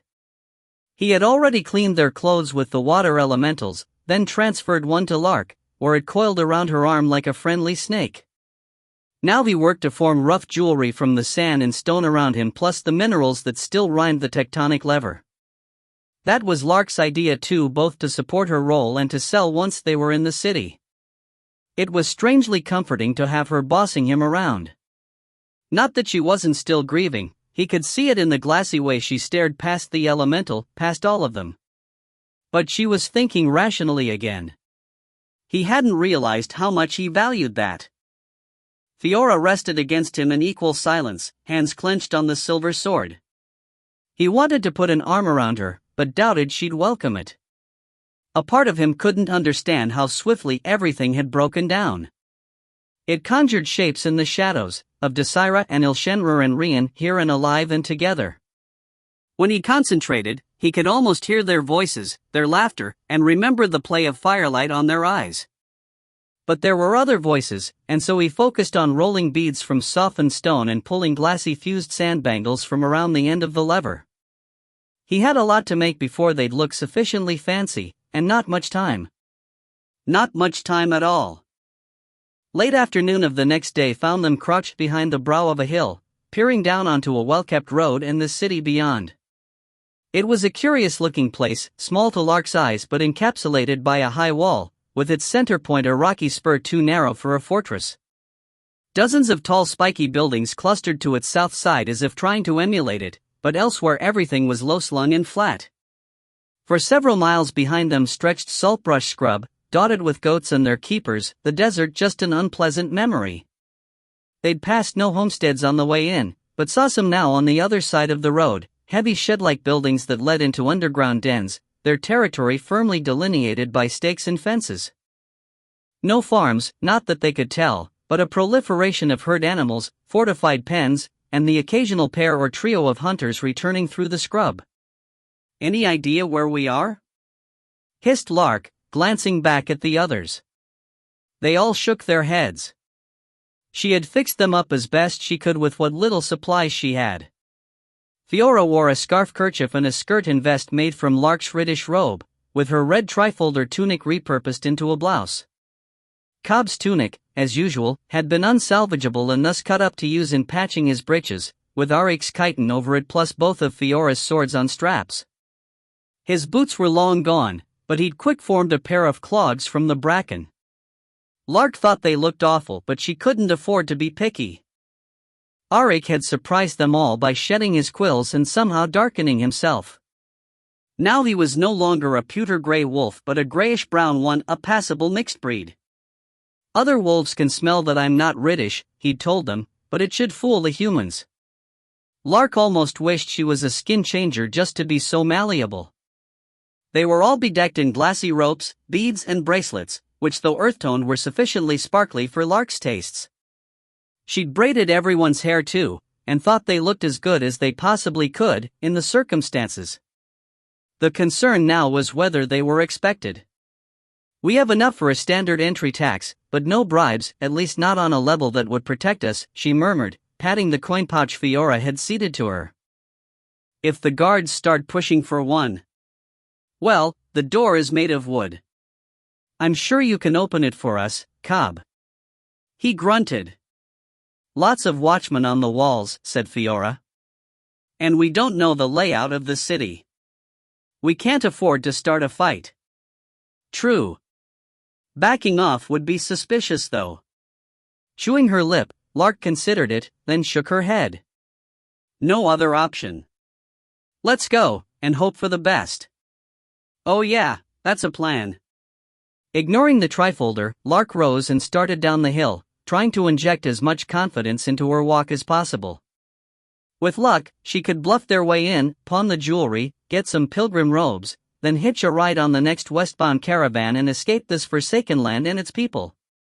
It would be a pleasure to be alone. "I'll always be alone, now." She steeled herself against tears. There would be time enough to weep and wail once she reached Baller. Here, now, she had a mission, and she would carry it out with aplomb. The others kept at her heels, quiet but for the jingle of Arik's bead-bedecked leash. Under her left sleeve, the water elemental coiled restlessly as if it could sense her nerves. She had managed to teach it some simple commands, but didn't know if it would perform on cue. The uncertainty gave her a little thrill. As much as she prized security, there was something to be said for living by her wits. Their approach did not go unnoticed. She saw men moving on the walls, the tips of their bows poking above the crenellations, and wondered how often they were called to use them. Even without a map, she knew they were somewhere within the Riddish interior, and thus presumably protected from enemy incursions, yet no structures spilled out beyond the walls, the city and countryside cleanly divided. Desira could have explained it, she thought grimly. Desira would have been a lot of help. The lowering sun threw the wall's shadow toward them. She took that as a good omen and crossed into the shade at a swift clip, squinting to make out the men who emerged from the gatehouse.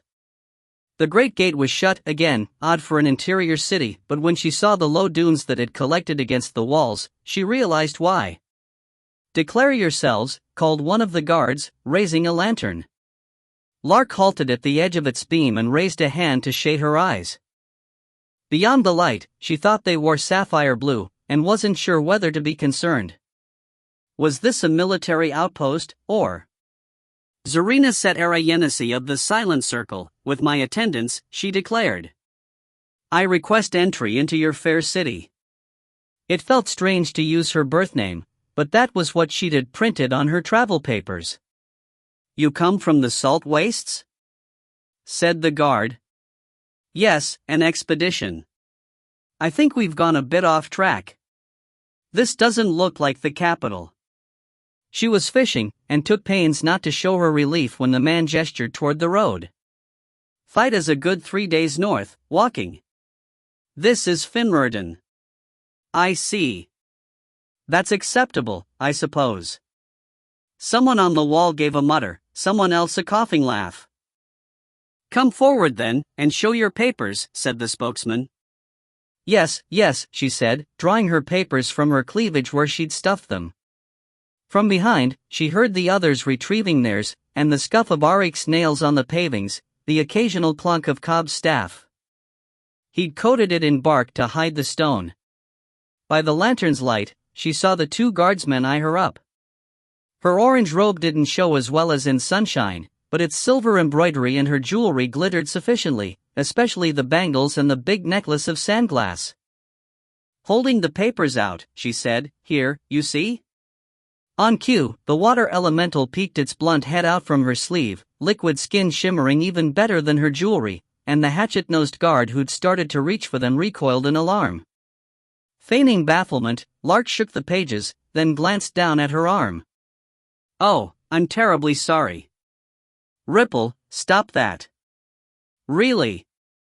"Yes, you've suffered terribly in the desert, but you still can't hydrate off of people." "No, not even strangers." "Ah, is that thing dangerous, madam?" said the guard as the elemental retreated meekly up her sleeve. His partner took a subtle step back as if to leave him to it. "Oh no," she said, "not as arcane vipers go, really. He's just very thirsty. It's been a pain to keep him off of my attendants." "You do have a wellspring, I hope." "Air, yes. Finrorden was built here because of." "Good, wonderful, is there a bathhouse?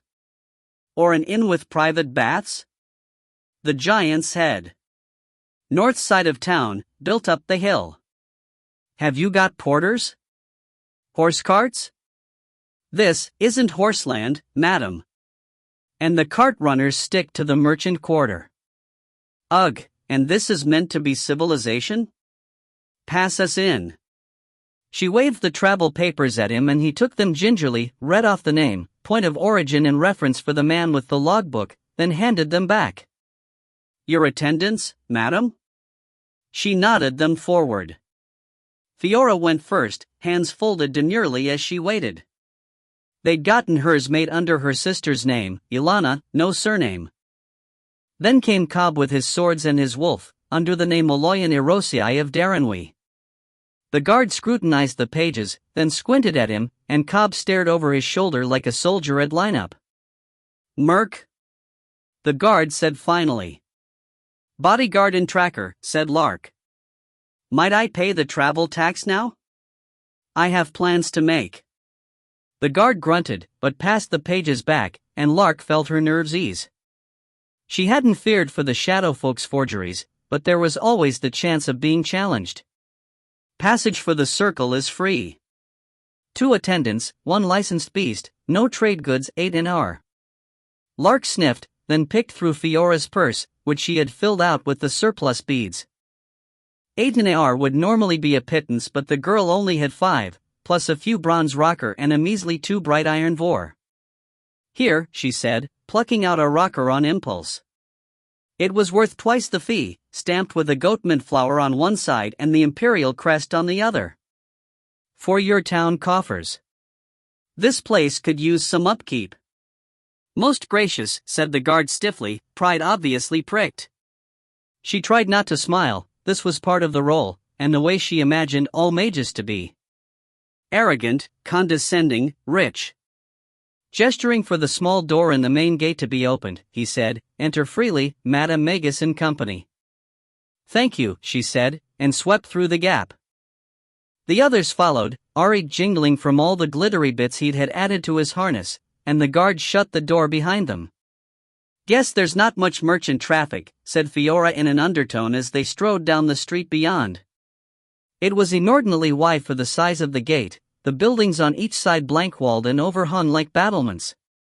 None stood higher than 2 stories, allowing a glimpse of the taller buildings that rose to the south like trees protruding from grassland. Trivestian architecture, Lark guessed, which made these squat compounds reddish.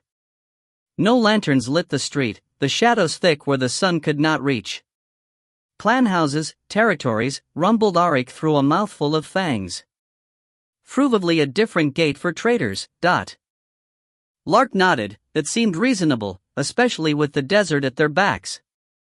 She had been through her share of sandstorms in her birth city of Felon, and as they progressed deeper in, she recognized some similarities between here and there. No desert-facing openings, nor anywhere the wind would stick its dusty fingers, lightly peaked roofs of glazed tile, curved-topped entries with covered walkways between some buildings. Sand sat in runnels and curlicues along the road and made low dunes in the alleys, but more life began to show down cross streets as they went. She picked one at random and turned north, preferring to risk British territoriality over Trivestian scrutiny.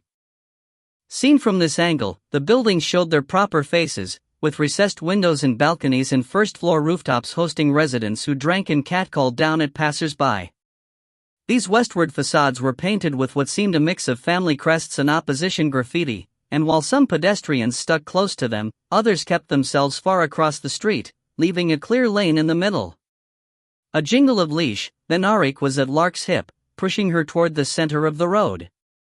She scritched him behind the ears and adjusted her course. She'd been thinking to shout up at one of the balconies for directions but now saw the way the residents on the roofs watched. Likewise, those few who slunk by on the far side of the road kept a sharp eye on them. Wolf-bloods, she reminded herself. Private, uptight, scornful of weakness. Probably shouldn't approach anyone until we're on the traveler's side of town.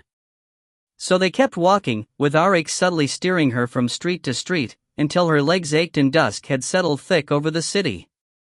Uphill, along curving roads past clan compounds that increased in size and street width until pitched battles could be held in their forecourts, then around the spur, down to the other side where the compounds shrank then split into apartments, then blossomed with shops and taverns and all the requirements of the more neighborly world.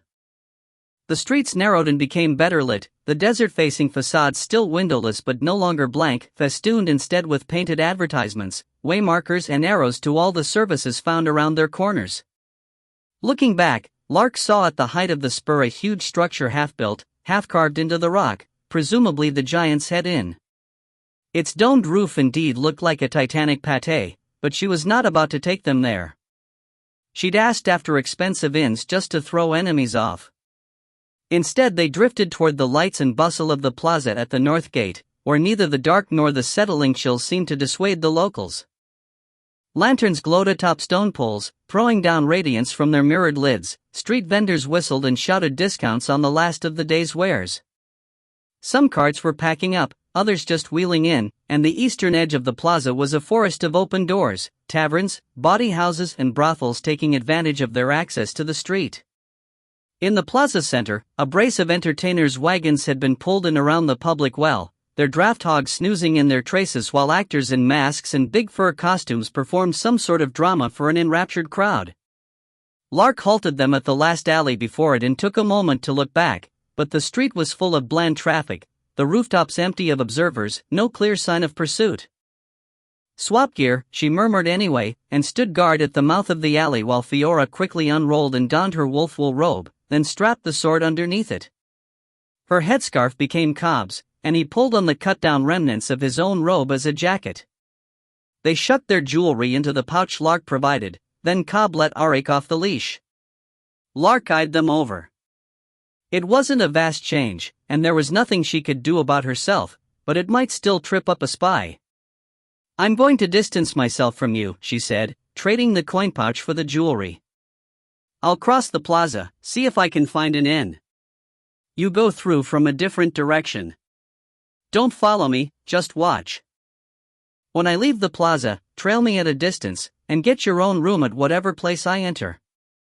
Their faces showed earnest intent but a dismal lack of subterfuge. Will they be all right on their own? She wondered.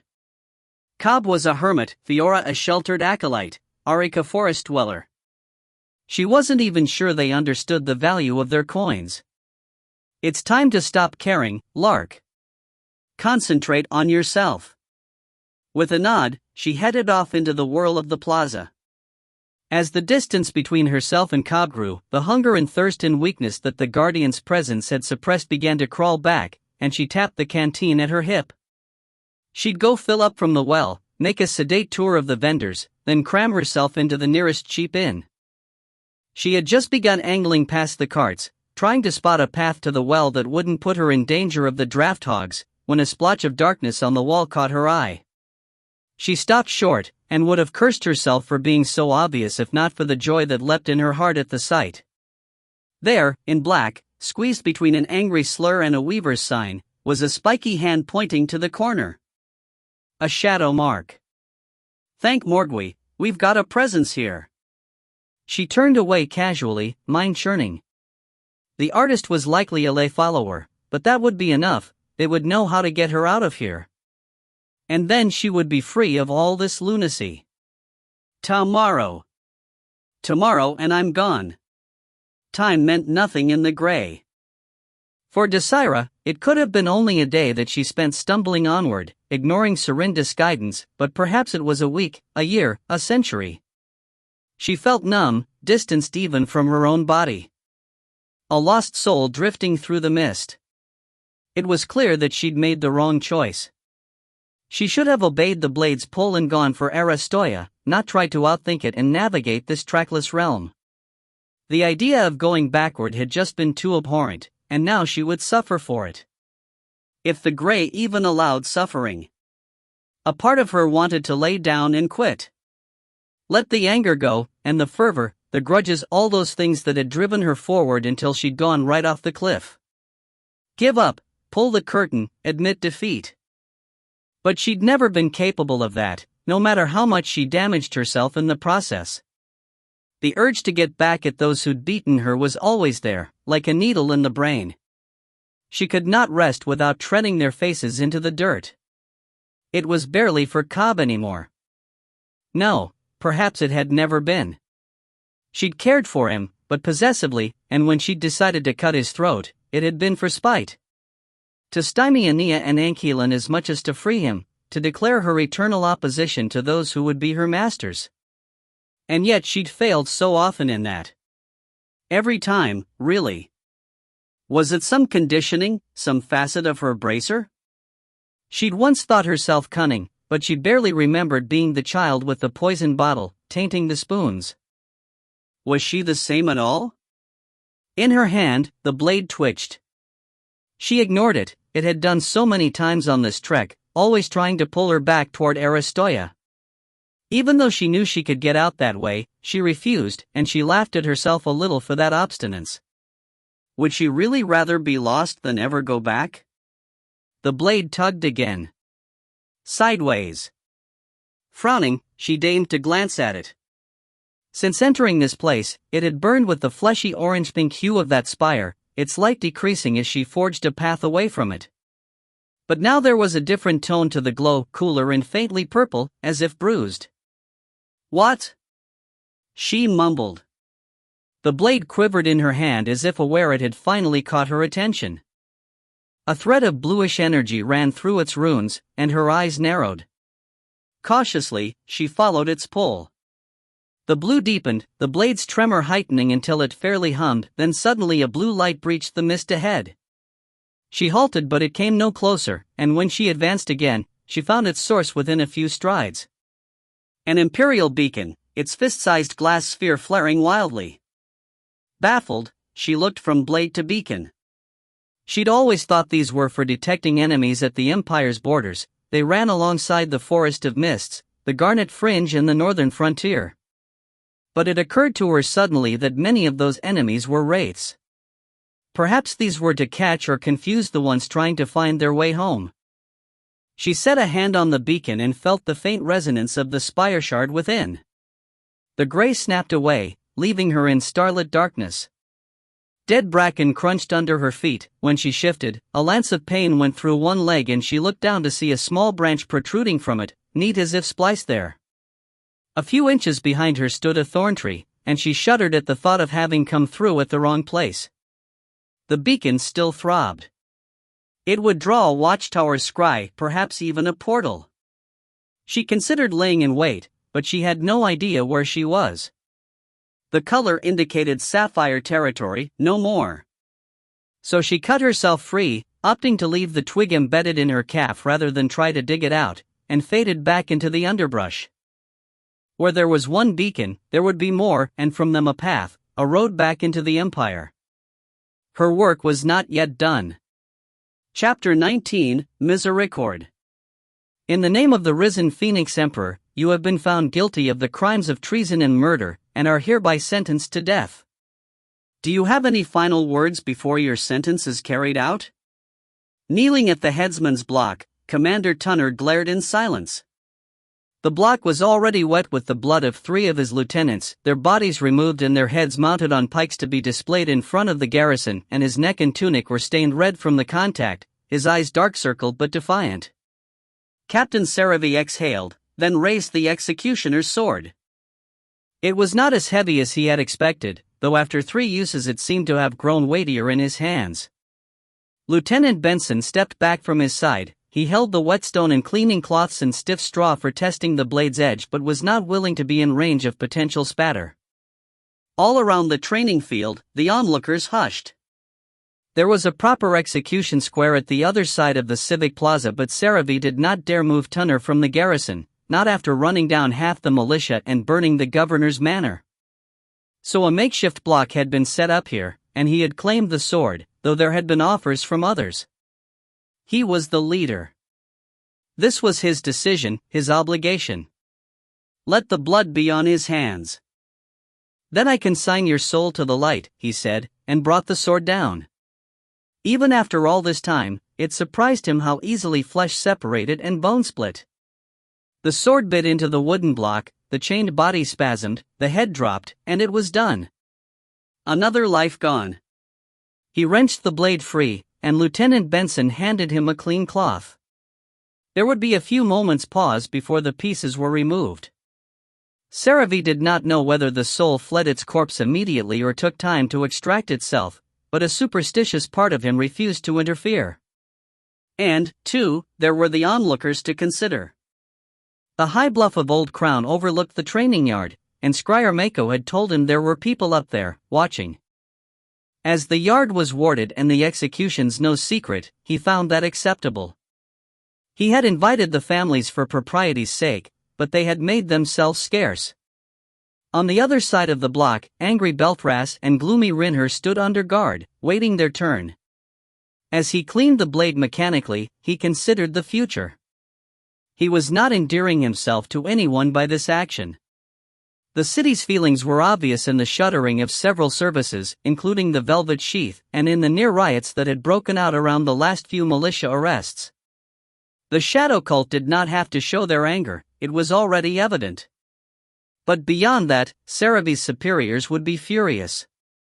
Execution was a valid sentence for treason, but it was normally carried out at the palace, and Tunner's beheading should have waited until the man was scanned by an inquisitor. Saravi planned to argue expediency. The Potter's Row incident had shown them how dangerous both the cult and the city were, which made Tunner's presence a threat to the men. His superiors would not accept that, which was fine, since it was a lie. This was pure spite.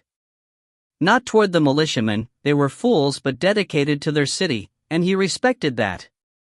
No, his spite was aimed at his commanders, current and former, Field Marshal Rakmar and Prince Kelcherin Aradisson.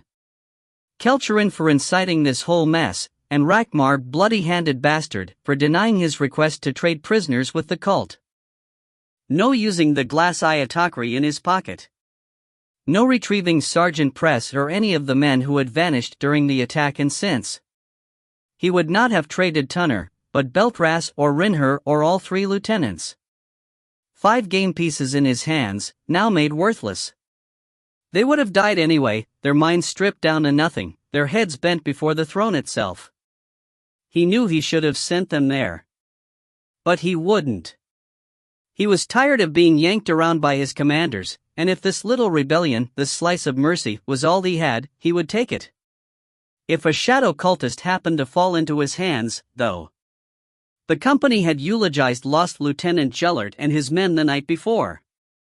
No one had said much, just as no one raised a fuss now, no shouts, no jeers. Only grim faces, all still shaken or else waiting for the real enemy. Looking up, he met the eyes of Medic Shirala. She stood beside the two militiamen, wringing a handkerchief between her fingers, but her gaze was steady. None of the condemned had accepted imperial rights, and so enlightened Messenger Courtine had been dismissed over his objections, with Shirala brought out in his place. She had not addressed the crowd, but whispered now and then with the condemned men, their guards politely pretending not to listen.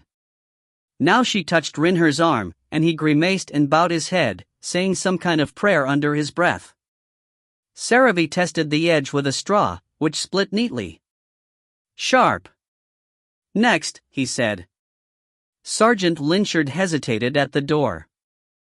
He could hear voices through it, too faint to recognize. Courage, he told himself, and not. Silence fell, then came the sound of footsteps.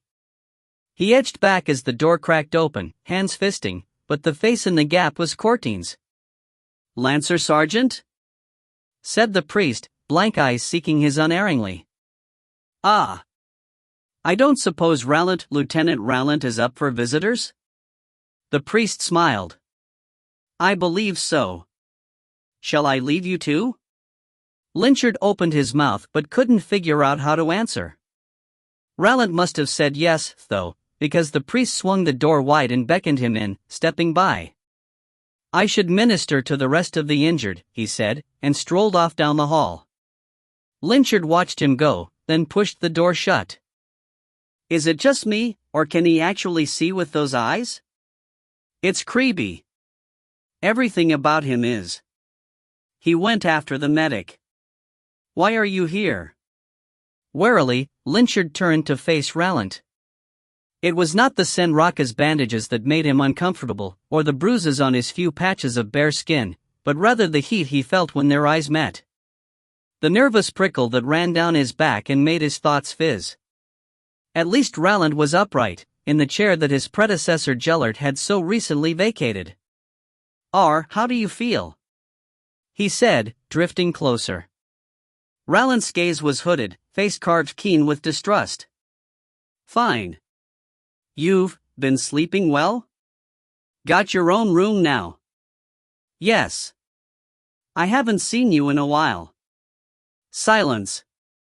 Just that honey-colored stare, flat and distant. Lynchard's heart rose in his throat. Somewhere close by, men were being put to death, all around them, their fellow soldiers mended and worried and smoked, feeling threatened by the future. The captain was getting scary, and here he was, pursuing a man who had used him then lost all interest.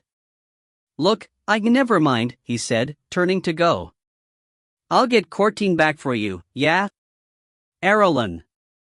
His name froze him in place, warm memories dancing behind his eyes. Hard to think that attacking Wesker had been just a week ago. Harder still to think Rowland had been in his life only 3 weeks more. Why aren't you angry? Said Rowland. The question surprised him, made him turn around when he'd almost sworn he wouldn't. What? He said, moving in, and saw Rowland flinch as if he'd shouted. But he hadn't. He was sure he hadn't. What are you talking about? You know what I did. You mean controlling me? Yes. He stopped just out of arm's reach, aware of how tense Rowland was in that chair, shoulders stiff, bare feet tamped on the floor, ready to spring toward or away. Holding up his wrapped hands, he said, I knew you were a controller from the start. That's why the army employs you, right? Rowland's brows twitched, expression unreadable. Yes. The captain said you were good at Potter's Row. Kept the men going. But look, I'm not here about that. I knew the moment you bit me that you were influencing me, and so you used me against the Corvishmen, which I can understand, not forgive, but I didn't think you'd get hurt. How in Pike's name would I not get hurt? He had knives. They all have knives. You're twice his size and he's an idiot. Being an idiot has nothing to do with being able to fight. And stop sidetracking me. You didn't have to do it. You could have just asked me and I'd beaten him up for you. I like you. I would not have tackled him down the front steps, but I'd hit him a bit, sure. You like me? Lynchard looked down at Rallant's baffled, battered face and felt suddenly like he was speaking the wrong language. I wouldn't be here if I didn't. Don't get me wrong, I'm pissed that you controlled me, but you had a reason. You're from the border too, you've lost people to the Corvish, right? Yes. I lost my father. Bunch of my cousins. So I know how you feel. But. The memory hit him then, as if playing catch-up to his words, and in Rallant's place he saw the man in the pit, bloody-mouthed, frostbitten, his eyes like black holes, his rust-red hair frozen to his scalp. Lynchard and the other children had found him there, the first Corvishman he had ever seen, dying impaled among spikes with a brace of wildfowl at his feet. The others had laughed and thrown snowballs, rocks.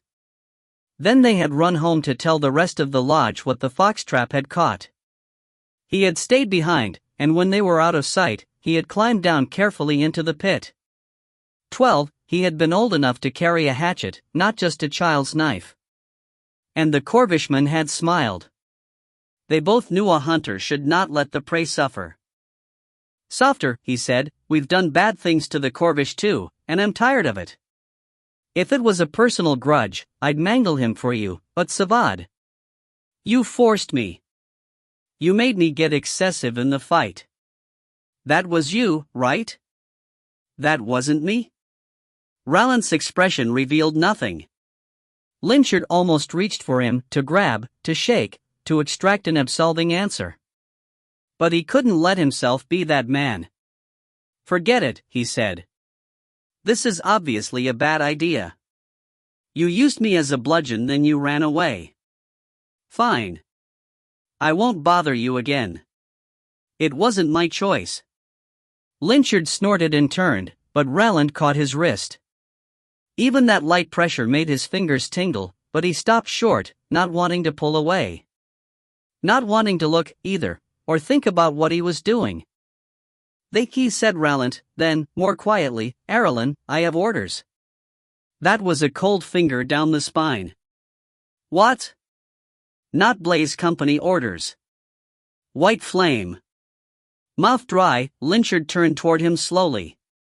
His head was bowed, shoulders hunched as if expecting a blow, his hand on Lynchard's wrist like a vice.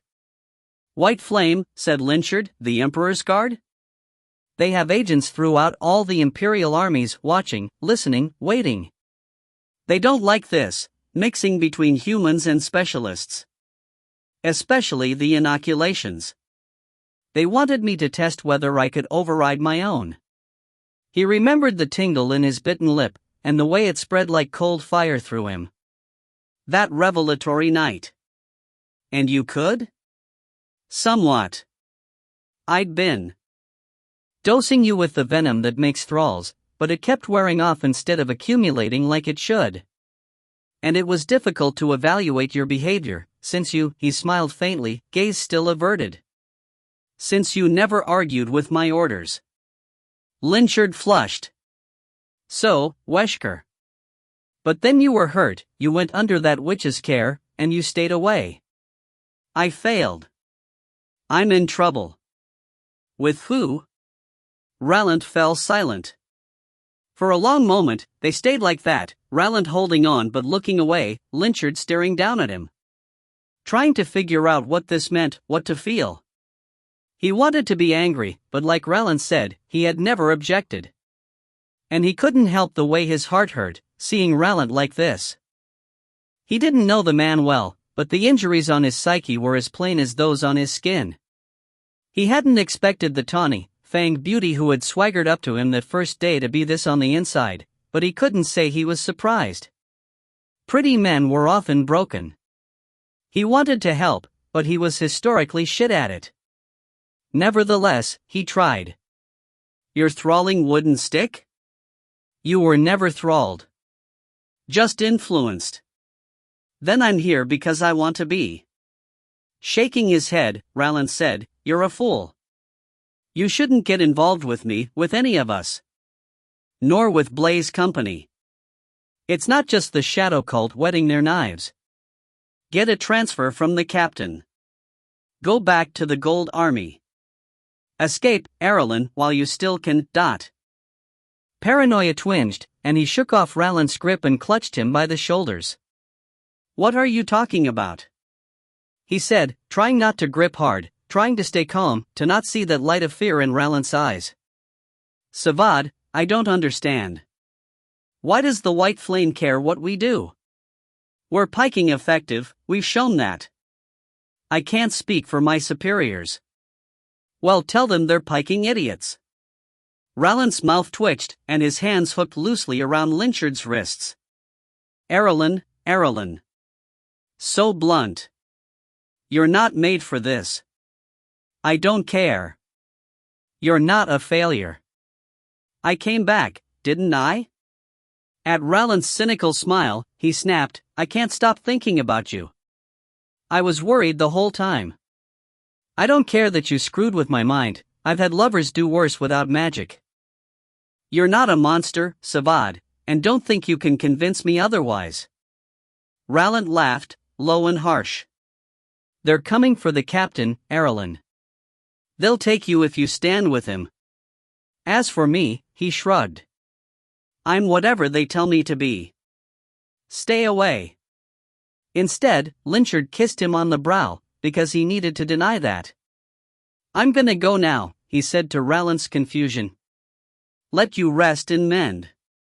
I've been reinstated. The captain says we need all the swords we can get, troublemakers or no, so I'll be in the bunkroom with Lancer sections 3 and 4. Currently on day shift. Got that?" Rowland nodded slowly. "All right then. Whenever you want me." And he released Rowland's shoulders and carefully twisted from his grip, then headed from the room. Only when he was outside, with the door shut at his back, did he let himself clench his fists. Used just to see if the inoculation could be overcome?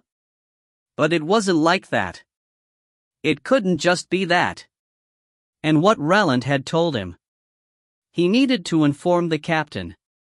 Down the hall he went, and was starting down the stairs when he spotted a dark-haired man there at the turn of the steps, arms crossed, leaning against the corner.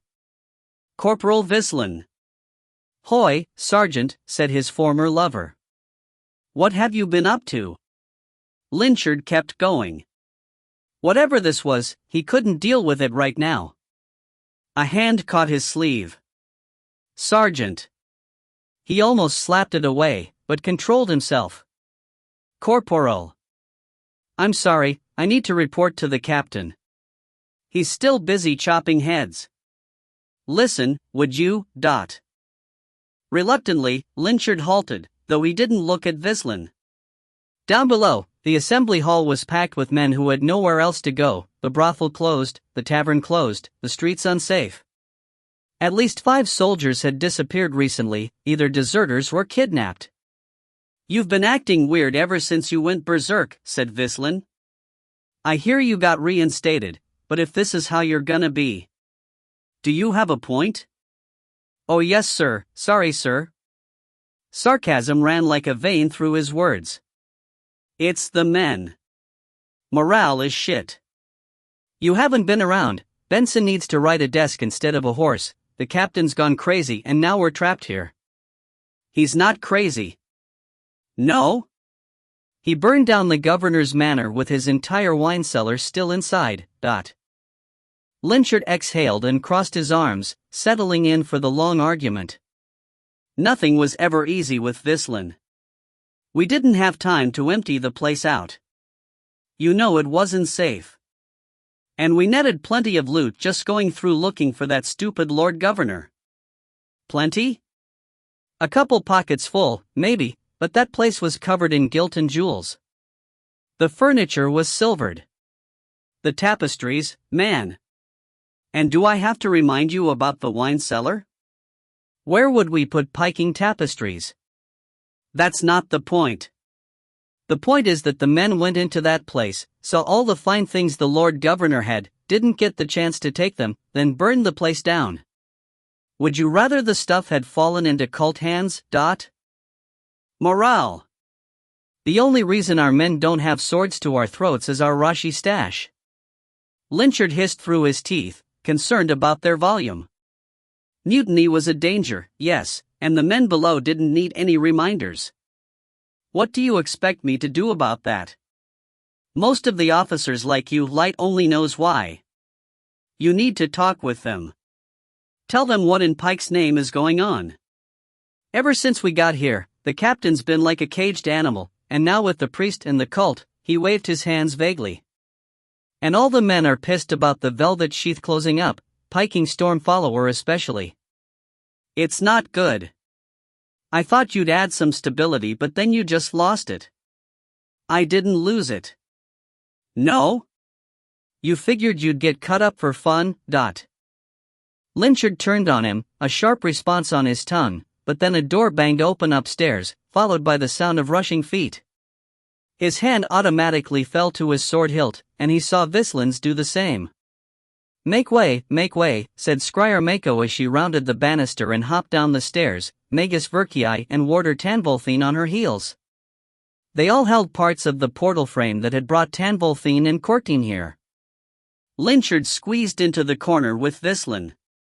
What's going on? New orders, said the scryer, breezing past. Military rule. Reinforcements incoming. Reinforcements, that's good, said Vislin, then hooked a finger in Lynchard's epaulette and yanked on it for attention. Lynchard leaned toward him. In an undertone, the corporal said, the captain got permission for those executions, right?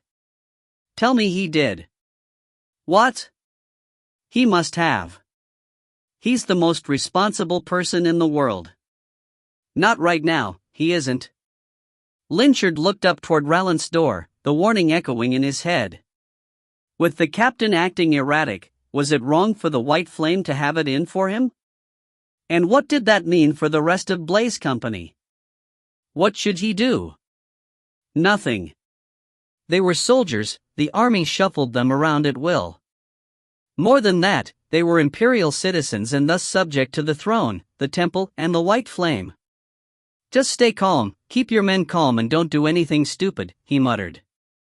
She said military rule, so it's probably about the cult or the Lord Governor, But you agree that we're in trouble, right? Vislin's pale eyes canted toward him, then flicked back to the mages assembling the frame down below. His voice stayed hushed. Half our lancers are heathens, plus more in the infantry, so where do we stand anymore? Messenger Courtine scares me just as much as the captain. I know what you mean, Lynchard murmured, but I'm serious, there's nothing we can do except behave, obey, and escape. Flee into the night. Was that the source of those 5 disappearances? 5 men smart enough to see how the company would fall? Or was he just paranoid? Am I paranoid? He murmured. You're a piss-brained sack of cats, but usually sensible. Thanks. No problem. Look, Cambry, you and I need to talk soon, somewhere private. Ooh, private, Shut up. But not right now. I need to talk to the captain. This is a good time, said Vislin, pointing as a stream of soldiers suddenly joined the assembly hall from the corridor that led to the yard. In their midst walked men with head-topped pikes. Lynchard recognized Commander Tunner's dead visage and the 2 men the captain had been keeping down in the cells. As the macabre parade veered around the mages in their portal frame, Lynchard saw Saravi stop to trade words with Scryer Mako. He bore the sheathed executioner's sword across his shoulder like it weighed nothing, though in the light of the warded walls his face was etched with strain. The lines grew deeper at the scryer's answer. A moment later, her voice came through the earhook, all officers to the assembly hall, but need to go, said Lynchard, heading down the stairs. Talk later. I've heard that before. He gave Vislin the pike hand, then joined the milling crowd, trying to elbow his way over to the captain. Half of the men were following the heads out the front door, any spectacle a relief from being cooped up in the garrison, while the other half clumped around the room, muttering speculations about the portal frame. On the cusp of extricating himself from the press, mouth open to tell all, Lynchard saw Messenger Courtine approaching from the other side. His blank eyes seemed to pierce across the distance, his flat smile almost a threat. The words died in Lynchard's throat, but he came on anyway, and fell into position at the captain's back. Seravy glanced at him, gaze cool, jaw lightly freckled with blood spatter. "Sergeant. Captain. We should speak. Later." Lynchard swallowed, but nodded. "So much for that." Seravy fingered the hilt of the executioner's sword as, one by one, his officers emerged to join him. He wanted to put the blade away, but that felt too much like concealing his misdeed. And if whoever was coming to his aid considered it a threat, well, perhaps it was. Get a hold of yourself, Furcad. These are reinforcements, not enemies. Any punishment you receive will be justified. So why did he feel like he was being invaded?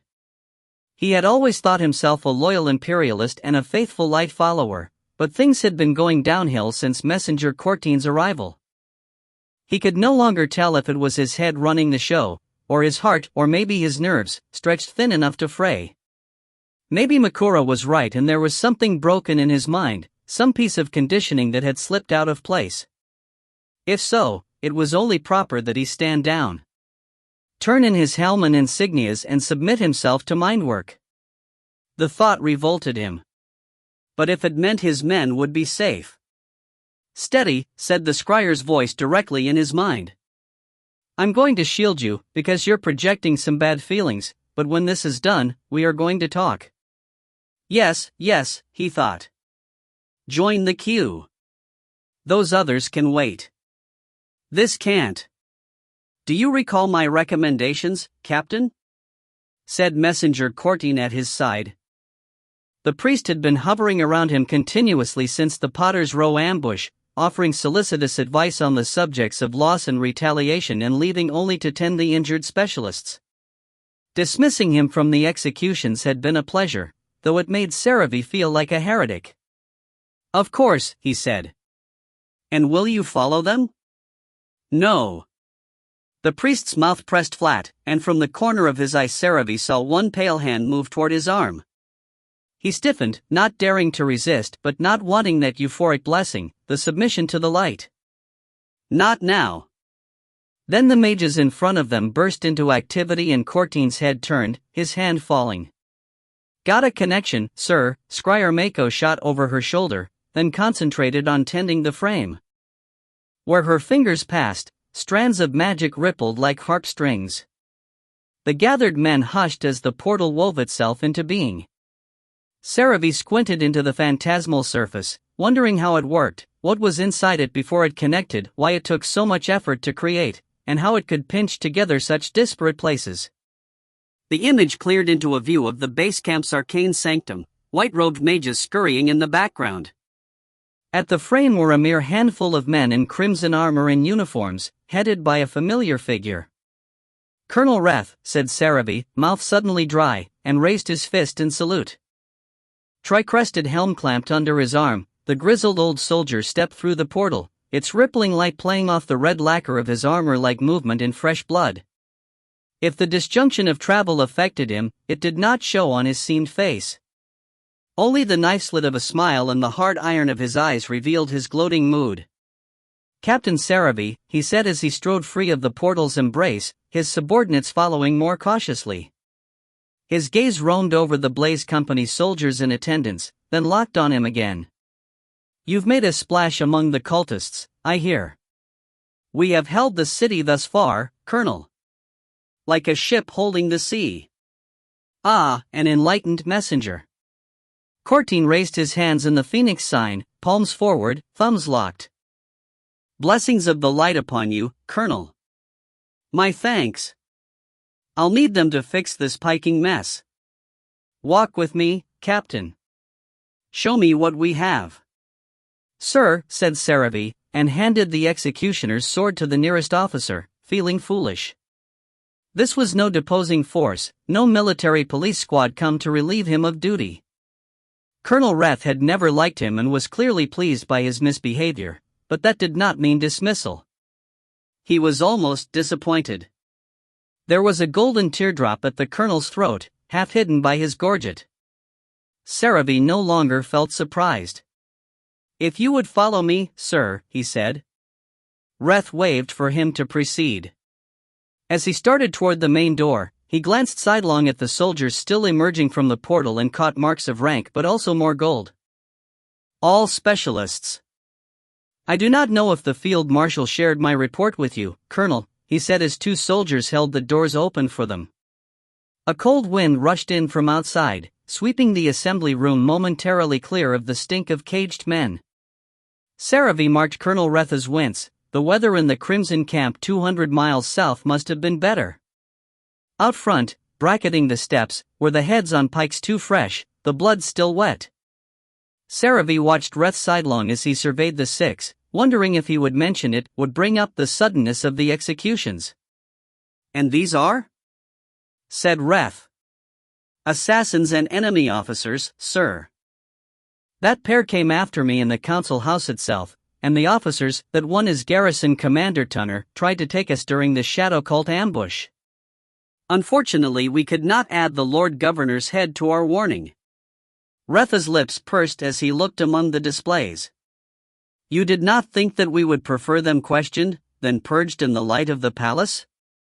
"I did mention it, Colonel," said Messenger Cortine behind them. The captain disagreed.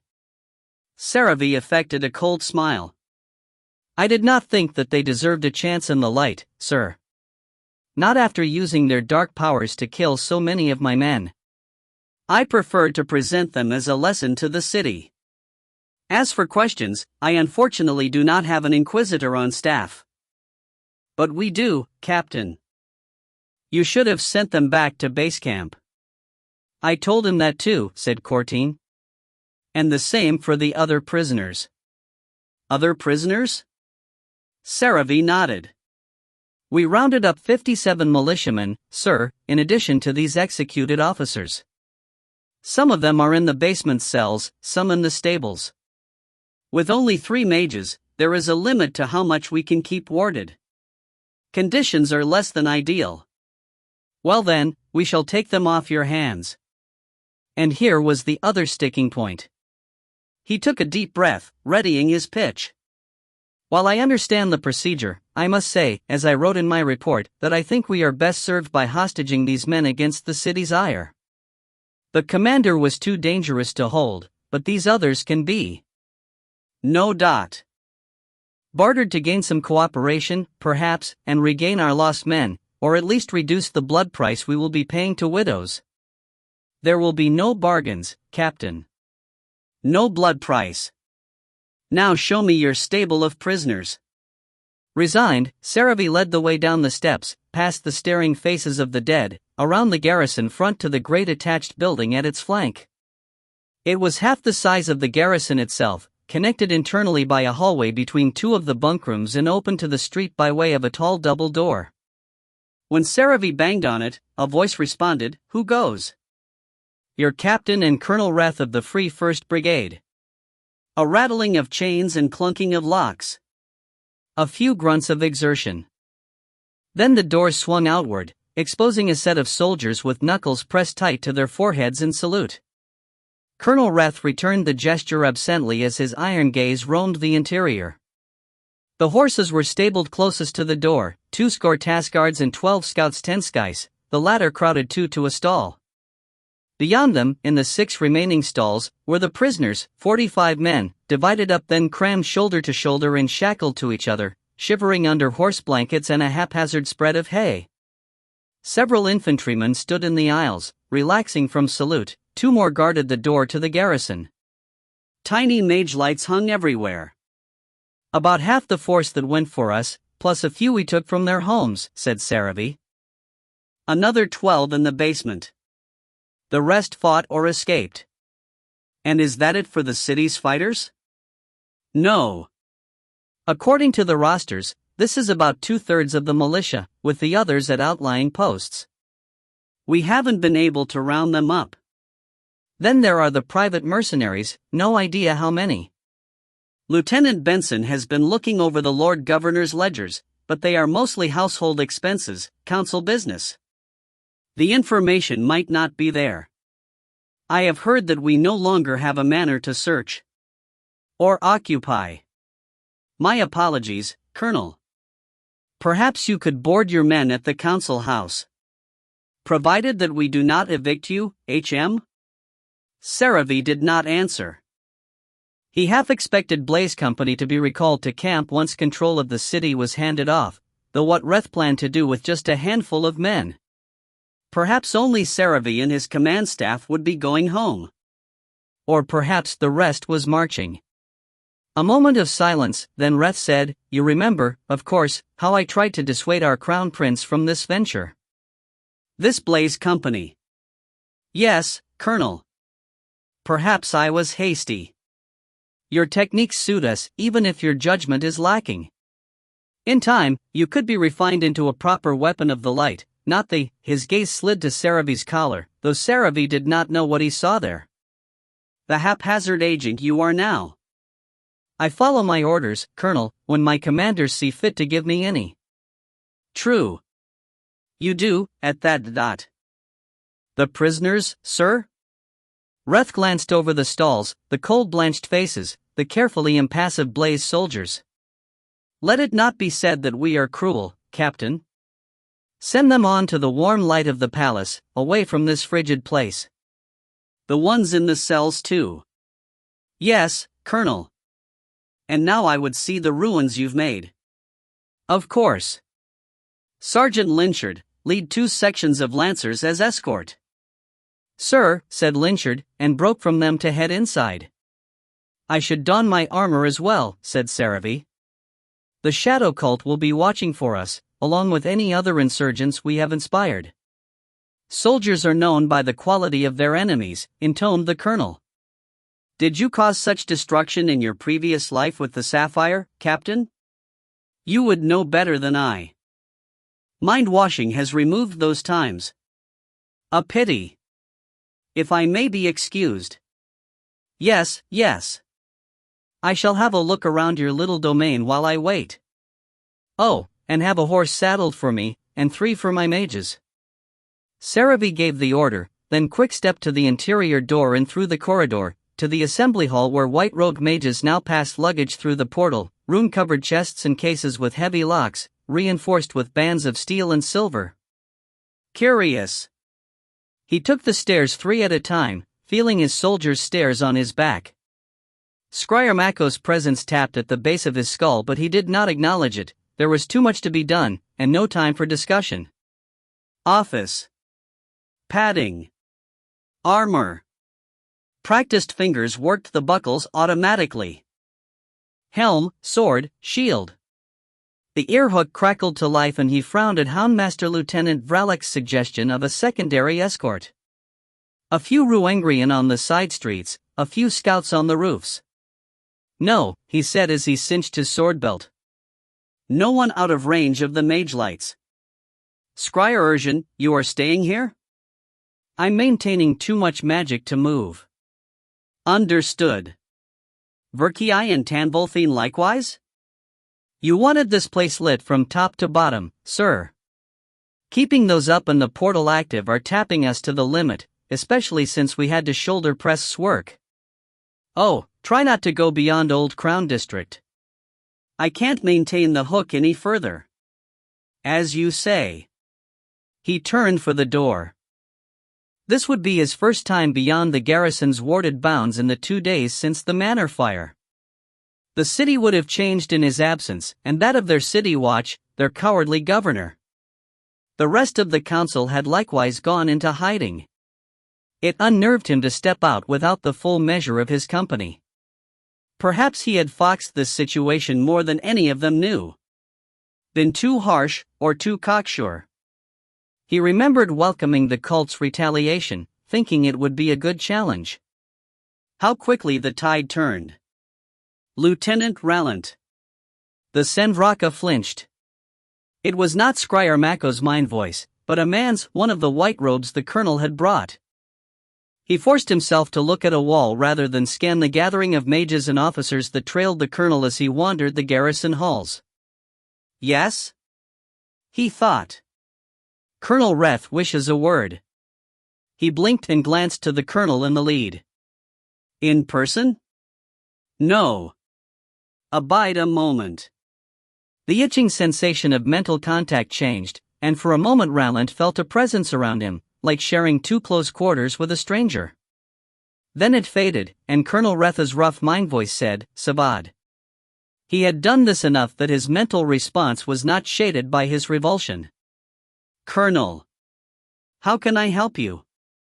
I would have your experience of this company. I am told that this connection is armored against intrusion, so speak plainly. Rowland fixed his gaze on the floor. Like all of the specialists in the Crimson Army, he reported to Colonel Reth, and had been assigned to this post at the man's command. Unlike many, though, and unlike the previous general, Crown Prince Ile-Rien, he knew that Retha's true loyalty was to the White Flame and the Temple of the Risen Phoenix Light. So was his. Though sometimes he wished otherwise. They do not seem to be guided by any external hand, he thought. Neither the Gajaran mage nor the Padrastan, now missing, have given anything resembling an order, though I am not privy to their dealings with the scryer. She may serve as a proxy between them and the captain. Still, I have seen no indication that he is receiving orders from elsewhere. He appears frustrated to not have orders from the field marshal. Yet he has taken several independent actions.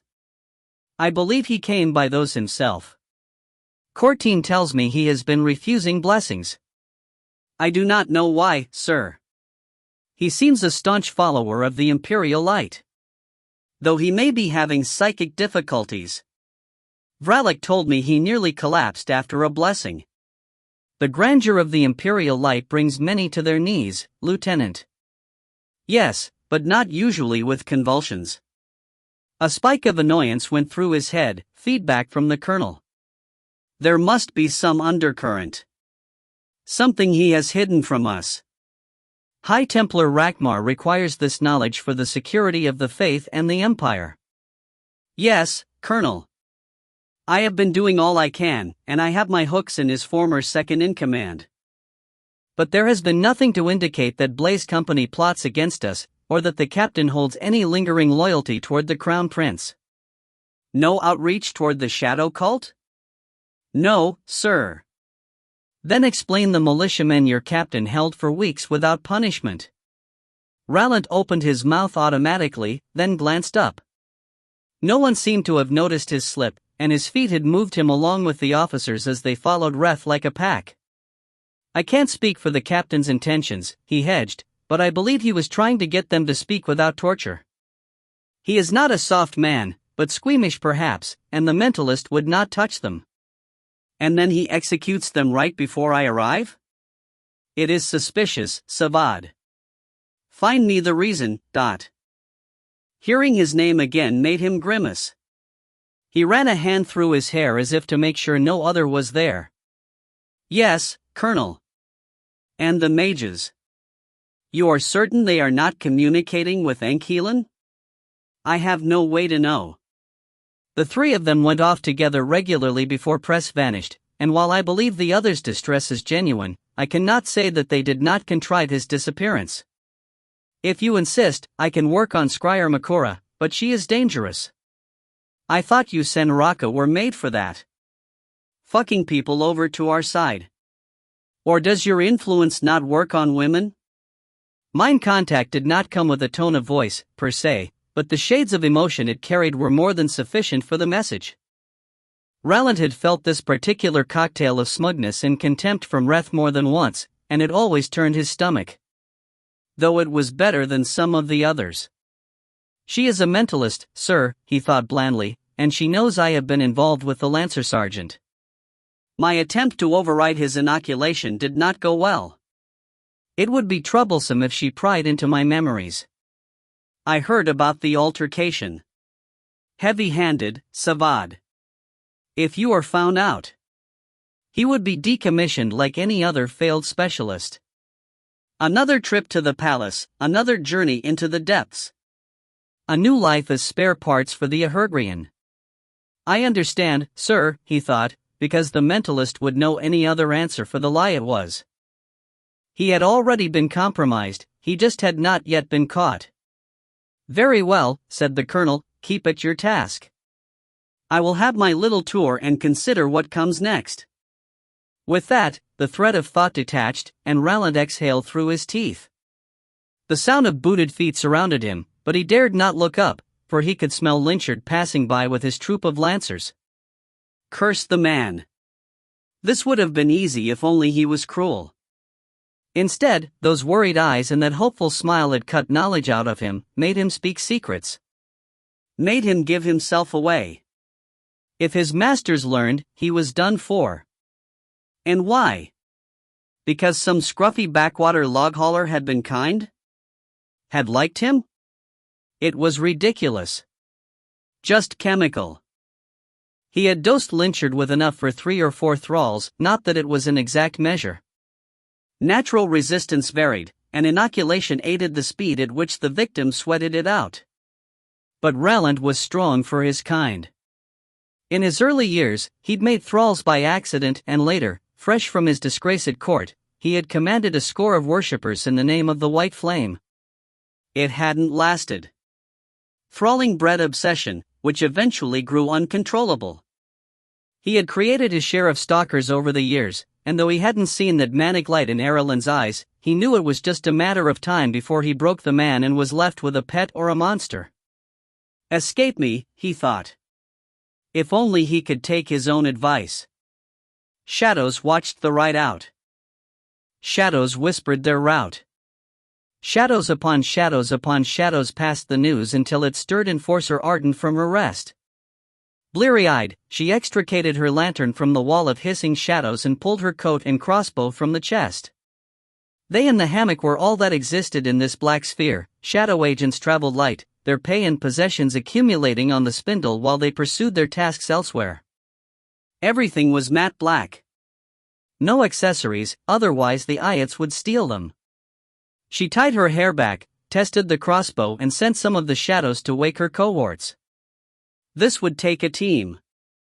But she had prepared. Miscreants always returned to the scene of their crime. It was less than a quarter march ride to the governor's manor. The road from the Civic Plaza to Old Crown went sharply up the hill behind the garrison, giving Cerevi a brief glimpse into the training yard and the blocked-off alley that ran behind it. Vralek's hounds milled there among the crates that served as their housing, gray forms indistinguishable from afar. Atop the hill, the wind kicked up, whipping cloaks and yanking at horses' manes. The cobbles gave way to decorative glazed brick, with 2 strips of rougher brick running down the road as if to make paths for horses and wagons, but following those restricted the column to 2 narrow lines, which Cerevi could not allow. On his horse Havoc, he rode up the glazed part alongside the colonel on the rough, the rest of the men behind them. There were 21 lancers, Sergeant Lynchard and the 3rd and 4th sections of his platoon, plus the colonel on his borrowed task guard and 3 white robes on Scout's tenskies. Cerevi was relieved to have their plethora of mage lights along. He did not anticipate an attack, not in daylight, but he had come to equate those little lights with safety. The clatter of hooves and claws resounded off tall privacy walls as they passed. This was the rich heart of the city, and though like all Balirans they built low 3 stories at most, the owners had not spared their coin. Mosaics covered every inch of wall with fantastical seascapes and verdant forests, eye-aching abstracts, and glass cabochons, leering ceramic faces or animals stared from each corner. Beyond the gates, winter-brown trees and sculpted gardens veiled the lower floors but could not hide painted tiles, balconies and walkways, wrought iron and copper and glass. A single clear window pane would cost a month's salary for a man like Cerevi, and seeing them in such vast array made him testy. At times like this, surrounded by flash and sparkle, he missed Trivists. The cold, the heights, the unadorned stone. The solitude. Even the Garnet Mountain Wars. Rings and coins and political leverage could not save a man from the wild, as it should be. But perhaps burning the governor's manor had been too much. It stood at the end of the stately street like a rotted tooth.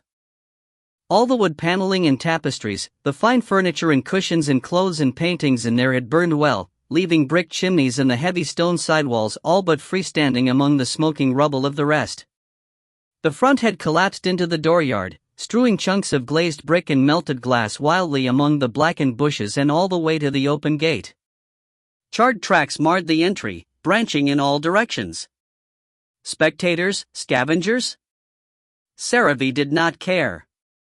Seeing it now in daylight, he felt petty, but done was done, and Colonel Reth seemed to approve. "I would have liked to take this place as my command post," he said as he drew his horse to a halt a stone's throw from the gate. Saravi signaled the rest of the column to come in line. "But these other manors will do just as well." "You mean to evict the nobility, sir?" The colonel scoffed, turning a cold eye to the gated manors to either side. "Nobility? These are fat merchants, Captain. Ile-Rien is a dirt-grubbing territory made up of laborers and parasites, possessing neither the steel to fight us nor the wit to obey. It needs the whip and a good culling, I should think. After that, perhaps we can lure some proper nobility over to take command, but these jumped-up peasants deserve no more than a boot to the neck." Saravi's brows arched. That was more vitriol than he had expected, not that it didn't echo his own thoughts. "And the occupants, sir?" "To the palace like the rest. I fear we are overwhelming the palace with our offerings."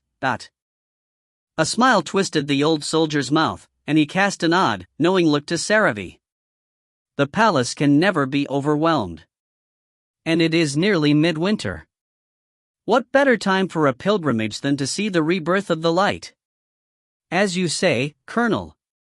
Do you wish them cleared out today, tomorrow? The sooner the better. I have wagons and men coming up from base camp, and by now my elites should be crossing the portals. I will need somewhere to put them. These nearest two, for starters. They look like fine pieces of property." Saravi nodded and cued his earhook. "Lieutenant Vralik, Lieutenant Arlen." "Yes, sir." "A half platoon each up to our position at Old Crown." "Dress for conflict." "Yes, sir." "Colonel, may I request 2 mages from your entourage to assist my men?" "Leaving me with just one?" said the colonel, brows raised beneath the bill of his tri-crested helm. "Your own are too dear?" "Mine are engaged, sir." "My apologies."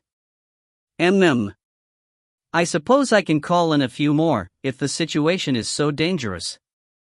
"It has escalated beyond expectations, yes." "Then let us do so. Trade mages with them as we cross paths, and requisition more."